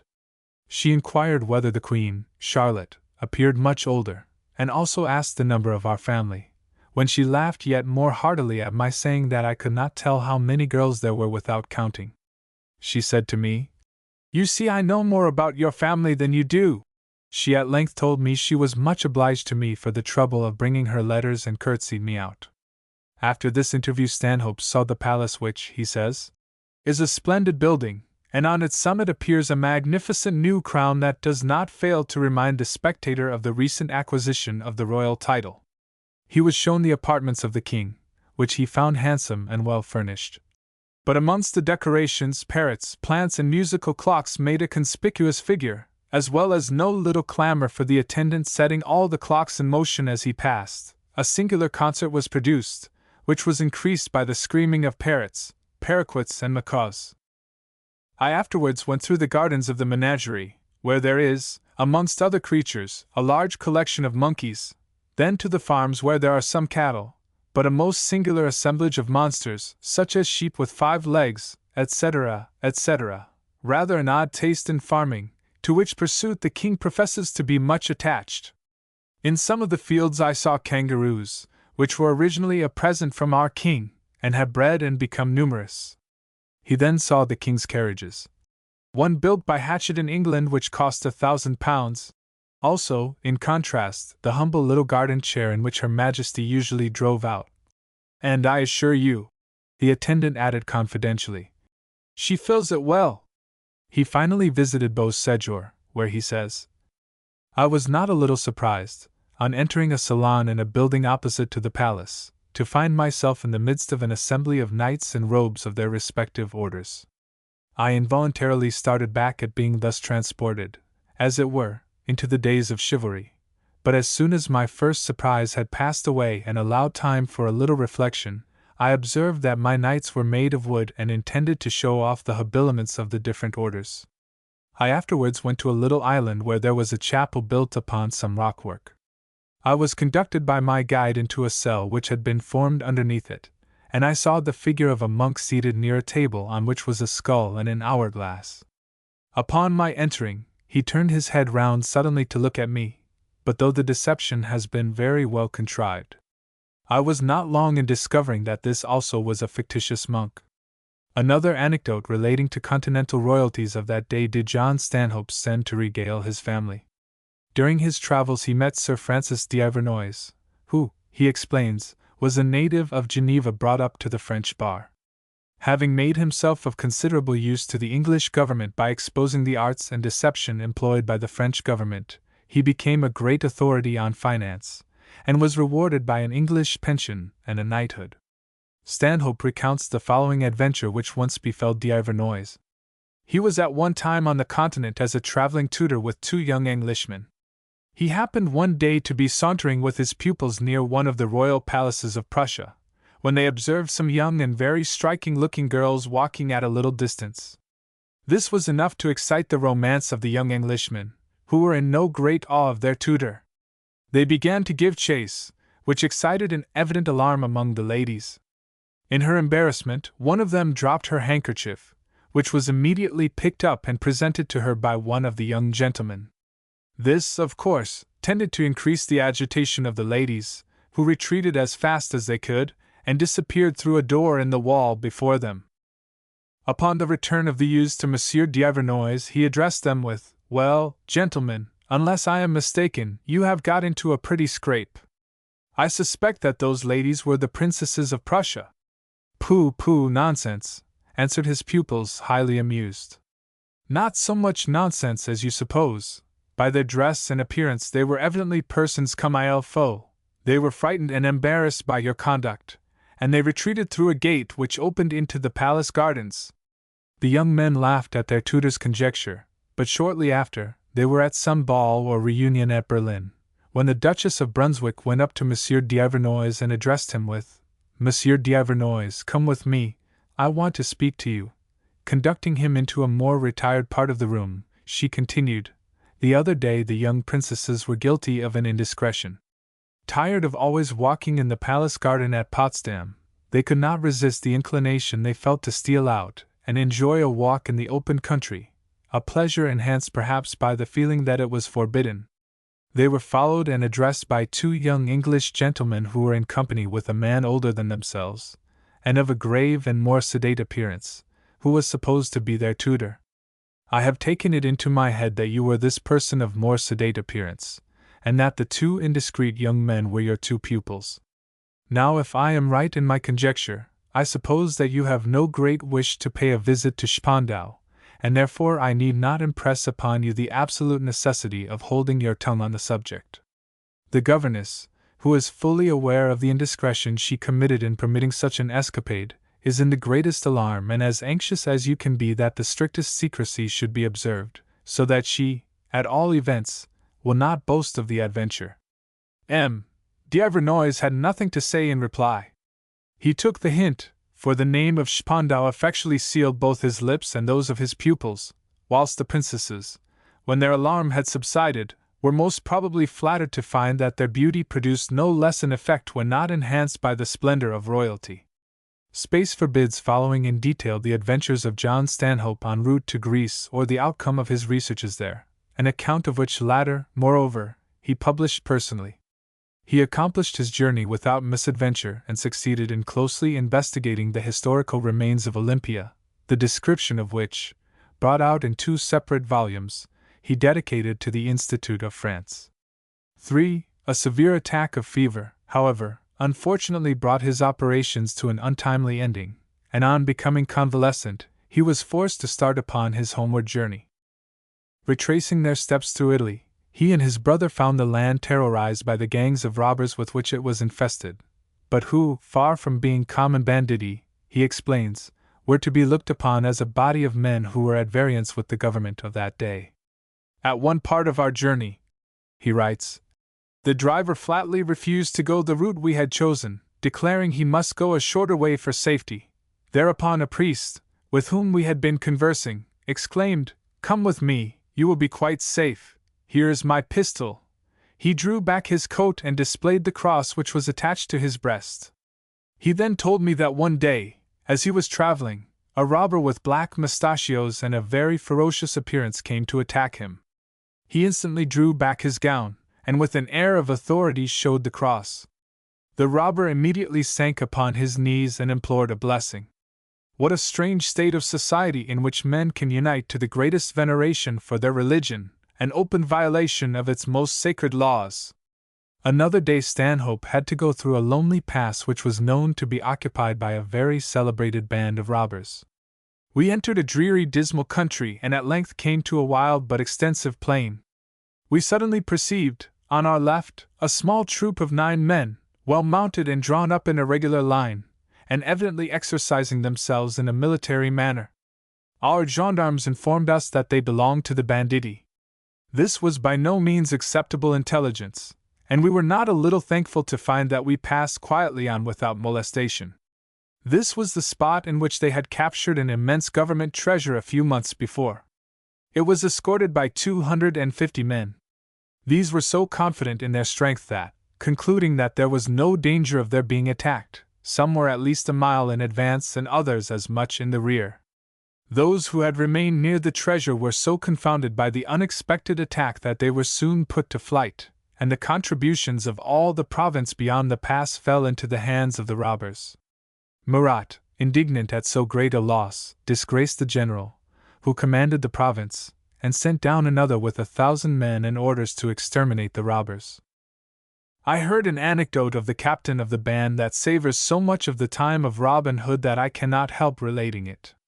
The Duchess of Avellino, who was on the point of passing from her chateau to Naples, happened in some public place to mention that she was much alarmed at the thoughts of going through the celebrated pass. A gentleman present assured her that her fears were groundless, and that there was not the smallest danger. Shortly after, the Duchess pursued her journey, and when she arrived at the pass she perceived a stranger riding at no great distance from her carriage. She felt considerably alarmed. However, he followed the carriage closely till it was out of the pass. He then rode up to the window, pulled off his hat, and told the Duchess that he was the captain of the band, that he had escorted her out of the limits of his territories, and that she was then perfectly safe. She offered him money, but he refused it positively, though politely. He then took his leave, but not before she had recognized in him the man whom she had met at the dinner party, and who had assured her that there was no cause for alarm. Not long ago one of the haunts of the banditti was discovered, and an enormous amount of booty was found in it. At Naples Stanhope and his brother arrived in time to be invited to a masquerade given by the Princess of Wales. Caroline, weary of her anomalous position in England, had in 1814 obtained leave to go to Brunswick, and subsequently to make a further tour. She lived for some time on the Lake of Como, an Italian, Bergami, who was now her favorite, being in her company. Favored by Murat, King of Sicily, for she pursued unchecked her career of eccentricity and indiscretion. Directly the princess heard that we were at Naples she invited us to her masquerade. My friend Maxwell was going in a Turkish dress which he had brought with him from that country, therefore I thought I might as well adopt a costume of the same land, and chose that of a black slave. The ball began by fireworks which were let off in a little island immediately in front of the palace in which we were assembled. I had been assured that the commandant had declared that as he had a considerable quantity of gunpowder in the fortress, he could not allow anything of the sort without an express order from the king, as the danger would be considerable. None the less, out of deference to the wishes of the princess, the order appears to have been given. The ball which followed was brilliant, the dances were magnificent, and the king and queen took part in almost every dance. She is an extremely pretty woman. The king, to my amusement, changed his dress frequently in the course of the evening. In the middle of the proceedings a little cabinet was thrown open, in which was disclosed a bust of Murat with the inscription Joachim I or Roy de Naples. I met the Princess of Wales coming out of the cabinet, and was informed that when the door was first opened she was stationed near the bust, and in a theatrical manner placed a crown upon its head. To all this magnificent entertainment there was no supper. A few days afterwards, to my dismay, I received an intimation from the Duc de Gallo that the king wished me to be presented. On New Year's Day, at the appointed time, I accordingly repaired to the salon destined for the Corps Diplomatique. I there found many people assembled, and a table set out with a good breakfast, coffee, tea, all sorts of wine and liqueurs. We were at length ushered into the presence chamber, and formed a circle round the king. I had been far from pleased with Murat's manners at the Princess of Wales's ball, but he now certainly played the part of a monarch like a consummate actor. The former innkeeper's son was dressed magnificently in a Spanish costume. He walked round the circle, and when he came to me he exclaimed, as if aside, "Ah, un beau nom!" He asked me whence I came and whether I intended to remain long in Naples. Upon my answering the latter question in the negative, he said, "Je ne suis fâché." As soon as our audience was terminated, we were ushered into the chapel where all the nobility of the court, both male and female, were assembled. Each seemed to vie with the other in splendor of dress. The music was immeasurably fine, but this theatrically magnificent assembly in a chapel seemed much like a mockery of religion. Murat, however, who was in a very conspicuous place, acted his part very well. His little boy stood near him, and he found out the different parts of the service in the child's prayer book. As soon as the Mass was over, the Duc de Gallo placed us in a room which opened into that in which the king received the ladies of the court, so that, by standing near the door, we could see the whole of the ceremony. The Queen was absent, as she had caught cold at the Princess of Wales's ball. The ladies, in consequence, only passed with a side step and solemn demeanor, making en passant a low, deferential bow to the king. But I was extremely amused at their manner directly this was over. As soon as they arrived within a short distance of our door, their solemn and respectful countenances relaxed into a smile of mockery, their side swimming steps into a run, and they all appeared as changed as if they had been touched by a magician's wand. I could not refrain from laughing at them as I read in their altered demeanor the distastefulness of the ceremony through which they had just passed. Later, Stanhope received, through the Princess of Wales, invitations to various other balls, and finally he was the recipient of a letter from Lord Sligo inviting him to become a subscriber to a ball which it was proposed to give in honor, jointly, of the Princess and of the King and Queen. Stanhope, in common with several of the English, refused to take part in a measure which the latter considered their own government would not approve, as England had not recognized the sovereignty of Murat. At a dance, however, that same evening, the Princess, who had previously taken no notice of Lord Granville who was present, came up to him as he stood near Stanhope and informed him that she was exceedingly anxious there should not appear to be any division among the English on this occasion, and that therefore she wished him to subscribe. Lord Granville answered that if it was her wish he should certainly consent to do so. She thereupon proceeded to attack Stanhope's other friend, Maxwell, but the latter stood firm, flatly refusing to consent to a proceeding of which he disapproved. On this the Princess, greatly indignant, turned her back on him and walked off, exclaiming emphatically, "No more dinners at my house, Mr. Maxwell!" Before the disputed ball took place, Stanhope and his brother had journeyed on to Rome. On the road thither they again ran great danger from robbers. Indeed, at the first town in the Pope's dominions, where they were obliged to submit their baggage to the examination of the custom-house officials, a soldier informed them that he had orders not to let an Englishman pass without an efficient guard, and he begged them, to their astonishment, to take an escort of 52 men. We, however, Stanhope relates, passed the next stage safely without seeing any robbers, but we were informed that our danger was not yet over, as we had to pass near a wood which was one of their regular haunts. We saw nothing to alarm us in this wood, but shortly after we were startled by seeing 2 men lying in the middle of the road, swimming in blood. We learnt that these were 2 robbers whom the gendarmes had been conveying to Turin, when a rescue was attempted. The gendarmes immediately shot these men and pursued the others. This had happened only a quarter of an hour before we passed. In Rome, Stanhope wrote, "I frequently meet Lucien Bonaparte. We have also some excellent English society, the Duke of Bedford, Lords Holland and Cotter, Sir H. Davy, Mrs. Rawdon, etc., and most of them give parties, so that I could sometimes fancy myself in London. I see so many London faces." At Milan he was shown how the French soldiers had playfully made the fresco of The Last Supper, by Leonardo da Vinci, the butt of their bullets, and at Turin he was struck by the strange sight in the museum of a black man in purus naturalibus. He had been a favorite servant of the King of Sardinia, who had left nothing undone to cure him of the disorder from which he suffered, but having failed in this endeavor, he had the deceased nigger stuffed and affectionately preserved thus. The travelers next crossed the Mont Cenis by walking up the mountain and sledging down the other side. And now, at length, they again approached Paris.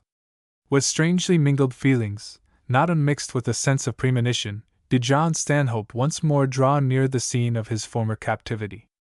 A transformation had taken place in the surroundings which he knew so well. Napoleon was now himself a prisoner in the hands of his enemies, and Louis XVIII was seated upon the throne of his ancestors. But Stanhope was not long in discovering that the metamorphosis was far more apparent than actual.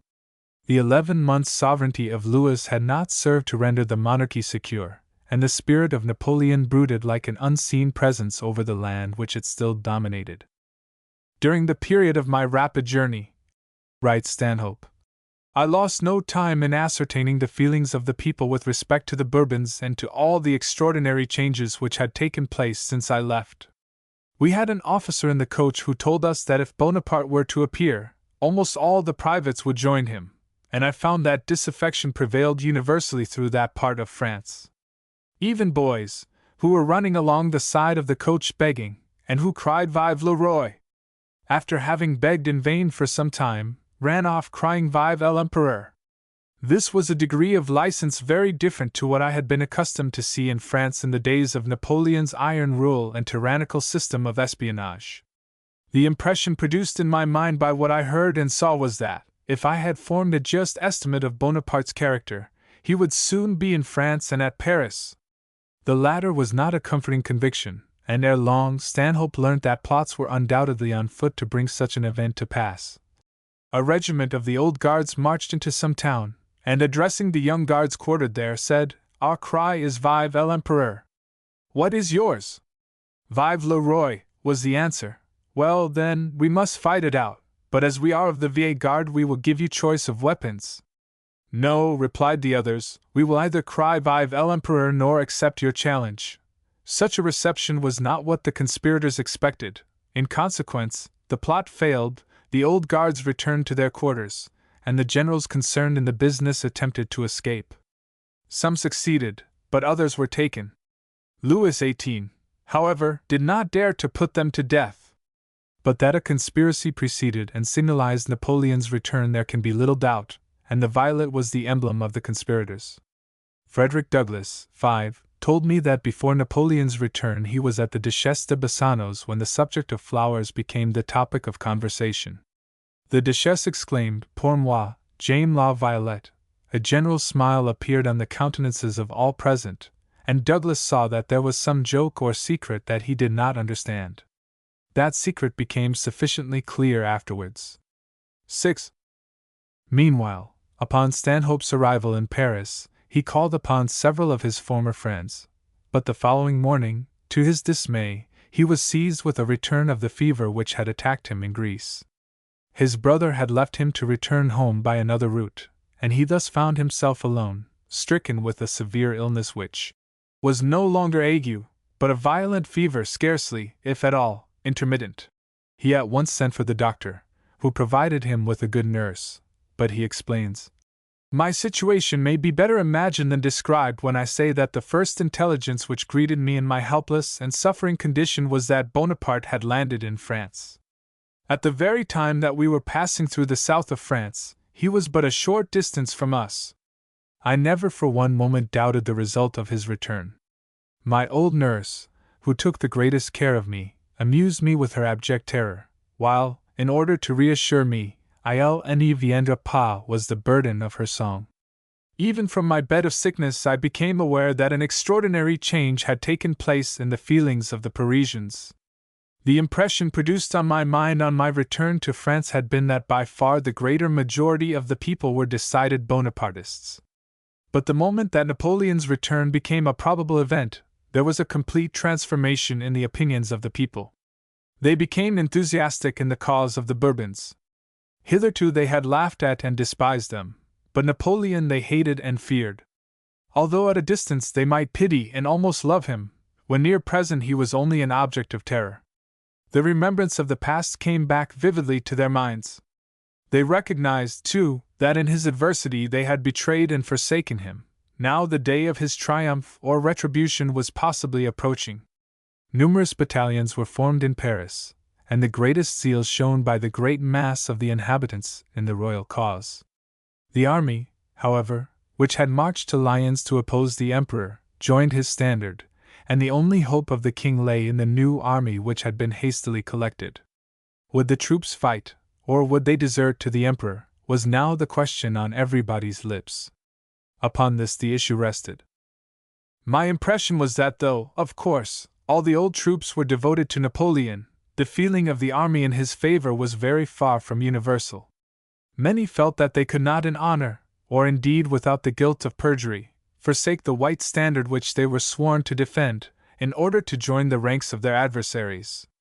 They recognized that, by whatever species of pretext it was glossed over, still desertion remained the foulest blot upon a soldier's honor. But, on the other hand, they felt no interest in the royal cause, and a natural repugnance to shed the blood of their fellow countrymen. They were, in fact, entirely indisposed to spill French blood for either of the rival sovereigns, and were prepared to remain quiet spectators of the scene. Could the king but once have succeeded in making them fire on the imperialists, he might have had a chance, and doubtless a skillful general might have succeeded as he faire maitre d'occasion. But Bonaparte had hazarded his all upon this venture. He had counted upon the feeling of the armies of France. And the dramatic instinct by which he had made himself master of so many situations in the past was now again called to his aid. He took care to have it circulated that his troops would not fire upon Frenchmen. He even gave out that his soldiers had no cartridges. This put the royalists in an unexpected dilemma. How can we fire in cold blood upon men who will not fire upon us? Was the universal problem in the royal army. And while they debated this question, Napoleon eventually passed through their lines as if he had been an unconcerned spectator. Meanwhile, my situation was a singular one. Returning from my pilgrimage where I had been to earn my liberty, here was I again in Paris, hopelessly confined to my bed, with the prospect of being again taken prisoner as an Englishman. My earnest entreaty to the doctor was to patch me up in any way so as to enable me to effect my retreat from Paris, for I foresaw that there would be such a stampede as Napoleon approached the city that it would be impossible to procure post-horses. After having been confined to my bed for a week, I was at last enabled to put on my clothes. Fortified with some strong bouillon, which my nurse gave me instead of beef tea, and getting into a hackney coach, I went off to procure myself some necessaries for the journey. The scene I saw was an extraordinary one. Everyone seemed in a hurry, hastening somewhere. Crowds of English were leaving the city, some frightened out of their wits, others in perfect unconcern. One dandy I even heard say, "Well, I would rather be a prisoner in Paris than at liberty in England," and I longed to give him a letter of recommendation to my old quarters at Verdun. Nor was Stanhope a moment too soon. With the greatest difficulty, and only at an exorbitant price, was he able to get horses and the promise of a voiturier who eventually sent his wife as driver in his place, being probably himself a suspected person who could not leave the city. At the last moment a message arrived from Mr. Boyd, the banker, begging that he and his family might share Stanhope's flight. Such an offer to an enfeebled invalid was most acceptable, and accordingly Stanhope eventually left Paris in company with the banker, his wife and their 2 daughters. The scene as they went defied description. Troops were marching, drums sounding, flags flying, crowds were collected in the streets with no particular object, and fugitives were vainly endeavoring to make way over the bridge where carriages were locked in a block which threatened disaster to their occupants. Nevertheless, Madame la Voiturière, who, Stanhope explains, was not only dressed up to enact the part she had undertaken, but was not of the mildest or most peaceable temper, forced a way through the mêlée with such success that, in due course, she deposited her travelers in safety at Brussels whither they were bound, when, to their extreme amusement, her task accomplished, she speedily transformed herself into a Parisian elegante. And even as they reached safety, into the city which they had left, Napoleon entered.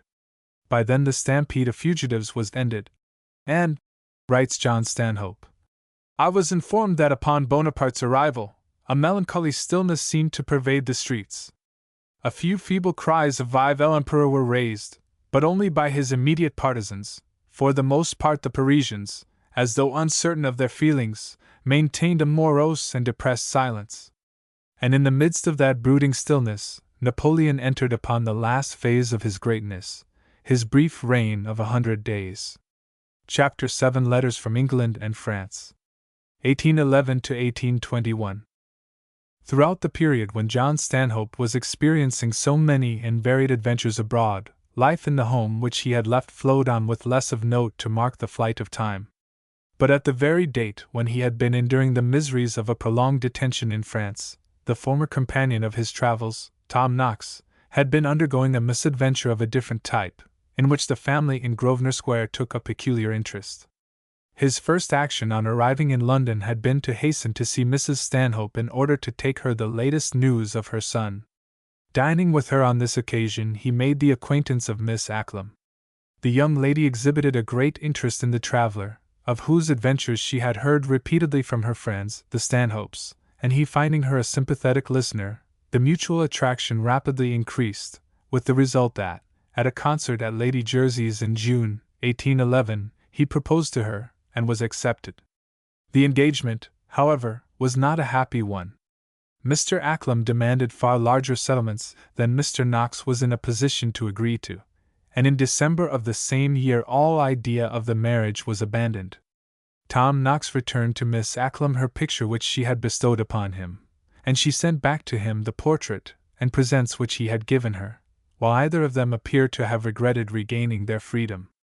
Full particulars of this episode in his friend's life were dispatched to John Stanhope at Verdun. Indeed, no sooner had Mrs. Stanhope at last ascertained the fate of her absent son than she and her family strove diligently to lighten his exile by any available relays of news from his native land. And in strange contrast to the adventures of the young Détenu must have seemed those letters which reached him, descriptive of that faraway family life in England, and conjuring up pictures of the home and the faces which he might never see again. Mrs. Spencer-Stanhope to John Spencer-Stanhope. 1812. Your sisters are all well. They are, as usual, very busy acquiring knowledge. They are learning Spanish, Italian, French and German, also the harp and the flute. At this moment Marianne is studying Euclid, and Anne Frances are at the pianoforte, Isabella is drawing and Maria is occupied with her French. Hugh grows very stout and bold. Isabella, I never saw better. Frances is a prodigiously tall girl and very clever. Maria is always the same good-natured little fairy. From Cannon Hall Marianne wrote later. The drawing-room and the brown-room look beautiful in their new state, and you cannot think how elegant all our company appear at this important moment. And the gay Cupid, Philip Stanhope, are enjoying all the agonies of a game of chess. The Glynns, 1, are staying with us, and Tom, 2, is fitting himself for Prime Minister by assiduously studying the papers. Lady Glynn and Mamma are enjoying a light supper. Sir Dicky puts in notes of interrogation and comments upon the passing scene with great effect. Papa is grunting, groaning and snoring in the library, the result of 20 brace of moorgrouse. The younger members of the family are, I suppose, enjoying delicious slumbers at Westminster, for the clock has just struck 11, and I must to bed. From Southampton, then a fashionable and gay resort, where he was staying with a private tutor, Charles Stanhope likewise wrote to his distant brother. Southampton, November 5, 1812. I dined the other day with the Fitzhughs who live near here, and was much disappointed at not meeting Mrs. Siddons who is always with them. She is not liked by the people about here, she is so very graciosissima pomposissima. If she goes to any party she immediately usurps the sofa, monopolizing it most infamously with her most corpulent latitude, and to those people who conceive themselves most her intimates, she bows like a queen, with a slight inclination from her shoulders, never deigning to move from her seat, nor even in the slightest degree to bend her formal body. This, of course, cannot but disgust, though Mrs. Fitzhugh dotes on her. 3. When she acted here Mrs. F. waited on her as a maid, and when she came off the stage, after having died most naturally, Mrs. F. begged her to go to bed, and was worked up to hysterics wanting repeated assurances that she was not in reality dead. Was there ever anything so absurd or foolish? I was at Gaunt's, Sir Dicky Carglin's.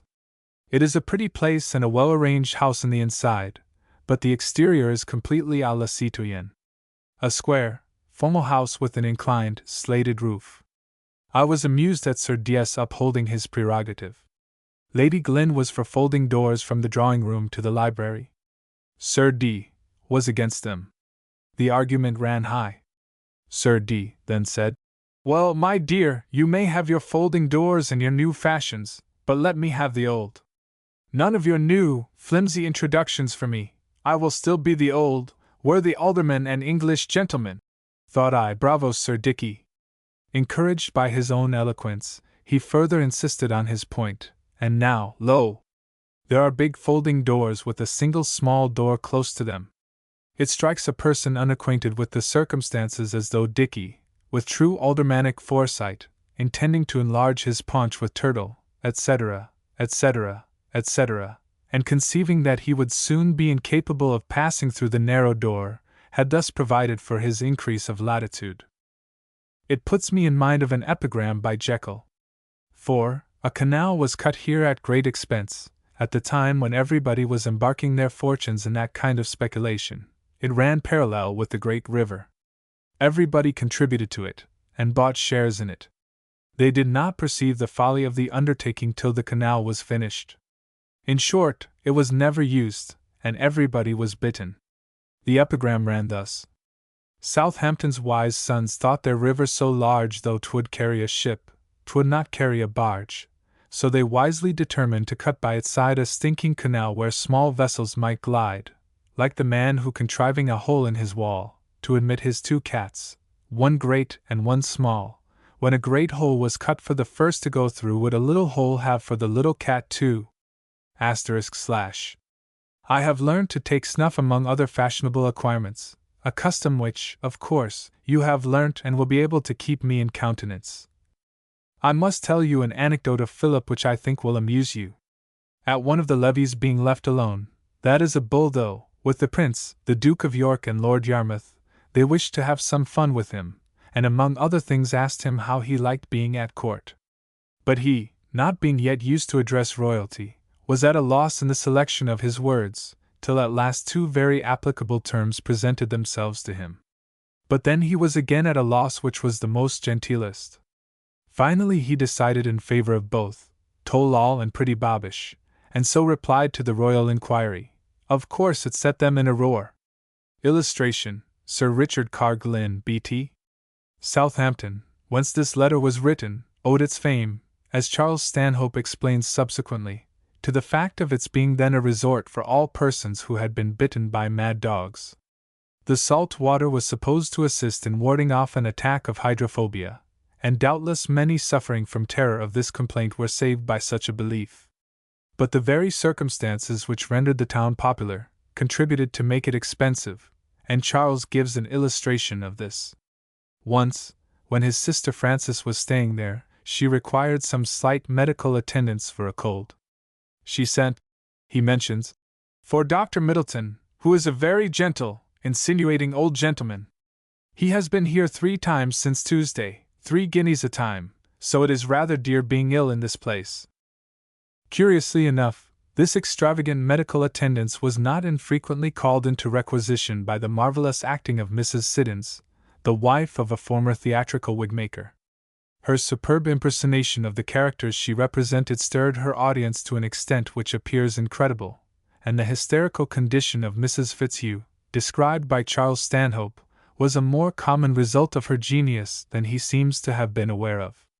It is on record that she constantly made men weep and women faint by the realism of her performance, while in 1783, when the royal family went in state to see her play Isabella in The Fatal Marriage, so extraordinary was her genius that the actors who took part with her were completely overmastered by their emotion, and even the stolid king, in his richly decorated box, sobbed unrestrainedly in sight of all present, till Queen Charlotte, annoyed at such weakness, turned her back upon the stage and loudly declared that such a lifelike exhibition was too disagreeable to look at.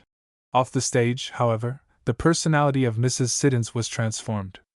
A handsome woman, though of ponderous build, her conversation was singularly dull, and she spoke in a slow, sententious manner as though declaiming a set speech, which peculiarity gave rise to many ludicrous stories respecting her. Charles Spencer-Stanhope to John Spencer-Stanhope. Christ Church, November 1812.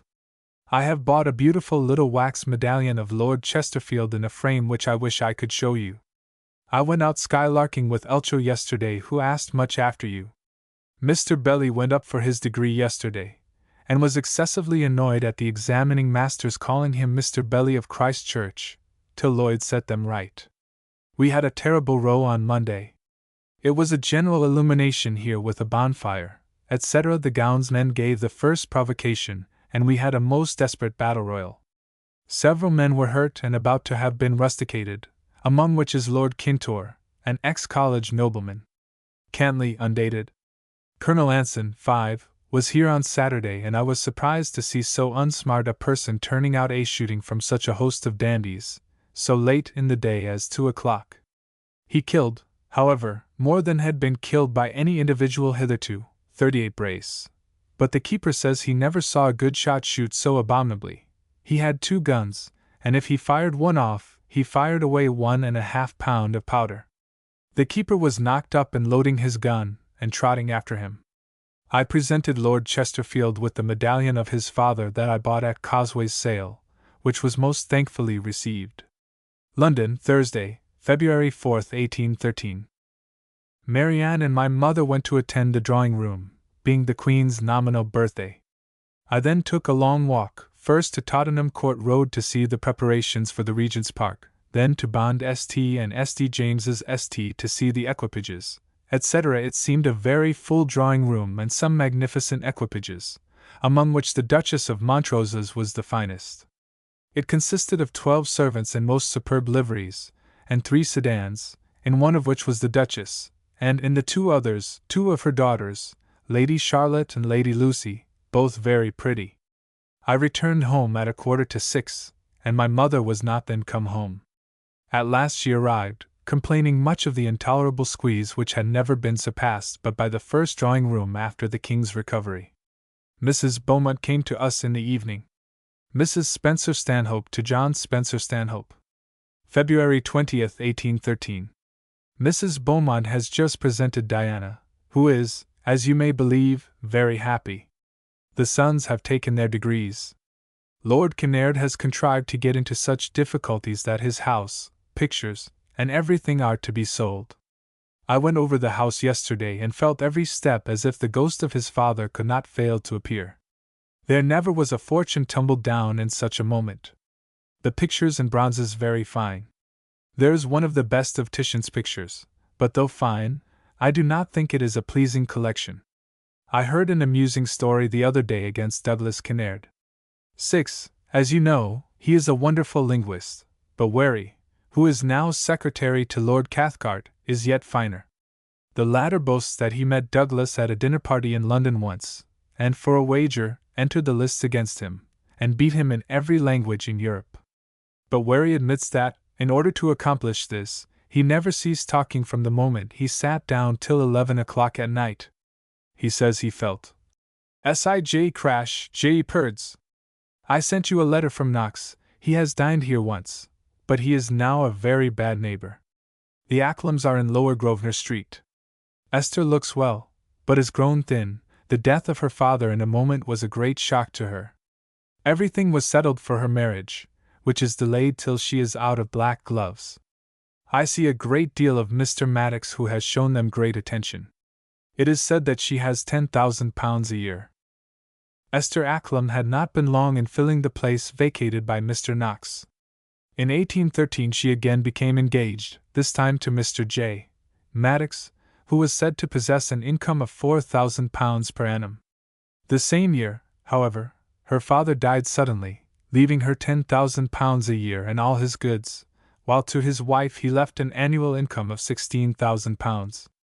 Miss Acklam, therefore, not only found herself a substantial heiress, but with the prospect of inheriting a yet larger fortune from her mother.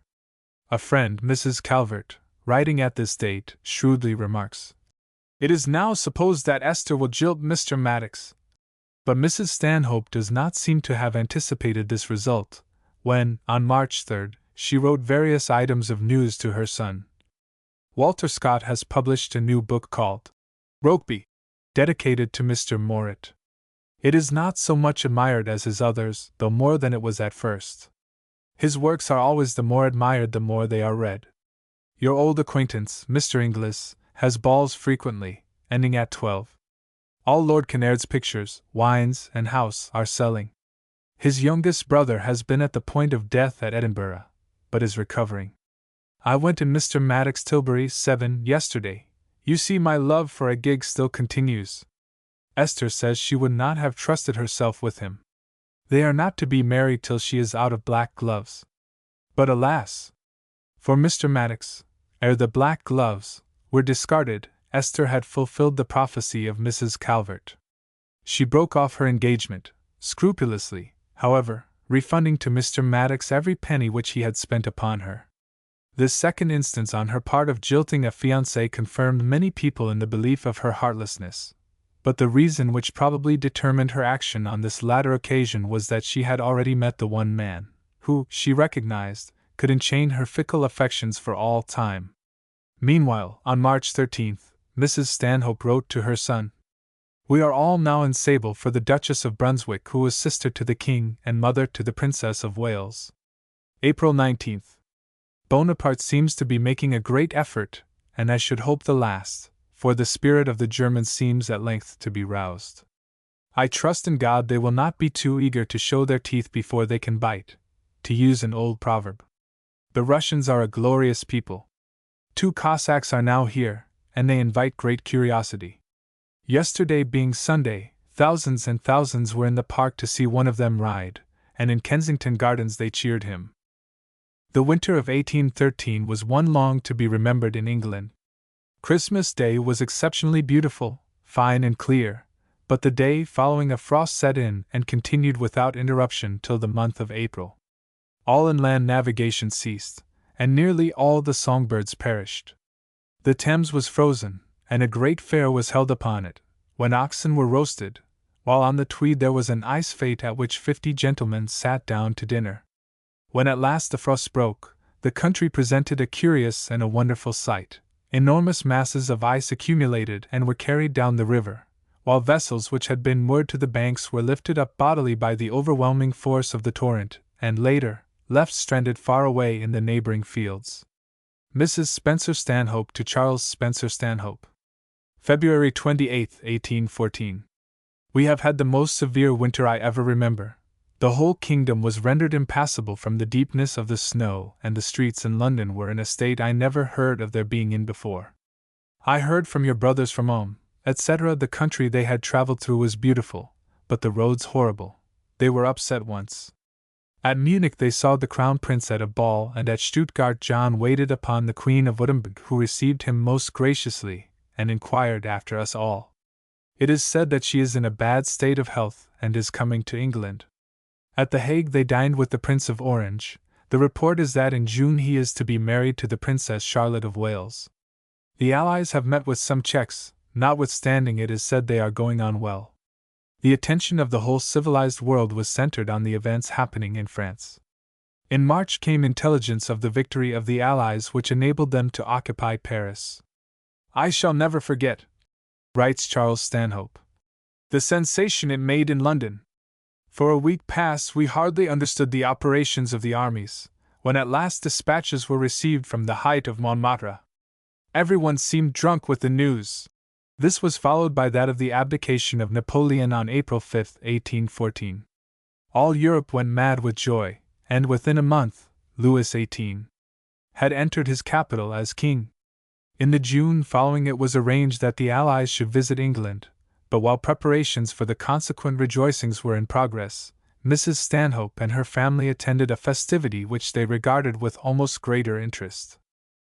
At the date at which Esther Acklam had jilted Mr. Maddox, she had been introduced to Lord Althorp, 8, the eldest son of Earl Spencer, who had at once attracted her. Known for so long to his friends and fellow politicians as Honest Jack, he was possessed of as marked an individuality as her own. Although unable to lay claim either to good looks, depth of knowledge, or polish of manners, yet the charm of his personality, his unalterable amiability, and the curious fascination of the smile which readily suffused his countenance, exercised an irresistible attraction upon all who came within his influence. In his public life, indeed, what genius might have failed to accomplish in his favor, the profound sincerity of his character amply achieved. Other men might be noted for tricks of statecraft, for impassioned oratory, for shrewd diplomacy, for powers of organization. To Jack Althorpe alone was it given to owe his fame primarily to unswerving uprightness and the moral rectitude which was reverenced alike by friends and foes. Not only accuracy to a penny in accounts committed to his charge, but absolute sincerity in the small things of life, as in the great, amounted to a mania with him. Occasionally, for instance, someone might remark casually to him that the day was fine, and the result of this unconsidered platitude was calculated to provoke a smile. For before risking a possibly untruthful assent, honest Jack would turn to the window and reflectively scan the heavens, then, after consideration, would deliver himself of a cautious verdict. "Well," he would pronounce guardedly, "I don't know that you can actually say that it is a fine day, because you see that it is early yet, and there are clouds about, but it is a pleasant morning and I hope will prove a fine day." And the supreme simplicity of the rejoinder, coupled with the complete unconsciousness of the speaker that there was anything unusual in his attitude, at once erased any savor of sententiousness. It was to such a man that fickle, wayward Esther gave her heart, only to find that, slow of perception and indifferent to her charm, honest Jack did not return her love. But the girl who had remained undaunted by the stern marshal of Napoleon was not to be thwarted in this, the dearest wish of her life. Her habitual determination came to her aid. Since Jack Althorpe would not propose to her, she proposed to him, and such an unusual proceeding was fraught with happy consequences, for, on April 14, 1814, she became his wife, and entered upon a union of unmixed happiness for both. "She was the one woman with whom I never felt shy," explained Lord Althorpe, with some reason, and it may be added that his devotion after marriage amply compensated for his lack of ardor before. For her sake he settled down in the old home of her ancestors, Wisden Hall, and expended £10,000 in making the unprepossessing house habitable. Every wish and whim of hers he lived but to gratify, and so complete was his confidence in her, that during his absence she was deputed to read all his letters, at her judgment destroying what was unimportant or reserving what required attention. "It would not do for ladies to write him love letters," she used to remark laughingly. Her former friends, the Stanhopes, often stayed with her at Wisden subsequent to her marriage, and rejoiced to see her happiness, but its untimely ending, which greatly distressed them, may be related here.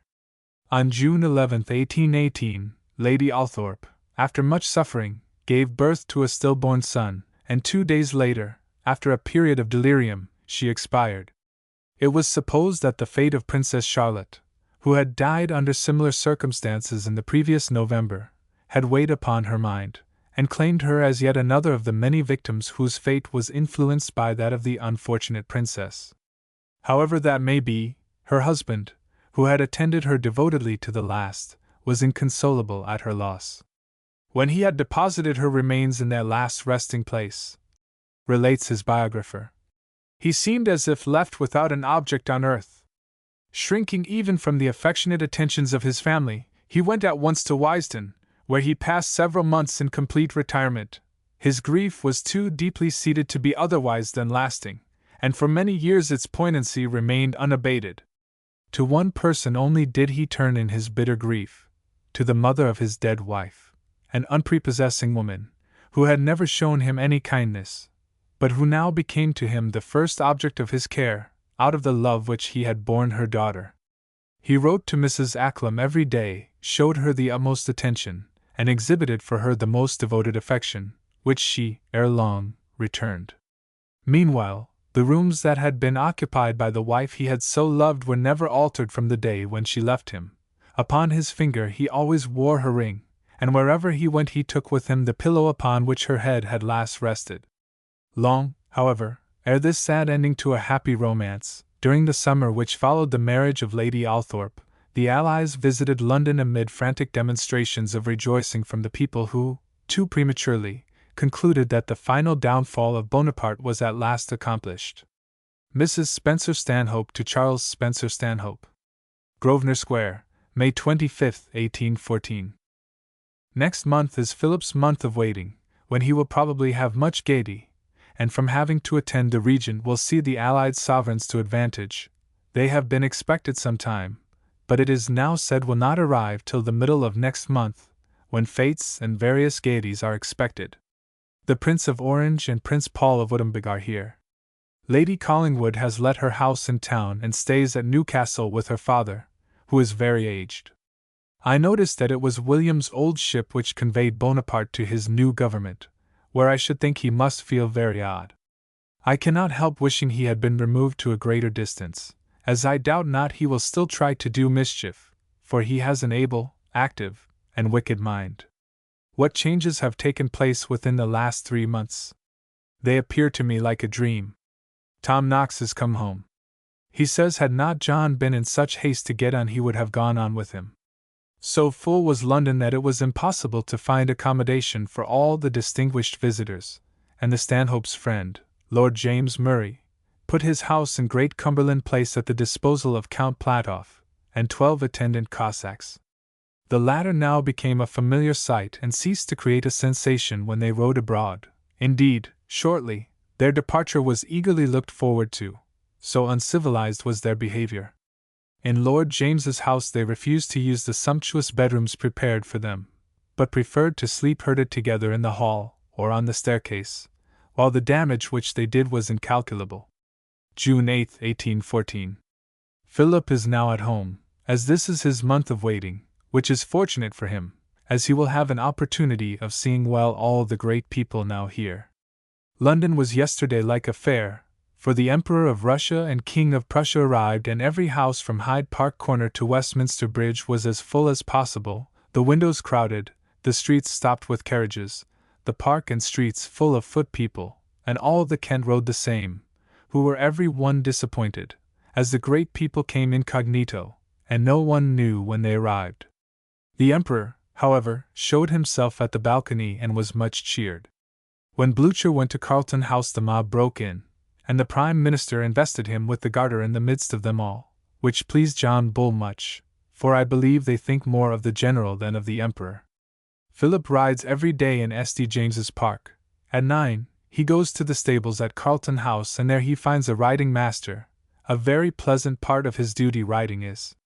Great fetes are talked of, but there seems a doubt whether the Emperor will stay for them, as he means to travel and see the country. From Oxford, Charles Stanhope wrote, "The Emperor of Russia, the King of Prussia and his sons, Blucher, Platoff, the Prince of Unabridged, and an infinitude of great men who have flocked to this country, about the middle of the summer term accompanied the Prince Regent to Oxford, where they were received and fêted in the most magnificent style. The scene in the theatre was particularly fine, the Prince Regent enthroned with the Emperor of Russia on his right and the King of Prussia on his left. The heroes of the war receiving the encomiums of the peaceful sons of science. Blucher seemed particularly happy. A most magnificent entertainment was provided for them at the Radcliffe Library, where old Blucher got hopelessly tipsy, and was found afterwards strolling about the college by himself, totally incapable of finding his way back to his lodgings. I must explain that he was lodged at the Subdean's in Ch. And though a royal carriage was sent to convey him to the Radcliffe, he preferred walking, escorted by the gown, for one of which bodyguard I volunteered myself. The third day the Emperor and King of Prussia quitted the university, but the Prince Regent and Blucher remained and dined in Ch. Hall. I must recount an anecdote of the prince whose peculiar grace and elegance of manner shone in its best luster during the whole visit. Blucher's health being drunk, he returned thanks in German, but addressed himself rather to the prince than to the university, or Ch. in particular.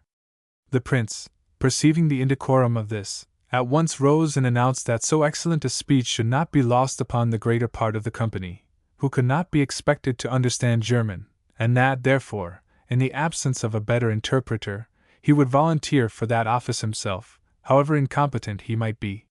He then delivered an extremely neat and tactful address of thanks to the university, and especially to that college where Blucher and himself had been so hospitably entertained. Mrs. Spencer-Stanhope. Grosvenor Square, June 20th, 1814. This is a day of bustle and confusion in London, as it is the last day the Emperor remains here. Philip, at 8, set off for Carlton House in his uniform, as he is to attend the Regent to a review in Hyde Park at 10, at which hour we go to Mr. Macdonald's to see it. Afterwards he will attend the Prince to the House of Lords, and at night to a great ball which the members of White's Club give to the royals. Tomorrow they all go to Portsmouth, where a naval review is expected, though it has been said that it cannot take place owing to many of the ships having been sent for the Russian troops which are to pass through this country on their way home. From Portsmouth the Emperor and the Duchess of Oldenburg go away. The King of Prussia, I understand, remains some time longer. Ever since the crowned heads arrived, London has been mad, and as full again as ever I knew it. Where all the people are lodged I cannot imagine. The streets are full day and night watching the royals, who see everything and therefore are always upon the move. The King of Prussia walked quietly into St. George's Church yesterday and asked for the Duke of Devonshire's pew. They have all been at Oxford, where the Prince was with them and was received with great applause. Since I began my letter I have been some hours at Mrs. Macdonald's to see a review in the park where the Regent and the crowned heads attended. The day is beautiful and the scene was very fine, for there were thousands of spectators on foot, as horses and carriages were not admitted into the park. I was not near enough to distinguish Philip, and he has not yet returned. I have been interrupted again. Philip is to go with the Prince tomorrow to Portsmouth, which he likes the idea of extremely. He has been much entertained with the duty of today. After all, the Regent did not go to the House of Lords and the Emperor does not leave London today, therefore Philip will have a little rest after the fatigues of yesterday, for he did not get home from the ball till between 5 and 6, and is now asleep. To console London for the termination of such a round of dissipation, on July 1st White's Club gave a magnificent masquerade at Burlington House in honor of the Duke of Wellington, to which the Stanhopes went with their friends, the Kinnards. Nearly 2,000 persons were accommodated in the temporary room which was erected for supper, and the costumes were remarkable for their magnificence, save possibly that of Byron, who was clad, somberly but effectively, in the dark flowing robes of a monk. A guest of gayer, if less dignified appearance, was Sir Lumley Skeffington, who, as usual, encountered the ill fortune which seemed to dog his footsteps, for his red guard's coat was mischievously torn from his shoulders by crazy Lady Caroline Lamb. 9. Who hid it and left the discomfited bow in his waistcoat in the centre of the ballroom. 8 months after these festivities, news arrived in London that on March 1, 1815, Napoleon had once more landed in France, followed by the intelligence that on March 20th he had entered Paris. In June the campaign of Waterloo began by the defeat of Blucher at Ligny, where John Stanhope had so long resided. But on the 18th of the same month, the fops of Piccadilly became the heroes of Waterloo, and that famous victory decided for all time the fate of the conqueror of Europe. 4 days later he again abdicated, and on July 15th he surrendered himself to the English. Mrs. Spencer-Stanhope to John Spencer-Stanhope. July 28th. What great and surprising events have happened in little more than a month. The Battle of Waterloo was one of the bravest and greatest ever fought, and has decided the fate of Europe. Therefore, though we must lament the many gallant men who fell on that dreadful day, yet not a life was lost in vain, and when we consider what the blood would have been had the campaign continued, we must look upon the loss as small.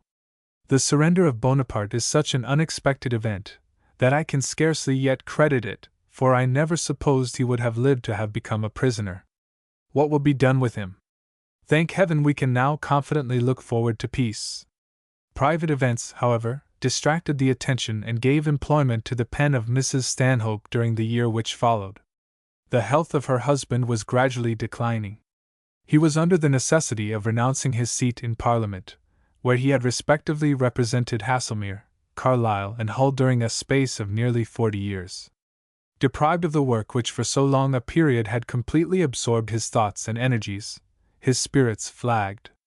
The vivacity, the wit for which he had been noted deserted him, and he sank gradually into a mental lethargy which, as his malady increased, at times almost amounted to torpor, but alternated with a restlessness and irritation of the nerves very distressing to witness. In order to divert his attention from the life with which he could no longer mingle, it was decided that novelty of scene might have a beneficial result. His family therefore proceeded to travel, but that the liveliness of his daughters was undiminished and their taste for society as keen, appears by a letter written by Marianne from Tunbridge Wells to her brother John in Yorkshire. Tunbridge Wells, October 2, 1816. We do not think that your Doncaster belles sounded very captivating. I think I could have shown you at one glance a better show on the Pantiles yesterday, the beauties who turned out with a bright gleam after a horrid morning. To begin with the greatest, Miss Eden looked magnificent, and is pronounced very agreeable. With her was Lord Auckland's sister, extremely pretty and elegant, quite a Lucille, then Miss Bruce, smart, with well-made boots, and Miss Anstruther who, perhaps, would be least thought of and attract the most. After leaving there I met the Douglases, Miss D., looking as if her blood did not circulate, and Caroline as if she wished to be civil but found it inconvenient.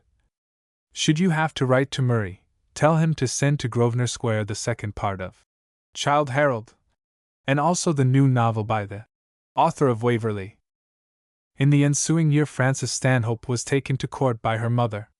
Tall, graceful, and with a dazzling complexion, her beauty was singularly striking, and she used to relate that when she was presented to the Regent, H.R.H., who always distinguished between the pretty debutantes and the plain, graciously honored her by bestowing upon her 2 resounding kisses on each cheek.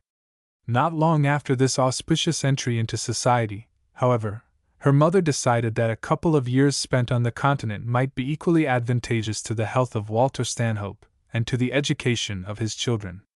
The family therefore migrated to Paris, where everything at this date was in a curious state of transition. With Napoleon far away at St. Helena, Louis XVIII. was firmly established on the throne of his ancestors, and France was endeavoring to recover something of her pristine gaiety. Sir Charles Stuart was now ambassador at the French court. Many English were in Paris, and like a fresh act of a play wherein the various dramatis personae, moved by a common impulse, translate themselves en masse to a fresh locality, so the Stanhopes appear, in the midst of their new surroundings, to have found themselves encircled by their former friends. Marianne Spencer-Stanhope to John Spencer-Stanhope. 35 Rue de la Madeleine, February 7, 1818. I will not lose the opportunity of sending you a letter by Lady Crompton, who goes to England in 2 days. Mrs. Beaumont, her 2 daughters and Wentworth are here, very grand and gay, talking of giving 2 grand balls. She is of course the first everywhere.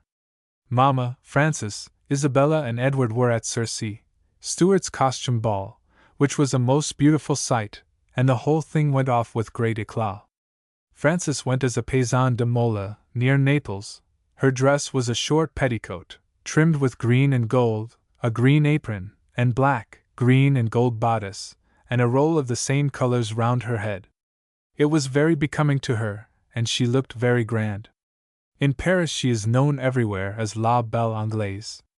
Isabella was a most airy coquette, in blue and silver, with a cap of little bells on one side, and long tresses of hair plaited with blue. She really looked beautiful. It is the dress of Belle et Bonne in some play. Mamma and Edward were both in blue dominoes. Last night we were at an enormous ball at M. Clarmont's, one of Laffitte's houses. The heat exceeded anything I ever felt. It was said 1,200 people were asked, of all kinds and degrees. It was very disagreeable. Mamma is thinking of giving a dance and is at the moment writing the invitations, but the day is not yet fixed. The Duke of Wellington gives a concert tonight, and it is said 2 costume balls. Yesterday we had some of the fooleries of the carnival which the weather prevented on Sunday and Monday. Masks paraded the streets, the windows were full of heads, and all the people from one end of Paris to the other drawn in procession along the boulevards and the Rue St. Honoré. Paris, March 31, 1818. I hear nothing of the man taken up for shooting at the Duke, if it is true that one has been secured. Poor Bacon was taken up by 5 gens d'armes at 9 in the morning and after a secret examination sent to the conciergerie. It was conjectured he was concerned with a banker who went off, but instead of that being true, the banker absconded with all his money. Sir C. Stuart means to make a fuss about it, for no one is safe if taken up and confined only on suspicion. The king, on one of the most stormy days we have had, took 3 people out to prevent their voting for the recruiting bill. However, they contrived to get back in time, by which means it was carried by 4. He was angry. They said they did it as a point of duty to him. Lady Mansfield's ball was fine, but too many women in proportion to the men, and many of the latter old. A great many French. I only saw 1 lady out of each family. Many young ladies sat out. All the ton French ladies danced the whole night. Lady M. hoped she should see you, though she forgot to invite you. Lord Alvanley came to Paris a few days ago with his mistress. They refused him admittance at the Hotel de Londres, saying they had English families there, among others the great Mrs. Beaumont. He coolly replied that they need not mind her, for her fortune had been made by keeping a house of bad character, and so he got in. Did you ever hear of such scandalous impudence? On behalf of Lord Alvanley, however, it may be added that about this date another story got abroad respecting him which redounds more to his credit. He and Lord Kinnaird were playing whist one evening, when, owing to some mistaken move in the game on the part of Lord Alvanley, Lord Kinnaird completely lost his self-control and abused his friend in the most violent manner. Lord Alvanley listened in silence to the torrent of denunciation, then, rising from the card table, observed very quietly, "Not being blessed with your lordship's angelic temper, I shall retire for fear of losing mine." Moreover, Marianne Stanhope, about the same time, makes mention of an instance of Lord Alvanley's good nature which came under her notice. It appears that one of his greatest friends was an Irish dandy who, for long, went by the nickname of King Allen, on account of his having achieved a unique position in the world of fashion. This monarch of the beau monde spent his days, as did others of his class, exhibiting his faultless clothes in fashionable resorts, and so wedded was he to this existence that he could seldom be persuaded to quit London even for the benefit of his health. Once, however, Lord Alvanley found his friend moping at the seaside, a prey to profound depression, and spending sleepless nights tossing on his couch, unable to account to his own satisfaction either for his insomnia or his melancholia. With the intuition of a kindred soul, Lord Alvanley at once probed the root of the dandy's complaint. He recognized that it was impossible for such a man to exist apart from the bustle and noise of the great city to which he was accustomed, and faute de mieux, Lord Alvanley invented a remedy. At his own expense, he engaged a hackney coachman who undertook to rattle his vehicle up and down past King Allen's lodgings till the early dawn, and another man who agreed to shout the hours throughout the night in the strident tones of a London watchman. The ruse was successful. Whether other persons living in the neighborhood were equally pleased, history does not relate, but the melancholy dandy, deluded into a belief that he was back once more in his favorite haunts, slumbered peacefully, and was in time restored in perfect health to the scenes of his former triumph. Indeed, Lord Alvanley, wrote Lady Granville at a later date, was quite charming. Le Miller enfant, which does not mean but I cannot persuade myself that he is much altered and that he will end by being a very good, as he is a most captivating, person.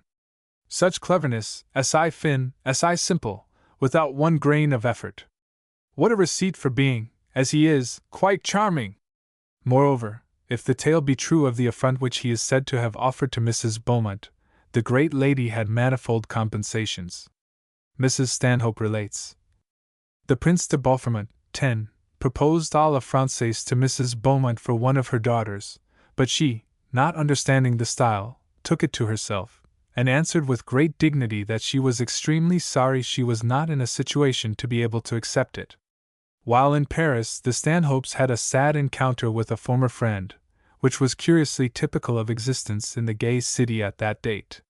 When Charles Stanhope was at Southampton, he had there made the acquaintance of a charming old bachelor, Mr. Hibbert. The latter showed him many kindnesses, and, in return, was invited to Cannon Hall for some shooting. John Stanhope records his subsequent history thus. "Poor Mr. Hibbert! His was indeed a melancholy history. He lived near Southampton, an old bachelor, and then as happy a specimen of that race as I ever saw. He had been a very handsome man, but had unfortunately been bent almost double by a rheumatic fever. However, his face was still striking. He was full of taste and accomplishments, and apparently very well informed, clever, and agreeable in society. He was not rich, but evidently possessed fortune enough to supply him with all the luxuries that in his single state he could require. When he visited Cannon Hall, he was traveling in a very agreeable manner in his cuckle with his own horses, the whole bien monte. Unfortunately, he went to Paris when the peace was signed, and he, who had never touched a card when in England, was persuaded to go to the Salon. He could not refrain from trying his luck, and from that moment he was never absent from the Salon when its dangerous doors were open. He was driven away from Paris by Napoleon's return. He went back there after the censures and lost every farthing that he possessed, ending his life as a miserable pensioner in the establishment, I believe within its walls. Mr. Hibbert's fate was indeed all too common at that date amongst those who once entered the dangerous doors of the Salon des Étrangers. This was an institution established for confirmed gamblers, and was kept by the celebrated Marquis de Livry, whose resemblance to the Regent was so remarkable that the latter sent Lord Fife over to Paris to ascertain if it could be so striking as report asserted. The Marquis did the honors of his club with a grace and courtesy for which he became renowned in Europe. He provided his clients with the most perfect cuisine and every possible luxury, while, on Sunday, those who had been most regular in their attendance were rewarded by an invitation to his villa near Paris, where ladies from the opera were welcome to meet them, and the society was of the most doubtful description. None, indeed, who found their way to the Salon issued thence unscathed, and its existence colored the whole of Parisian society of that day. Fortunes were there staked and lost, many of the victims disappearing mysteriously, some having committed suicide, others, like Mr. Hibbert, having become so deeply involved in debt that they could not leave the premises.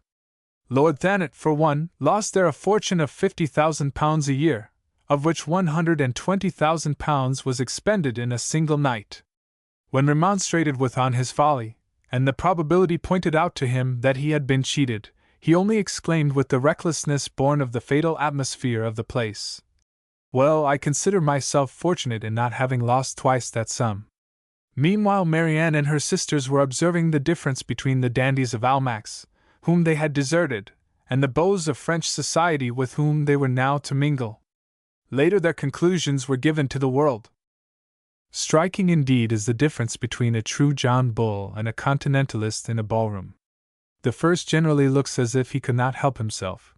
He has adjourned to Almack's from the House of Lords, the House of Commons, or the Inns of Court, and business, with sad recollection, still pursues him at every step. What excitation then will move his apathy? Why, that of vanity alone. A pretty woman must make love to him. And this is the best explanation that can be given why, in England, the women always make the first advances to the men, and if they did not, there would, I believe, be no love at all in the fashionable world. But mark the continentalist. How is he armed for conquest when he enters the ballroom? So accomplished a creature, so bewitching and bewitched, must of course consider himself quite irresistible. Yet have all these continentalists, and particularly the sons of France, the air of annihilating themselves before the fair. Their obsequiousness and humility are unbounded, hence their rapid execution among the female sex. To be herself admired by an all-conquering Adonis is so much more pleasing to a gay young woman than the having only to admire him. Such is the difference between a French and an English dandy. The first is an impertinent, affected coxcomb, who makes love to every woman as a matter of course. It is his vocation. The second is a cold, contemptuous, conceited creature, entrenched in a double armor of selfishness, blasé upon everything. 11. Despite this scathing criticism, the Stanhopes do not appear to have lacked amusement in their new surroundings. Mrs. Spencer-Stanhope to John Spencer-Stanhope. 35 Rue de la Madeleine, Sunday, April 5, 1818. Little has occurred since I wrote to you last week except the Duke of Wellington's delightful and superb ball. We may consider ourselves fortunate in being invited, as the list was his own and he would not allow the aides-de-camp to interfere. Isabella, Francis, and myself arrived about 11. The rooms were then full, and soon after arrived the royal family. The Duchess de Berry danced, but they all went away about 12, as did numbers of the French. Everybody sat at supper, Several rooms were open, round tables and all. The Duke retired soon after supper, and left Colonel Fremantle to do the honors, which he did, first by doubling the champagne, then by making the ball go with spirit. We stayed till the last, and did not get home till 5. He sent permission to as many of the officers as liked to come from Cambrai, and they readily obeyed the command. I believe there were 300 of the guards, almost everybody in uniform. Markham looked very antique in a full-dress brown coat. We were at a ball at Lady Mansfield's on Tuesday, a very fine ball, all the ton French, but that did not make it gay. She had a fine sitting supper. I am sorry the English suppers are coming into fashion here.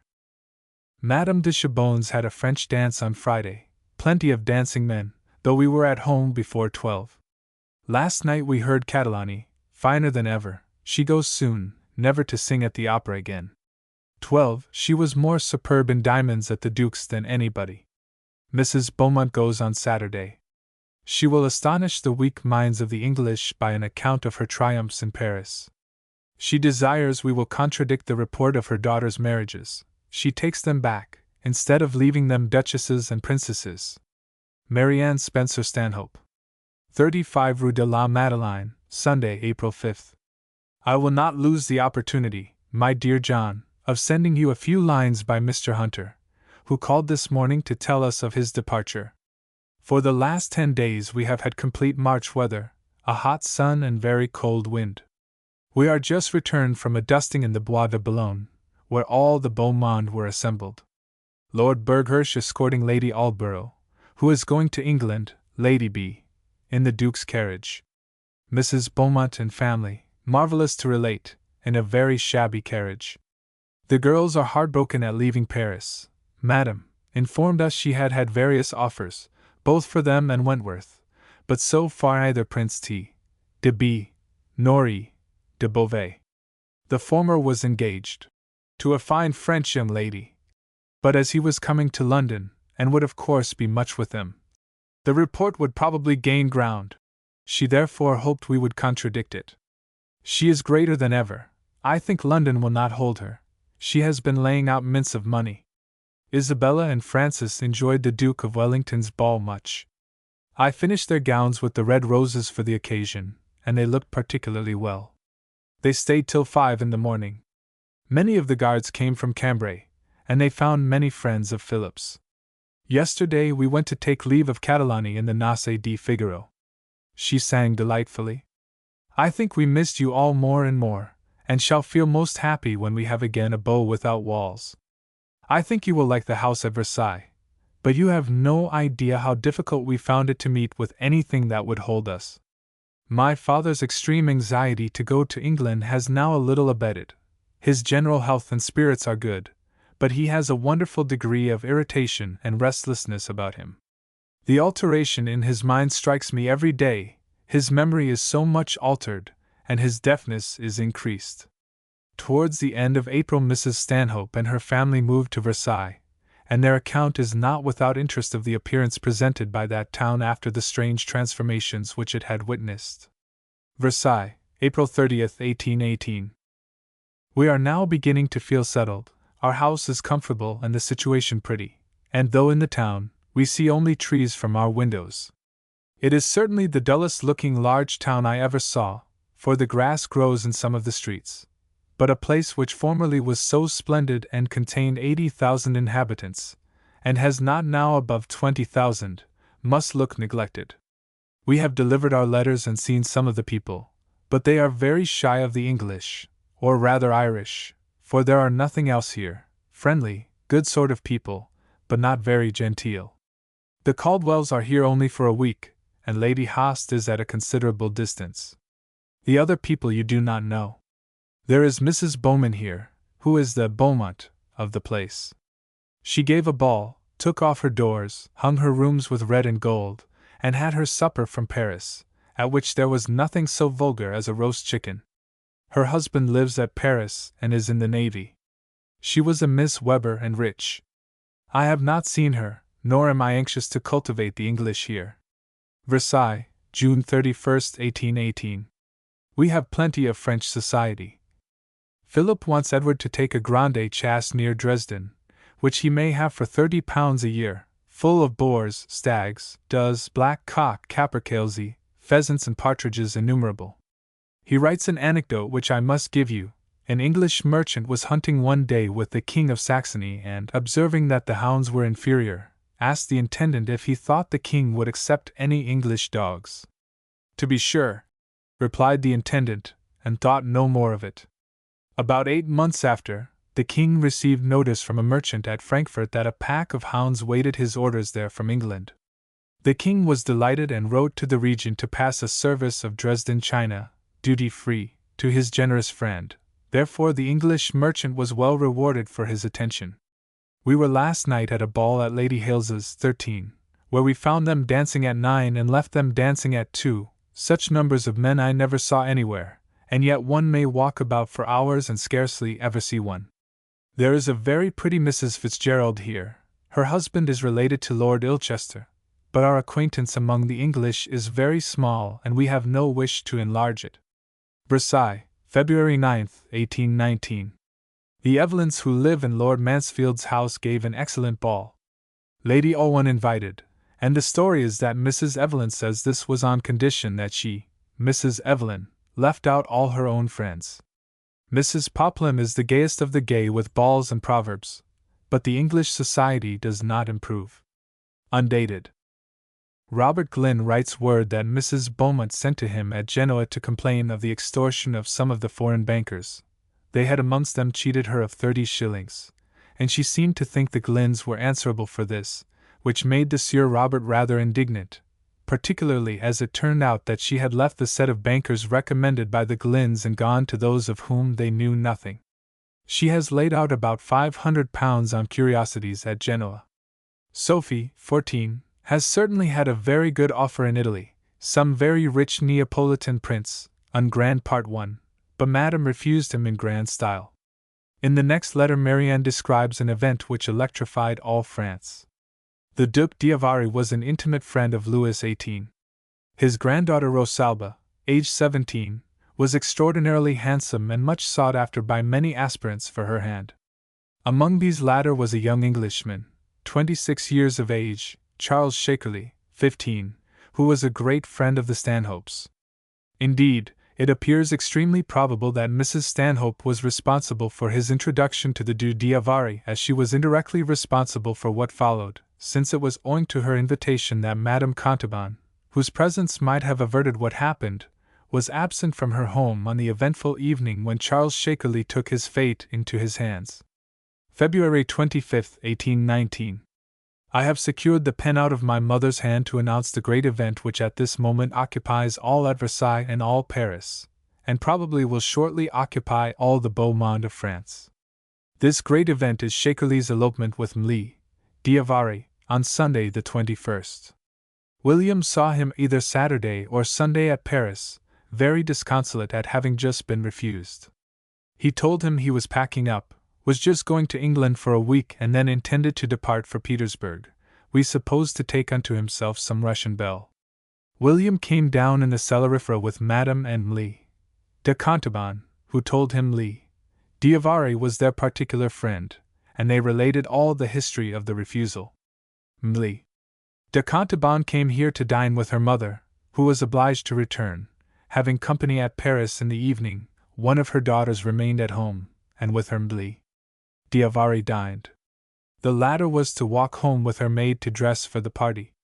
Instead of going home, she got into a cabriolet with her maid, and drove to the barrier where Shakerley, with 2 carriages, was waiting. They went off to Ostend, the lady and her maid in one carriage, the gentleman and his valet in the other. At Ostend they set the telegraph to send word to the Duchesse d'Avari where they were, and in return the Duke sent a permission de mariage. On Sunday William gave them yours and Philip's direction, so perhaps you may see them. Had he murdered 3 women, there could not be such an outcry. Old and young, male and female, married and single, all unite in abuse of the poor lady. The French dandies are in a rage that the prettiest girl in Paris should have run off with un Anglais. The English all are delighted, even the mammas, which astonishes all the French. mais cette nation d'insulaires barbares et toujours insulte toutes les bien connues. I have sent you the general details, very likely not all true, but that he has run off is most certain. To me, he has married her, or means to do so. The very height and front of his offending hath this extent, no more. To this information Mrs. Stanhope added, "What a scandal!" In addition to what Anne has said, I must add what we have heard since. Before Mlle d'Avary went away, she went into Mlle de Contaban's room, from which she made her way down the back stairs. They wondered she did not return, and when they looked for her, the bird was flown. I believe he was in the street waiting for her. It was certainly a bold step for a French girl, as the eloping, or as they call it being enlevée, is considered as everything that is shocking. I say you will give him away when they are married in England. Versailles, March 3, 1819. Shakily returned Thursday, was married at the ambassador's Friday. The Duke of Gloucester, 16, gave the lady away and has taken Shakily with him to England, and she is gone to her friends, as she cannot be married by the rites of the Church till the dispensation arrives, which it cannot do for 21 days. Therefore he is lost and she is not. What would you say to that?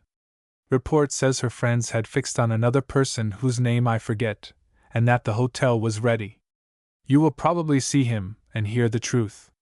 2 days before the date of this letter, John Stanhope had encountered the delinquent in London.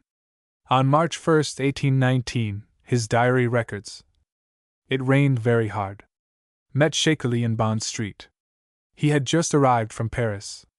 After having in vain attempted to get the Duc d'Avary's consent to marrying his granddaughter, he eloped with her.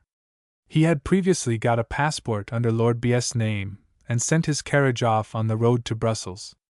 He got another under his own name, and on the road to Calais he took up Mlle d'Avary. His cabriolet drove most furiously to the place where Lord B.'s carriage and 4 horses were waiting, thence going off at full speed. The whole of Paris went after them, but by taking the only road where there was no telegraph, they completely outwitted the police. At last one of his pursuers found him on the other side of the frontiers and conveyed to them the intelligence that the Duke would forgive them and consent to their marriage at the ambassador's chapel.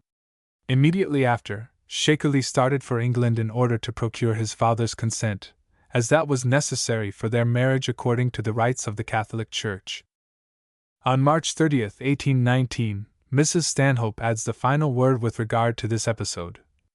When Shakily was married, rooms were prepared for them at the Duc d'Avary's, which had not been opened for 3 years, but no fair parts, or visites de noces, and her friends say she will have a difficult part to act, as her being received will depend upon her future conduct.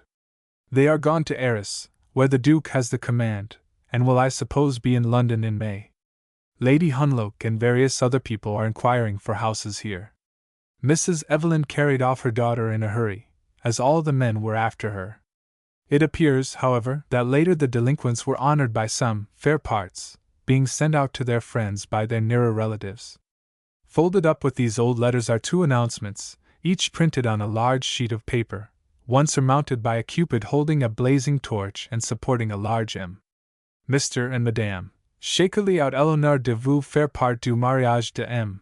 Shakily, leur fils, avec Mlle d'Avary. The other, on which a cupid has just lit 2 hearts flaming on one altar, runs thus: Mr. le Duc et Madame, la Duchesse d'Avary M. le Marquis et Madame, la Marquise d'Avary ont Eleanor de vous faire part du mariage de Mlle d'Avary, leur petite fille et fille, avec M. Shakily. Sad to relate, this romance had an untimely ending. Grono states, "It was the only case I remember of a young French lady running away from her father's house, and the sensation created by such an extraordinary occurrence was very great. The marriage, as runaway marriages usually are, was a very unhappy one, and the quarrels of the ill-matched couple were so violent that the police had to interfere. Unfortunately, the fair lady having once eloped, thought she might try the same experiment a second time, and one cold winter's night she decamped from a ball at the Austrian ambassador's with a black-haired Spanish don, the Marquis d'Arara. After this unprecedented Parisian excitement, The news from England which filtered through the post to the family in exile must have appeared lacking in interest. On March 25, 1819, John Stanhope mentioned a little incident which has since become history. "Yesterday I went to Almack's," he relates. "A tolerably full ball. Many people were shut out, as at 12 Lady Castlereagh ordered the doors to be closed. In the number were her lord and master, and the Duke of Wellington. From Brighton came news of another old friend, Mr. MacDonald, who was under a course of treatment from Mr. Mahomet, the Oriental vaporist, during which he sent them a description of his surroundings, which might be written today. 16 New Stein, Brighton, August 7, 1819. What a multitude of people we have here, Jews, haberdashers, and money-lenders without number, a sort of marine Cheapside, Mr. Solomons, Mrs. Levis, and all the Miss Abrahams. In short, hook-noses, Messico whiskers, and the whole tribe of Benjamin occupy every shop, every donkey-cart, and every seat in box, pit, and gallery. I am very tired of them, and shall probably take flight at the end of the week to Worthing. The Beaumonts no doubt are still travelling en suite in Scotland. I wonder how many darts and hearts have been fired and wounded amongst my too susceptible countrymen. We shall see when they return. I suppose half the country will follow them back into Yorkshire." Later in the year, from the same town, another friend, Sir James Graham, 17, wrote: "Brighton, December 28, 1819. The Regent is in the best possible state of health and spirits, and moves to London and back frequently. He leaves today for a few days. The Pavilion Palace is not in a state to receive company, and therefore he sees very few.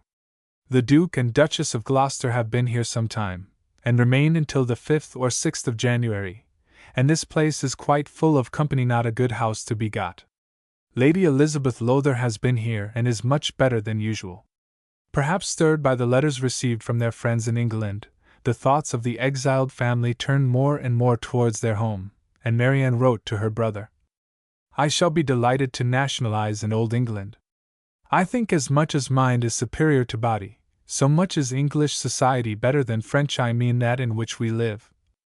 This is a dancing generation. I think people's wits live in their heels and they cultivate nothing else, though Mrs. Poplin, who is now at the bottom of the precipice, tout au fait, gives proverbs and concerts. Lady Morgan, 18, is quite the light of Paris. People flock to her house as they would to a wild beast show. She has Talma, Mile, Georges, and all the other lions, foreign and homebred. She and the Rochefoucaulds are very thick, a great proof of their want of tact, for she is the most impudent pretender to literature I ever met with." Mrs. Spencer-Stanhope to Charles Spencer-Stanhope. December 12, 1819. Although I have written this morning till my hand is tired and my head confused, I cannot allow the remainder of this sheet to depart merely blank paper.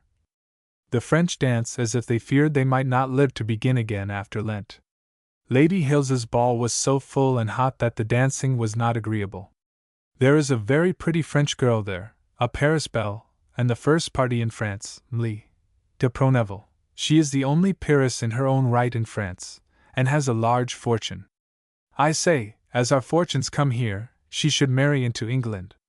I see that Lord Mountmorres claims the title of Annesley.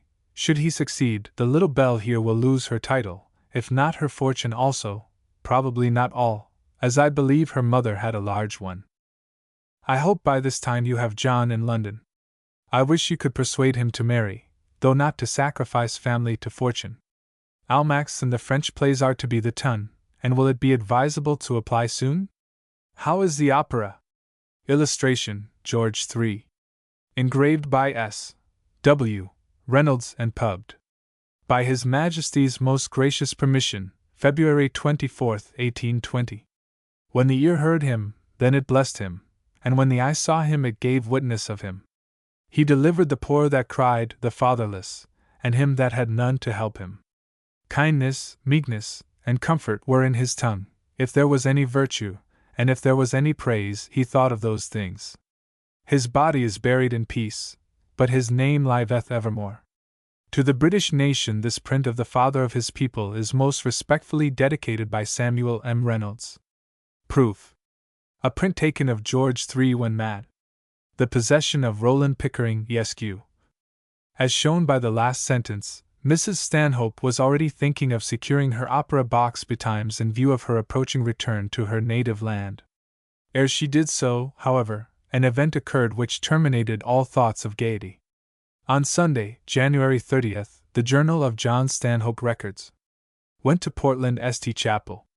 Observed that the clergyman prayed, not for the Prince and Princess of Wales, but for the royal family in general.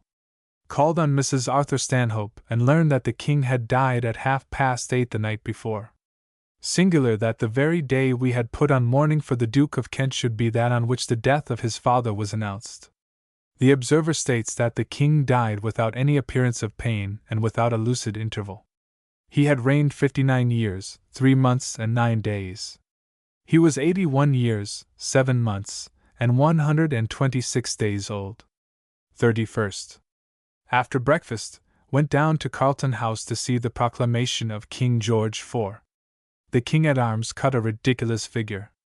The guns fired, the proclamation was read, the band saluted, and some say the new king appeared at the window and was greeted with cheers, but it is since said that he did not appear and the cheers were in consequence of the proclamation only. Many of the princes were present. February 24, 1820. Greeted with the intelligence of a fight that had taken place between the radicals and the Bow-St officers and a detachment of the guards. It appeared that 25 of them, headed by Thistlewood, had formed a plot to attack the ministers when dining at Lord Harrowby's. 2 of them were to go there with red boxes in lieu of dispatch boxes. Whilst the porter was taking these pretended dispatches, one of them was to open the door to the remainder of the gang. They were to throw fireballs into the mall, and, in the midst of the confusion thus occasioned, to rush into the dining room and kill the ministers. Lord Harrowby had been warned by a person he met in the park, and the dinner was accordingly postponed.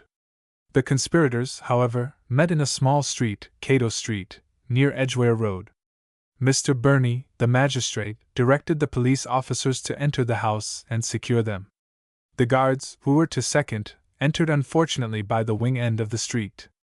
The police officers ascended into the hay loft, where the conspirators were assembled, by a ladder.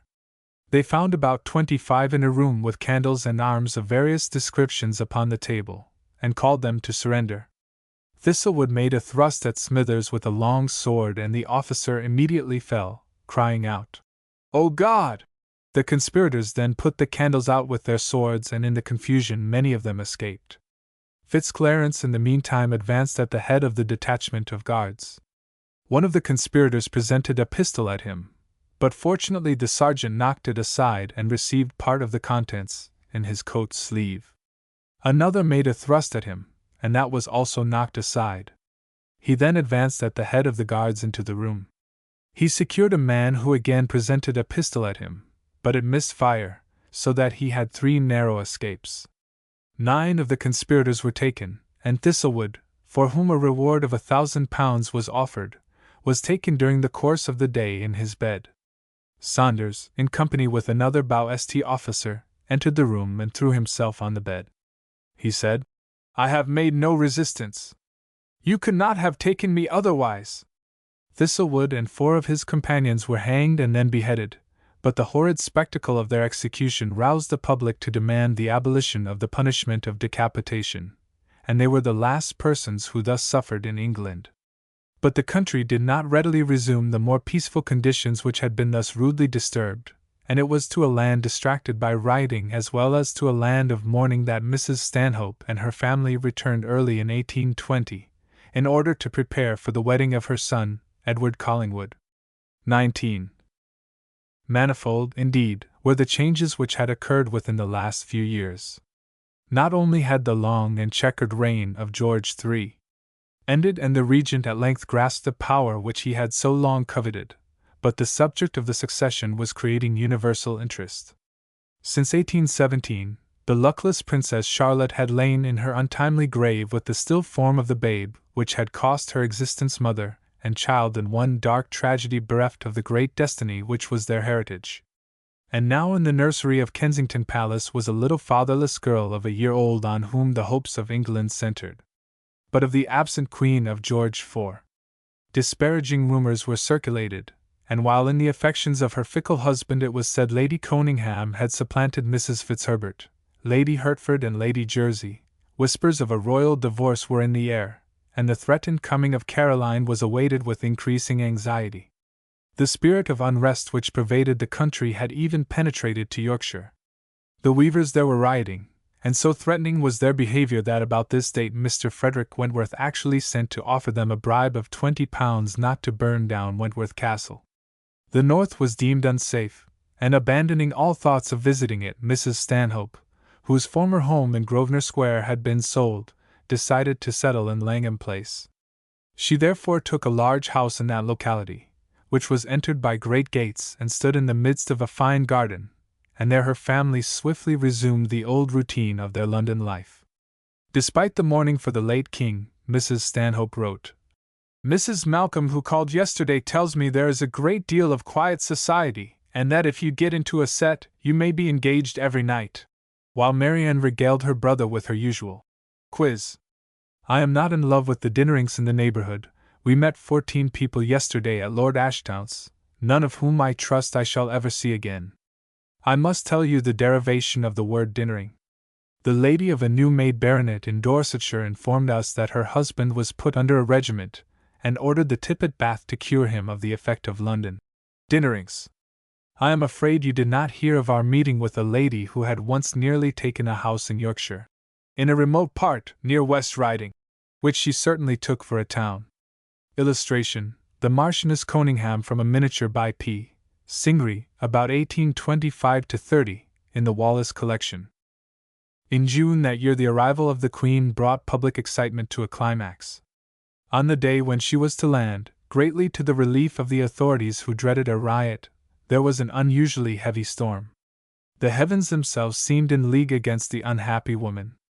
It poured on her first arrival in England, it poured on her return from her long exile, it was destined to pour during her last sad exit from the scene of so many humiliations. John Stanhope, who had last seen Caroline as she wrathfully turned her back upon his friend, Mr. Maxwell, at Naples, was anxious to witness her reception in England as Queen. On June 6 his diary records: "It rained heavily, and between the wet and the unexpected arrival of the Queen, London was in a state of indescribable confusion. Lord had been sent down to negotiate with her. He was commissioned to offer her £50,000 a year on condition of her remaining abroad and not bearing the title of Queen. These conditions she rejected, and abandoning herself entirely to the advice of Alderman Wood, did not attempt to keep the negotiation open, but embarked on board the Leopold packet with Lady Anne Hamilton, Alderman Wood and her suite. Sir Neil Campbell drove me a little way on the Kent road. The whole was lined with people, but we soon got tired of waiting, to receive the Queen in the midst of the violent storm and returned home. The Queen arrived between 6 and 7. A mob was immediately assembled round Alderman Wood's house, in which she has taken up her abode, and forced people to pull off their hats as they passed the house. The Queen made her appearance on the balcony. The ministers brought a green bag down to the house containing the charges against the Queen." Mrs. Spencer-Stanhope. August 8, 1820. The review on Saturday went off most brilliantly. The Duke of Wellington told the King to show himself, which he did, and was received with the greatest applause. The first day the troops wanted to have cheered him, but were not allowed. He and the Queen did not meet, though she hovered about. She has now a smart coach and royal liveries. The public trial of Caroline, which lasted from August 19 to November 10, entirely absorbed the public attention. The early partisanship of the Stanhopes for the unfortunate lady had waned since the conviction had become unavoidable that her manners were less royal than they had at first imagined. On October 13 Mrs. Stanhope writes, "Philip is much engaged with the house of Stanhope. He has been 2 evenings at Harrington House, last night with Lady Stanhope to the playgoers, again tonight with the Carringtons with whom he dines. He has just been here and says it is possible the Queen's business may be over today, as Brougham called for one of the government witnesses, and was told he was gone, which may give him an opportunity of concluding the affair, rather stopping it entirely. I do not think that her own witnesses have proved much in her favor, though they admitted facts which made against her with great reluctance. Illustration: Queen Caroline from a picture in the possession of Mr. Stirling. John Stanhope attended the trial assiduously and thus describes its close. October 26. Went to MacDonald's and accompanied him to the House of Lords, heard the Attorney General's reply, thought the first part but feeble, but latterly he became very good. His delivery and his voice are bad and he is not pleasant. October 27. Went to the House of Lords, heard the conclusion of the Attorney General's speech, and the commencement of that of the Solicitor General, which was very good. November 10. The bill was read a third time, by a majority of 9. The ministers declared that they could not think of proceeding with it with so small a majority. The joy of the people was tremendous. They forced an illumination at night. November 11. A second illumination. November 13. It rained hard, towards night it cleared. I walked about the streets to see the illuminations. There were detachments of horse guards at every street corner. November 14. Some partial illuminations. Meanwhile, throughout the kingdom rejoicings were taking place, and Yorkshire was not behindhand. In Wakefield, indeed, the demonstrations were unusually effective. An ox with gilded horns was led round the town, all gaily bedecked with flowers, while on its back was conspicuously painted a device surrounded by the words Caroline Rex, sick, this being the work of a loyal and enthusiastic Irishman who lived in the town. The animal was finally roasted whole in the bullring, bonfires and public illuminations concluding the feast. On the bank was exhibited a magnificent transparency, an original design, showing the Queen in a crimson glory which rose from the smoke produced by the explosion of a green bag, underneath which was represented Majachi in a fright, saying, "Non mi ricordo," his invariable answer at trial. In the corn market was displayed another huge green bag fixed upon a pole and bearing the inscription, "Green bags manufactured wholesale for witnesses on oath." After hanging for some time, to the great delight of the assembled crowd, this was set on fire and exploded with much noise and brilliance. On the 20th of November the Queen went to St. Paul's to return thanks for her escape from the snares of her enemies, and the diary of John Stanhope relates. Went to Hyde Park at 9 to see Sir Robert Wilson, 20, muster his ragged regiment of cavalry to escort the Queen to St. Paul's. Whilst he was marshalling his forces, a troop of horse guards passed down the line on the way to the barracks. The contrast was admirable. At 10 he marched them to Piccadilly, where he waited till the Queen arrived. She came preceded by some horsemen, driving in a barouche and six with a handsome equipage. She was followed by another carriage and by the great Alderman Wood. I followed them as far as Temple Bar, where I took my stand within a fishmonger's shop and waited in patient expectation till she returned, which was not till near 3. The gates then opened, the city marshal took his stand within and bowed out the procession. There was a large detachment of shopkeepers on horseback, then came the Queen in her open carriage. She was all in white and covered with a white veil. There were loud cheers. She continued bowing. The procession was brought up by the different trades with a great variety of flags. The whole was closed by a green bag. I returned home having had my pocket picked. I know not whether I was most struck at the extraordinary nature of this triumphant procession, partaking of a strong rebellious feeling and made in the teeth of the government, or at the tranquillity with which it passed off. Hard upon the rejoicings at the acquittal of the Queen came news of the festivities in connection with the approaching coronation, and accounts of the conduct of the new king which point to his having occupied himself more assiduously with the graver duties of his new condition than has been credited by posterity. Mrs. Stanhope writes.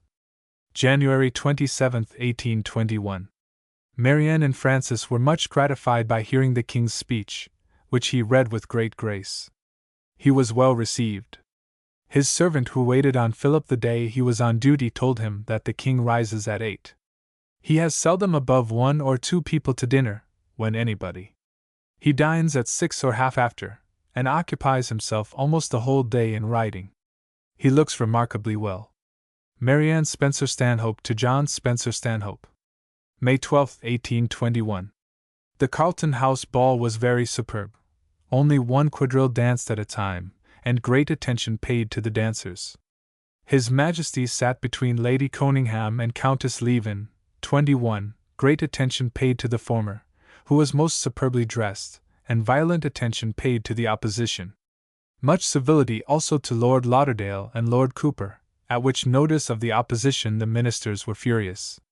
One story is that Lord and Lady Grey went up followed by 2 sons and 3 daughters, and that the king said, laughing heartily, "Did you all come in the slap-bang?" The Duchess of Bedford was much scolded for not bringing Miss Russell, Frank Russell's, 22, sister. She was sent for out of bed. When she arrived, the king met her at the door, and presented her with a partner, and stood by her while she danced. The king is going to the theatres to feel the public mind with regard to a coronation. The queen stays to annoy him. She had written in her own hand to say, "As I am not to partake in our coronation, I expect to have a gallery for myself and ladies." Lady Worcester, 23, was not expected to live through last night. She was at the birthday and at the ball, danced a great deal, felt unwell, and was fool enough to take a shower bath before she went to bed.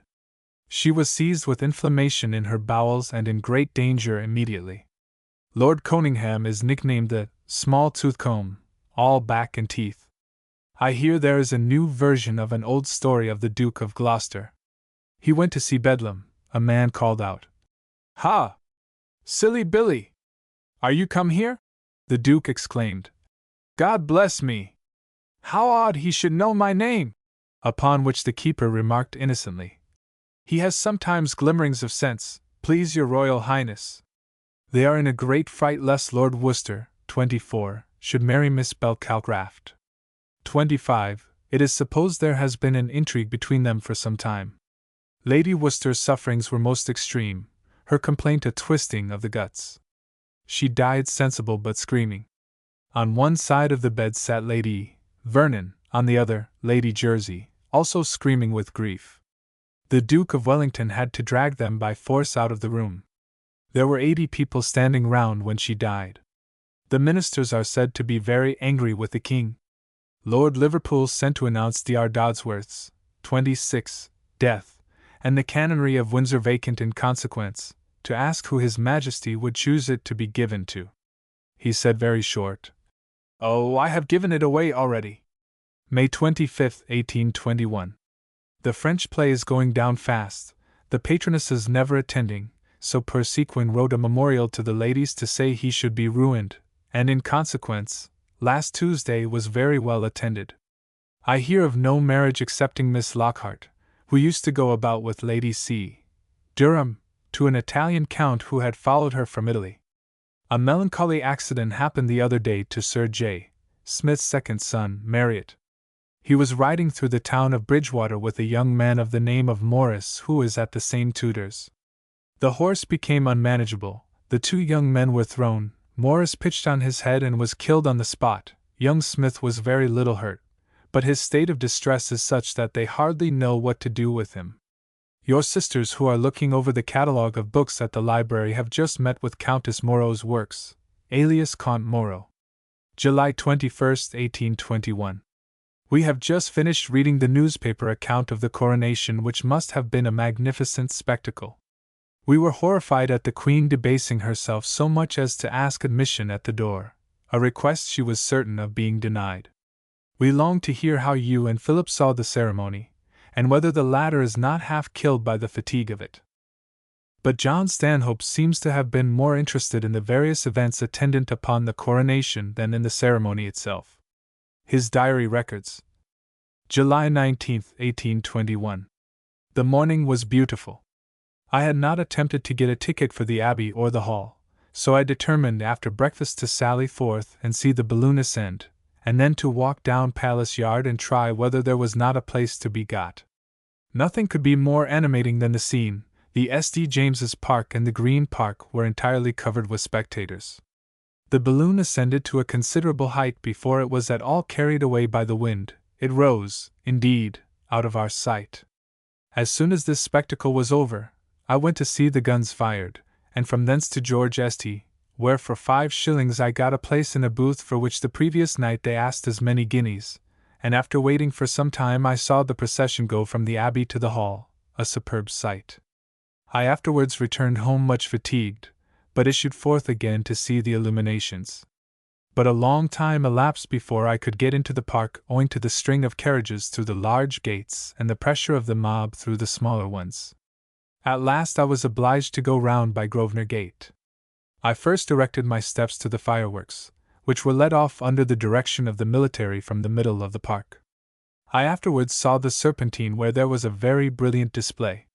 There was a splendid illumination at the lower end on the water, a car drawn by elephants with lanterns, and boats with variegated lamps, water rockets, and, at intervals, lights on the terrace at Kensington Gardens which lighted up the whole park. From the park I proceeded to Piccadilly, down St. James's St., along Pall Mall, up the Haymarket and Bond St., and went as far as Portland Place, where some of the houses were illuminated most splendidly. The French and Spanish ambassadors' houses also produced a magnificent effect. I returned home about 2 o'clock, much exhausted. July 20th. I went to the opera. It was very full, and after the opera and ballet we had a grand God Save the King. Nothing could exceed the enthusiasm of the audience. Tumults of applause at the end of every stanza, and the whole encore.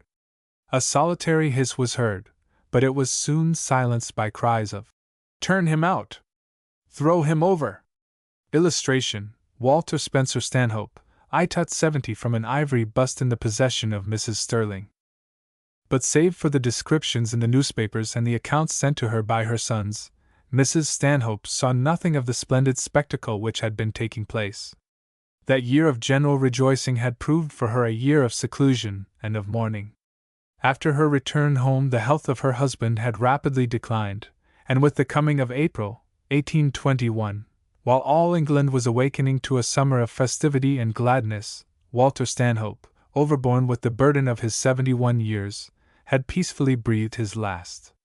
He left behind him the record of a blameless and honorable life, and on April 21st, while his funeral was in progress in Yorkshire, his wife wrote to her son John, "Upon this mournful day my first wish is to converse with my children, the only remaining tie I now have in this world. I hope in God you will all bear up during the awful and heart-rending ceremony. The prayers of the poor and the afflicted will follow your beloved parent to the grave, and may they fall upon his children." Footnotes: Dramatis Personae.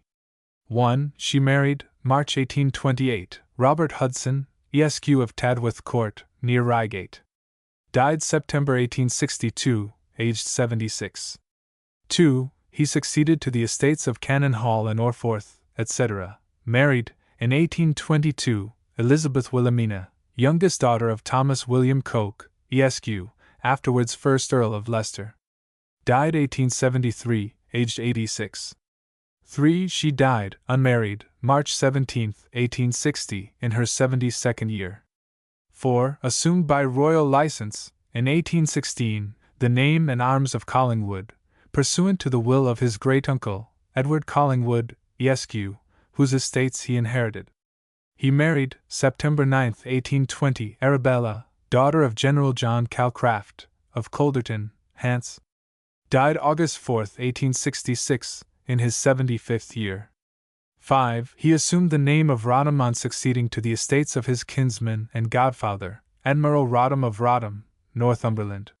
He married first Charlotte, daughter of Henry Percy Pulliine, Esq. of Craighall, and secondly, Selina Henrietta, daughter of John Coates, Esq. of Woodcote.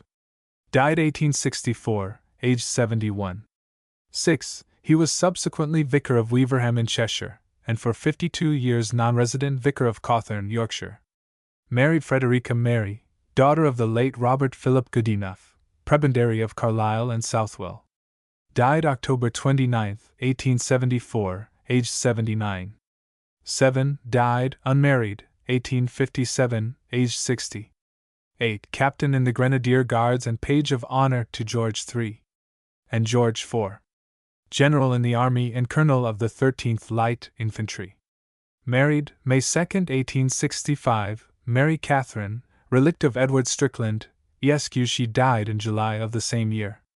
General Stanhope died in 1880, aged 81. 9. Died unmarried, February 5, 1885, in her 85th year. 10. Died unmarried, December 30, 1884, aged 82. 11. Barrister at law of the Middle Temple. Lived at Glen Alien in Northumberland, near Alnwick. Married, 1848, Amy Ann, 5th daughter of Henry Percy Pulliine, Esker. Of Craighall. Deesby 1871, aged 67. 12. It is now number 32 Upper Grosvenor Street, the door being in the latter street. In the directories prior to 1800 it is described as being in Upper Grosvenor Street, but subsequently it was number 28 Grosvenor Square. 13. The culminating achievement of his public life was his strenuous promotion of the grand scheme of volunteer service at a time of great national danger. Yet, in his old age, he used to state that the most interesting act of his existence on which he could look back was his having persuaded the Prime Minister, Pitt, to colonize Australia. Chapter 1. 1. Mary Elizabeth, daughter of Sir Richard Carr Glynn, 2nd Bt., of Ewell, eminent banker of London, of the firm of Glynn, Mills, Curry and Company, and his wife Mary, daughter of John Plumptre, Esq. of Fredville, MP for Nottingham. Miss Glynn married, August 14, 1811, Edward Greet, Esq. of Uddings, Company Dorset, and died his widow, January 17, 1864. 2. William Henry West Betty, better known as the Young Rochus. See page 27. 3. Sidney Smith, 1771 to 1845, Canon of St. Paul's. He started the Edinburgh Review in 1802, and was celebrated for his wit and keen sense of humor. 4. Wife of Edward Lord de Clifford, she was for many years governess to Princess Charlotte. 5. Sarah Trimmer, 1741 to 1810, born at Ipswich, Dow. Of Joseph Kirby, and a great favorite of Dr. Johnson. She wrote many books for the young. In 1762 she married Mr. Trimmer, and had a family of 12 children. 6. Mrs. Fitzherbert, who had been secretly married to the Prince of Wales, afterwards George IV, in 1785. 7. Daughter of Henry Drummond, Esq., by his wife and daughter of Viscount Melville. 8. Thomas, eldest son of 1st Earl of Ranfilly and Viscount Northland. Born 1786, married 1815 Mary Juliana, daughter of the Hon, and Most Rev. William Stewart, Archbishop of Armagh and Primate of all Ireland, succeeded his father as 2nd Earl of Ranfilly, 1840. Mrs. Stanhope's house in Grosvenor Square being at the corner of Upper Grosvenor Street, she refers to Mr. and Mrs. Knox as living in this street. 9. Mrs. Beaumont was the natural daughter of Sir Thomas Blackett B.T., of Breton, who made her his heiress. She married Colonel Beaumont, MP. 10. Memoirs of Sir William Jones, the Orientalist, appended to his works, by Lord Teignmouth, 9 volumes, 1799 to 1804. 11. Maria Juliana, daughter of Robert Edward, both Baron Petre. Married April 30, 1805, to Stephen Phillips, Esq., and died January 27, 1824. 12. Charles, second son of George, 7th Baron Kinnaird, afterwards succeeded his father as 8th Baron owing to the death of his elder brother, who was killed by a tiger on the coast of Coromandel. 13. Afterwards Sir Humphrey Davy, the celebrated chemist, 1778 to 1829. 14. See Annals of a Yorkshire House Volume 1, page 320. 15. Lady Anna Maria Stanhope, eldest daughter of Charles, 3rd Earl of Harrington, married Francis, 7th Duke of Bedford. 16. Lord Alvanley, 1789 to 1849, entered the Coldstream Guards at an early age, but being possessed of a large fortune, he subsequently left the army, and gave himself up entirely to the pursuit of pleasure. He eventually dissipated his fortune, but throughout his life remained noted for his wit, his good humor, and his prominence in the world of fashion.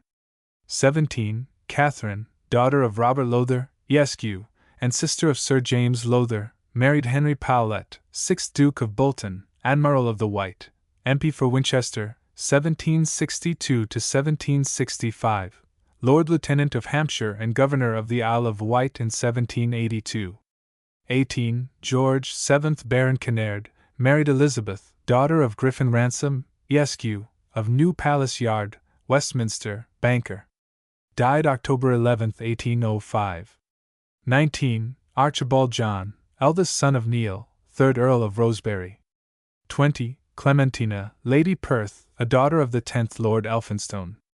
Her husband had died in 1800, and her daughter at this date was a child. 21. Annals of a Yorkshire House, Volume 2. Page 328. 22. See Annals of a Yorkshire House, Volume 2. Pages 52, 122, 294. Walter Ramsden Beaumont Hawkesworth, High Sheriff of Yorkshire, whose father, Walter Ramsden, had assumed the surname and arms of Hawkesworth, pursuant to the will of his grandfather, Sir Walter Hawkesworth, and who himself, in 1786, assumed the surname and arms of Fawkes, pursuant to the will of his relation, Francis Fawkes of Farnley, who left him his estate. 23. Edward, second son of the first Lord Vernon, Baron of Kinderton, and his second wife, Martha, third daughter of the Hon. S. Harcourt, and sister of Simon, 1st Earl Harcourt. Married, 1784, and third daughter of Granville, 1st Marquis of Stafford, and upon inheriting the Harcourt estates assumed the surname of Harcourt. 24. Sir James Graham, B.T., of Kirkstall, Company York, born 1753, created a baronet, 1808, MP for Carlisle and Recorder of Appleby. Died, 1825. 25. Frederick Edward Vernon, afterwards Vernon Harcourt, 4th son of the above, Admiral R.N., married Marcy's, daughter of Admiral J. R. de Lapp Ptolemaic. 26. The Hon. Henrietta Maria Monckton, second daughter of Viscount Galway. 27. George Granville Vernon, afterwards Vernon Harcourt, eldest son of the Bishop of Carlisle, afterwards Archbishop of York. Married first Elizabeth, eldest daughter of Richard, 2nd Earl of Lucan, secondly, Frances Elizabeth, Countess Dowager of Waldegrave. 28. See Annals of a Yorkshire House, Volume 2. Page 291. 29. General Count Woronzow, Ambassador to England. A celebrated Russian general who played a prominent part in the overthrow of Bonaparte in 1814. 30. See Annals of a Yorkshire House, Volume 2. Pages 151 to 152. 31. Mark Singleton, Esq., married in 1785 to Lady Mary Cornwallis, only daughter of the first Marquis Cornwallis, Governor-General of India, who had died in India, October 5, 1805. 32. Charlotte Augusta Matilda, Princess Royal of England, 1766 to 1828. In 1797 she married the future Elector and King of Wurtemberg. She behaved with exceptional tact under the trying ordeal of receiving her country's foe, and Napoleon treated her with a courtesy and consideration which he seldom exhibited. 33. Sir Robert Calder, B.T., 1745 to 1818, son of Sir James Calder of Muirton in Murrayshire. He entered the Navy at the age of 14, and in 1796 officiated as captain of the fleet, when he contributed to gain the famous victory off Cape St. Vincent. In 1798 he was created a baronet, and in 1799 attained to the rank of rear admiral. In 1805 he was sent to cruise off Finisterre in order to intercept the combined French and Spanish fleet under Villeneuve, and an engagement took place on June 22, as a result of which Admiral Calder was severely censured, both for his mode of attack and his failure to complete the engagement on the following day. On his return to England he was tried by court-martial, and was found guilty of not having done his utmost to take and destroy the enemy's ships, owing to an error of judgment, and was severely reprimanded. Later, the opinion gained ground that he had been harshly treated. In 1810 he was appointed Port Admiral at Plymouth. 34. Lord Erskine. 35. Lord Grenville. 36. Lord Henry Petty. 37. And everyone that was in distress, and everyone that was in debt, and everyone that was discontented, gathered themselves unto him, and he became a captain over them. 38. William Henry, afterwards 3rd Baron Lyttelton. Born 1782, married 1813, Lady Sarah Spencer, eldest daughter of 2nd Earl Spencer, succeeded his half-brother in 1837. 39. Osborne Markham, Esq., MP, of Cufforth Hall, Company York, born 1769, married first, June 10, 1806, the Lady Mary Thynne, daughter of Thomas, 1st Marquis of Bath. 40. The Pilot That Weathered the Storm was a song composed by Canning to be sung on the birthday of William Pitt, May 28, 1802. 41. Edinburgh. Chapter 2. 1. Ralph Collingwood of Eastditch Burn, Tempo Charles I, had two sons, first, Cuthbert Collingwood, from whom the family of Lord Collingwood is said to be descended, secondly, Edward Collingwood, from whom the family of Winifred Collingwood was descended, and who were known as the Collingwoods of Byker, Dissington, and Churton. 2. Robert Rodham, Senior Admiral of the Red, Commander-in-Chief at Portsmouth, etc. See Annals of a Yorkshire House, Volume 2. Pages 223, 248. 3. Edward Collingwood, usually known as the Younger, of Churton, Byker, and Dissington, uncle to Mrs. Spencer-Stanhope. See Annals of a Yorkshire House, Volume 2. Page 164. 4. A letter to J. E. Blackett, Esq., written November 2, 1805. 5. The soundings gave but 13 fathoms of water with the Trafalgar Rocks to leeward. 6. Governor-General of Andalusia. 7. Viscount Castlereagh, 1769–1822, who became, in 1821, 2nd Marquis of Londonderry, was War Minister from July 1805 to January 1806, and again from April 1807 to September 1809. 8. Hansard's Parliamentary Debates. February 11. Lord Collingwood's Annuity Bill. Mr. Spencer-Stanhope, who stated that he had long had the honor of being acquainted with Lord Collingwood and his family, recommended that instead of the limitations at present in the bill, it should be arranged that in the case of the death of the meritorious officer, £1,000 a year of the proposed annuity should descend to his widow and £500 per year to each of his daughters, to be held by them during their lives. This plan would be infinitely more suitable than that which the bill contained, as Lord Collingwood was not likely to have any more children, and sure he was that it would be much more agreeable to the family of that noble lord and of course to the feelings of that noble lord himself. It would serve to relieve much of that anxiety which must naturally arise in the breast of a parent who is daily exposed to death in his country's cause, and who must be sorely afflicted by the idea that his death would leave his family with a very limited provision. Parliament, the Hon. Member had no doubt, would be happy and prompt to release the feelings of that noble lord from such an afflicting prospect. 9. Kindly lent to the author by Alfred Bruce, Esq., of Newcastle on Tyne. Chapter 3. 1. Charles William, Viscount Milton, afterwards 5th Earl Fitzwilliam, born May 4, 1786, and at the age of 20, in July 1806, married Mary, 4th daughter of Thomas, 1st Lord Dundas. 2. George, afterwards 6th Earl of Carlisle, K.G., Lord Lieutenant of the East Riding of Yorkshire, born 1776, married 1801, Georgiana, eldest daughter and co-heir of William, 5th Duke of Devonshire, K.G., died 1848. 3. Caroline Isabella, eldest daughter of Frederick, 5th Earl of Carlisle, married John, 1st Lord Cawdor, and died in 1848. 4. William Wilberforce, 1759–1833. Returned as MP for Hull 1780, for Yorkshire 1784. Although a great friend of Pitt, he was independent of party. For 19 years he fought for the abolition of the slave trade, and was successful in 1807. He then fought for the total abolition of slavery until compelled to retire from public life in 1825. 5. Woolly Park, near Wakefield, then the seat of Godfrey Wentworth, formerly Armitage, Esq., J.P. and D.L., who had assumed the surname and arms of Wentworth on succeeding to the property of Woolley on the death of his grandfather Godfrey Wentworth, Esq. of Woolley and Hickleton, MP for York. The eldest daughter of the latter, Anna Maria, married Sir George Armitage, Bart, of Kirkless, Company York, and her third son thus succeeded his grandfather in 1789.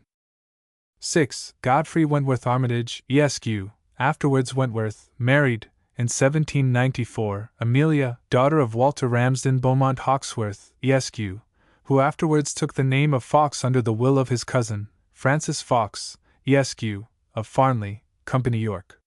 7. The governess. 8. Robert Monckton Arundel, 4th Viscount Galway, K.B., a privy councillor and representative of York and Pontefract in different parliaments, married, in 1803, as his second wife, Mary Bridget, relict of Peter Oriole Haydrummond, Esq., and only child of Pemberton Milnes, Esq. of Bawtry Hall, Company York. 9. Michael Angelo Taylor, son of Sir R. Taylor, architect, whose fortune endowed the Taylorian buildings at Oxford. Michael Angelo was Recorder of Poole in 1784, and became member for that borough the same year. He lived to be father of the house. He was a constant source of amusement to his fellow parliamentarians on account of his vanity and ostentation, and was a celebrated subject for Gilray's caricatures. The summit of his ambition was reached when the Prince Regent became his guest. See Annals of a Yorkshire House, Volume 2. Pages 40-43. 10. John Beaumont, Esquire of Whitley Beaumont, Yorkshire, born 1752, died 1831, married Sarah, daughter of Humphrey Butler, Esquire of Hereford. 11. Francis Ward, second son of Neil, 3rd Earl of Rosebery. 12. Angelica Catalani, 1779-1849, who at this date was 27 years of age, was famous throughout Europe for her exquisite voice. She had displayed extraordinary vocal powers from the age of 6. In the previous year, 1806, she had made £10,000 during an engagement of 6 months in London. 13. So called from the actor and manager, Michael Kelly. 14. The two princes of Holstein then visiting England were August of Schleswig-Holstein-Oldenburg, born in 1783, and his brother Peter Frederick George, born in 1784. Denmark had secured Holstein in the previous September. 15. Mrs. Cator, Elizabeth Louisa, daughter of Sir Ross Mahone, Bart. of Castlegar, Company Galway, and daughter of the 1st Earl of Altamont. 16. John Dennis, 3rd Earl of Altamont, created Marquis of Sligo in Ireland 1800, and a peer of the United Kingdom as Baron Monteagle of Westport, Company Mail, 1806. 17. John Cator, Esq. of Beckenham Place, Kent, and of Woodbastwick Hall, Norfolk, Mar. September 1806, Elizabeth Louisa, daughter of Sir Ross Mahone, Bart. of Castlegar, Company Galway. 18. The Right Hon. John Smith of Heath Hall, MP for Pontefract, and successively a Lord of the Admiralty and Treasury, Master of the Mint and Privy Councillor in 1772. Married Lady Georgiana Fitzroy, eldest daughter of Augustus Henry, 3rd Duke of Grafton. See Annals of a Yorkshire House, Volume 2, pages 108-113. 19. Prince Paul Esterhazy, Austrian Minister at the Court of St. James's. 20. Isabella, eldest daughter and co-heir of Charles Ingram, 9th Viscount Irvine, wife of the 2nd Marquis of Hertford K.G., Lord Chamberlain. 21. Wife of Sir William Scott, afterwards Baron Stowell. 22. See Annals of a Yorkshire House, Volume 2, page 319. 23. Cecil Jane, 6th daughter of the 2nd Baron Glentworth, who was created Viscount and Earl of Limerick in 1803. She married, in 1828, Count John Leopold Ferdinand Casimir de la Felde, a Count of the Holy Roman Empire. 24. Francis Pierpont Burton, 2nd Baron Coningham, who, on inheriting the titles and estates of his uncle, assumed the surname and arms of Coningham, married, in 1759, the eldest daughter of the Right Hon. Nathaniel Clements, and sister of Robert, Earl of Leitrim. She died in 1814. 25. Lady Charlotte Stuart, daughter of Alexander, 6th Earl of Galloway, married, in 1759, John, 4th Earl of Dunmore. 26. Susan, 3rd daughter of the 4th Earl of Dunmore, married, first, in 1788, Joseph Tharp, Esq. of Chippenham, Cambridge, secondly, John Drew, Esq., and thirdly, in 1809, the Rev. A. E. Douglas. 27. Augusta, 2nd daughter of 4th Earl of Dunmore, married, At Rome, the 4th of April 1793, Prince Augustus Frederick, Duke of Sussex, and was remarried to HRH the following December at St. George's Church, Hanover Square. 28. Edward Charles, second son of William, 2nd Duke of Portland, and Lady Margaret Cavendish Harley, only daughter and heir of Edward, 2nd Earl of Oxford. Lord Edward Bentinck married Elizabeth, eldest daughter of Richard Cumberland, Esq., and had 1 son and 3 daughters. He died in 1819. 29. The 3 Miss Bentinks were: Harriet, married, 1809, Sir William Mordaunt Sturt Milner, Bart; Elizabeth, married, 1812, Captain Henry Wyndham; and Charlotte married Major Robert Garrett. 30. Thomas, Viscount Cranley, who succeeded his father in 1814 as 2nd Earl of Onslow.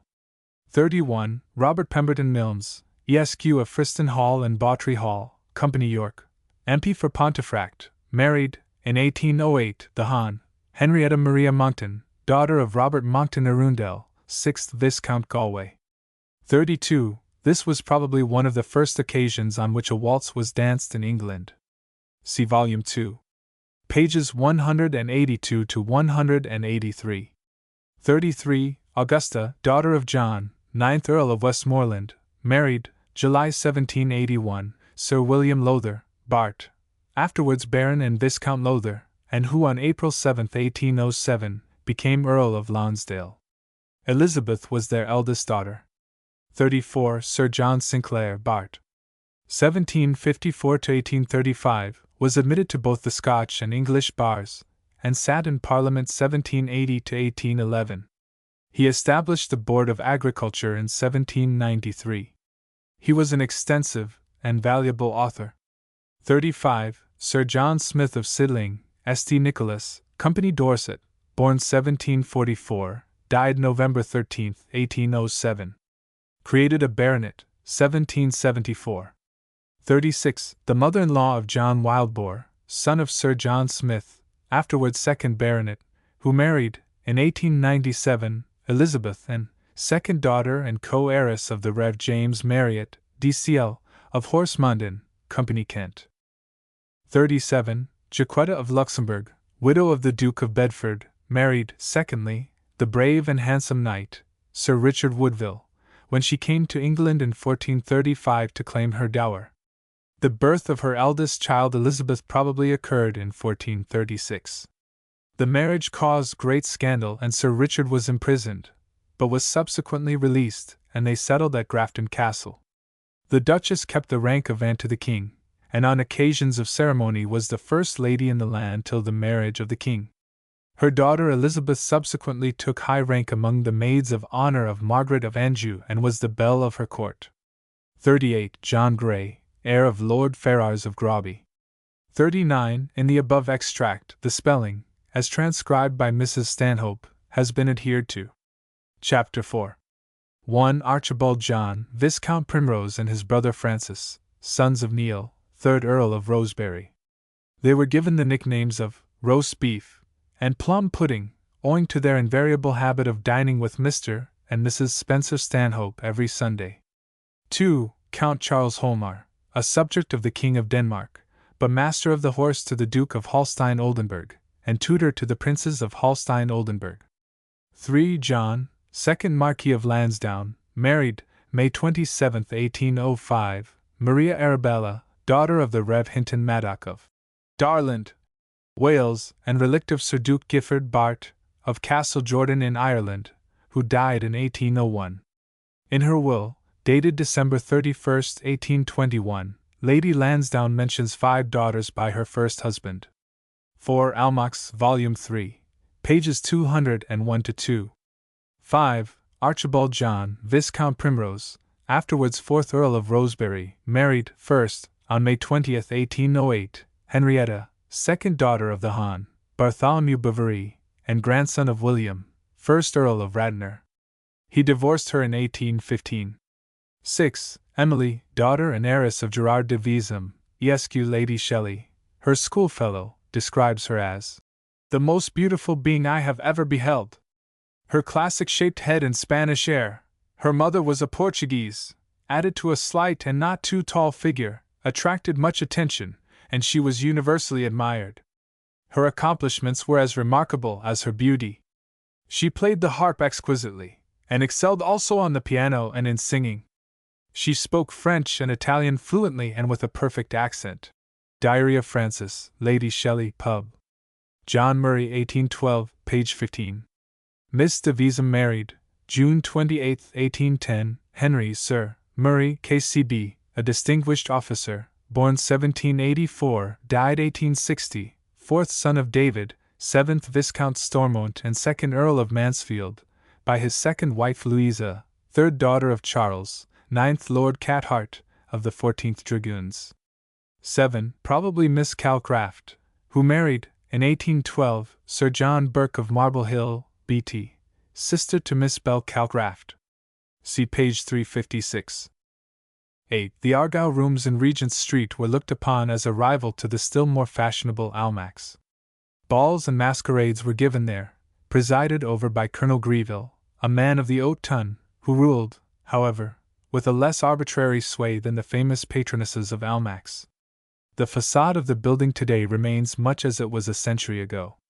9. Henry Banks, Esq. of Kingston Hall, MP for Corfe Castle from 1780 to 1826, and for Company Dorset from that time to 1831, married Frances, daughter of William Woody, Esq., Governor of the Leeward Islands, and besides 4 sons, had 2 daughters, and Frances married Edward IV Viscount and 1st Earl of Falmouth, died 1864, and Maria Wynne married the Hon. Thomas Stapleton. 10. John Stanhope adds some years later.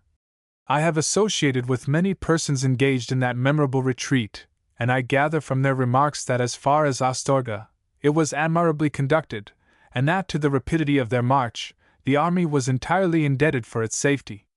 But from that period, at which there appeared to be no further occasion for so rapid a movement, its celerity was increased. The troops were passing through a mountainous district, which at every step offered them an admirable position for attack, and they were pursued by an army which they might have defeated at any time with as much ease as they subsequently defeated it at Corunna. It appears also that they suffered more from the rapidity of the march than they could have done in any general engagement, but it is not easy to form a correct opinion on the subject without knowing the situation of the army with respect to provisions and money, and also without being able to judge whether there was danger of their retreat being cut off. I have been informed that Moore ought on no account to have evacuated Corunna, that he had ample facilities for defending it against all the efforts of the French. Undoubtedly, as a diversion, Sir John Moore's advance into Spain fully succeeded and probably saved the peninsula, but as that was not a result upon which he calculated, I doubt whether it can be adduced as a justification for a measure undertaken against his own judgment. Subsequent events have shown how much higher his reputation would have stood had he persevered in his original intentions. What the Duke of Wellington now is, Sir John Moore would almost inevitably have been. 11. Henrietta Maria, eldest daughter and co-heir of Robert Vernon Atherton, Esq., of Atherton Hall, Company Lancaster, married, 1797, Thomas, Baron Lilford, and had 6 sons and 6 daughters.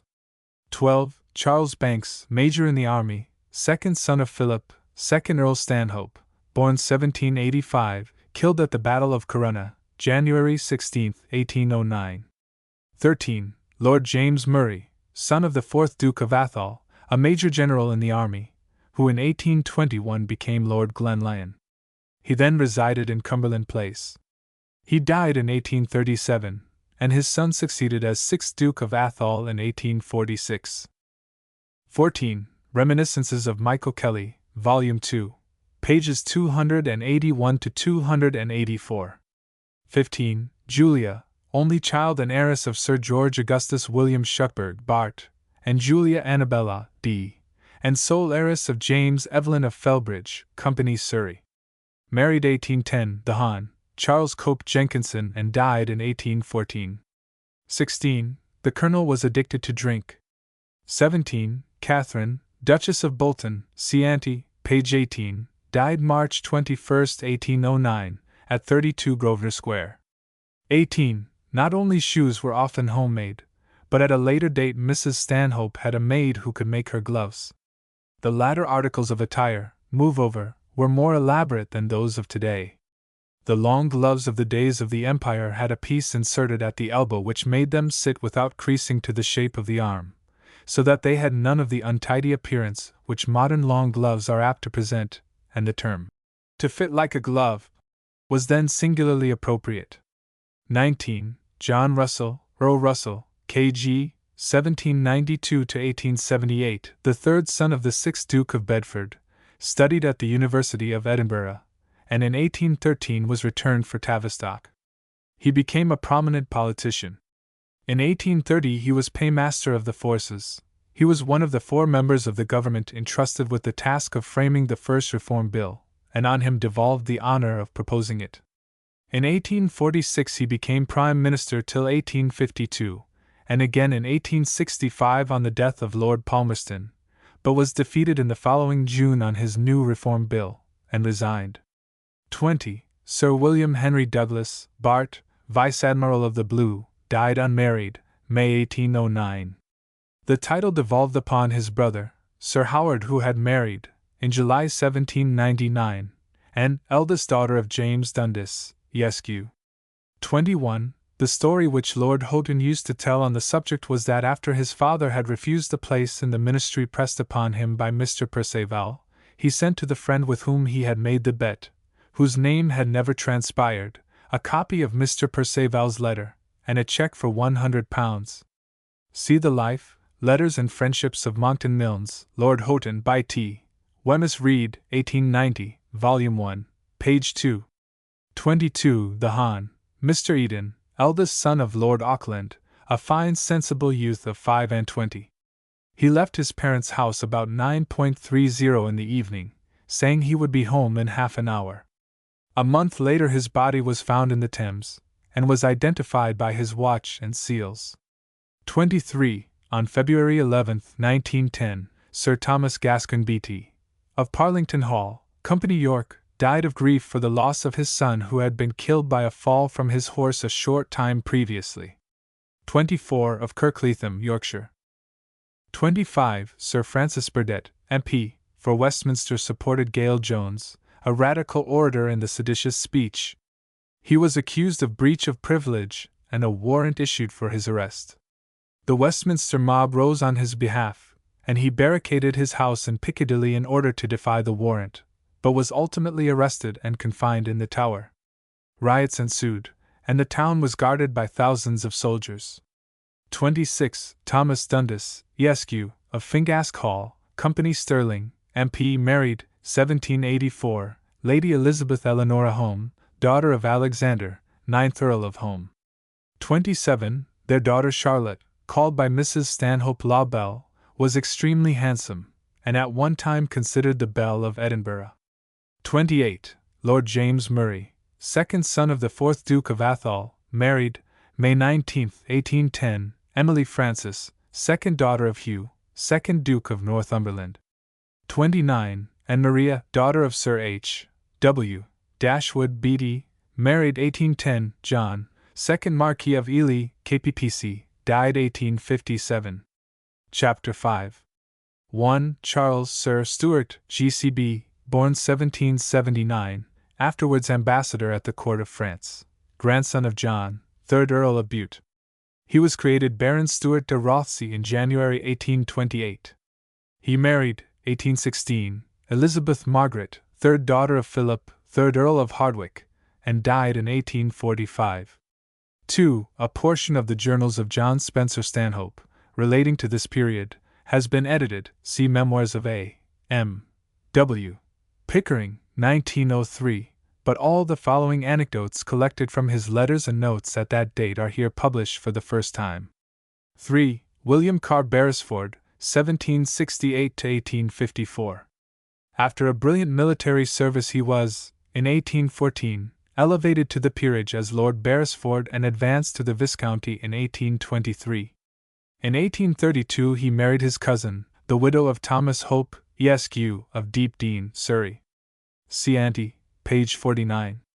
4. James, Viscount Macduff, afterwards 4th Earl of Fife, KT, GCB, Knight of the Order of St. Ferdinand of Spain and of the Sword of Sweden, obtained a barony of the United Kingdom as Baron Fife in 1827. Born 1776, married, 1799, Mary Caroline, second daughter of the late John Manners, Esq., and Louisa, Countess of Dysart. She died December 20, 1805, without issue. The Earl greatly distinguished himself during the Peninsular War, having volunteered his services, and obtained the rank of Major General in the Spanish Patriotic Army. He was wounded at the Battle of Talavera, and again at the storming of Fort Matagorda, near Cadiz, of which he was one of the most celebrated defenders. He died in 1857, and was succeeded by his nephew. 5. Aloys von Reding, 1765–1818, as Captain General of his own canton, repulsed the French at Morgarten in 1808.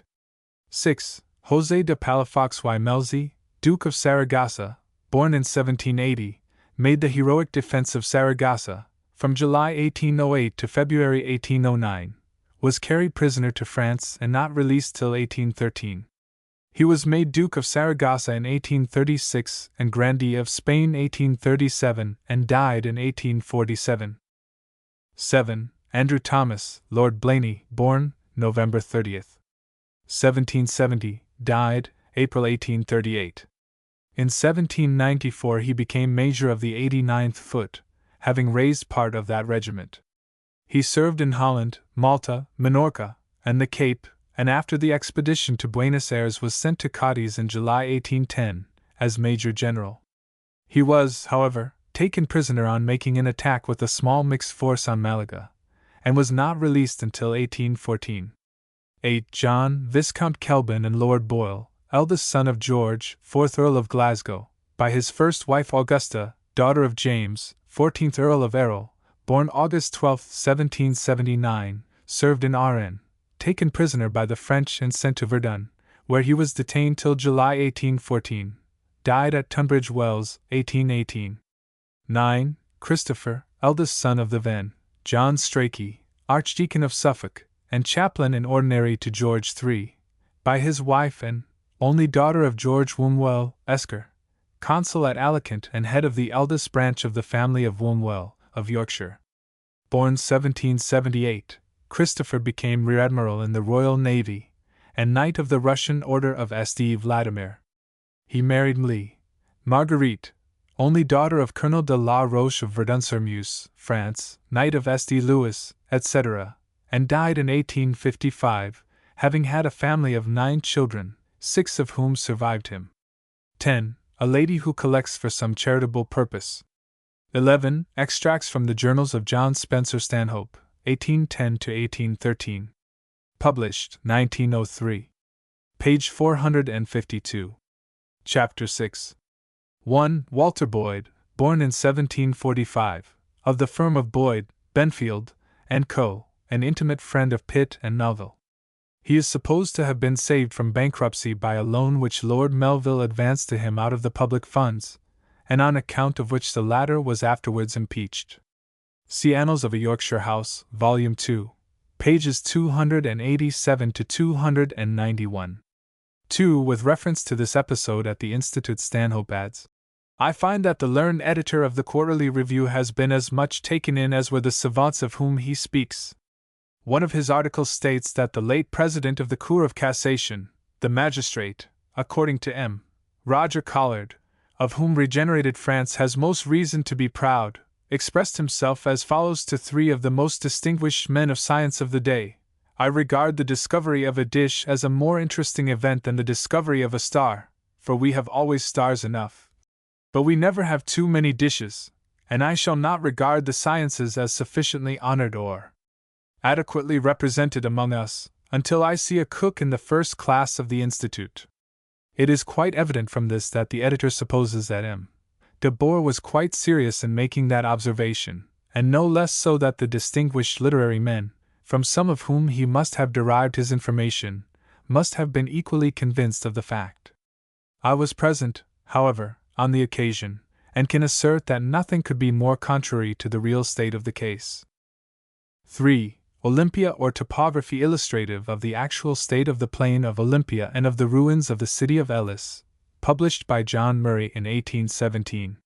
It was republished in 1824 and 1835, and again, with the addition of many engravings, in 1865, under the title of Plataea, Olympia, Elis. 4. Joaquin Murat, an innkeeper's son, born in 1771, at the Revolution entered the army and soon rose to be colonel. He served under Bonaparte in Italy and Egypt, became general of division, and in command of the cavalry at Marengo he covered himself with glory. Bonaparte gave him his sister, Caroline, in marriage. In 1806 the Grand Duchy of Berg was bestowed upon him. In 1808 he was proclaimed King of the Two Sicilies, as Joachim I, and took possession of Naples. After Napoleon's final overthrow he proceeded with a few followers to the coast of Calabria, and proclaimed himself king, but being taken, he was tried by court-martial, and shot on October 15, 1815. His widow subsequently assumed the title of Countess of Lipona and lived near Trieste. He left 2 sons, the elder of whom married a niece of Washington. 5. Frederick Douglass, 1791–1819, MP for Banbury, a son of Lord Glenbervie. 6. John Stanhope subsequently wrote, "I know the existence of the conspiracy is denied, but how account for the conduct of Napoleon after his return save from the supposition that he was fettered by the engagements he had made in his exile? He threw himself entirely into the arms of that party to which he had hitherto evinced the greatest hostility, and which, upon principle, were opposed to his system of government. He appointed Fouché, whom he had offended and disgraced, and Carnot, the most unbending republican in France, to be ministers instead of resuming the empire just as he had left it. He did not establish himself in the palace of the Tuileries, by which he showed his weakness without gaining a single partisan. He should either at once have entered upon the imperial government, prorogued the chamber till the fate of France was decided by arms, or he should have adopted the constitution which he found actually existing, pledging himself to make, subsequently, such modifications as the country might desire. But in fact, till he found himself at the head of his army he was not his own master. He was bound by the chains he himself had forged, and which he, no doubt, would have immediately broken had he been successful at Waterloo. The legislative body were undoubtedly prepared to adopt any expedient for limiting the imperial or royal prerogatives, and it was a great oversight on his part to leave them sitting. He should not have remained in Paris at all, but to have put himself immediately at the head of the army and to have given the government of Paris to a general in whom he could implicitly confide. His only chance was to have been able to say, "L'Empire, c'est moi." Chapter 7. 1. Alderman Richard Carglin, an eminent banker of London, born 1755, eldest son of Sir Richard Glyn, 1st Bart, of Ewell, by his wife Elizabeth, daughter and co-heir of Robert Carr, Esq., served as Lord Mayor in 1798 and was created a baronet in 1800. He married Mary, daughter of John Plumtree, Esq., MP for Nottingham. Died in 1838. 2. Thomas Christopher, 1789–1827, third son of the above, afterwards a barrister at law. Married Grace Julia, daughter of Thomas Charles Biggie, Esq. 3. William Fitzhugh, Esq., lived at Bannister Lodge, near Southampton, and represented Tiverton in 5 parliaments. His wife was celebrated for her infatuation for Mrs. Siddons, whom she entertained constantly at Bannister Lodge, and whom she followed to London, for years attending on the celebrated actress all day and spending the evening in her dressing-room at the theatre. In 1803 Mrs. Siddons wrote, "My dear Mrs. Fitzhugh grudges every moment that I am not by her side." 4. Joseph Jekyll, 1754–1837. Celebrated wit, raconteur, and diner out. Jerder speaks of him as having a somewhat Voltaire-like countenance, a flexible person and agreeable voice. 5. He was second son of George Adams, afterwards Anson, who inherited the fortune of his uncle, Admiral Lord Anson, and he was brother to Thomas, afterwards Viscount Anson of Shugborough, who married Anne Margaret, second daughter of Thomas William Coke, Esq., afterwards 1st Earl of Leicester. 6. Douglas, 5th son of 7th Baron Kinnaird, a banker in Westminster, born 1788, died, unmarried, 1830. 7. A tilbury, so called after the maker, was a very tall gig on two large wheels, for driving in which ladies usually wore what was termed a riding dress. 8. John Charles, eldest son of 2nd Earl Spencer, 1782 to 1845. A distinguished member of the House of Commons, and Chancellor of the Exchequer from 1830 to 1834. Succeeded his father as 3rd Earl Spencer in 1834. 9. Lady Caroline Lamb, 1785 to 1828, known by the nickname of the Bat, daughter of the 3rd Earl of Bessborough, by his wife, Lady Henrietta Spencer, sister of Georgiana, Duchess of Devonshire. She married, June 3, 1805, William Lamb, afterwards Lord Melbourne. Her infatuation for Byron caused much scandal during 1812-13. 10. Prince Theodore Demetrius de Beaufort-Courtenay, born December 22, 1793, married, in 1819, Mlle. de Montmorency. 11. Almack's, a novel, Volume 3, pages 227-9. 12. This rumor must have been false, as Madame Catalani did not retire from the stage till 1827, when she settled near Florence. She had accumulated a large fortune by her successful career, and had continued to charge a price for her services which at that date was unprecedented. It is said that on one occasion, when she had been invited to Stowe as a guest, she was asked to sing, and in consequence charged the Duke £1,700 for the pleasure she had afforded his guests. But doubt has been cast on this story. Her Susanna, in Le Nasse di Figaro, was one of her most famous impersonations. She died of cholera in 1849. 13. Sir Philip Hales, Bart. Of Brymore, Somerset, died February 12, 1824, having married in 1795 Elizabeth, daughter of Thomas Smith of Keyworth, Notts. She died 1834. 14. Sophia, third daughter of Colonel and Mrs. Beaumont. 15. Charles Peter Shakerley, Esq., of Somerford Park, born December 27, 1792, created a baronet, 1838.